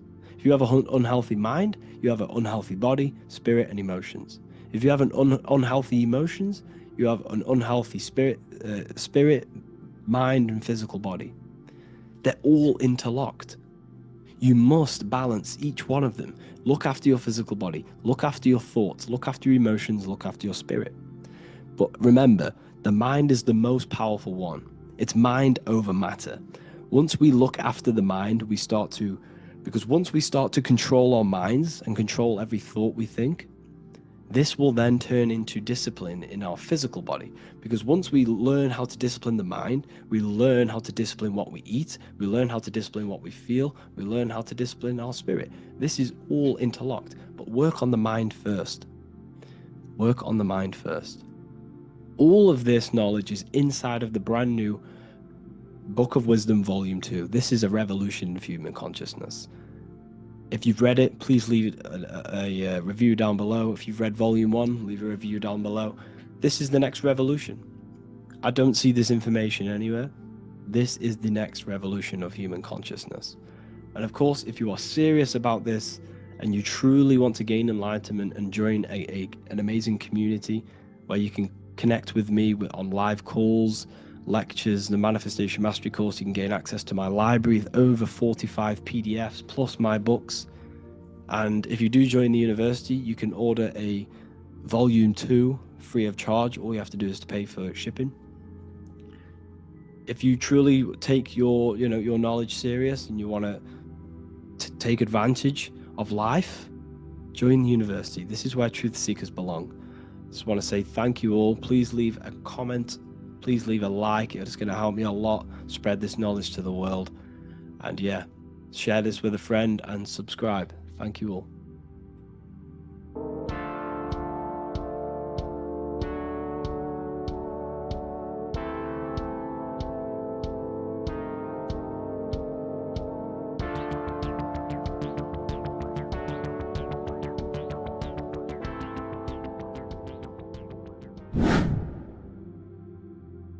People, how are you all doing? It's Revival of Wisdom, and today we're going to be talking about your birth certificates and how we are slaves to a system and how they have trapped us into this system.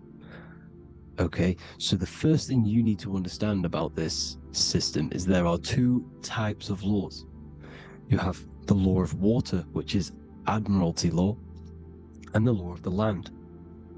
So the Admiralty law is the law of water, and this is what money is. Money is water. This is why we say liquidity, currency, the current. A current is water, something moving through something.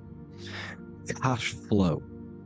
And this is why banks are called banks, because a river bank is on either side of the water, and it directs the currency. You see? So money is water. And as you can see here, Ripple, the cryptocurrency, Ripple, water Ripple, and they're building a bridge over water, overseas, international banking with cryptocurrency. So money is water, and this has specific laws about water, but water is the same everywhere, you see. What the difference is with the law of the land is that you can have different laws in different lands. I can't do certain things in the UK that people can do in America, for example. You see, that's the law of the land, but the law of water is the same because water is everywhere. Now, this is very important to understand when it comes to, these birth certificates. So, Pope Gregory, this is where we're going to start off. Pope Gregory in 1582 took the Orthodox Eastern sunrise calendar and changed it to his own Gregorian timeline, not a calendar, a timeline. This timeline was copyrighted by Pope Gregory under the name of the Vatican. So the Vatican owns the timeline that we are using today, 2023. They own it. They own the title of this Gregorian calendar. Okay? Therefore, anyone who is born under this copyrighted timeline, not calendar, they are subjected to Rome because Rome owns the timeline. They have a patent, a copyright for that timeline. What is on our birth certificates? That timeline. We are born underneath, we are subjected to the Vatican. This is why all birth certificates go to the Vatican. They own every single birth certificate. Okay? So when we use this timeline, we are subjecting ourselves to this timeline. Okay? Which the Vatican has a claim over. This calendar or timeline is set to sunset, not the sunrise, which is associated with death, darkness, and the moon, lunatics. You see, so this is a sunset calendar timeline. Okay, this is now, they've changed a couple things, right? They say that the new year is January the 1st. Okay, when we know this is in winter. January is winter, which is associated with darkness, death, the death of nature. So this is a death cult, people. These people are evil. They're so evil. The Vatican. And this is why we use April Fool's Day, because April is in Aries, and Aries is always the start of the zodiac. This is why Aries rules the head region. 12 zodiacs, 12 systems of the body. Each zodiac is associated with each part of the body, and this is why Aries is the head, cerebrum. But we're not going to talk about it in this video. But yes, that is what April Fool's Day is. They're putting it in your face. April Fool's Day is the real start of the year, when the sun starts to rise again, when the risen Savior is resurrected, when it's born again. This is when the Jews celebrate the Passover. This is when the Christians celebrate the resurrection of Jesus, and they eat lamb. The Jews eat lamb because we're in Aries, the new year. The sun is now born again, our risen Savior, the light of the world. So yes, this is what April Fool's Day is. It's the first day of the year, which they changed. Pope Gregory changed. So you need to understand is that you are in the womb. You are inside of a ship, because every ship, literally a ship, every ship is female. This is why they say she delivers the product, because she does deliver the product, you, the baby. Same thing with a ship, they deliver products. They are a she. And when they pull up to the bay, like you can see on this picture, they're pulling up to the bay. This is now called the birth canal. The ship is now in birth, on paper. Okay, this is law. And when they pull up, they tie up to the bay, and now they get a certificate of manifest certifying all of the products which are on the ship and what they are bringing into that nation. Okay, so you're bringing in this many of that, everything's on the certificate of manifest. And this certificate of manifest is also your birth certificate, because you are traveling through water when you are in the birth canal of your mother, because you are in water when you are in the womb. And you travel through the birth canal, and when you arrive, you get a certificate of manifest with the name, how many, the quantity, that's your birth certificate. Okay. And this is what it is. We are a we're not a corporation, but we represent a corporation, which is your name in full capital letters. That is your corporation. You cannot physically tax a body, but you can tax a corporation. This is why we get charged. This is why we get taxed, because it all goes down to the corporation which our name represents, which we are subjecting ourselves to. We are my name, I am subjecting myself to this name, and that name has a corporation which I represent, which I subject myself to. You see, this is how we are attached to this straw man, this character that they have built on paper. So it's a character which is on paper. This is what we represent. So when the woman gives birth, she delivers the baby, and then she has another substance. Now I'm going to break down how they attach this name to us, how they do it.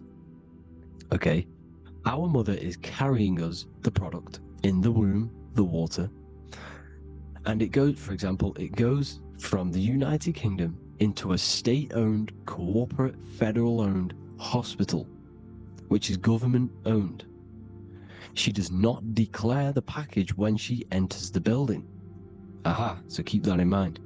When she delivers the package in the federal territory, she does not declare the package either when she leaves. Therefore, there is no evidence that we exist when we arrive. On paper. On paper, there is no evidence that we came into the building or left the building. We have not been declared. So we do not exist on paper at this point. When the woman gives birth, she delivers the baby, and then she has another substance, which is called the afterbirth material. Okay? This afterbirth material has the same DNA as our physical body, with the body, mind, and spirit. Okay? This is how they get this cooperation. Hold on. The afterbirth material does not get claimed by the mother nor anyone. Therefore, they salvage that substance because we are under the Vatican. Every state is all Catholic. Your birth certificate is Catholic. No matter what religion you think you are, every single birth certificate is Catholic because we are subjected to Rome. All roads lead to Rome. Rome runs all of this. Okay? We're still under the Roman Empire. Okay, so Rome are Catholic and they believe in salvation. This is how religion comes into this. This is how they use religion to get this. So they salvage the afterbirth material and they claim it and they salvage it and give it and charge it to Rome. And they give it a name. Here's the legal term, born alive. Here's what it says. Each product of such birth is considered live, born, and fully recognized as a human person. So each product of such birth, so that could be anything, the afterbirth, the person who actually comes out, the baby.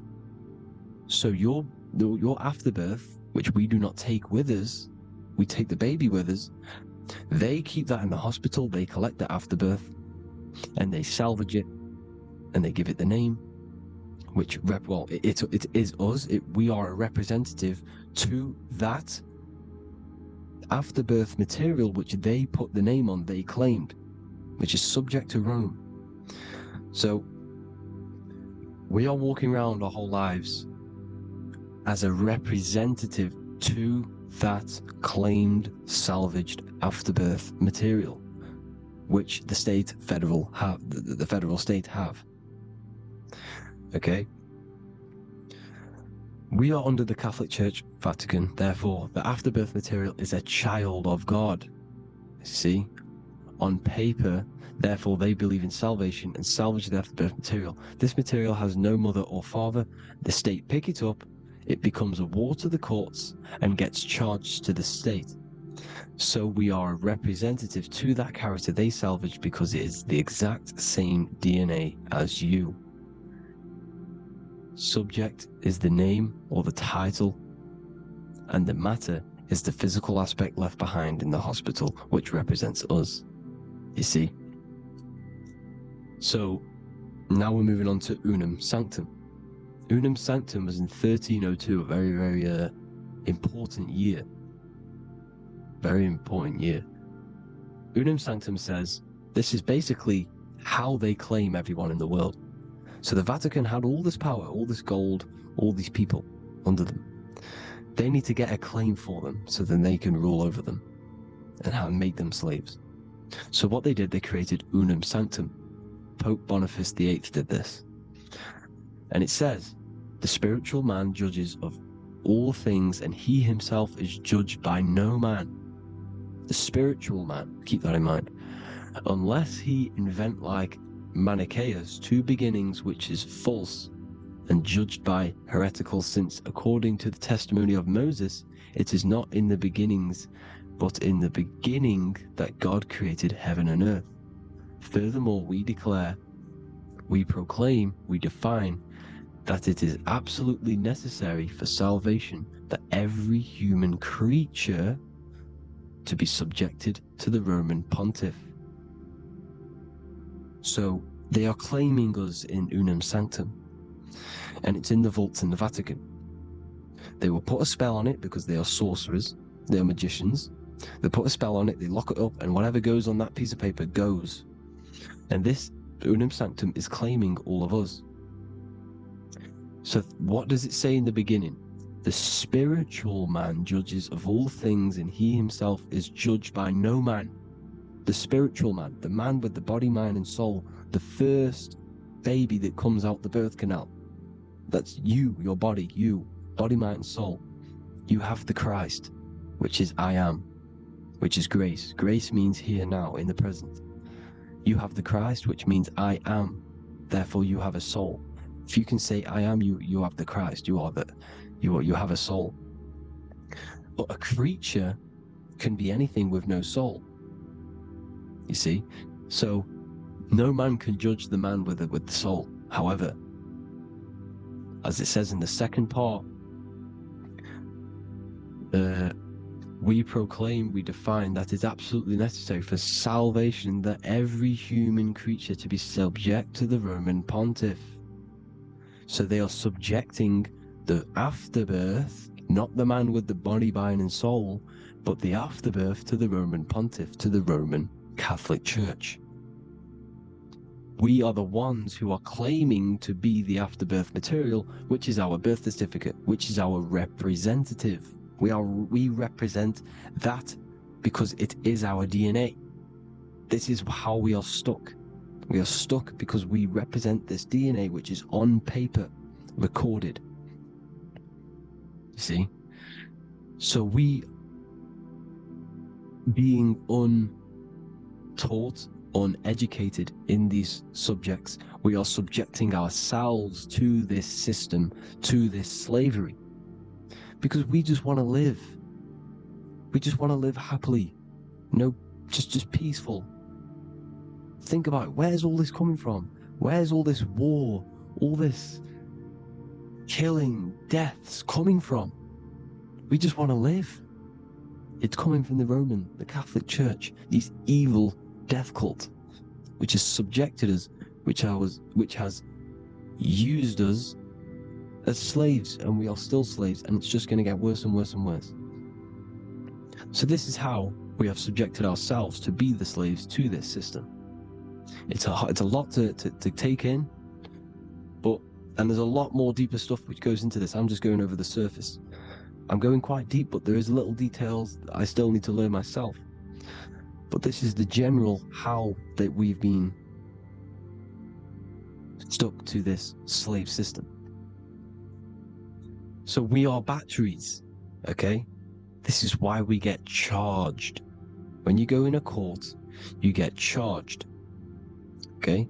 Because you're a biological battery. This is why cities look like motherboards, because we are feeding energy to this matrix. Okay?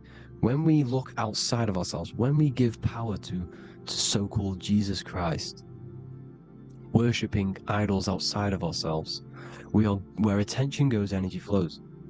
We are feeding the matrix with energy. By looking within, placing your attention within yourself, you are taking back your power. Because the I am is Christ. The you, the soul, is Christ. It's God. The awareness is God. Okay? However, we are subjecting ourselves to this system. We're subjecting ourselves to this system, and they're feeding off our energy. So what we need to look for the future is that, think about it, with the end goal is to change our DNA, is to literally make us robots, transhumanism, slaves. This is why we have smart cars, smartphones, smart watches, smart meters, smart cities. And all of this is going to be connected by the smart grid, which is 5G. This is why 5G is rolling out. 5G is going to connect all of these technologies to one. It's like a big net system. And you know why they're doing this? It's because all of this is going to be connected through this 5G, and that 5G is going to be controlled by the elites. So you say anything wrong, you do something wrong, you say the wrong thing online, they'll turn off your car, they'll turn off your phone, they'll turn off your smartwatch, they'll turn off your TV, because it's all going to be connected and controlled by the smart grid. And this is what the Great Reset is, people. But they're going to trap us inside of these 15-minute smart cities, so we can't leave the area, because they're going to use they're going to use climate change as a tool to enslave us to not travel because of so-called climate change and the fumes that we are putting into the air, which is all BS. They're doing this to push these new cities, to push all of the... Listen, they're trying to get inside of your body. The only way they can do that is to get you addicted and using this technology. First, they got on the body with the smartphone. Well, first of all, we use the technology. We get used to it with it in our hand. The next step for them was to get on the body, which is the Apple Watch, as you see down here. They have now successfully got onto the body. The next thing is to get inside of the body. This is the brain chip. You see how they've slowly lured their way in, slowly got you addicted to this technology, got you dependent on this technology. And what they're going to do is that they're going to mold society to be dependent on the brain chip. So in order, for example, if you want to go and pay for food, you're going to have to get a chip to pay for the food, because it's all going to be digital money. And that digital money will be connected to the chip, and you'll need the chip to pay for things. You see? So this is how they're slowly transhumanizing us. These phones, these apps, these things which are all which are all using was created by Freemasons. Mason means traveler, because they travel the depths of the mind. They understand human consciousness. They understand the brain. They understand the mind. By the deepest root cause, they understand it. This is what Masonry is. It's the occult. So these technologies is designed by these people. This is why they're so addictive, because they understand how it works. They understand how to get people addicted, because they understand human consciousness, the brain, the body, and the mind. So this is the advantage Freemasons have over us. And these secret societies, which have gone through the orders of Freemasonry and progressed onto these secret societies, which are the evil side, because I'm not saying Freemasonry is evil, okay? The societies which they go beyond Freemasonry, because you can go beyond the 33rd degree into these secret societies, and they use this knowledge for the bad, to enslave people. And this is what's going to happen. Transhumanism. So I hope you all learned some insight for today. Please do a bit more research on, birth certificate and stuff like that, the straw man. And have an amazing day, people. Please like, comment, and subscribe. Peace.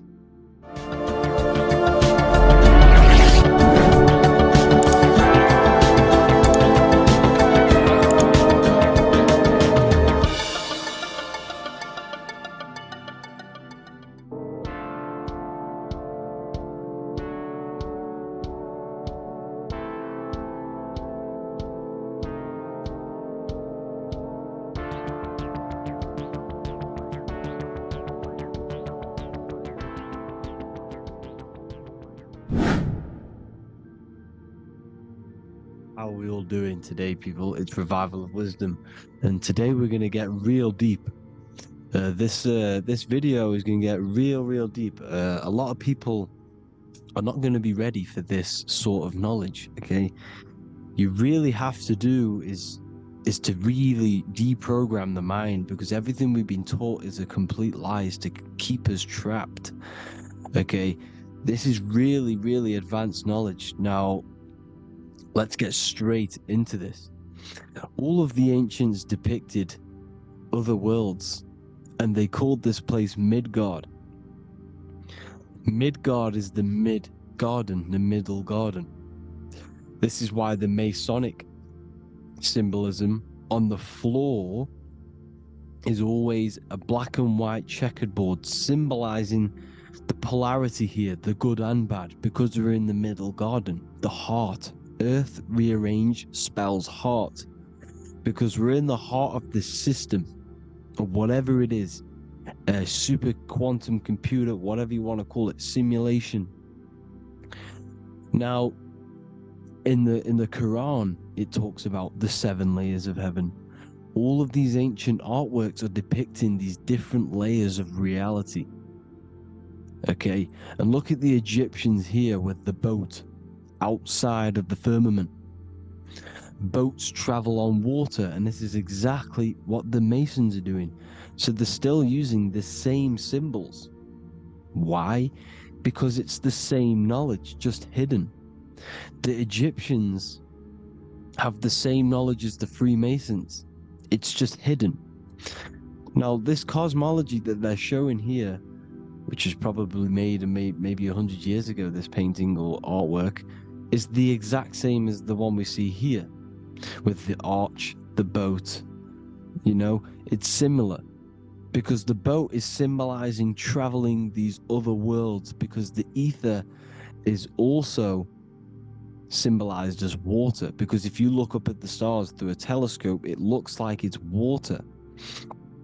It's shining through water, because this ether, whatever this substance is outside of this world, was symbolized as water. Okay, and look at all these ancient depictions showing these different layers of reality. Now, we are being trapped within this 3D dimensional world, which is the cube, the Saturn cube, because there are 6 sides to everything in this world: front, back, left, right, up and down. 6, which is the cube, because we're in the Saturn's world. Okay, now, always been depicted as a tree of life, the tree of the universe has always been depicted as this tree. Because let's get a bit deeper. Now, the cosmology of this reality is the sun, the moon, and Polaris, always in the Masonic art. The sun, the moon, and Polaris, the all-seeing eye. If you go inside of the temples, of the Masonic temples, they always have this star in the middle, shining light beams. Okay, look here. The light beams coming from the big star in the middle, which is Polaris. This eye is God. It's God's light shining down from his abundance. Now, when you astral travel, you will see this big ball of light above you, and this big ball of light is God. But you cannot travel towards it until you are pure. It doesn't work like that. You have to become formless. You have to become pure before you can become one with the light. In all these Masonic artworks, it's all depicting the star in the center. This star is Polaris, because Polaris is the way out of this place. And this is why you see the stairway to heaven all the way up to the light beam, the light source. What does it say in the Bible? God is light, because everything is made out of one substance, and that substance is light. And it symbolizes the eye, because God is an eye. All things that are alive have an eye. And we all say, I am. We all see these realities through eyes. God is an eye. He's the all-seeing eye. He sees all things at all times. And he is projecting this light. And this light comes down to create all the different levels of the worlds. And this is what the 2 pillars symbolize the number 11. 11, the number 1, is just a vertical line. It's the 1. It's a 1 point. 11 symbolizes the mirror nature of reality. Everything's mirrored. As above, so below. Now, the 11 also symbolizes openings, doorways. And as you can see here, an opening to the all-seeing eye.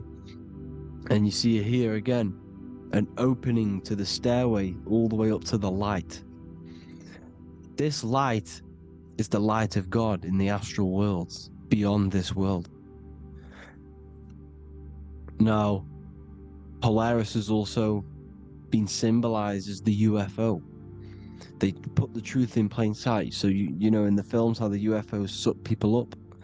That's what Polaris is doing. If you ascend beyond this world, if you do not ascend beyond this world, you will be reincarnated in this world. The whole thing is to outgrow this consciousness to the plane above. And I'm not just making this up, I'm going to be bringing in scriptures after this. But you can see with the Christmas tree, we always put a high, big star at the center, at the top, which is the star of Polaris, which is exactly what the Masons are doing here. The star at the top. And it's on top of our Christmas trees. And all of these symbolize the other stars, because Polaris is the most high star. And all the other stars are wrapped around the firmament lower than Polaris. And that's exactly what the Christmas tree is. And it's a triangle. It's a triangle, just like light beams travel from one point in the triangle, just like the all-seeing eye. It's a triangle. The light is coming from one point and sending its rays downward. You see, it's kind of like you see here with the water. And the lower you go, the darker it gets, the more evil it becomes. And this is what the ancients would call hell. Now, this all-seeing eye is Polaris. And below Polaris is Mount Meru, the North Pole, the magnetic North Pole. The Tower of Babel, which is in the Bible.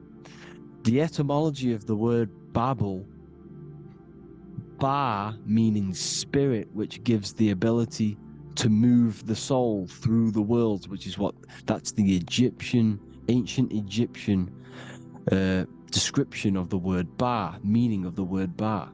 You have the Ka, the Ba, the Ak, but the Ba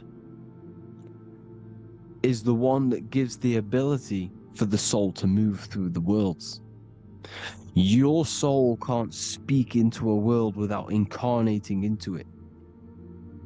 Now, the Tower of Babel symbolizes Mount Meru because it's the word Ba is the spirit which gives the ability for the soul to move through the worlds. The Tower of Babel is the magnetic North Pole, Mount Meru, which gives the ability to move through these different worlds. And you can see the ancient Tibetans always showing this depiction of these different worlds coming from the center. Because we have to ascend our consciousness. It's not about how good you are to reach heaven. It's about how you expand your consciousness, you expand your mind. So they teach now that you have to be good in order to reach to heaven. It's about expanding the mind, expanding your consciousness to these different planes, these different realms. So that's what it's about. And Jesus was known as the fisher of man. Now, Jesus is a massive part of this. He was known as the fisher of man because he was fishing. He could have been fishing. He could have been one of these deities that had come down from these different higher realities and pull people up. So they called Jesus the fisher of man. And he says unto them, follow me and I will make you fishers of men. So these deities that we see in the past, like Buddha, Krishna, Hermes, Thoth, Jesus, could all be these entities who were coming down to pick up the minds that were worthy enough to see the higher planes of reality. And this is why they called him the fisher of man. Now, when Jesus walks on water, there is a parable with Paul.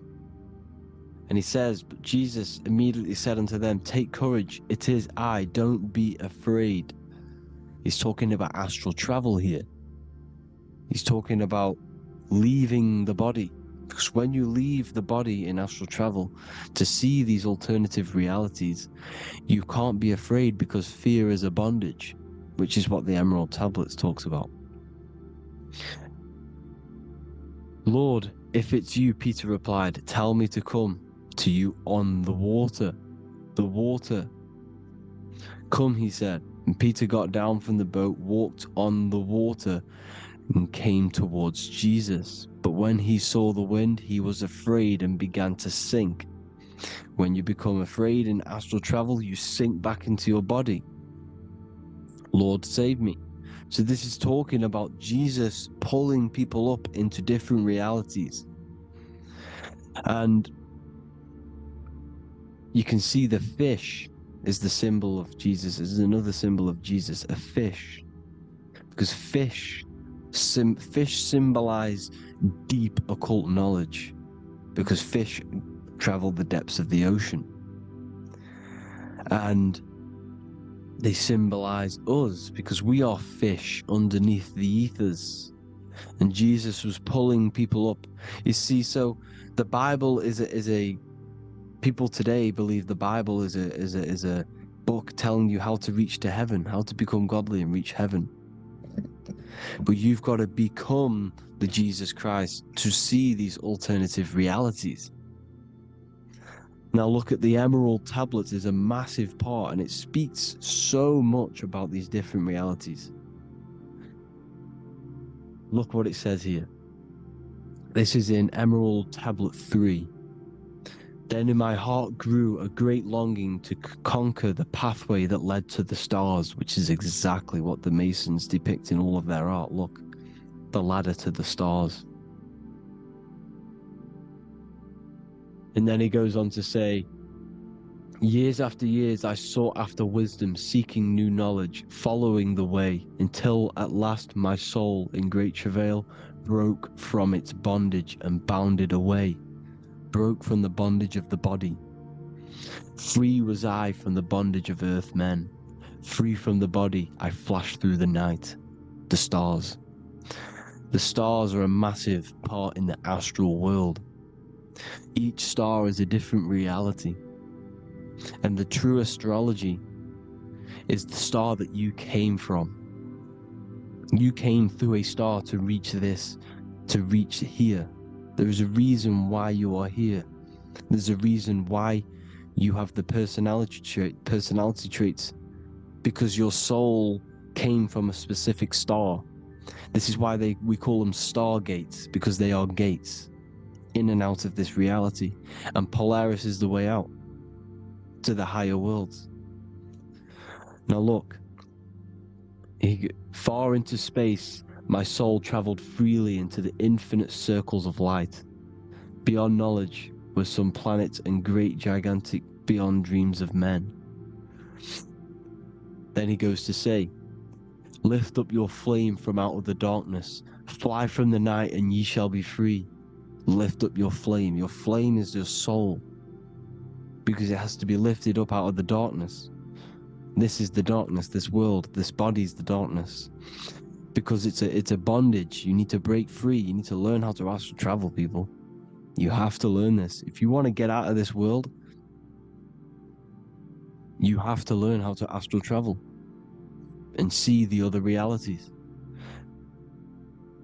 Traveled I through space-time, knowing my soul at last was set free, knowing that now I must pursue wisdom until at last I pass to a plane hidden from knowledge, known not to wisdom, extension beyond all that we know. So he's talking about he went to a place where we cannot even comprehend here, a place that is not even known to earth men. He's telling you he's ascended out of this world to the planes that are beyond. And it says here in the Emerald Tablets, man is in process of changing to forms that are not of this world. Grows he in time to the formless, a plane on the cycle above. Know ye ye must be one, ye must become formless before ye are one with the light. The light, the same light that I was talking about, the Masonic light, with the triangle, God, the one source. Ye must become formless before ye are with the light. Formless, you have to leave the body. You have to leave the body. You have to gain the ability to leave this body and travel to these other worlds. Now, it says here, not as man am I, for free have I become of dimensions and planes. In each I take on a new body. In each I change my form. Know I now that the formless is all there is of form. You see, all things created come from the things that, all things that you see come from the things that you cannot see. All of us have the same spark of consciousness, the same I am. Every dog, every animal, every human has this same I, this same thing which sees through the eye. It's formless. It takes this formless entity is the same entity of us. We are all the same entity in different bodies. And this entity it was represented as the flame, the cosmic flame, which is inside of all of us. And this is why the Masons depicted your spine as a candle or the Holy Grail. You would either see this or a candle with a flame on the top, because the Holy Grail is your consciousness, which is on top of your spine, which is the candle. Now, Jesus, Thoth, Buddha were all these deities which were coming down to lift people up because they were fishermen of men. And he would lift you up to the higher worlds, out of this world, to the ones above. Now, Thoth, you can see him here, he's leading the way. He's holding someone and he's leading the way with knowledge and power. He was leading the way to other worlds, out of this world. There's no point trying to change this world. This world will stay the same. It will stay the same. You have to get out of this world, and that's what they're telling you. That's what they're keeping you from. They're keeping you stuck within this thin layer of reality. So what the Masons are doing, they have the ability to astral travel. They're living not stuck and bound to one reality, but living within the different layers of reality. And this is what Morpheus was doing in the Matrix. Morpheus was going into the Matrix to go and get Neo, which is exactly what Jesus was doing, pulling up people out of this world to the ones higher. And that's exactly what Morpheus is doing in the Matrix. If you haven't watched the Matrix, go and watch it.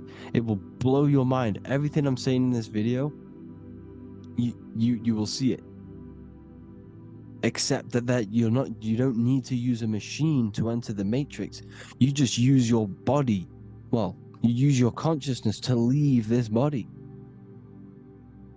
You see, Neo was also uploading himself into the simulation to pull people out of the simulation. And this is exactly what all of these gods were doing.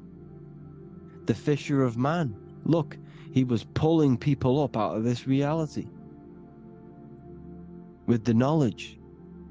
Now, Jesus was always depicted with the mushrooms. Look at all this mushroom art. Mushrooms were literally the origin of Christianity. You can see it everywhere. There's mushrooms in all of the ancient art. Every single one of these paintings you see here, there's mushrooms on them. Mushrooms have the ability to see alternative states of consciousness.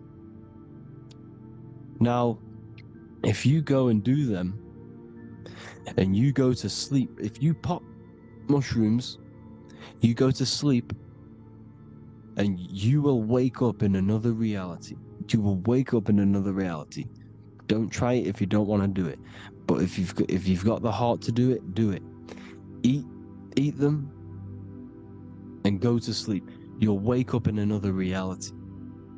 And Jesus was handing out mushrooms to the bright minds, to the minds that he wanted to fish out and pull up to the higher realities. He was giving them mushrooms to see themselves in an alternative state, in an alternative reality. This is why there was so much mushroom art, and it's not just ancient Christians. It's Sumerians, it's the Mayans, the Celtics, the Egyptians. All used mushrooms. All of them. Look at all this art. It's on stones. It's everywhere because mushrooms. See, everything in nature is a macro.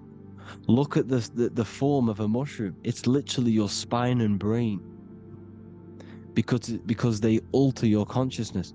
Your body is just a radio receiver.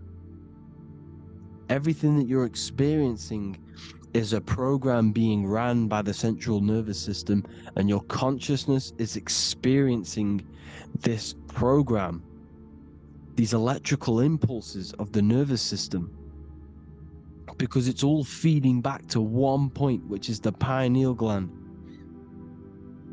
And this is the candle with the light on it. Type in Masonic candle and you'll see it. It's your spine with your spark of consciousness on top of the spine. And it's a mushroom because this sends you to alternative states of consciousness, alternative realities.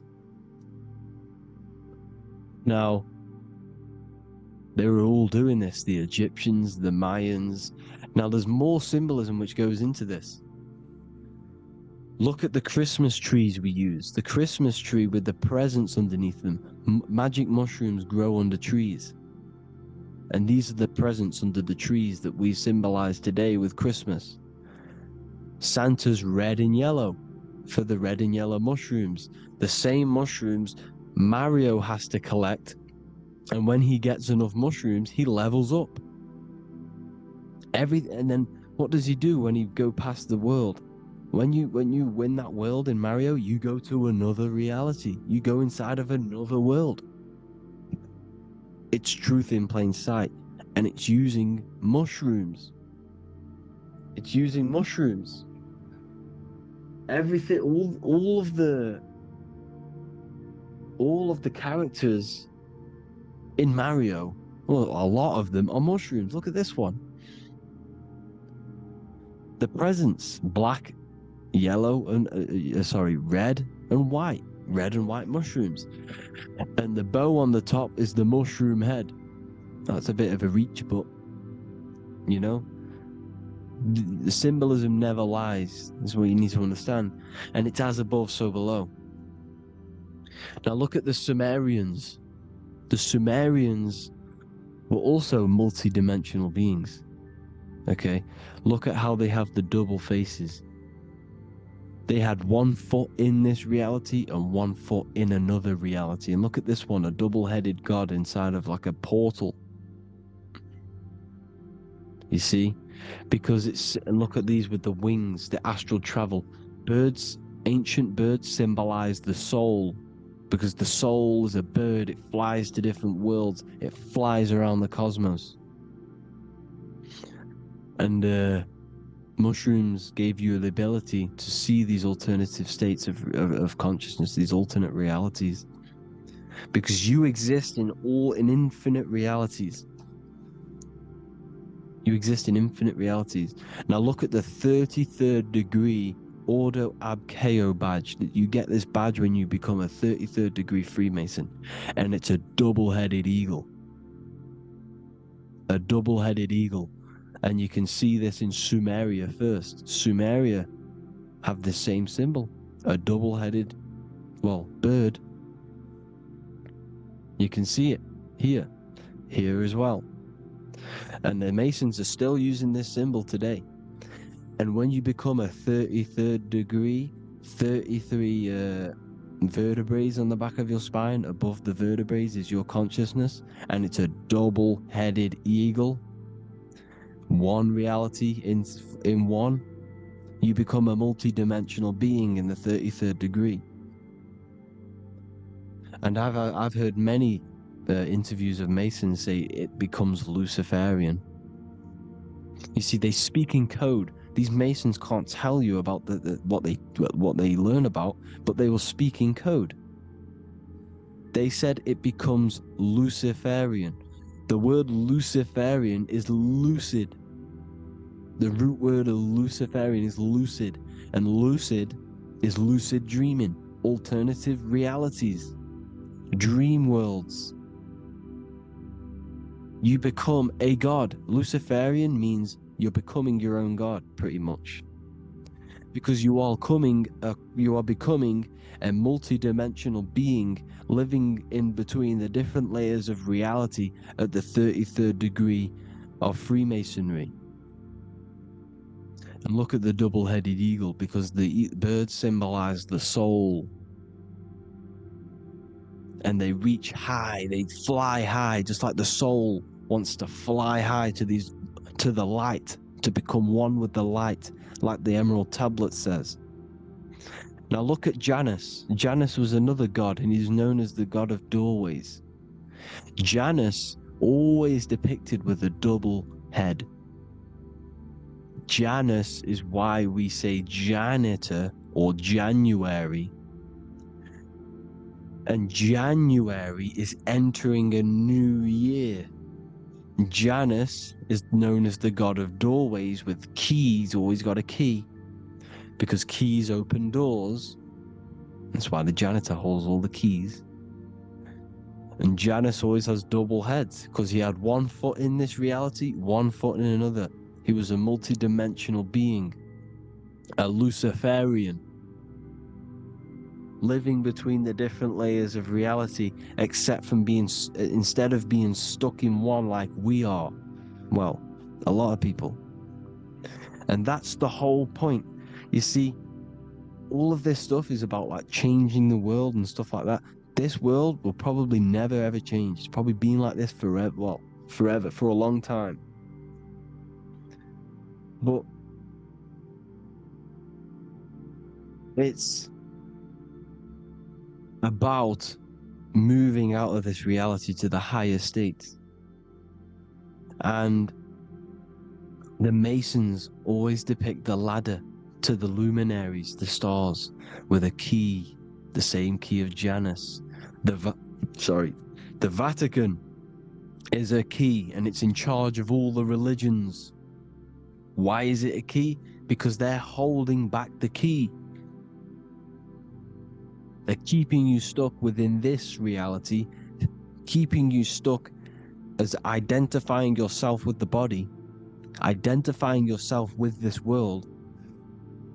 You are not in the world is within you. This is a program being ran by your central nervous system, and your consciousness is experiencing this reality. Now, this is going to be a mind-blowing video for some people. You have to have an open mind. You have to let go of all the programs. I'm repeating what the ancients are talking about and the ancient symbolism.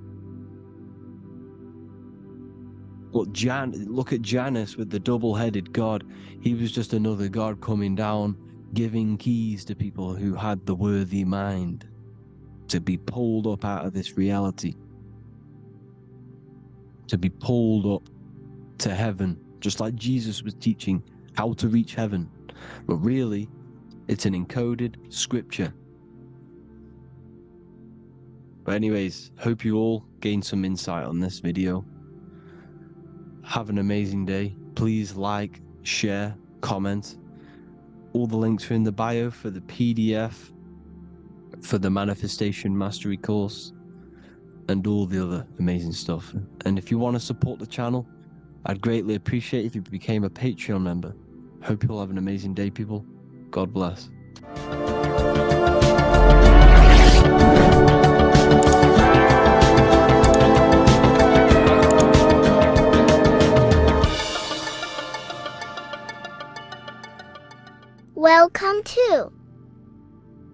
Revival of wisdom.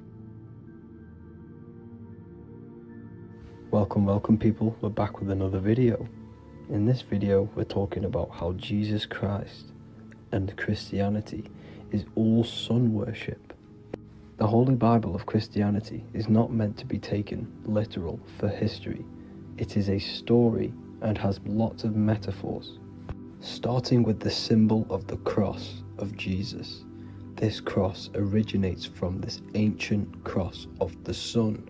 This symbol has been used for thousands of years, way before Jesus was a thing, in Europe, America, Asia, and all around the world. In fact, this symbol is still being used by Christians today, not knowing it represents the sun.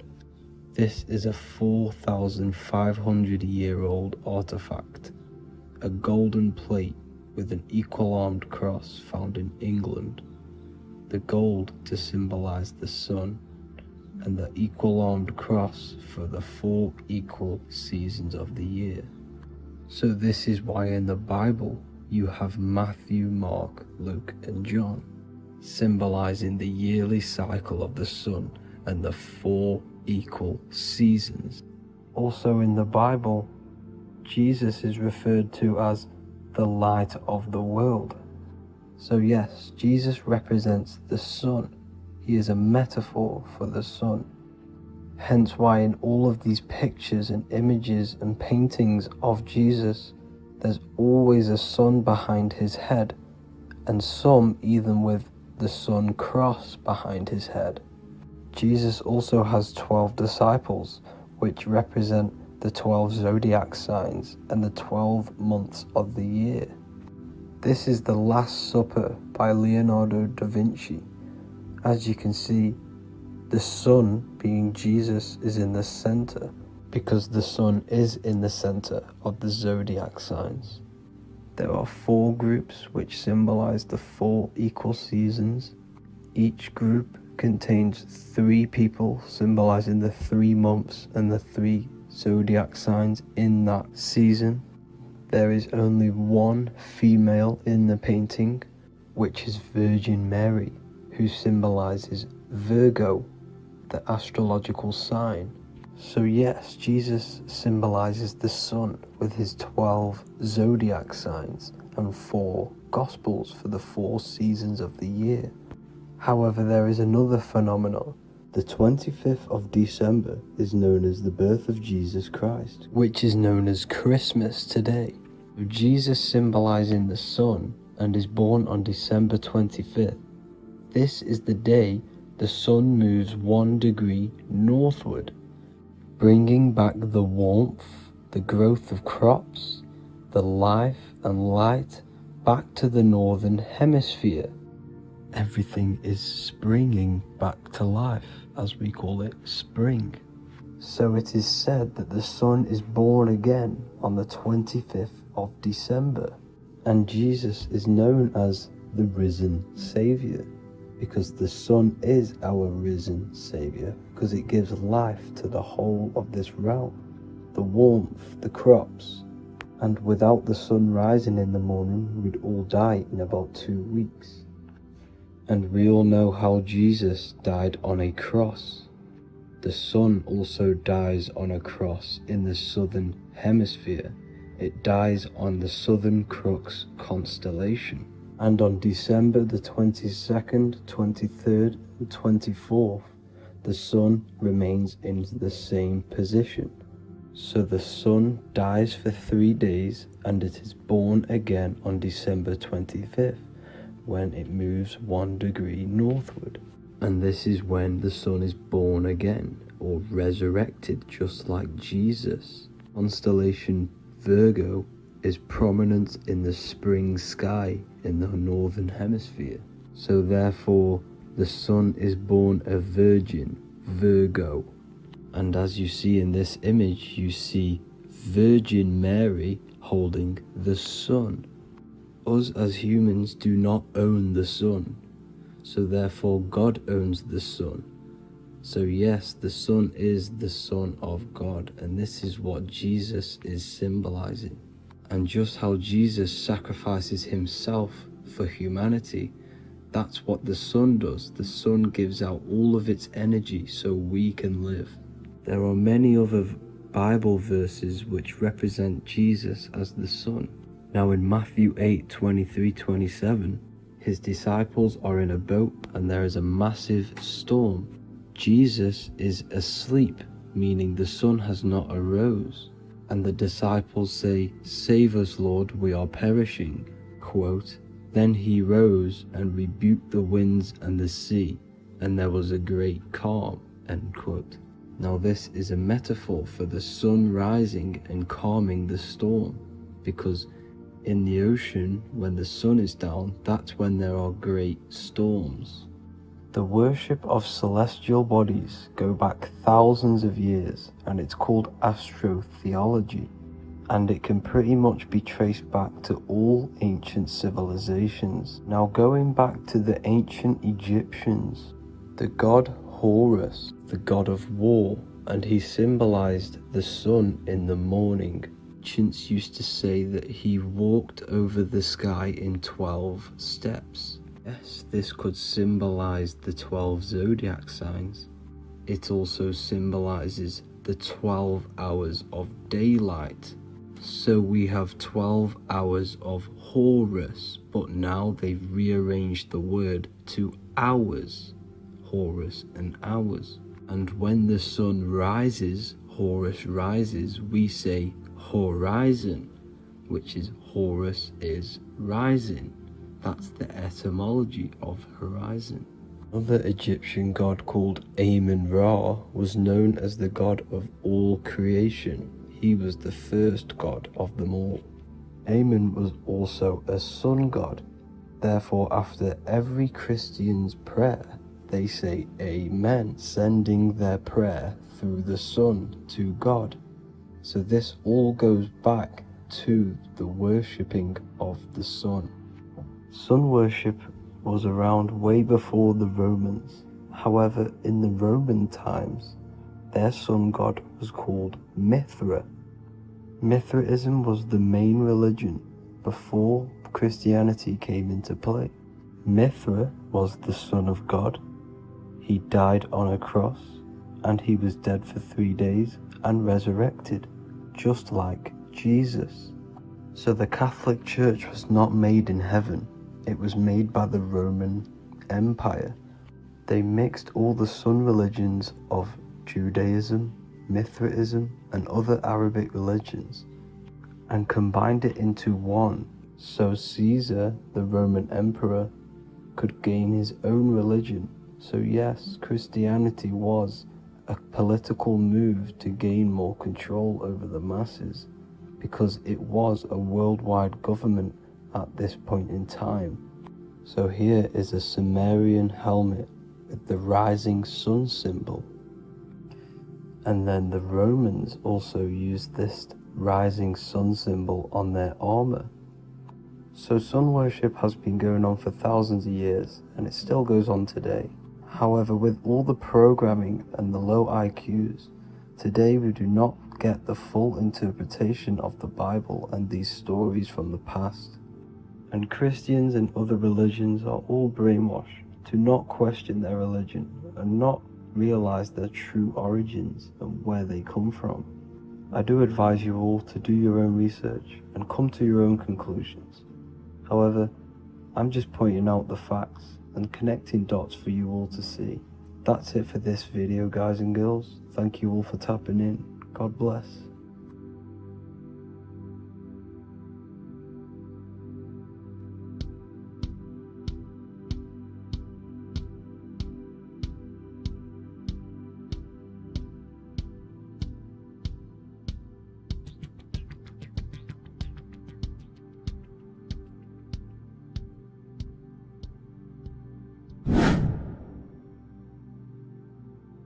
What is good, people? How are we all doing? Today we're going to be talking about the different planes of existence, the occult side of the world, the things they don't teach you in school.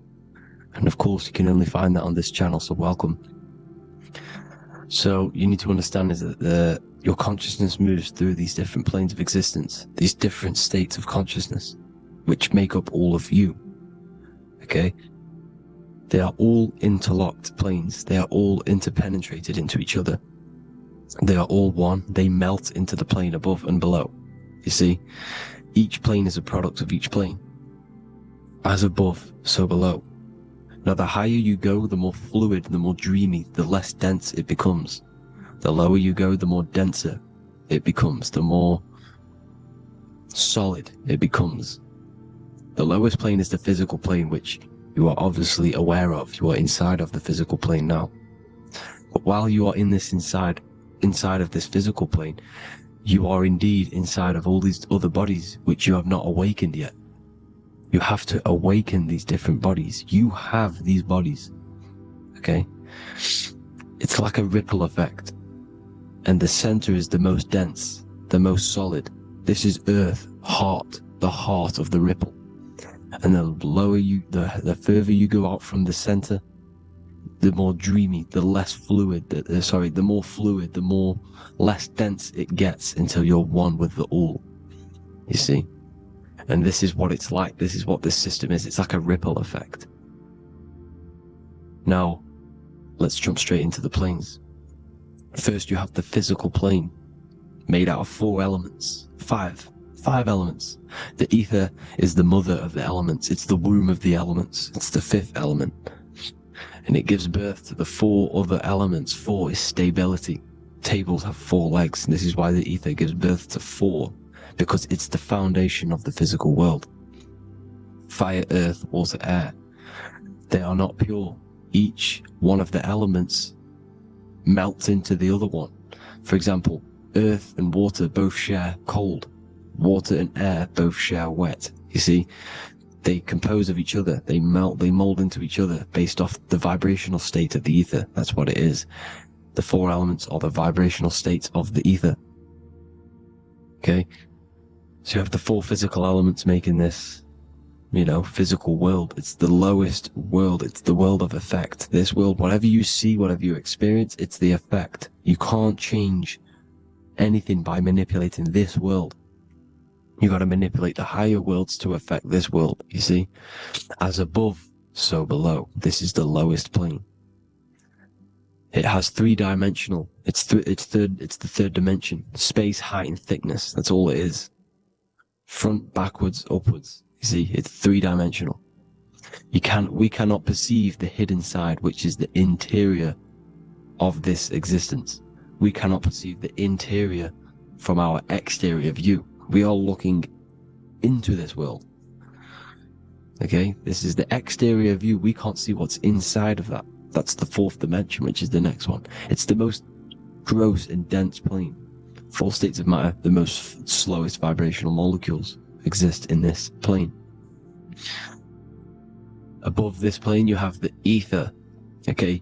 The word ether and either are the same thing, because either connects 2 scenarios in languages. I either support Manchester United or Liverpool. Either is connecting them 2 scenarios. The ether is doing the exact same, as you can see here on the planes of existence. It connects the astral world, which is very important, to the physical world. It's connecting these 2 worlds. So it's the ether. It's the ether. The ether is pure potential. Energy flows through the ether. It is pure energy, pure potential. Okay? The physical body is an exact copy of the etheric counterpart body. So every physical object has an etheric energy double. It's like a blueprint of that object. Every single object has an energy double, and that's the etheric double. Okay? The etheric body determines the shape of our physical body through its lines of force. All through life, it rebuilds and restores the physical body. Physical problems show up first in the etheric body, because as above, so below. You manipulate the higher planes, it will manipulate this plane. And this is why sorcery works. Contact with astral plane entities. We'll get into that a bit later. So, the reason why we can't see this plane, this energy world, which is all around us, which we are inside of right now as we speak, is that the molecules that compose it are further apart than those of the physical plane, making it invisible to the 2 eyes. that we can't perceive it. Our eyes cannot physically suck in that sort of information, and our brain cannot decode it. This is why, they brainwash us with all these programs to keep us asleep, to keep these other bodies we have asleep, so we don't find out about these other bodies, and it's to make you believe that everything's just a material. Only the material world exists. They don't want you to know is that everything that you see is a result of something you cannot see. As above, so below. There are realities within this reality. This is what I'm breaking down now, these different planes, on how this reality works. So your etheric double is your energy body. You can see here the physical, etheric, astral. Astral is your spirit. The ether is a part of the physical plane. It's like just above the physical plane, but it's still part. But then the astral plane is completely separate. It's another plane, but they're all interlocked. Don't think they're apart. They're all interlocked. They're all one. They all melt into each other. The chakras that we have are inside of our etheric body. They are our sense of organs which tune us to the fourth dimension. These 7 chakras connect us to the astral world, the fourth dimension. Okay? They are points for the flow of energy from the universe / 7 planets, because the 7 chakras are your 7 planets, and the 7 planets are connected to the astral world. They are feeding these 7 senses in our body. They connect us to the universe, to our etheric counterpart, and then to us, supplying the physical body.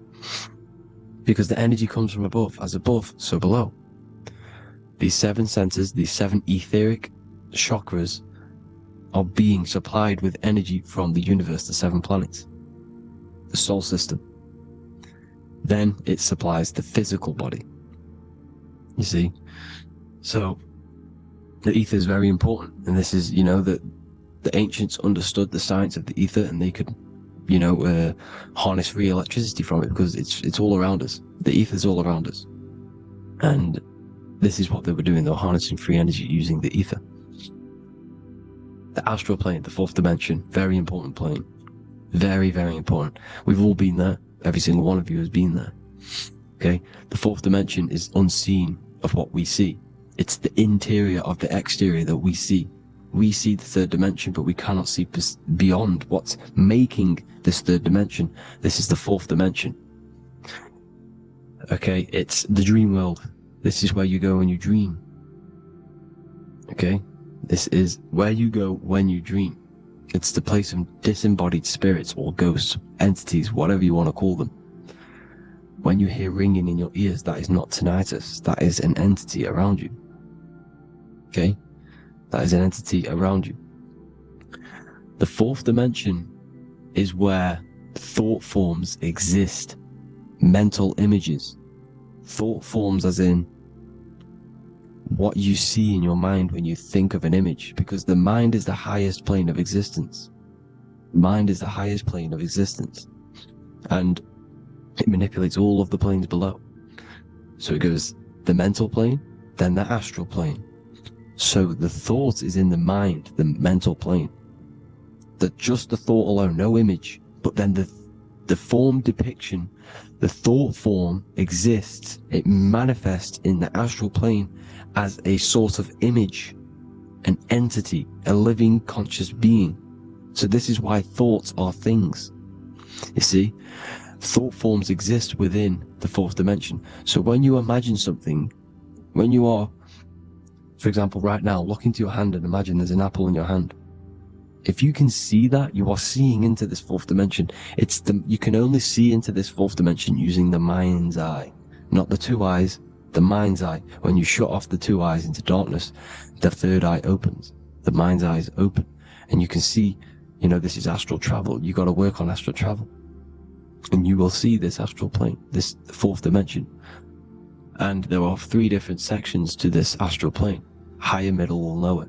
So yes, there is a kind of a heaven and hell, and a mid-God. Heaven being the higher vibrational entities manifesting higher vibrational thought forms existing there, the lower vibrational thought forms existing in the astral plane. But these thought forms are beings. You can create these beings. They're called elementals. Okay? If you entertain specific thoughts for long enough, this will plant a seed and it will grow. If you keep, so for example, you have a bad feeling or whatever, what's a good example? Unforgiving someone. You keep that energy inside of you for long enough, it will manifest in the fourth dimension. You entertain that thought long enough, it will manifest. And it will create an etheric body, and it will be an entity which will harm you. It will feed off you, this low vibrational energy. Your mind is so powerful. It creates thought forms, and these thought forms can take consciousness, can take bodies, etheric bodies. Now, that's why it's very important that you master your mind, master your thought patterns. So this fourth dimension is the astral world. So when you have a nightmare, this is the lower astral plane. You're in the lower astral plane. Whilst this physical body rests at night, your consciousness, while you awaken this other body, your consciousness goes inside of this other body, whilst the physical body lays asleep. You see? So it's all inside of you. This is what you need to understand. You just haven't awakened these bodies yet. You can awaken them. You just got to awaken them. Okay? The next is the mental plane. This is the mind, the source, pure cause, pure motion, the most less dense, the most fluid. No form. There's no form to the mind. Astral plane is the first plane where a form takes existence, pretty much. The mental world has no form. It's pure mind, pure intelligence. Thoughts alone exist here without any images or manifestation. The most fluid, the most dreamy, the most causal plane. All of the rest take the effects of this plane. That's why it's mind over matter. Your thoughts they create vibrations. Each vibration is vibrating on a specific frequency, which creates mental images, creates effects down here on this physical plane. This is why it's so important to master your mind. Master what you think. Master your mind. It's the hardest thing to master. You could conquer the world, but it's probably harder to conquer your own mind than to conquer the whole world. I can promise you that, because the mind can play tricks on you. You got to listen to that inner guide within you that will constantly manifest the good things. So anyways, people, hope you learned a lot from this. Please work on trying to activate these other bodies. I will maybe do another video on trying to activate these bodies if you wish. Please comment down below if you would like to see that. And have an amazing day. Please like, subscribe, comment down below any video ideas you want me to do, any information you want me to spit. Thank you all. Have an amazing day.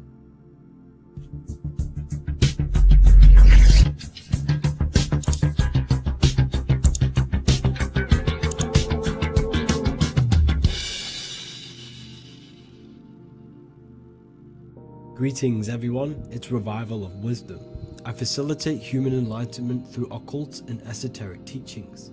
I hope this video expands your mind into a new field of thought. In this video, we're going to be discovering the true esoteric meaning of the 7 planetary energies. So let's jump straight into this. In order to fully understand this, you must understand that esoteric teaching is as above, so below, and as within, so without. Our inner world is mirrored into our external material reality. We have a physical voice, which you are hearing right now, and I also have an inner voice, which no one else can hear. The inner world is invisible, and the external world is visible. In other words, the inner world is the spiritual world, and the outer world is the material world. The inner world of ourselves reflects and projects our outer world, which means everything in our external reality is somewhat reflection of our internal self. You are made in the image and likeness of God. You yourself are the universe experiencing itself in a 3-dimensional physical form. The Newtonian science has programmed you to believe that you are a physical being inside of a physical universe. They did this to limit your mind to only believing there is a physical universe and that you are separate from the universe or God. But you yourself are the divine essence of the universe, experiencing itself in a physical plane, which means everything you see is inside of you, including the stars, the planets, and the elements. As above, so below. As within, so without. An example of this is the four physical elements: fire, earth, water, and air. In the external world, these are physical elements. In our internal world, they represent the four bodies of consciousness. We have four different bodies. We have a material body, we have a spiritual body, an emotional body, and a mental body. The mind is not made out of the same substance as the body. The emotions is not made out of the same substance of the mind and the body.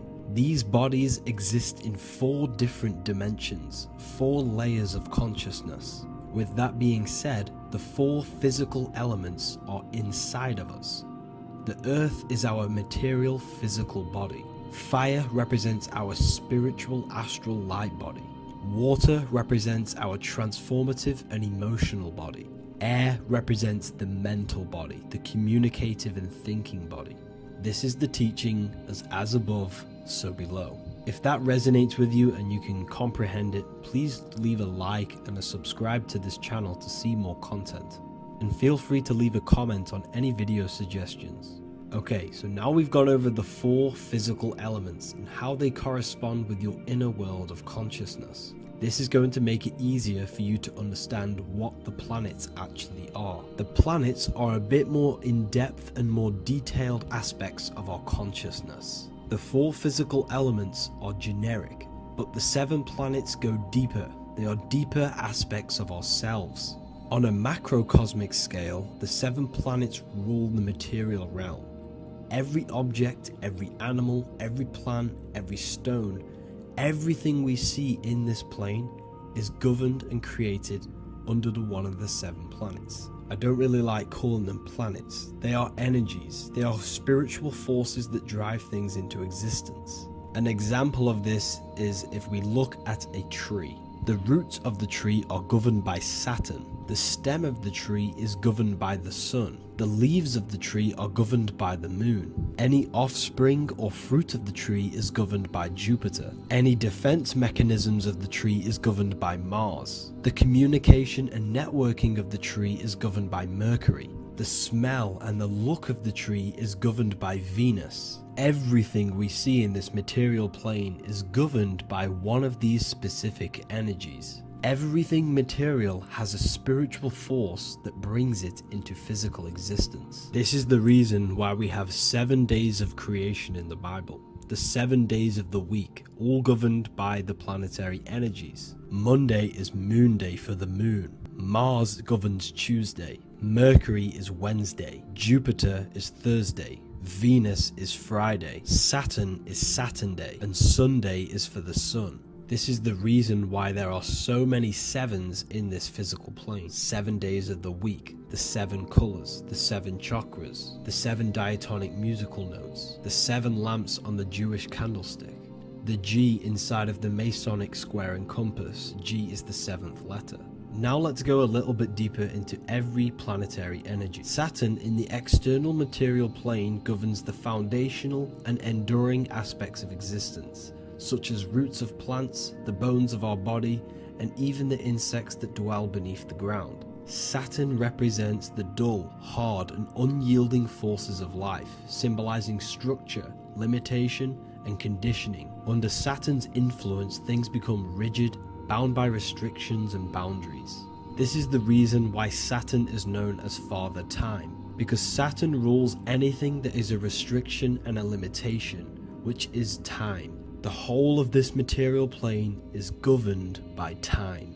You will be born and you will die. This explains why there is so much Saturn symbology in this material plane. Saturn is one of the most important planetary energies. You are a spiritual being in a physical body. Your light, your consciousness is bound to the physical body until you learn how to escape the physical body. The body is a limitation for our infinite minds and spiritual bodies. Our infinite mind is stuck in this material body, governed by Saturn's limitation of time, matter, and space. Now let's dive into what Saturn means to our consciousness within our internal world. We've gone over what Saturn means in the external world. What does it mean to our consciousness? Internally, Saturn embodies the conditioning within our consciousness. When the Saturnian aspect of our consciousness dominates, we become overly rigid, fixated, and restricted in our thinking and actions. For example, Saturn's influence is strongly felt in today's world, where many people's minds are confined to societal norms and conditioned responses. Saturn is the aspect of our consciousness, our minds, such as limiting belief systems and limiting thoughts and emotions. This is the negative thought that you can't get rid of, that's holding you back.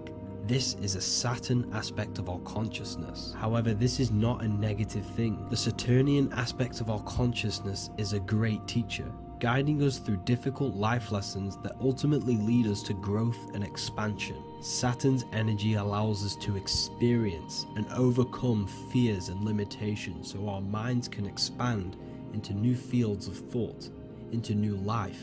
Although Saturn's energy is harsh and often challenging, it helps us develop resilience, discipline, and wisdom. However, in the modern day, this Saturnian energy has overpowered the minds of the masses, fostering excessive rigidity and limitation. This is why we see so much Saturn symbolism. It's literally everywhere because our minds are being dominated by the Saturnian limiting aspect of our consciousness. Now, let's move on to the moon. The moon, or lunar energy, in the external material macrocosm plane governs the elements of water, influencing the natural cycles such as the ocean tides, which rise and fall in harmony with the moon's phases. Beyond water, the moon also guides instinctual behaviors such as animal migrations. Birds, insects, and other creatures rely on the moon's subtle energies to navigate their journeys. For example, dung beetles use polarization patterns in the moonlight to orient themselves and travel safely home. The moon creates the months. M-O-N is moon. There are 28-day cycles, and this 28-day cycle of the moon is reflected in the woman's body, known as the menstrual cycle. The moon is a feminine energy, governing the feminine elements such as water and the feminine cycles of the body. The moon is the womb. This is why eggs have the same color as the moon, because eggs are ruled by the moon's energy. Now that's the external world. The internal world, the moon symbolizes the emotion aspect of our consciousness. It represents the subconscious mind, the seat of intuition and psychic abilities. Just like in the external world, things are born out of the moon, such as eggs and the womb. The subconscious mind acts as a womb for our conscious mind. Our deep subconscious emotions and programs are born into light into the conscious mind and controls the conscious mind. The moon represents our hidden psyche, our shadow self. Now let's go on to the sun. The sun represents the life force. In the material external world, the sun is ruling over pretty much all life. The sun gives life to all things. Without the sun, animals could not exist, the human body could not work, and plants would not grow. The sun is the life force. It's the soul of the world. Now, in our internal world of consciousness, the sun represents our passion, our drive, our conscious mind. The aspect of our internal world that wants to drive things and give life to physical manifestation. Now we go on to Mars energy. Mars is well known for being the god of war. Mars energy manifests into the material plane through anything that seeks to protect or defend itself. For example, the holly tree. The holly tree leaves are very sharp and they defend itself. Anything that is protective in the material world has Mars energy and is governed by this specific aspect of consciousness. For example, any predators or animals such as hedgehogs with spines on their backs for protection. Mars represents all things that is driven by conflict, aggression, and defense. Now, internally, inside of our inner world, Mars symbolizes the aspect of our consciousness that is focused on self-preservation and protection. Mars governs our ego, the instinctual urges of anger or maintaining reputation. Mars is not evil, it's necessary. Sometimes it's necessary for us to protect ourselves. Mars is the aspect of our consciousness that is anger, rage, the desire to fight or conquer. When this energy is activated within our consciousness, we become defensive, assertive, and even combative, ready to dominate others and destroy obstacles in our way. Now let's move on to Venus energy. Venus in the external material world manifests its energy through the aesthetics of creation. This planet governs the beauty and harmony found in nature, including the nurturing environment of a mother's womb where life begins. Venus embodies the essential love, not only in romantic relationships, but also in the bonds between family members and all living beings. Venus represents relationships. We have relationships between plants, animals. They all depend on each other to give life. Plants provide food and medicine, while living creatures contribute to their own growth and pollination.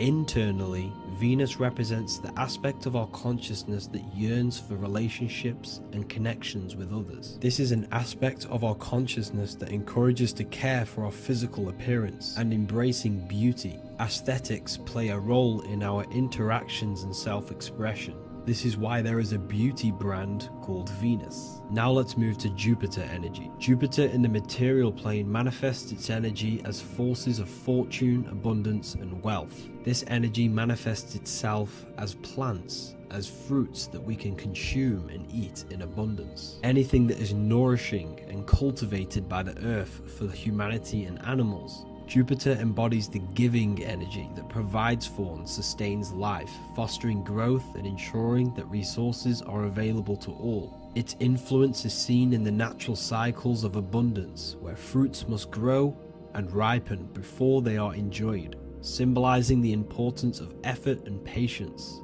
Internally, in our spiritual world, Jupiter represents the aspect of our consciousness that yearns for abundance and seeks growth in various aspects of our lives, including wealth, knowledge, and personal development of the mind, spirit, and the soul. This is the aspect of our consciousness that wants to gain wealth, that wants to gain expansion and abundance in our lives. However, when Jupiter's energy dominates our consciousness excessively, it can lead to feelings of stinginess and greed. It represents material possession.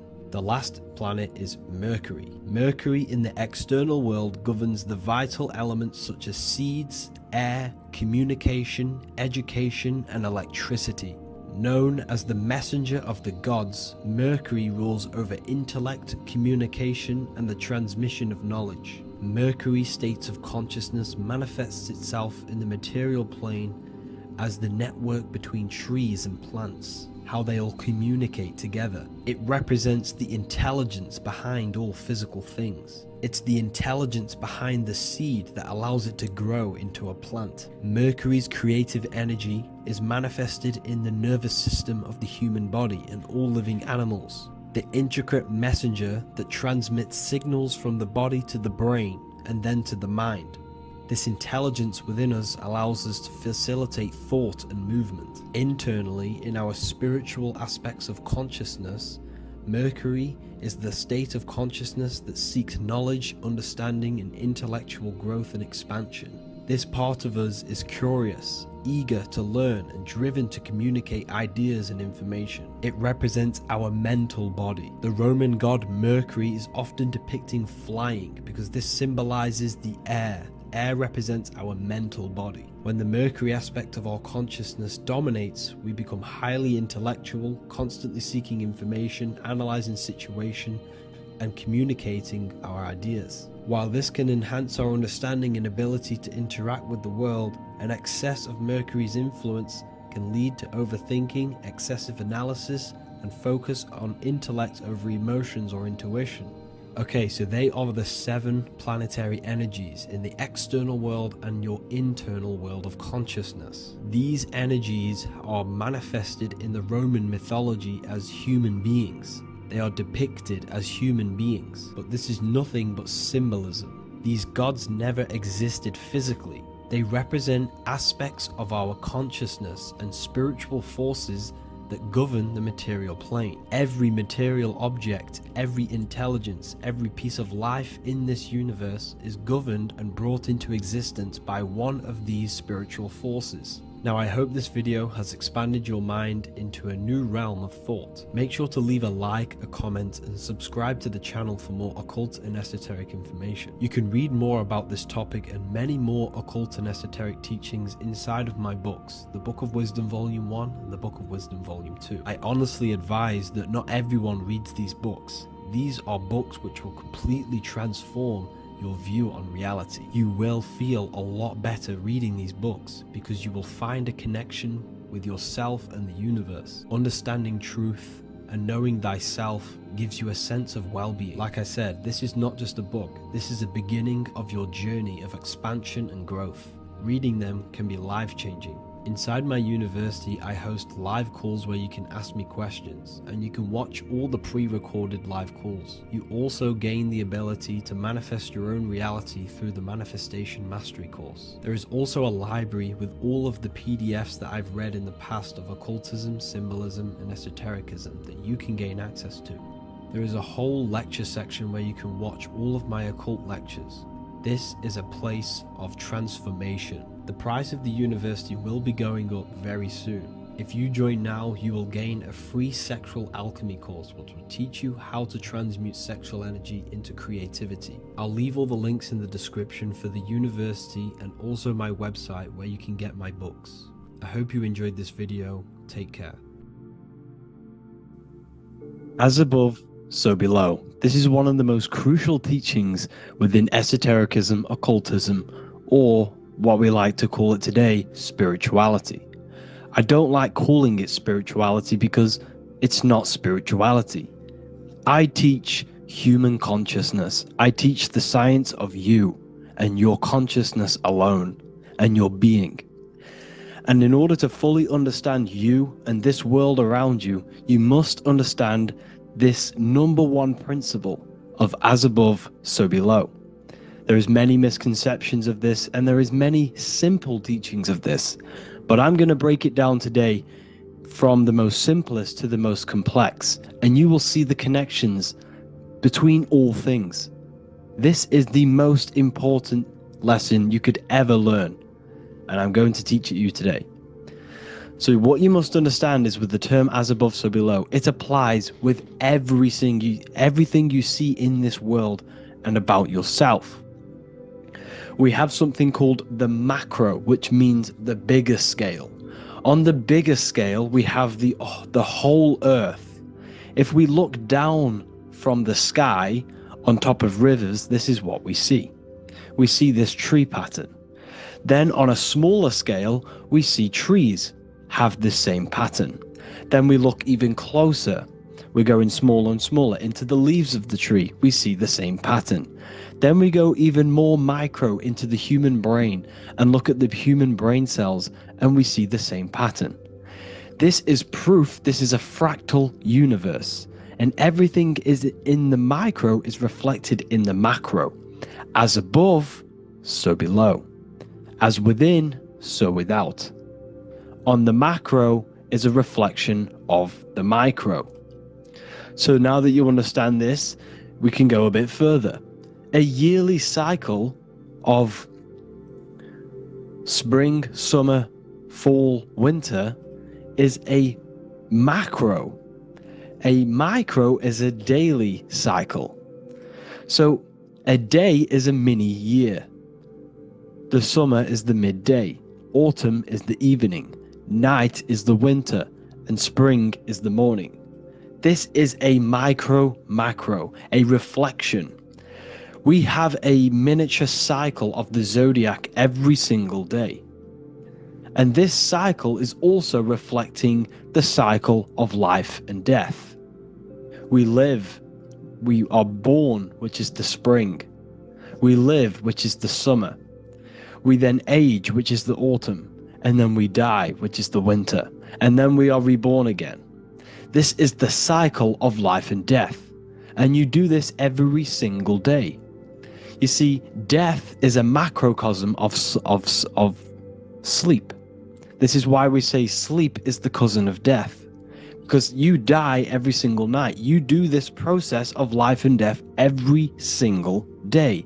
As above, so below. What's in the micro is in the macro. So when you go to sleep, you are essentially dying. And then in the morning when you wake up, you are then born again. This is a fractal cycle that we live in. Everything in this whole world is fractal. Everything applies to as above, so below. We have the sun, we have the moon, we have the day, we have the night. We have the life, we have the death. We have the conscious, we have sleep. As above, so below. We have the conscious mind, because now we're diving into as within, so without. As above, so below more refers to the external world. As within, so without is referring to your inner world and the outer world. What you must understand is about yourself. You exist in two realms. You're an individual.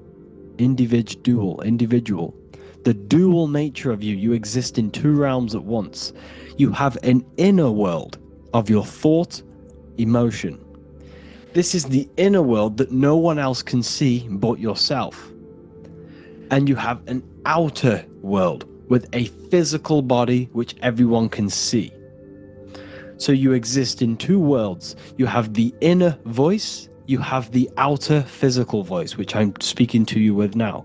But I also have an inner voice, which no one can hear, only but me. So you exist in the light and you exist in the darkness. The sun represents your external self, your physical, conscious mind. The moon represents your shadow self, the inner self, the psyche self, the spirit self. There is an as above, so below. The sun is within you. The moon is within you. Everything is within you.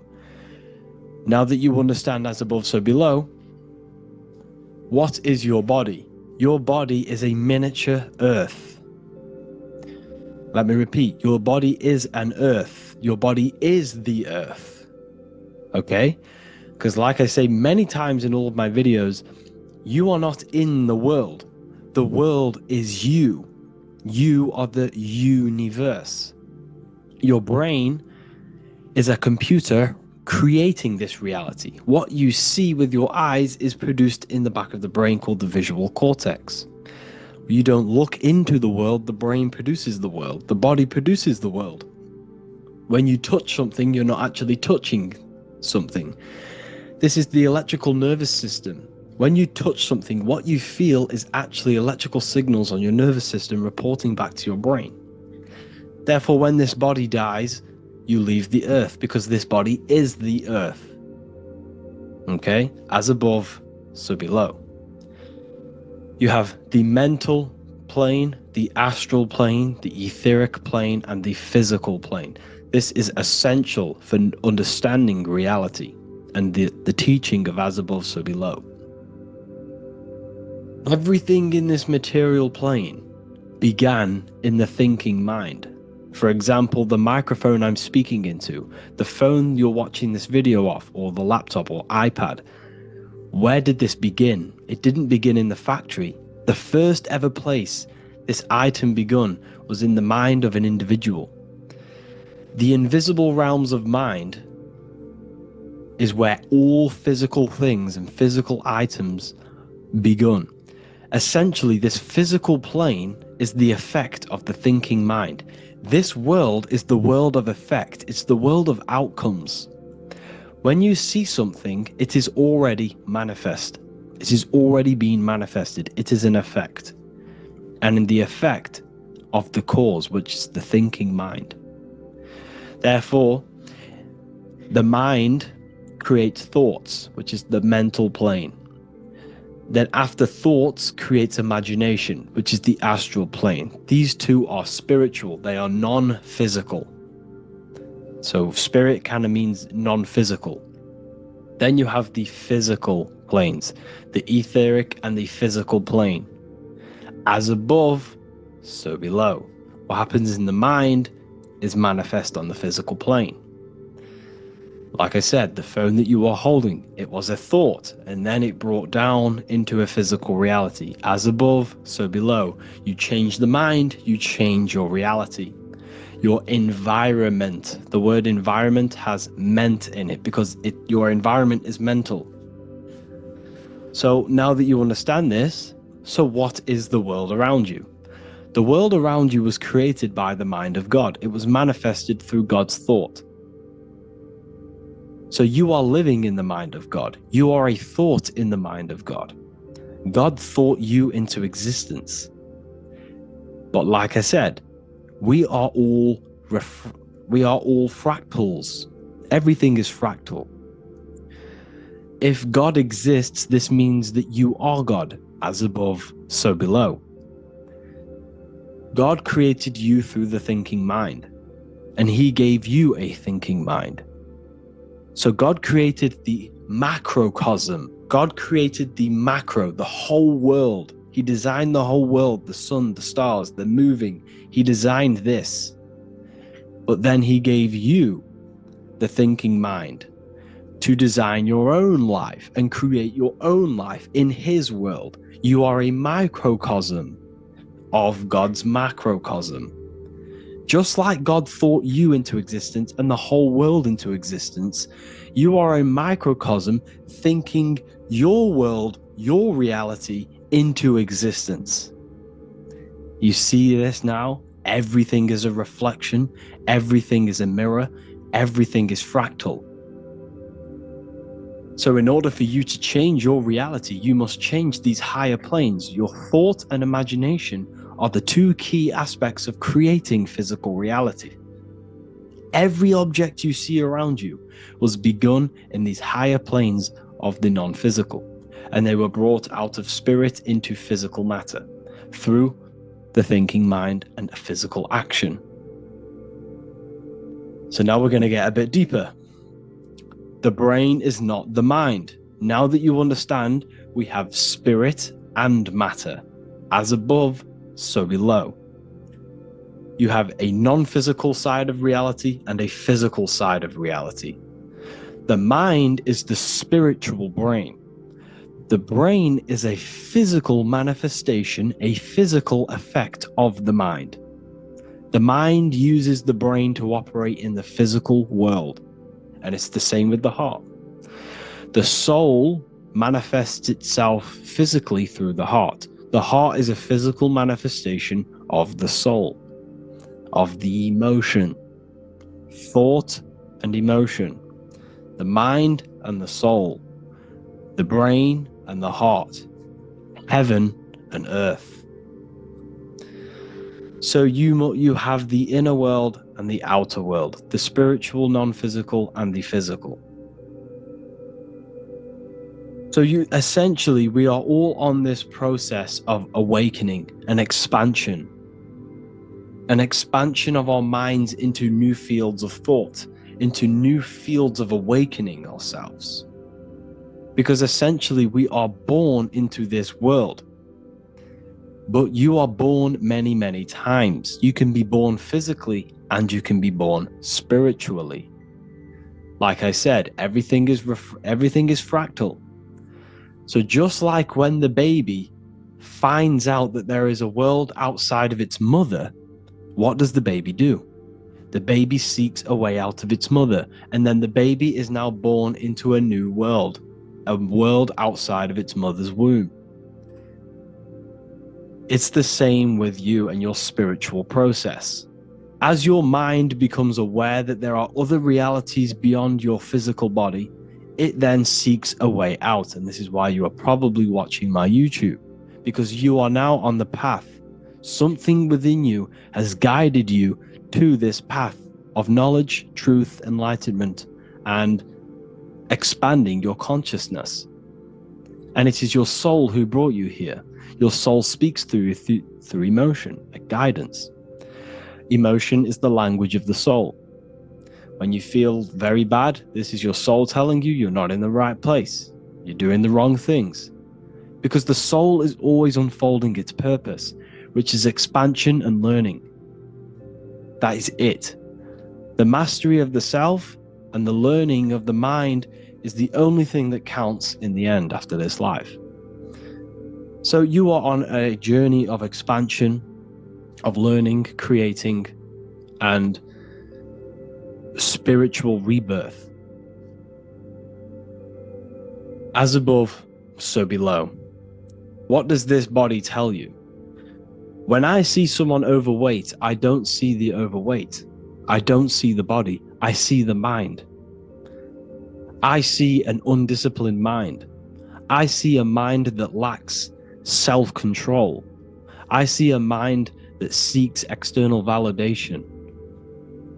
That's what I see when I see an overweight person. I don't see his body. I see the result of his mind. Because what does the Bible tell you? You shall know them by their fruits. It's the same saying as above, so below. You shall know them by their fruit. The fruit is their manifestation. Your body is a direct correlation and manifestation of your mind. Your inner world projects your outer world. As within, so without. As above, so below. Now, what do you see when you see this man's body? I see discipline. I see strength. Mental strength, not physical strength. I see mental resilience of pain. Because all of this man's mental energy has been manifested physically within his muscle. This body is a direct manifestation of this man's mind's pain and suffering, and it shows discipline. This is why people instantly respect you if you are in shape. You walk into a room and you are in shape, people will instantly give you respect because they know that you are mentally disciplined. The body is a reflection of your inner world, and it's the same with your friends, your family, your connections with people. If you think about yourself very negatively all the time, and you don't have a good connection with yourself, you don't have a connection with your true self, this will manifest into every single relationship you have in your life. If you don't have a good relationship with your inner self, you don't have a good relationship with the people and the friends around you. Because as within, so without. If you think negative about yourself, you will only pick up the negative in other people. If I think very highly of myself and I think very happy and good things about myself, I will then see the good things in other people. Because it's as above, so below. As the inner world is, so is the outer world. It's the same with your life circumstances. Your life is a direct correlation of every thought you thought in the past. If you possess millions of pounds, millions of dollars, this is because you have thought this into physical reality. You live the life you are deserved. You live the life that you manifest through your thought. If you live a very poor life, this is a reflection of your mind. This is a reflection of what you have thought into physical existence. Because like I said, everything begins in the mind. As above, so below. And this is even present within the body. So where is the head? The head is at the very top of the body. And where does all manifestation begin? In the mind. That's where the mind is, in the head.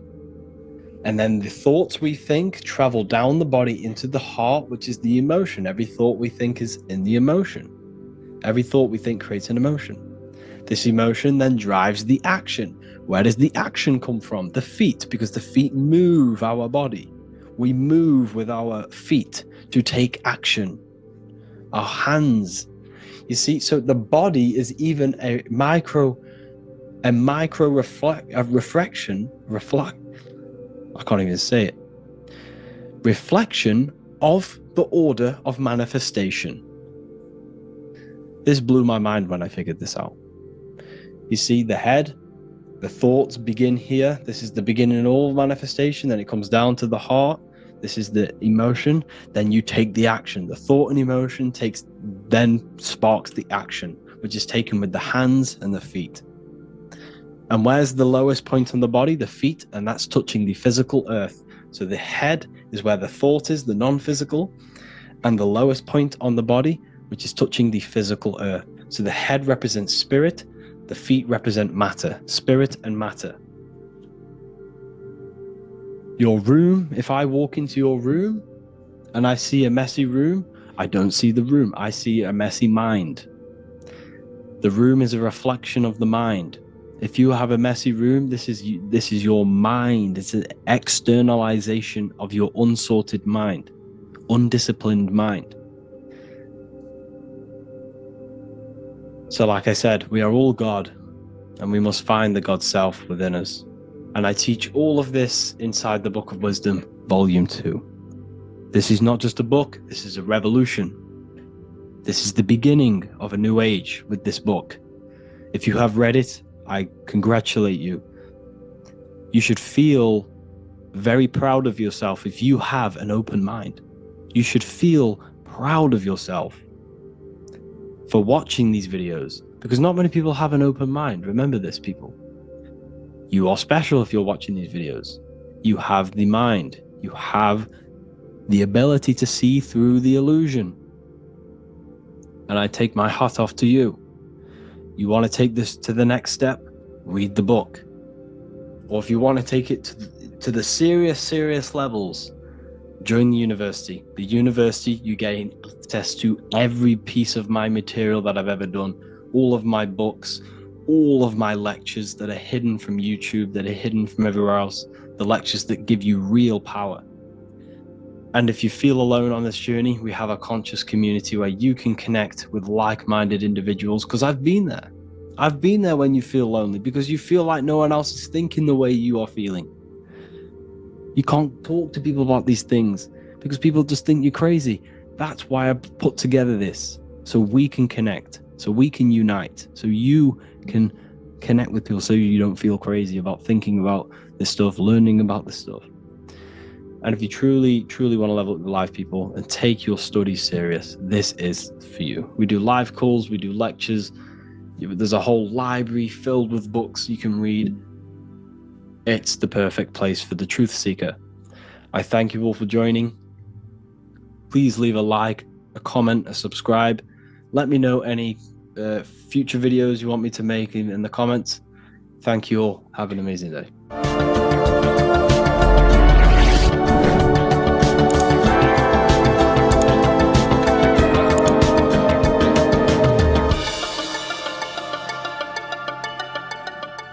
Welcome to Revival of Wisdom. Today, we're going to be talking about portals, portal symbolism, what portals are, okay, and how they show them to us, because they have to tell you the truth, guys. This is the thing with the universal law. They have to tell you the truth. And they tell you through symbols, they tell you through movies, different things like that. But let's jump straight into this. So first I want to talk about the Freemasonry symbols. Okay, so first we got, obviously this is some Freemasonry art, but notice how you've got the ladder with a key. Okay, so this is ladder symbolism with a key. So maybe this is talking about ascending. Okay, because look, because this is ascending into the heavens, because it's a ladder with humans going up it with a key. In order to ascend, you must have the key. Okay, so what else do we have with a key? Well, the Netflix show Lock and Key, which is all about portals and keys, because what the keys do, they open doors, gateways. Okay, so what's interesting about this is that they've got this this key here, which represents the Kundalini energy rising up the spine. Okay, but we'll come back to this. But it's that same portal key symbolism. We've also got the Vatican. The Vatican is in the shape of a key. Okay, so you can see the start of it here and the end. So this is key symbolisms. Keys open doors. And notice how it's got the 8-pointed star. Okay, what is the 8-pointed star? Okay, we'll come back to this. This all ties in, guys. I'll break it all down for you.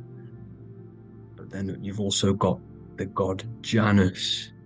Janus, okay, is known as the god of the doorways. He's an ancient god of Rome, and they worshipped him.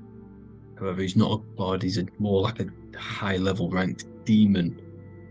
Because he is the god of the doorways.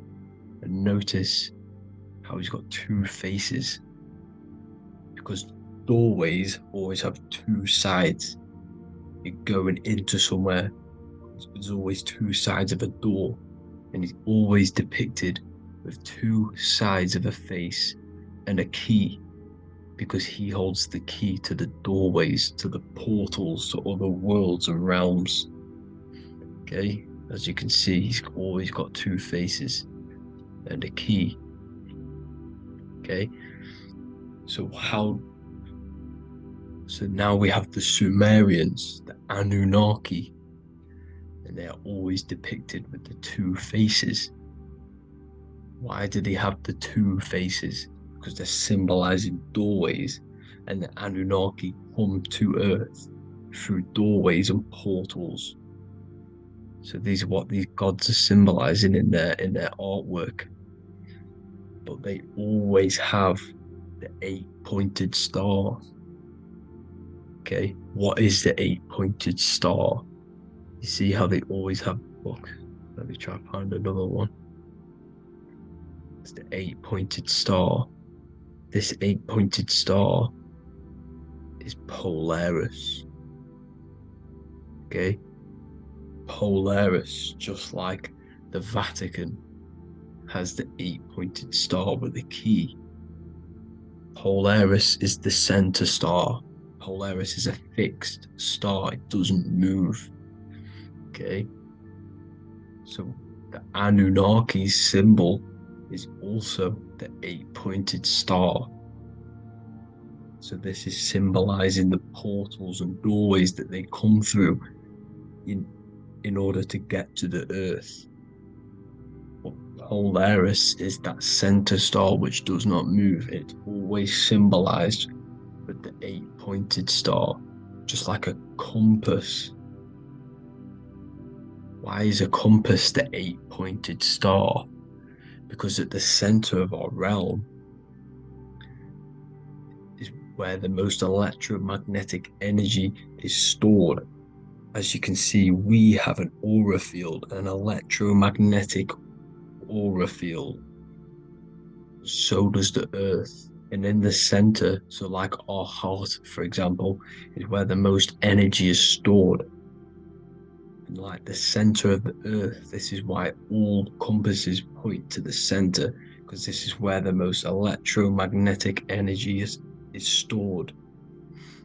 It's at the center of our realm. Okay. So like I was saying with the lock and key series, see this here?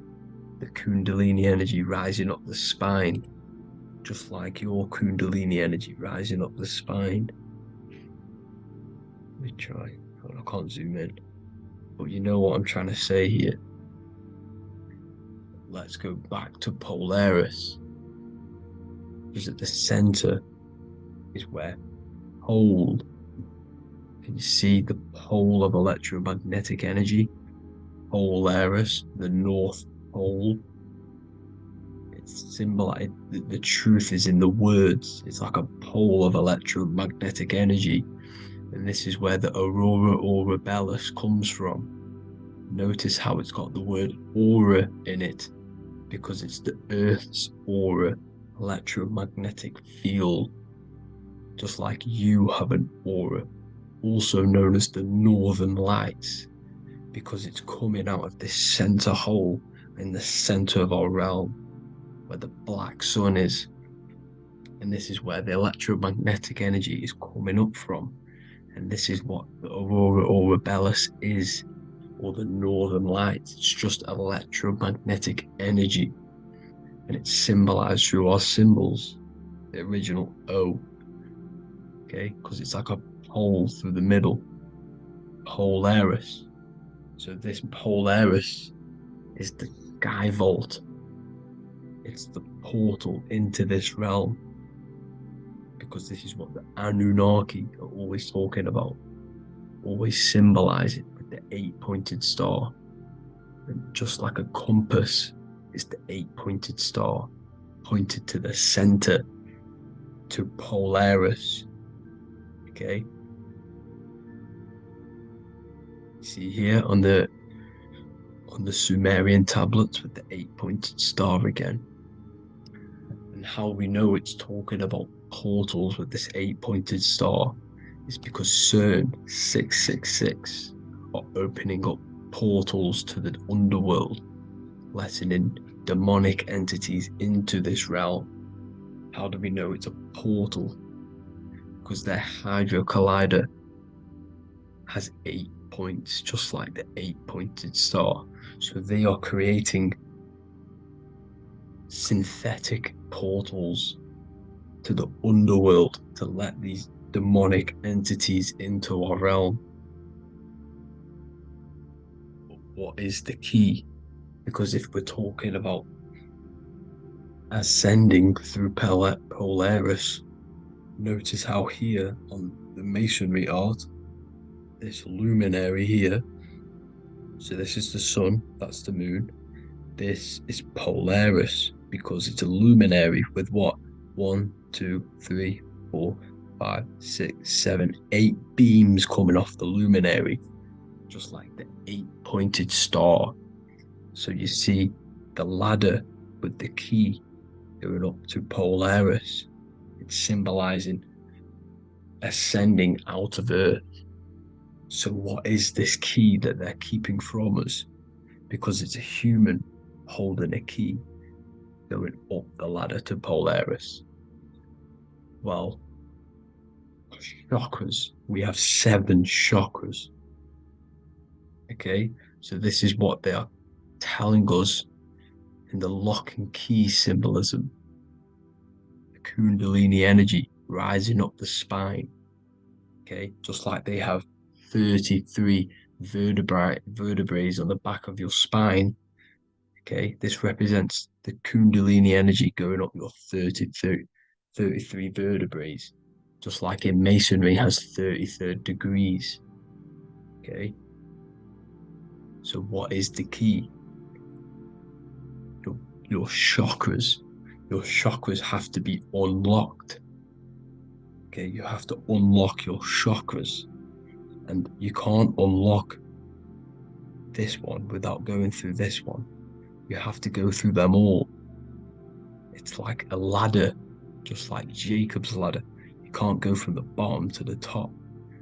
You have to unlock each one. Okay, just like you have 7 chakras, you have 7 layers of your aura. Okay, you have to unlock your chakras to the highest point in order to reach Christ consciousness. And this is the key that they're talking about. They're symbolizing the organic portal within each and every one of us to ascend out of this realm. Okay, so this is the key that they're talking about, and they're holding back this knowledge to keep us trapped in this 3D realm. Okay, so like I was saying with the 33 vertebrae and the Kundalini energy coming up the spine, 33 vertebrae, you can see this sort of symbolism going up to the light, because it's the light you see here, your crown chakra turns on and becomes enlightened, just like the Illuminati symbol. Can you see it? But also, Jesus also died at 33. So this is symbolizing, okay? They're symbolizing the death of the ego, the body. So once you open up your chakras and reach Christ consciousness, which is your 33rd vertebrae, once your Kundalini energy goes up your 33rd vertebrae, your body technically, not physically, but spiritually dies, because you then become formless. You reach Christ consciousness. So then you can travel other worlds. Okay? This is what they're talking about with Vatican, 8-pointed star, and the key. Janus with the key. The Sumerians with the 8-pointed star. Anunnaki, the 8-pointed star. Polaris, 8-pointed star. So Polaris is the way out of this realm, which is at the center. Pole, North Pole. Okay, so the key is that they're hiding from us is the knowledge to unlock our chakras. Okay, and without this knowledge that they keep from us, is trapping our souls in this reality to keep reincarnating. Okay, well, thank you all for tuning in. I'm going to leave you all there. Make sure to leave a like and a comment in the comment section. Let me know some topics to talk about so I can break it down for you. God bless you all.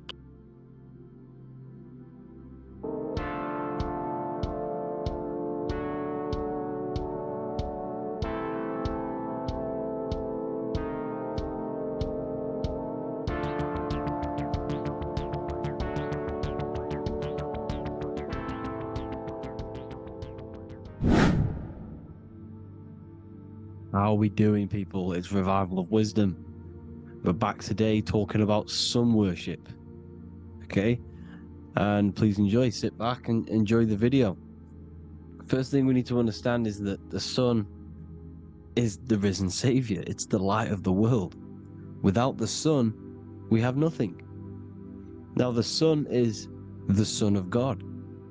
We didn't make the sun. No one owns the sun. But who created the sun? Obviously, the Creator created the sun. Therefore, it is the Son of God. And that is what Jesus is symbolizing in the Bible. The Bible is a metaphorical story. That's why it's called the greatest story ever told. Because it is a story about the sun, the zodiac. It's about you, the systems in the body. It's about everything that is sacred in this creation.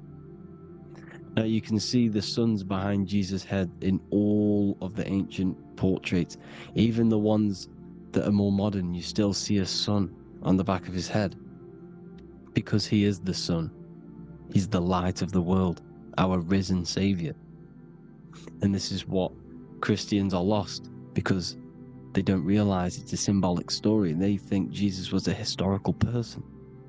He's not a historical person. Okay? This is what we need to get out of our mind. This wasn't a historical person. It's the sun, our risen savior. The sun is the soul. It's the soul of this creation. Because what is a soul? A soul is pure life force, pure energy. Whatever a soul inhabits, it gives life to. Like our soul feeds our body. The sun feeds the earth, because the sun is a soul, and that's why the ancients called it Sol. Because it's the soul, and it's in you, and it's the light of the world. It's the light of everything. It gives life to all things. Here's Jesus and his 12 disciples. The 12 disciples symbolize the 12 zodiac signs. Aries, it rules the head region, because the 12 zodiac constellations rule specific regions of your body. Aries, the ram, you have a cerebrum in your head. This is Aries on the head of the table. His Gemini rules the arms and the lungs. The two twins, Gemini. He's holding up two hands for the two hands and arms. The twins. Cancer has a knife in his hand. It's not so clear, but he has a knife in his hand. Cancer is the crab.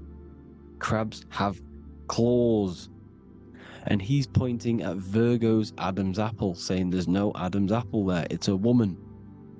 Who's the sixth sign? The sixth sign is Virgo, the Virgin. The only woman in the painting. Now notice how there are 3 people in 4 groups. For the 4 seasons and for the 3 months and 3 zodiac signs in each season. Spring, summer, fall, winter. Matthew, Mark, Luke, and John with the suns on the back of their heads. Because it's the 4 states of the sun. The 4 states of the sun. Now, 6th sign, Virgo, the Virgin, the only woman in the painting with no Adam's apple. Then we have the sun, Jesus, red and blue, red shift, blue shift. Electromagnetism. The ancients knew this. He's got one hand open, one hand down, because the sun gives and retrieves. The sun rises and it falls.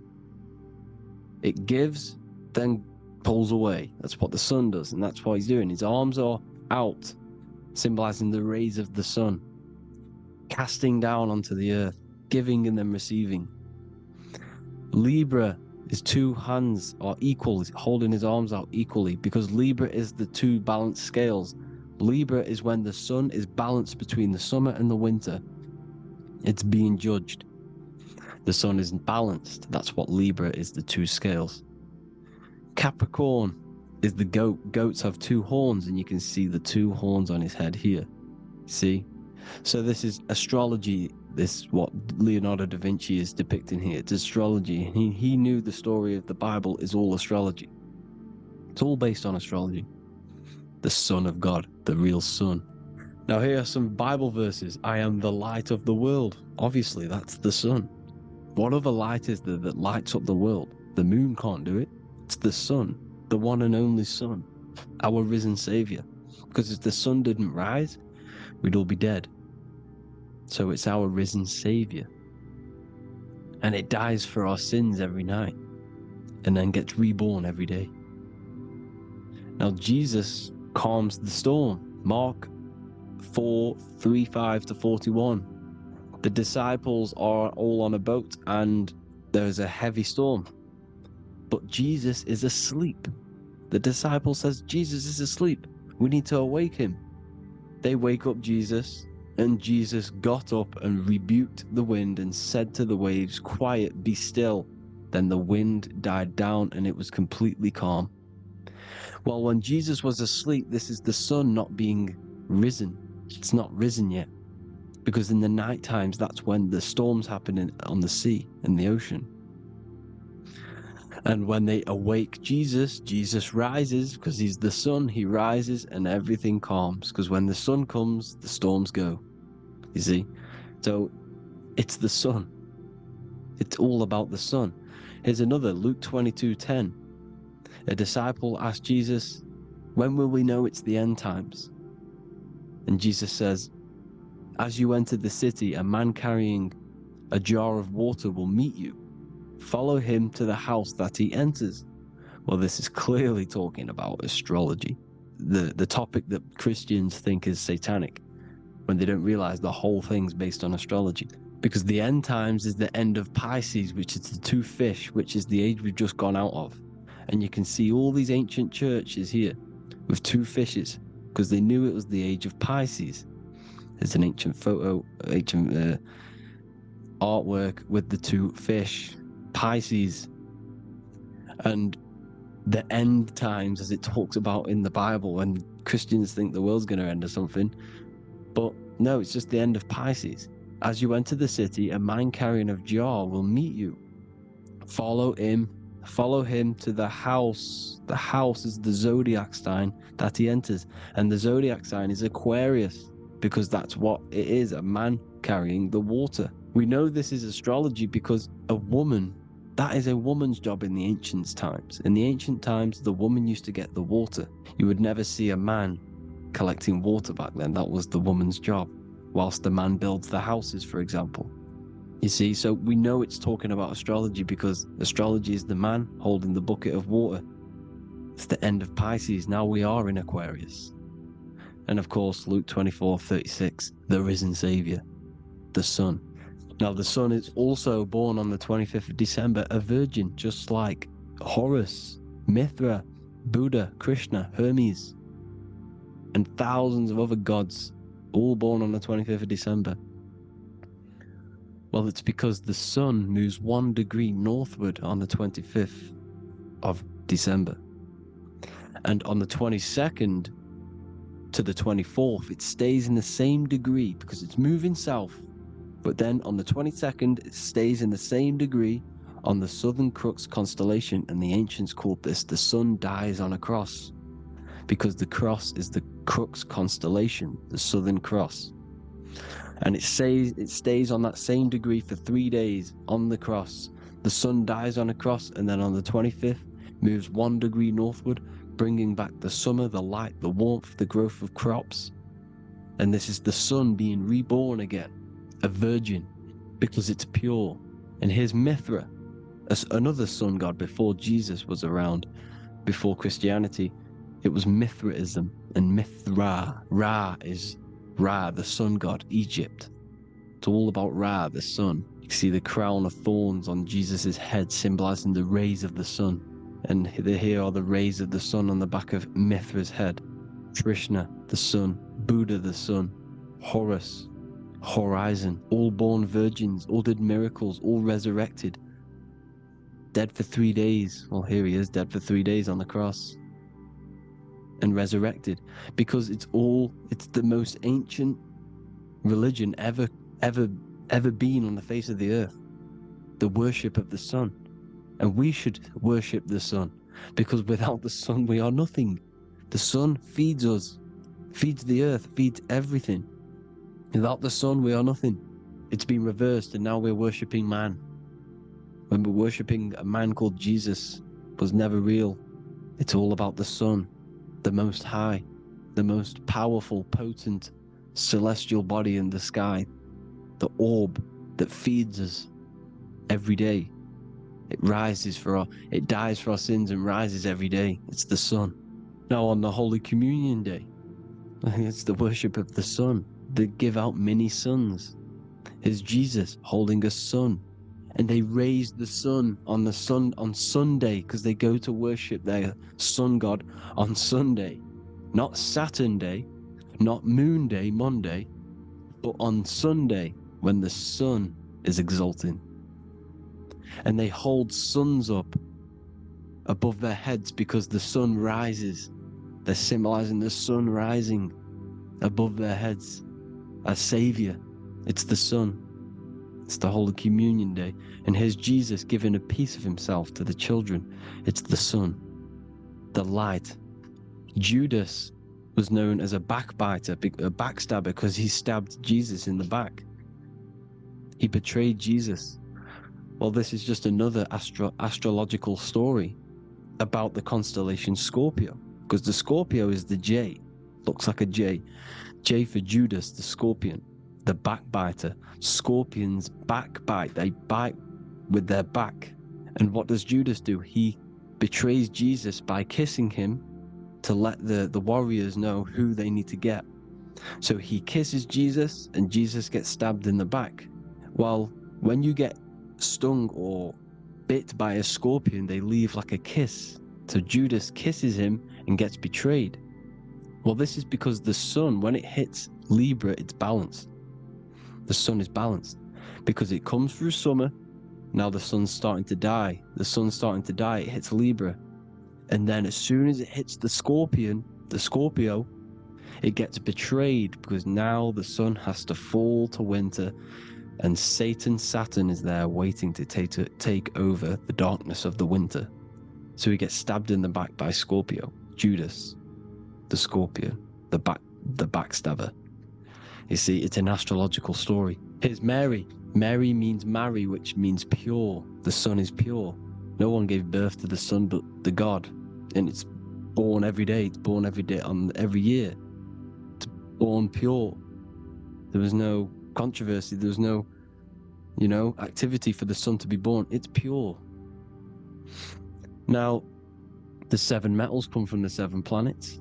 The sun gives you gold, and this is why the sun is golden. It looks gold. And this is why the banks are backed by gold, because gold is the most valuable metal, because it's the sun, the most valuable celestial orb in the sky, in the heavens. Well, here's Jesus, another ancient symbol of him being crucified on the cross with the big sun, the southern crux constellation. The sun dies on the cross constellation. And if you go to the old etymology dictionaries, you will see sun and son is the same word. They come from the same etymology roots. You can use them for no matter what, but they've been confused today. But if you go back to the old dictionaries of etymology, they are interchangeable. You can use them. Son, sun, sol, it's all the same thing. The 12 disciples, 12 brothers of Joseph, 12 tribes of Israel, 12 breastplates that was on the stones, because it's all the 12 astrological signs. They could have used any other number, but there's 12. Because 12 is the mind, which is God. 7 is the number of matter, which is man. 7 energy centers in the body. 12 cranial nerves in the brain, because it's the mind. 12 is the 12ness. The zodiac is literally the mind of God, the signs of God. Now here we see here, Job 38, 31 to 33. Can you lead forth a constellation in the season? He's asking you, can you read the sky? Can you read the heavens? Canst thou bring forth the Mazzaroth in its season? Mazzaroth means 12 signs, the zodiac. Why did they translated every single Hebrew word in the Bible into English, but they decided to leave out Mazzaroth? Why? It's because if that said zodiac, Christians would have a different view on the Bible, but they leave that out. But Mazzaroth actually means the 12 signs, the zodiac, and the stars means sign. The word stars means sign because the stars are signs, things to come, which is off in Hebrew, which means sign, things to come. You see a sign on the road, it's something coming. But God is saying, what does he say? To qualify as a director, a judge of man's life on earth, one must be able to govern the heavenly bodies that rule the earth. It's telling you to read the heavens. We need to read the heavens. Astrology, the 12 zodiac signs, the mind of God. It's telling you, read the Mazzaroth, read the zodiac, because they are things to come in your life. They are signs. It's not satanic, it's made by God. God said, let there be lights in the firmament of the heavens to divide the day from the night, and let them be for signs. Signs are things to come. The 12 zodiac signs. It's all about astrology. Here's Mary holding the sun. His son, her son. It's the sun in the sky. The one and only, the most high. The soul, the solo because it's on its own. The most powerful, Ra, radiance. Here's the Pope holding the sun. All 3 popes holding the sun, because they're sun worshippers and they know the true meaning and origins behind Christianity. Sun worship. Here's the Vatican is a sundial. Yes, this is literally a clock. Your watch is a sundial. It's got 12 sections on it for the 12 zodiac signs. 12 hours, 12 Horuses. Now here you see Jesus walking on water. Well, it's the sun, and here's the beard of the sun. Here's the pyramid of the sun, the illuminated one, the all-seeing eye, the sun. Here's the Ankh. The sun creates these symbols. The ancients knew this. Now, when you see these headdresses, these are actually the days of precession of the sun. Aries, Cancer, Libra. It's all about the sun. Here's some more sun worship going back to Egypt. Ra, Horus, Osiris, and Set. Jesus and Satan is Horus and Set. The sun and Saturn. Saturn rules the winter, Satan. Jesus, the sun, the light of the world, rules the summer, rules the day. Satan's the night, Saturn's the night, the sun is the day. The evil brother, Satan. Well, Horus comes, well, this is where we get the word hours from. There are 12 Horuses. The sun moves in 12 Horuses, 12 hours. Where's Horus? What hour is it? Where's Horus? His Ra, 12 noon, Ra, radiates, powerful, the most high sun. That's why he has a sun on the top of his head. These are the 4 states of the sun. Set, sunset. This is why we say sunset, because the sun is setting. His sunset, his Horus, horizon. The Horus is rising, Ra radiating, and the sunset. Then midnight is Osiris. Here's another ancient symbol for the sun, the scarab. Ra, the sun, scarab. It's got the word Ra in it because it's the sun. And here's the sun on top of the scarab with the wings. Because scarabs roll dung up hills, and then they'll let it fall down the hill to gain more matter. To gain more, bigger, like a snowball effect. And this is, the ancients saw this as a process of the sun, because the sun climbs up the hill and then it falls. So they used the scarab to symbolize the process of the sun. The sun climbs and falls.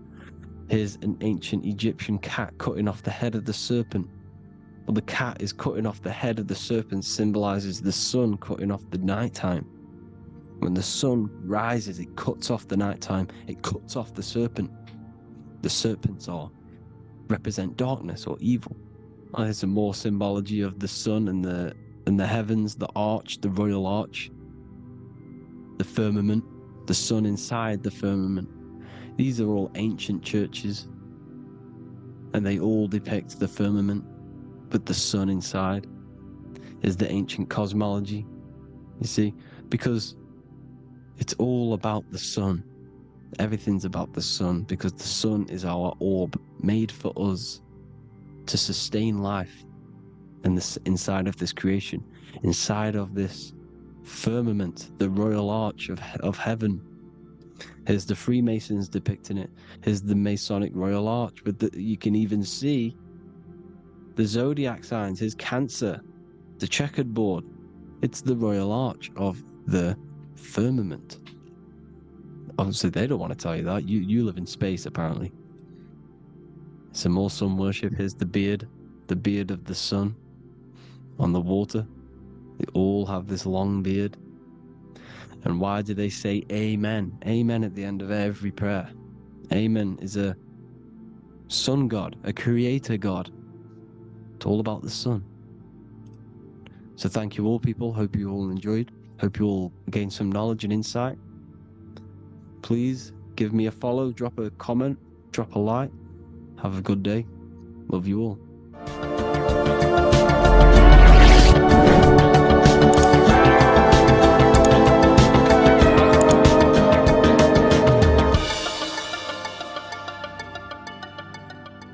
Neo is plugged in on the back of the neck, which is the reptilian brainstem.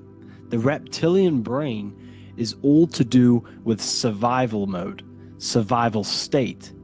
It's always scanning the environment for safety, whether that's physically, emotionally, or mentally. It does not think. It is instant. For example, do I smack the guy or run off?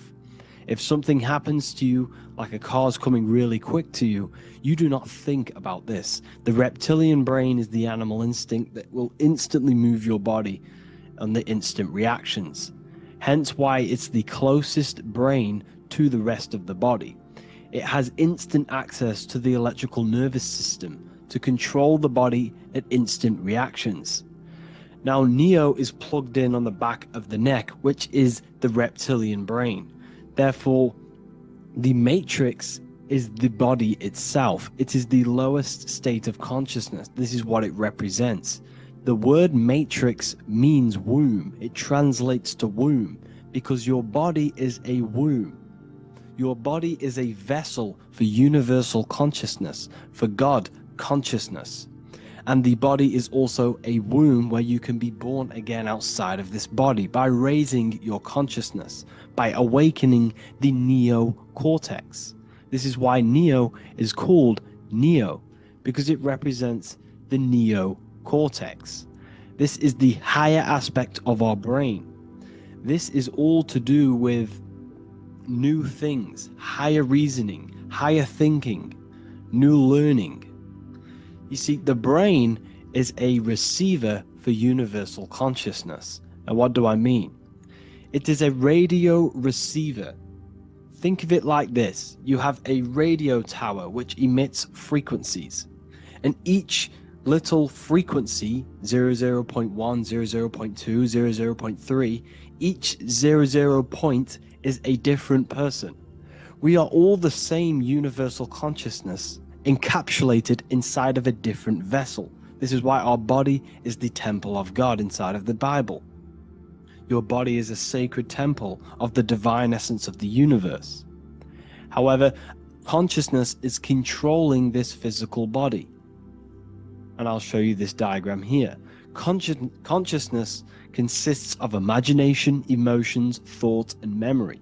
All of these things are not physical. They're not made out of atoms. You cannot think with atoms. If I split open your brain while you are thinking of a cheesecake, I would not see a cheesecake. It's because these things exist metaphysically within consciousness. They are not physical. The body is physical. It's part of matter. It's part of time.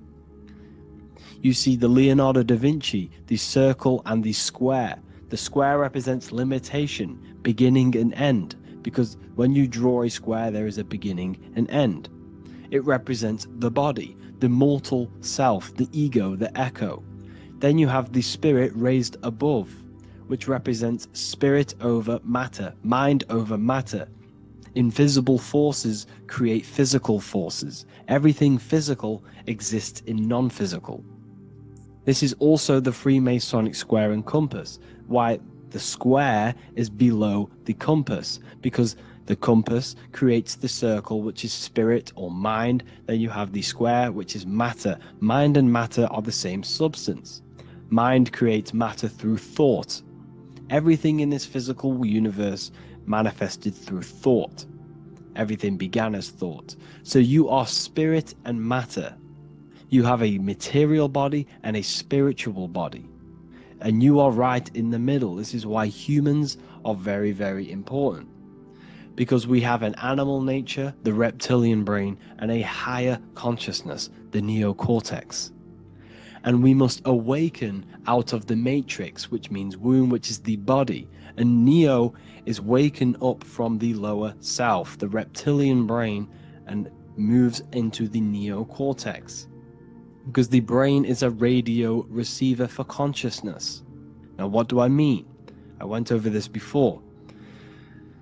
Your consciousness is controlling the brain. The brain is a computer. And when our consciousness, our imagination, our emotion, our thoughts, and our memories are all contributing towards just survival things, food, safety, fear, all of these things, and our consciousness is locked into a survival state, we are using the reptilian brain. We're no longer thinking. You don't think with the brain, but the consciousness is thinking, which activates the different parts of the brain. When we think for higher reasoning, we use the neocortex. It stimulates the neocortex. When we think about survival, we're using the reptilian brain. So therefore, when Neo wakes up, he wakes up to the higher aspects of consciousness, which is only utilized by the neocortex, by learning new things and expansion of the mind and expansions of consciousness. Okay? So the whole matrix is to keep you designed, well, the whole matrix is designed to keep you in a survival state, in the three-dimensional awareness. They want you constantly scanning for safety, scanning for food, scanning for emotional safety in relationships, in other people. You see, they do not want you to think. They want you stuck in that reptile, that animal state, that beastly state that most people are in. Most people, all they do is eat, listen to music, consume, have sex, lust, desire. This is all the reptilian brain. So when we say the world's being ran by reptilians, it's symbolic. There is no physical reptilian humanoid beings controlling, manipulating human consciousness. We are all the same consciousness. However, there is a corrupted state of consciousness running this world. And this consciousness worships the physical plane, and they control the physical plane. So by doing that, they keep you stuck in a reptilian way of thinking, the animal state, to keep you stuck in the lowest state of consciousness. Now, this is the god Osiris, which represents the reptilian brain. None of the Egyptian gods ever existed. They are all symbolic for the brain and anatomy of the human body. Osiris represents the reptilian brain. As you can see, this anatomy compare to the brain stem and Osiris statue found in Egypt.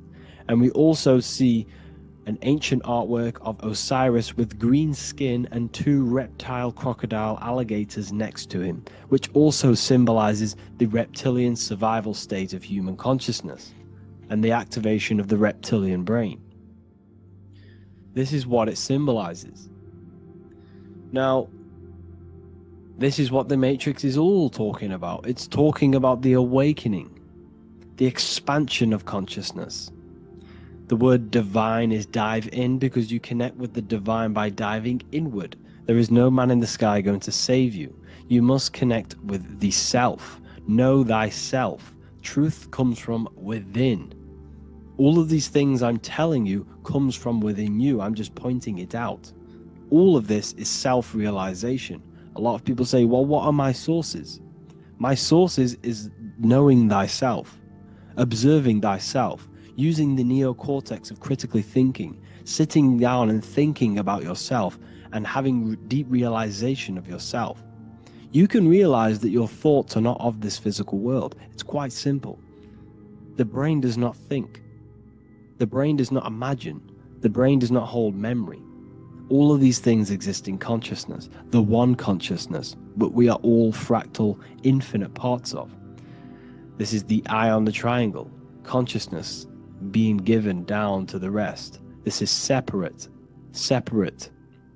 Consciousness is separate from the rest of the pyramid. The pyramid is your body. Neo is the one consciousness. This is the Egyptians symbolizing the one consciousness giving Ankh, which is life, to all the different life forms. However, you can see that the central sphere is giving a big Ankh to the humans, because humans, like I said, possess the advanced consciousness, an advanced brain that allows us to turn above our reptilian animal self.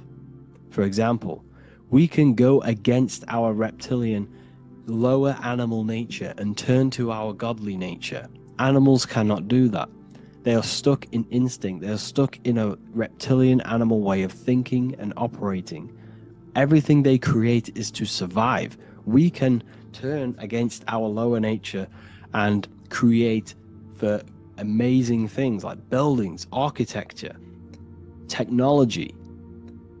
We can use our creative consciousness for anything we wish, not just survival needs.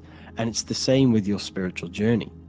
You can raise your consciousness beyond this animal state that they try to keep you in through fear, consumption, food, and the reptilian brain. We must awaken, start to think critically,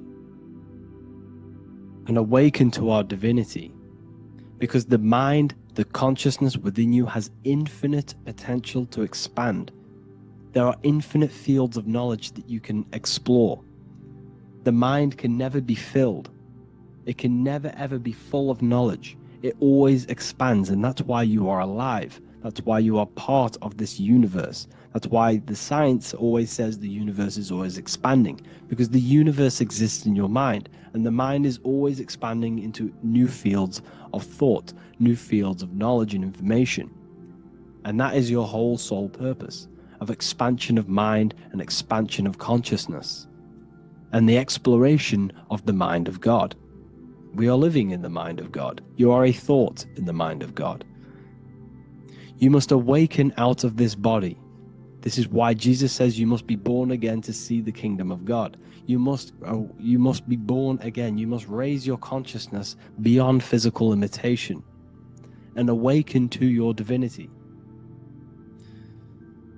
And this is pretty much it for this video. I hope you all understand this, that this is all symbolic for consciousness.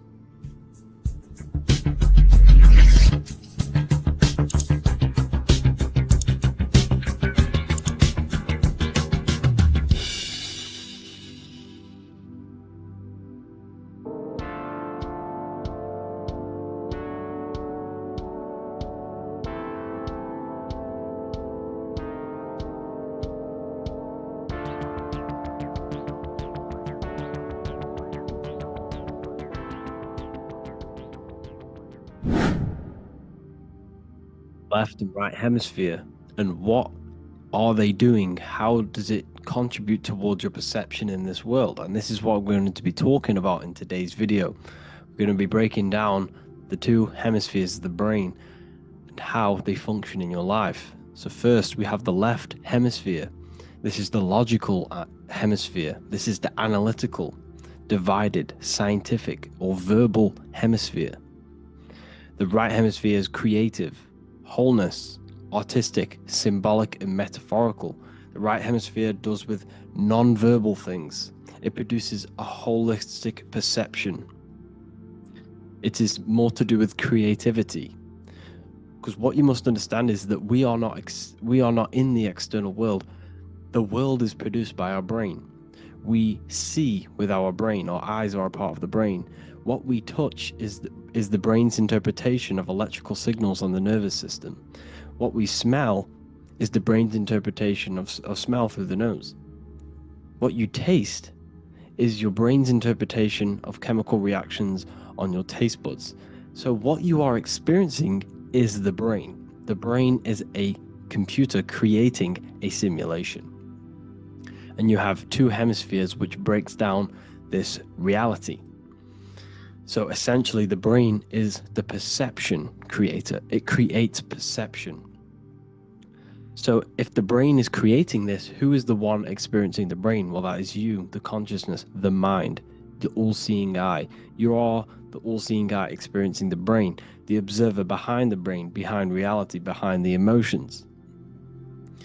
So if you're walking through a woods, this left brain sees individual trees.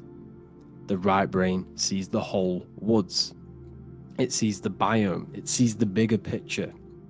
So when you are walking through this woods, the right brain picks up a holistic perception of reality. It creates the woods as one unified woods. The left brain's job is to break this down and analyze it so that we can see individual things. And this is also necessary for humans to have the ability to break things down and manipulate things in this world. So without this left hemisphere, we could not manipulate things and break things down. So this right hemisphere is important because it sees the whole woods. It sees humanity as one unified consciousness. However, the left hemisphere sees individual egos. So the left hemisphere is the place of the ego because it only understands it sees the world very divided. Okay, so for example, here's another example of the left and right hemisphere. If someone pulls out in front of you in traffic, your left brain's going to start going crazy and analyzing them, calling them names. The right hemisphere, however, sees the bigger picture. Maybe he didn't see you. Maybe it's just a mistake. Maybe he's in a rush. You see how the two brains are very different. They do the same thing, but they function in different ways. The right hemisphere is feminine, the left hemisphere is masculine. So, like I said, this person pulls out in front of you. You start to think with the left. If you start to perceive that in the left brain, you're going to start analyzing them. You're going to start going crazy and calling them names because you're analyzing it. You're not seeing the bigger picture behind it. You're not seeing it from his perspective. So there is a crossover. So the left hemisphere of the brain controls the right side of the body, the right ear, the right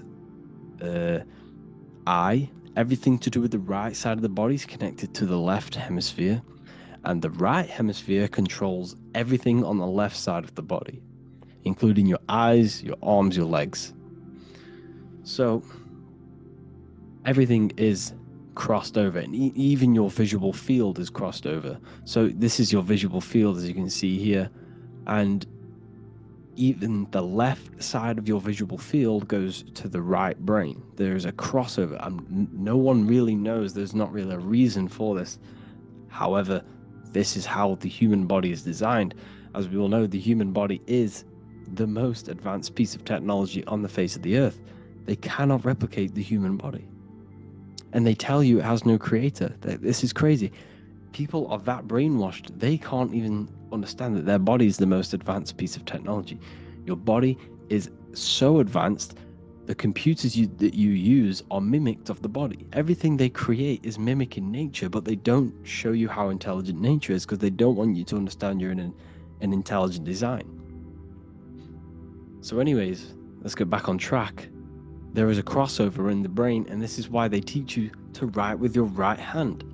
And I was speaking to someone who's in a nunnery, or whatever you want to call it. They were a nun, or they knew someone who was a nun, and they forced these people, these nuns, to write with their right hand. You had to write with your right hand.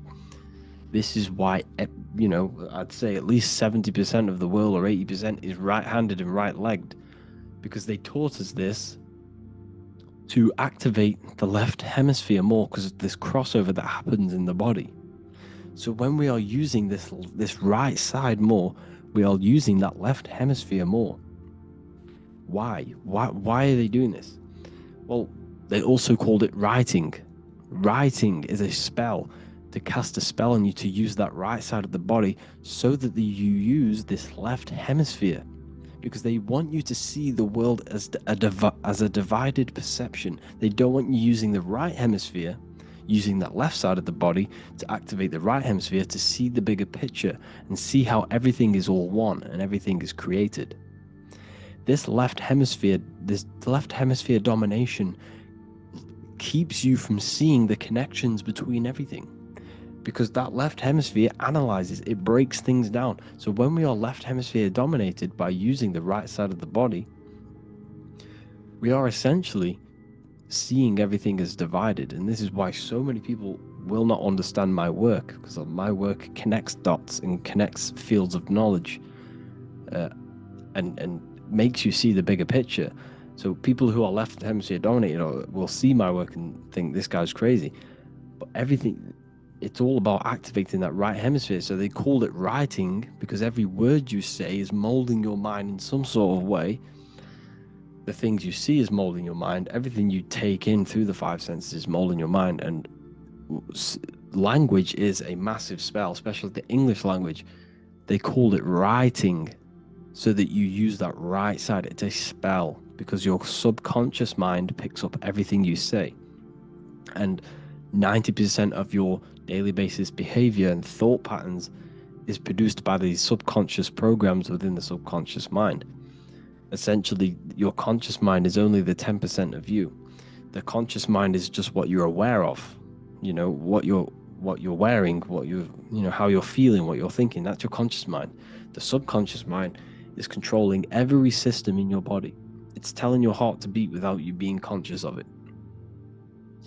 So essentially, this is what they're programming. They're programming this system in the back of the mind, which is controlling everything through the words. And this is what spells are, because it's all about creating perception in the subconscious.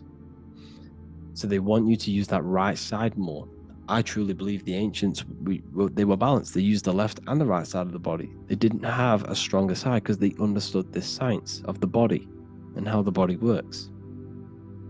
So this is actually called phonetics. It's not etymology. Etymology is the study of root words. Phonetics is the study of how words sound similar. The way words are spoken. So phonetics, phone, is why we call them a phone. Because you speak into a phone. So this is write and writing, to use that right side to activate the left hemisphere more. So your hands are a manifestation of your brain. The left hand is the right brain, the right hand is the left brain. And as a child, we were always taught that when you place your hands together like this is the size of your brain, which is true because your hands are a part of your brain. They're an extension of your brain. Every part of your body other than your brain is an extension of the brain. Everything's working and feeding back information to the brain because you're experiencing the brain. So another trick that you can do, or another exercise, is looking in the mirror and closing one eye at a time. If you close your right eye, if you take your top off, for example, you'll analyze your body if you close your right eye, because you're using that left hemisphere. Sorry, other way around. If you look at yourself through your right eye, you'll use that left hemisphere, which will analyze yourself. You'll see individual body parts. If you close the right eye and use the left eye, you'll see your body as a whole. You won't really analyze it. This is how you can analyze yourself using these two hemispheres. So this whole system is created to keep you thinking logically and to restrict you from creating and restrict you from understanding symbolism, allegories, metaphors, and teamwork. They want you stuck in a logical way of thinking and a logical way of seeing the world. This is why when you go to school, you are told exactly what to do. You're told to think this way and no other way. You're told to do orders, do this. It's a very left-brained system. Because if we all started to open up this right hemisphere, we'd all see, wow, everything is all one, everything's all connected. And this is what my work is doing. I'm showing you everything is one. The physical world is an illusion of duality, but everything comes from the one source, the one mind. The universe is a giant mind. I am mind, you express mind. We all possess mind. Behind the physical body is the same mind consciousness. And we are all expressions and fractals of this infinite consciousness called mind. And this is what they don't want us to figure out, is that we are all just one consciousness expressed. It's an infinite consciousness. It's even in the squirrel, it's in the dog. All of these different animals, they're just different bodies, but behind the bodies is the same consciousness, which is mind. That's what the pineal gland is. The pineal gland is not the mind, and it's not the third eye. The third eye is your mind. If you have a closed third eye, it just means you have a closed mind. If you have an open third eye, it just means your mind has expanded from beyond physical things through astral projection and mystical experiences. This is how you gain an open third eye. It's just an open mind. A mind that has astral travel, that has explored the realities within the mind. So everything they do is to keep us in a divided state. Divide and conquer, right? That's their motto. All to keep you thinking how everything is divided. Everything they've done is division. Postcodes, countries, everything is divided. Like football teams and all this stuff. It's also a natural process when you grow up, because as you grow up, your brain is constantly analyzing the world. So this is sort of a natural process of how you become more left hemisphere dominated, because your brain is always analyzing. And unless something awakens you, you can awaken that right hemisphere where you can start to see the bigger picture.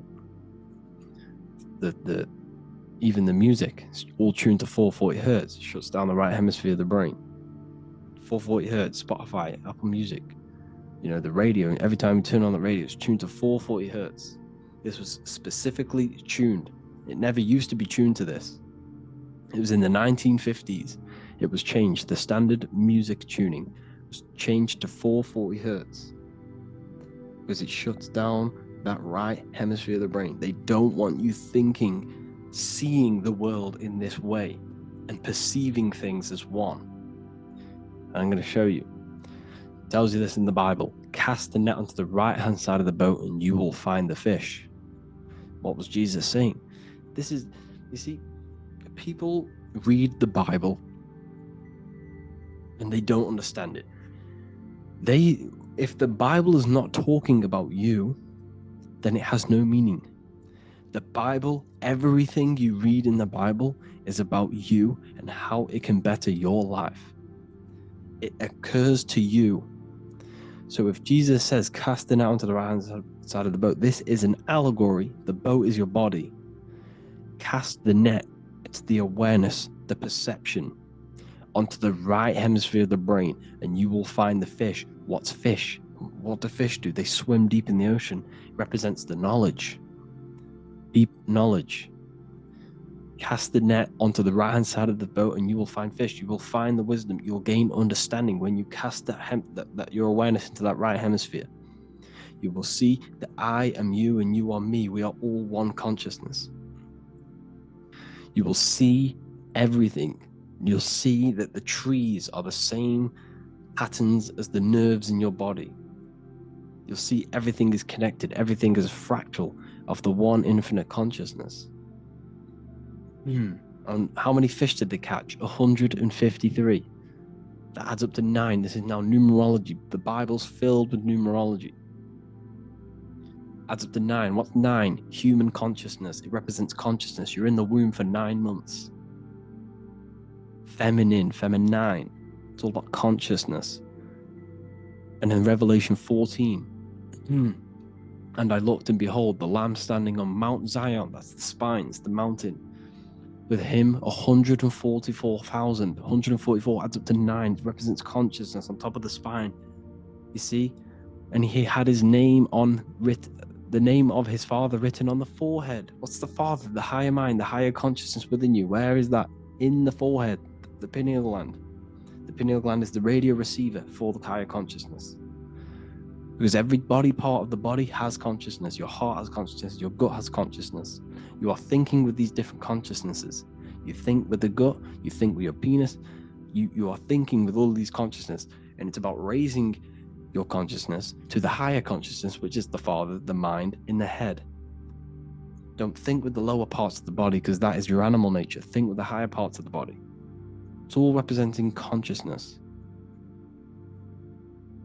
How to activate the right hemisphere of the brain? Well, it's all to do with non-verbal things. So music will activate the right hemisphere. Make sure it's tuned to the right frequency though. 432 hertz, 528 hertz. Any frequency that adds up to 3, 6, or 9 is good for you. Meditation, turning off the thoughts, and you raise yourself to the higher brain. Symbolism. Symbolism is all right hemisphere. Reading between lines, metaphors, determining the Bible, it's all right hemisphered. Seeing the bigger picture, it's reading between the lines. So tithing in the Bible. These people in the churches are giving 10% of their money to the church. It's nothing but a scam. What these people have done is they have externalized the Bible. They have taken the Bible and literalized it, so that they can make a business out of it. So what they're doing is 1/10 of the produce of what it says in the Bible, 1/10 of the produce of the land, whether grain or fruit, is the Lord's and is holy. So what's that saying? The 10th of, it's basically saying give the 10% to the Lord, to God. What does that mean? Well, what's the land and the fruit? This represents physical things, the physical things that you have. The 10th of the physical things that you have, what's that? That's your ego. All the physical things that you have is all to do with your ego. That's the lower self. The ego, what is the ego? It's the mind's perception of the physical self. You had no ego when you were a child. Okay, when you were a child, you had no ego. As you grew older, you created the ego. The ego is the full self. It's the echo. Ego, echo. It's the echo of the full self. So it's saying give the ego over. Take away the animal self. In that left hemisphere, that's all to do with the left hemisphere. That left hemisphere sees the ego. It sees individuality. It's divided. So it's saying give that 10%. Give that 10% of you over to the right hemisphere. the 90%. The 90% of you is in that right hemisphere, the higher self. Now, I'm not saying the left hemisphere is bad. Okay, I'm not saying that at all. But it sees it sees things divided. It's like I said, the left, the hands are manifestations of the brain. So when these Christians are praying, they're putting their hands together. What are they doing? They're syncing the brain hemisphere is what you're doing, because everything's an extension of your brain. So if you put your hands together, you're putting the two hemispheres together. And what's happening when you place the hands together? All the electricity in the body is now running in a circuit. So once you connect these two hands, the electrical energy is now running in a circuit. And energy can move around the body quicker and more efficiently. So when you pray, when these people are praying, they don't realize that they're engaging in ancient forms of meditation, of balancing the two hemispheres. So now we're talking about balancing the hemispheres, not the right hemisphere. This is what Israel is. Look at the symbol for Israel, the up triangle and the downward triangle. What's that? The up triangle represents male, the downward triangle represents female. Okay? This is talking about the brains. Israel is Ra, Isis, which is female, the Egyptian god, Ra, El. El means God. El, electricity. That's the force of the physical world. It's the force that runs this world, electricity. It's the force of God. El, consciousness. It means God. Israel. Isis, Ra, and El. It's the two hemispheres of the brain, the holy land of Israel. It's the holy land, it's the brain. Once these two hemispheres are synced, this is how you unlock your consciousness. This is the easiest way of astral projecting. Hemisphering, I forgot the word for it. Hemisphere syncretization, something like that. It's about syncing the hemispheres. This is how you unlock your consciousness. Once the brain is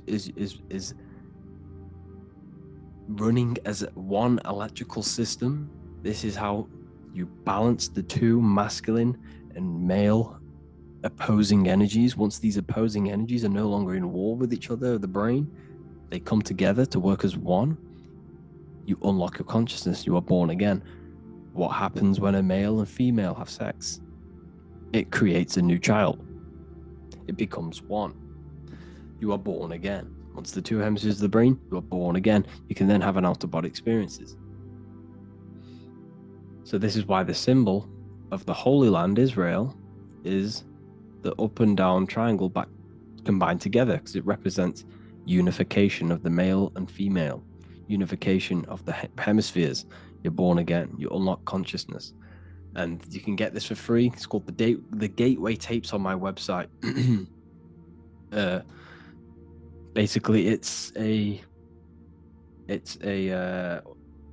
audio track from the government, and they did this in the Gateway Experience. It's a CIA document, and what they do is there are different forms of meditations you go through. I think there's about 5 waves of meditations you do, half an hour each one, and it will teach you. It will sync your hemisphere, because what does it do? They understood that playing one frequency into one ear and another frequency into the other, they understood that the right ear is connected to the left hemisphere, the left ear is connected to the right hemisphere.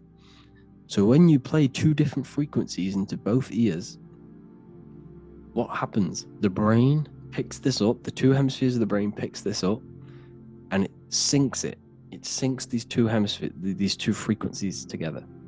So now the brain is working as one to sync this frequency. So this is how you can sync your hemispheres, through listening to these frequencies. Okay, you can get them for free and do the meditations yourself. This will definitely help you. This is an easy way to astral project. So it's all about syncing the hemisphere and seeing reality from a unified perception.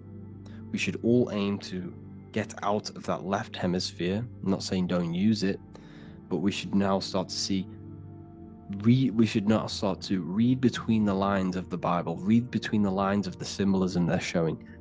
Study symbolism, study allegories in myths? What are they trying to tell us through these allegories?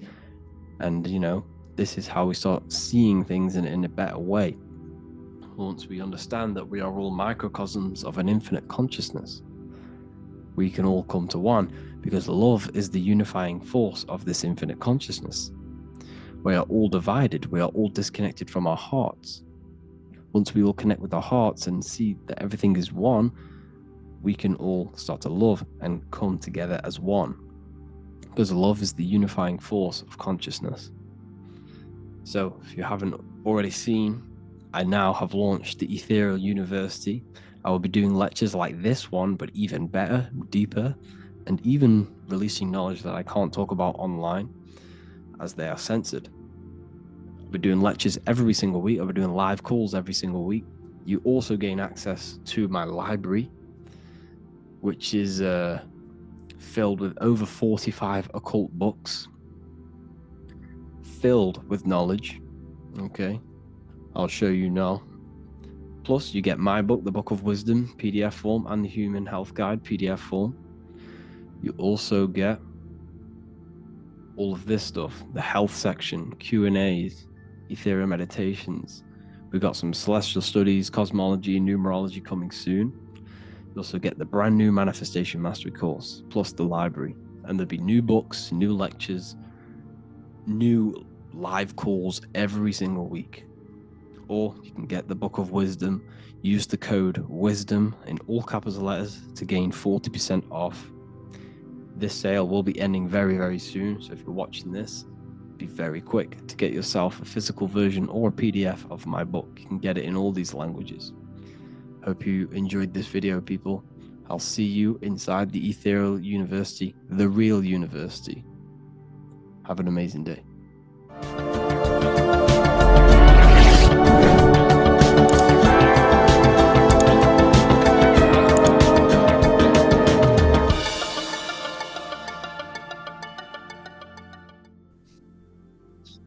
Matthew 21:1, Jesus went into the temple of God. Corinthians 3:16, do you not know that you are the temple of God? Now what is this telling you? That God is within you.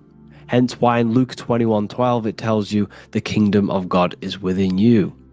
And the side of your head region is called a temple for a reason. Because the brain encapsulates the mind. The brain is a physical manifestation of the mind. The heart is a physical manifestation of emotion. So we have these different layers of our consciousness. We have an intellectual, communicative aspect of our consciousness, which we would call the mind. We have an emotional aspect of our consciousness, which is the heart. And to communicate with the divine, it's all to do with the mind. Hence why the ancients always symbolize the mind being God. This is why Michelangelo always placed God inside of the brain on top of Sistine Chapel in the middle of the Vatican. He understood that God is in the brain. God is within you, not outside of you. The church tells you that God is in the sky because they are creating a externalization of the truth to create a business and a distraction, so that you don't find the divinity within you, so that you don't find your power. Now you have Adam, the physical man, the physical body, the ego, the lower self. And he is resting. He's not trying to reach to God, but God is reaching, because the higher consciousness within you is always trying to communicate with you. It's always trying to wake you up to your divinity. But the lower mind, the lower self, Adam, the physical self, is always in ignorance of truth, always in ignorance, and stays in a materialistic way of thinking, which is the lower animal self. And this is what we call a sleep, or an NPC. This is the lower mind of man. But all you have to do is to move your finger to touch God. You have to look within yourself, within the brain, meditate, and you can find God. This is why in the Bible we see many references to the human body and anatomy to truly connect with God.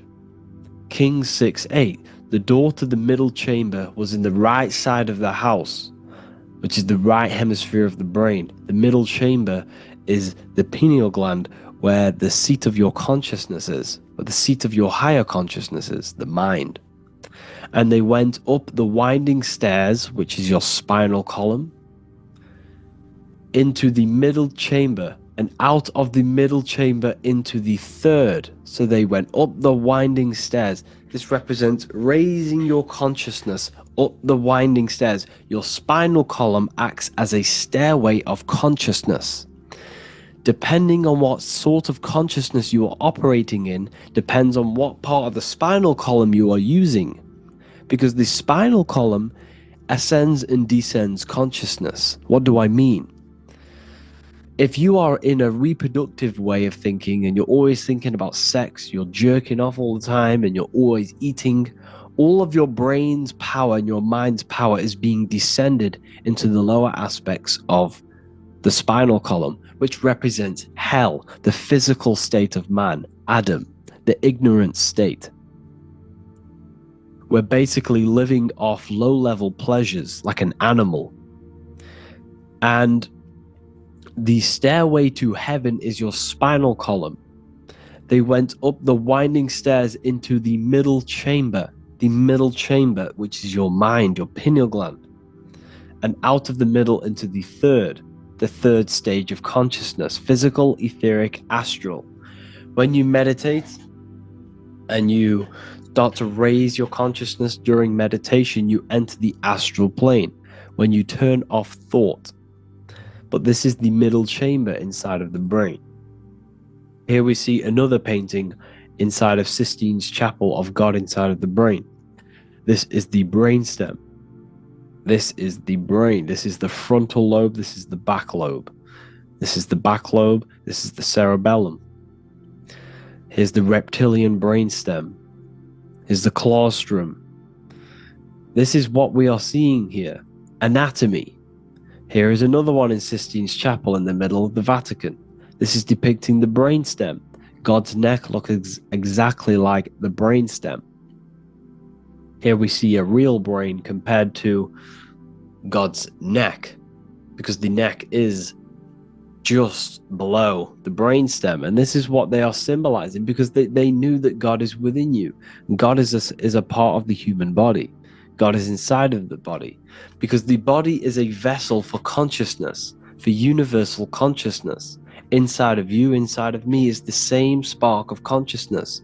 And this same consciousness is spread out into every living essence, because everything comes from the one source, the one God, the one consciousness.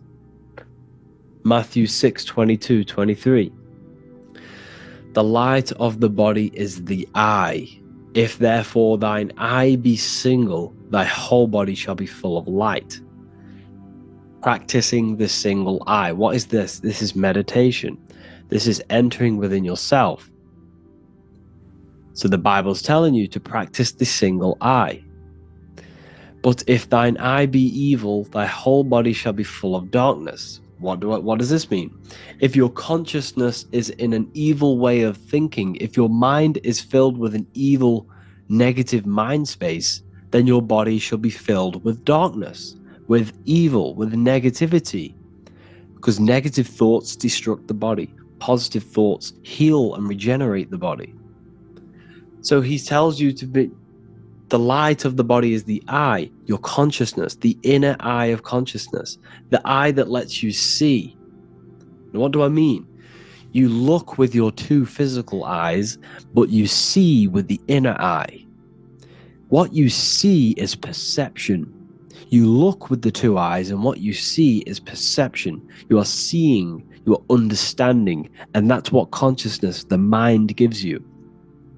Consciousness, or the mind, is the force that allows you to be a human being, that allows you to understand things and interact with things and make decisions. It's an infinite intelligence. See, the mind is not the brain. This is a big confusion with people. Hence why the eye on top of the pyramid is separate from the bottom half of the pyramid, because the consciousness is separate from the body, the eye, the all-seeing eye. It represents the observer, the eye that sees into this body, into this world, into this. You are the perceiver. You are the invisible spirit within the body. Theologians 4:17. After that, we are still alive, and our left will be caught up together with them in the clouds to meet the Lord in the air. You don't meet the Lord in the physical air. Okay? This symbolism of the ancient Christian artwork is showing you this is symbolic. These things never happened. There's no man in the sky. Moses didn't go on a mountain to meet with God. The air represents the mind. This is why you say you're an airhead when someone's very stupid.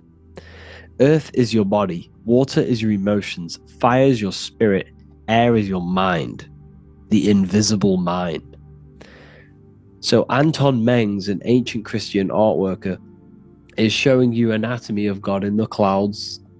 But this is the anatomy of the human body. Raising yourself to the mind and turning the mind inwards on itself during meditation. And that's how you meet the Lord in the air. You meet the Lord in an elevated state of consciousness. The air represents an elevated state of consciousness because the air is up. You have to raise your consciousness to meet the Lord in the air. This is why Moses went on a mountain to meet with God. The mountain represents elevation of consciousness, raising the mind up the spinal column, taking all of the mind's attention away from the reproduction and the physical aspects of self and raising it to the brain and turning off the brain and going inward into the air. It's talking about raising consciousness. It's allegorical, it's a spiritual metaphorical text.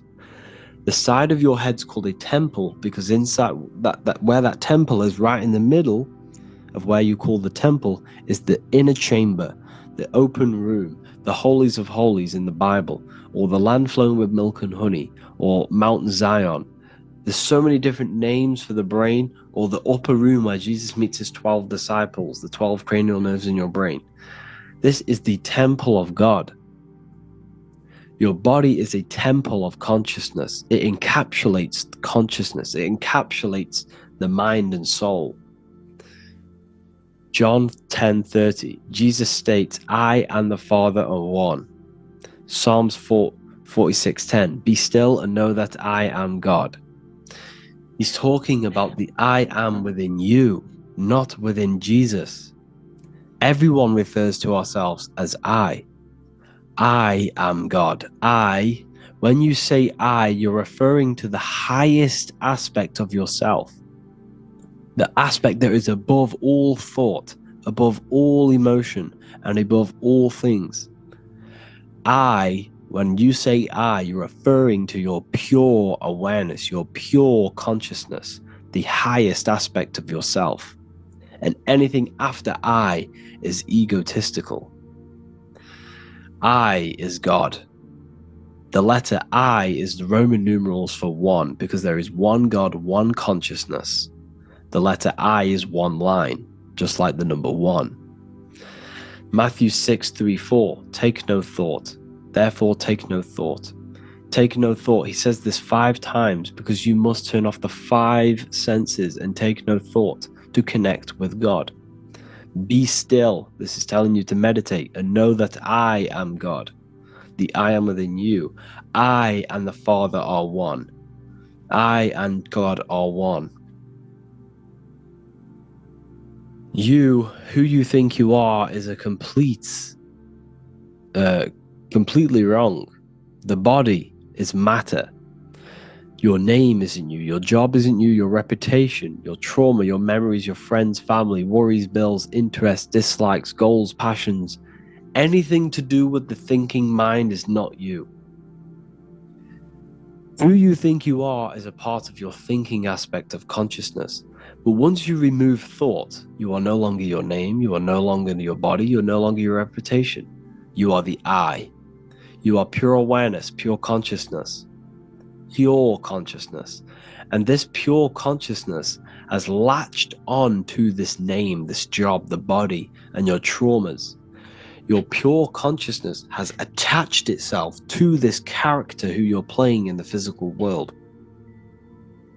And this is essentially who you think you are, but you are not. You are the I, you are the self, you are pure awareness.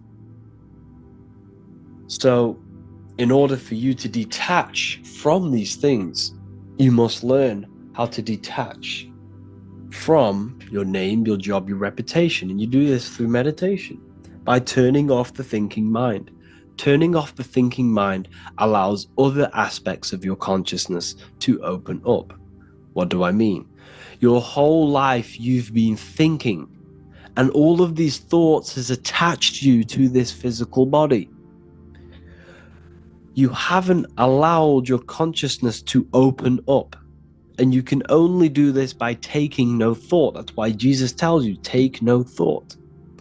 When you turn off the thinking mind, other aspects of your consciousness starts to open up. Other aspects of your being can open up. And this is how you astral project. This is how you do all these mystical things and things to do with consciousness.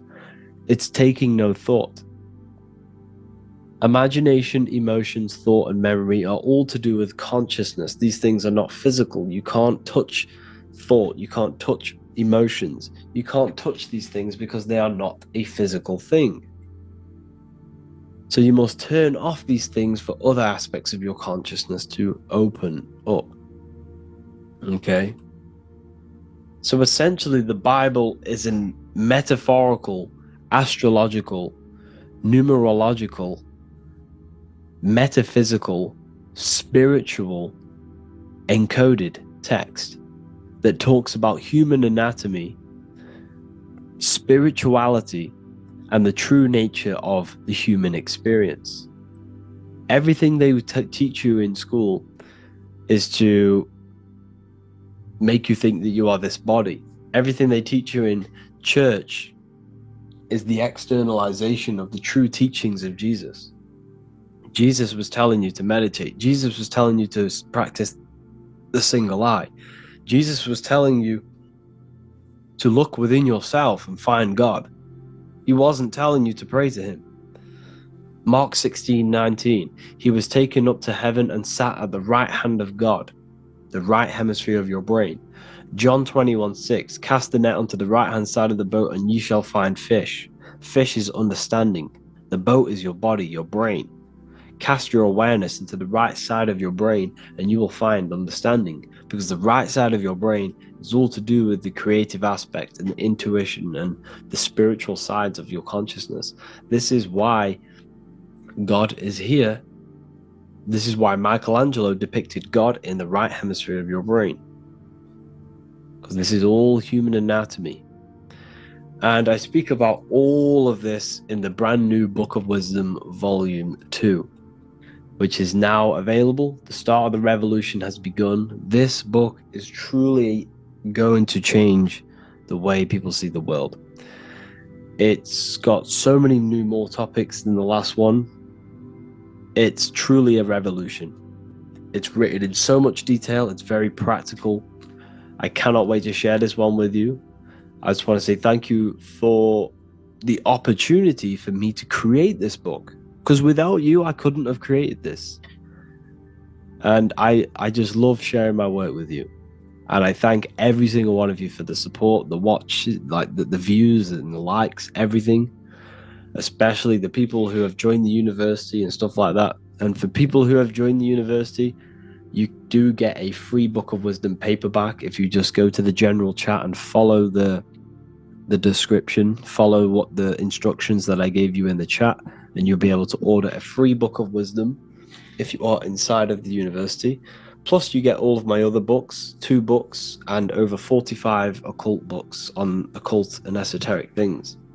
You get lectures, live calls, a community, a manifestation mastery course, and a whole library and reoccurring updates every month, every week. So yeah, I hope you all enjoyed this video.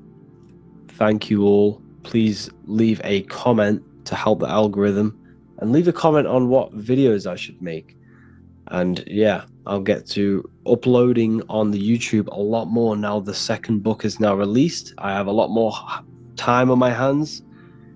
No longer using my energy to create the book. I'm now going to redirect this mental energy into the YouTube. So there will be a lot more content coming. So I need some content ideas. So feel free to comment some ideas, some YouTube videos that I can create. Thank you all, people. Have an amazing day.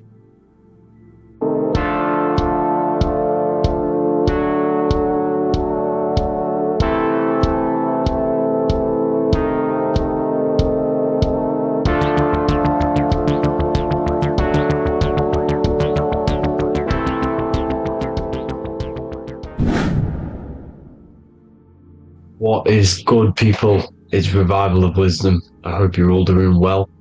And this video is how to raise your holy oil or your kundalini. Let's get straight into this. So this is a monthly cycle.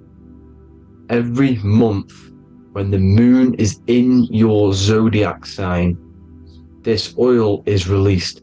Now, the moon is in control of monthly cycles. For women, it's the menstrual cycle, and as well, this holy oil cycle.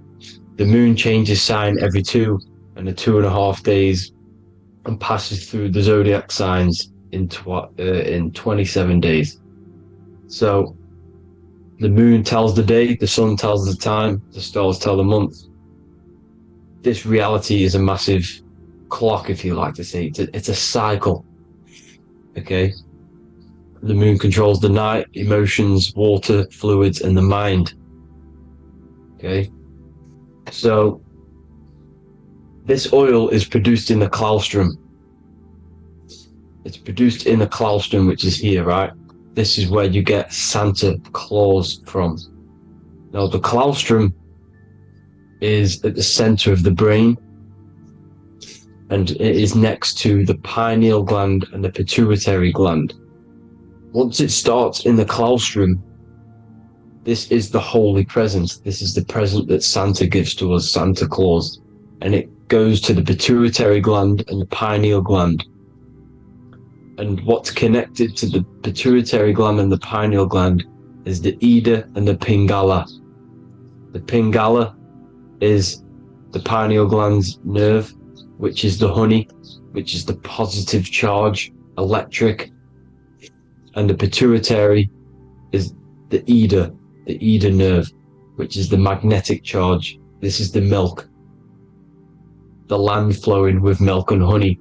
This is the brain, the heaven, okay? And it travels down the spine using these two nerves, these electromagnetic charge. And this is what the ancients symbolized with the two serpents wrapped around the spinal cord, the Ida and the Pingala. And this travels down to the sacrum or the solar plexus. Okay, so once it's here, okay, the spine is an elongation of the brain. So the spine is pretty much the brain. It's an extension of it. And it's kind of a microcosm of how we descended from heaven to physical reality, to physical matter, which is our consciousness has done. Our consciousness has descended from heaven into physical matter, and this is a microcosm of it. Okay, so once we're in the sacrum bone, this holy oil, like I've just explained, this holy oil starts in the Santa Claustrum, goes down the chimney to the sacrum. This is the sacrum, the solar plexus, and drops the present off at the sacrum. Now, once we're at the sacrum, we need to raise our vibration to take this oil back up the spine. Okay, and the River Jordan symbolizes this in the Bible. King Herod wants to kill Jesus in Nazareth, which is here, this is the River Jordan, is Nazareth. He goes to be born in Bethlehem and then goes back up to Nazareth, to Joseph and Mary. Joseph and Mary, the pineal gland and the pituitary gland. The Bible is huge symbolism. It's all metaphors for this sacred process which goes on inside of your body. You are the Temple of Solomon. You are the Holy Land. The Holy Land is your brain. Once this oil is at the sacrum, you need to raise your vibration in order to take it back up.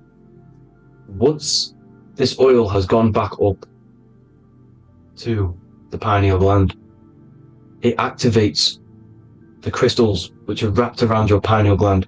Your pineal gland is this tiny little beam here. This is the claustrum. This is the pineal gland, and it's wrapped in crystals. And when this oil travels back up the spine by raising your vibration, back to the upper room where Jesus met the 12 disciples, or the 12 cranial nerves in the brain, and it activates and it turns on this pineal gland. And once it's turned on, it illuminates all the cells and the nerves in your brain and turns them all on and activates the higher God man, the God consciousness, Christ consciousness. And it regenerates the whole body. This is the secret to regeneration. It regenerates all the cells in the body. And this is how the ancients lived for thousands and thousands of years, as talked about in ancient texts. They lived for hundreds and thousands of years because they knew this secret. And this fluid, this brain fluid, the secretion, or the Christos in Greek, which means gold, because this is the alchemical process from turning lead to gold. Your body is the alchemical furnace. Now the ancients knew about this center of the brain because they symboled it. This is the Eye of Ra, and it's the brain, and this is what's wrapped around our consciousness. Our consciousness isn't wrapped around the brain. The brain is built around the consciousness. We are the consciousness. You don't have a soul, you are the soul. Okay? Now, the head, heaven, hell, heel at the bottom of your foot, that's hell. Head is heaven and hell. Simple. Now the pineal gland produces DMT, which is dimethyltryptamine, which is known as the spirit molecule. So, let's move on. Now, when this oil travels up, back, the spine, the chimney, it crucifies at the top, which is called the vagus nerve. So when it reaches here, the optic thalamus, it crosses and crucifies once it's raised back up. And this is why Jesus dies at 33. He was crucified at 33. Because you have 33 vertebrae on the back of the spine. And then it's crucified by the cross of the vagus nerve. When this oil crosses the vagus nerve, this is the crucifixion at 33. And it symbolizes the death of the physical consciousness. You then become spirit. You then become God consciousness, activating the Kundalini, regenerating the body and the mind. Okay? The Garden of Eden. You are the Garden of Eden. The land of milk and honey is upstairs. The pituitary, which is the milk, the pineal gland, which is the honey, which is DMT. It even says this in the Bible. As he brought us into the place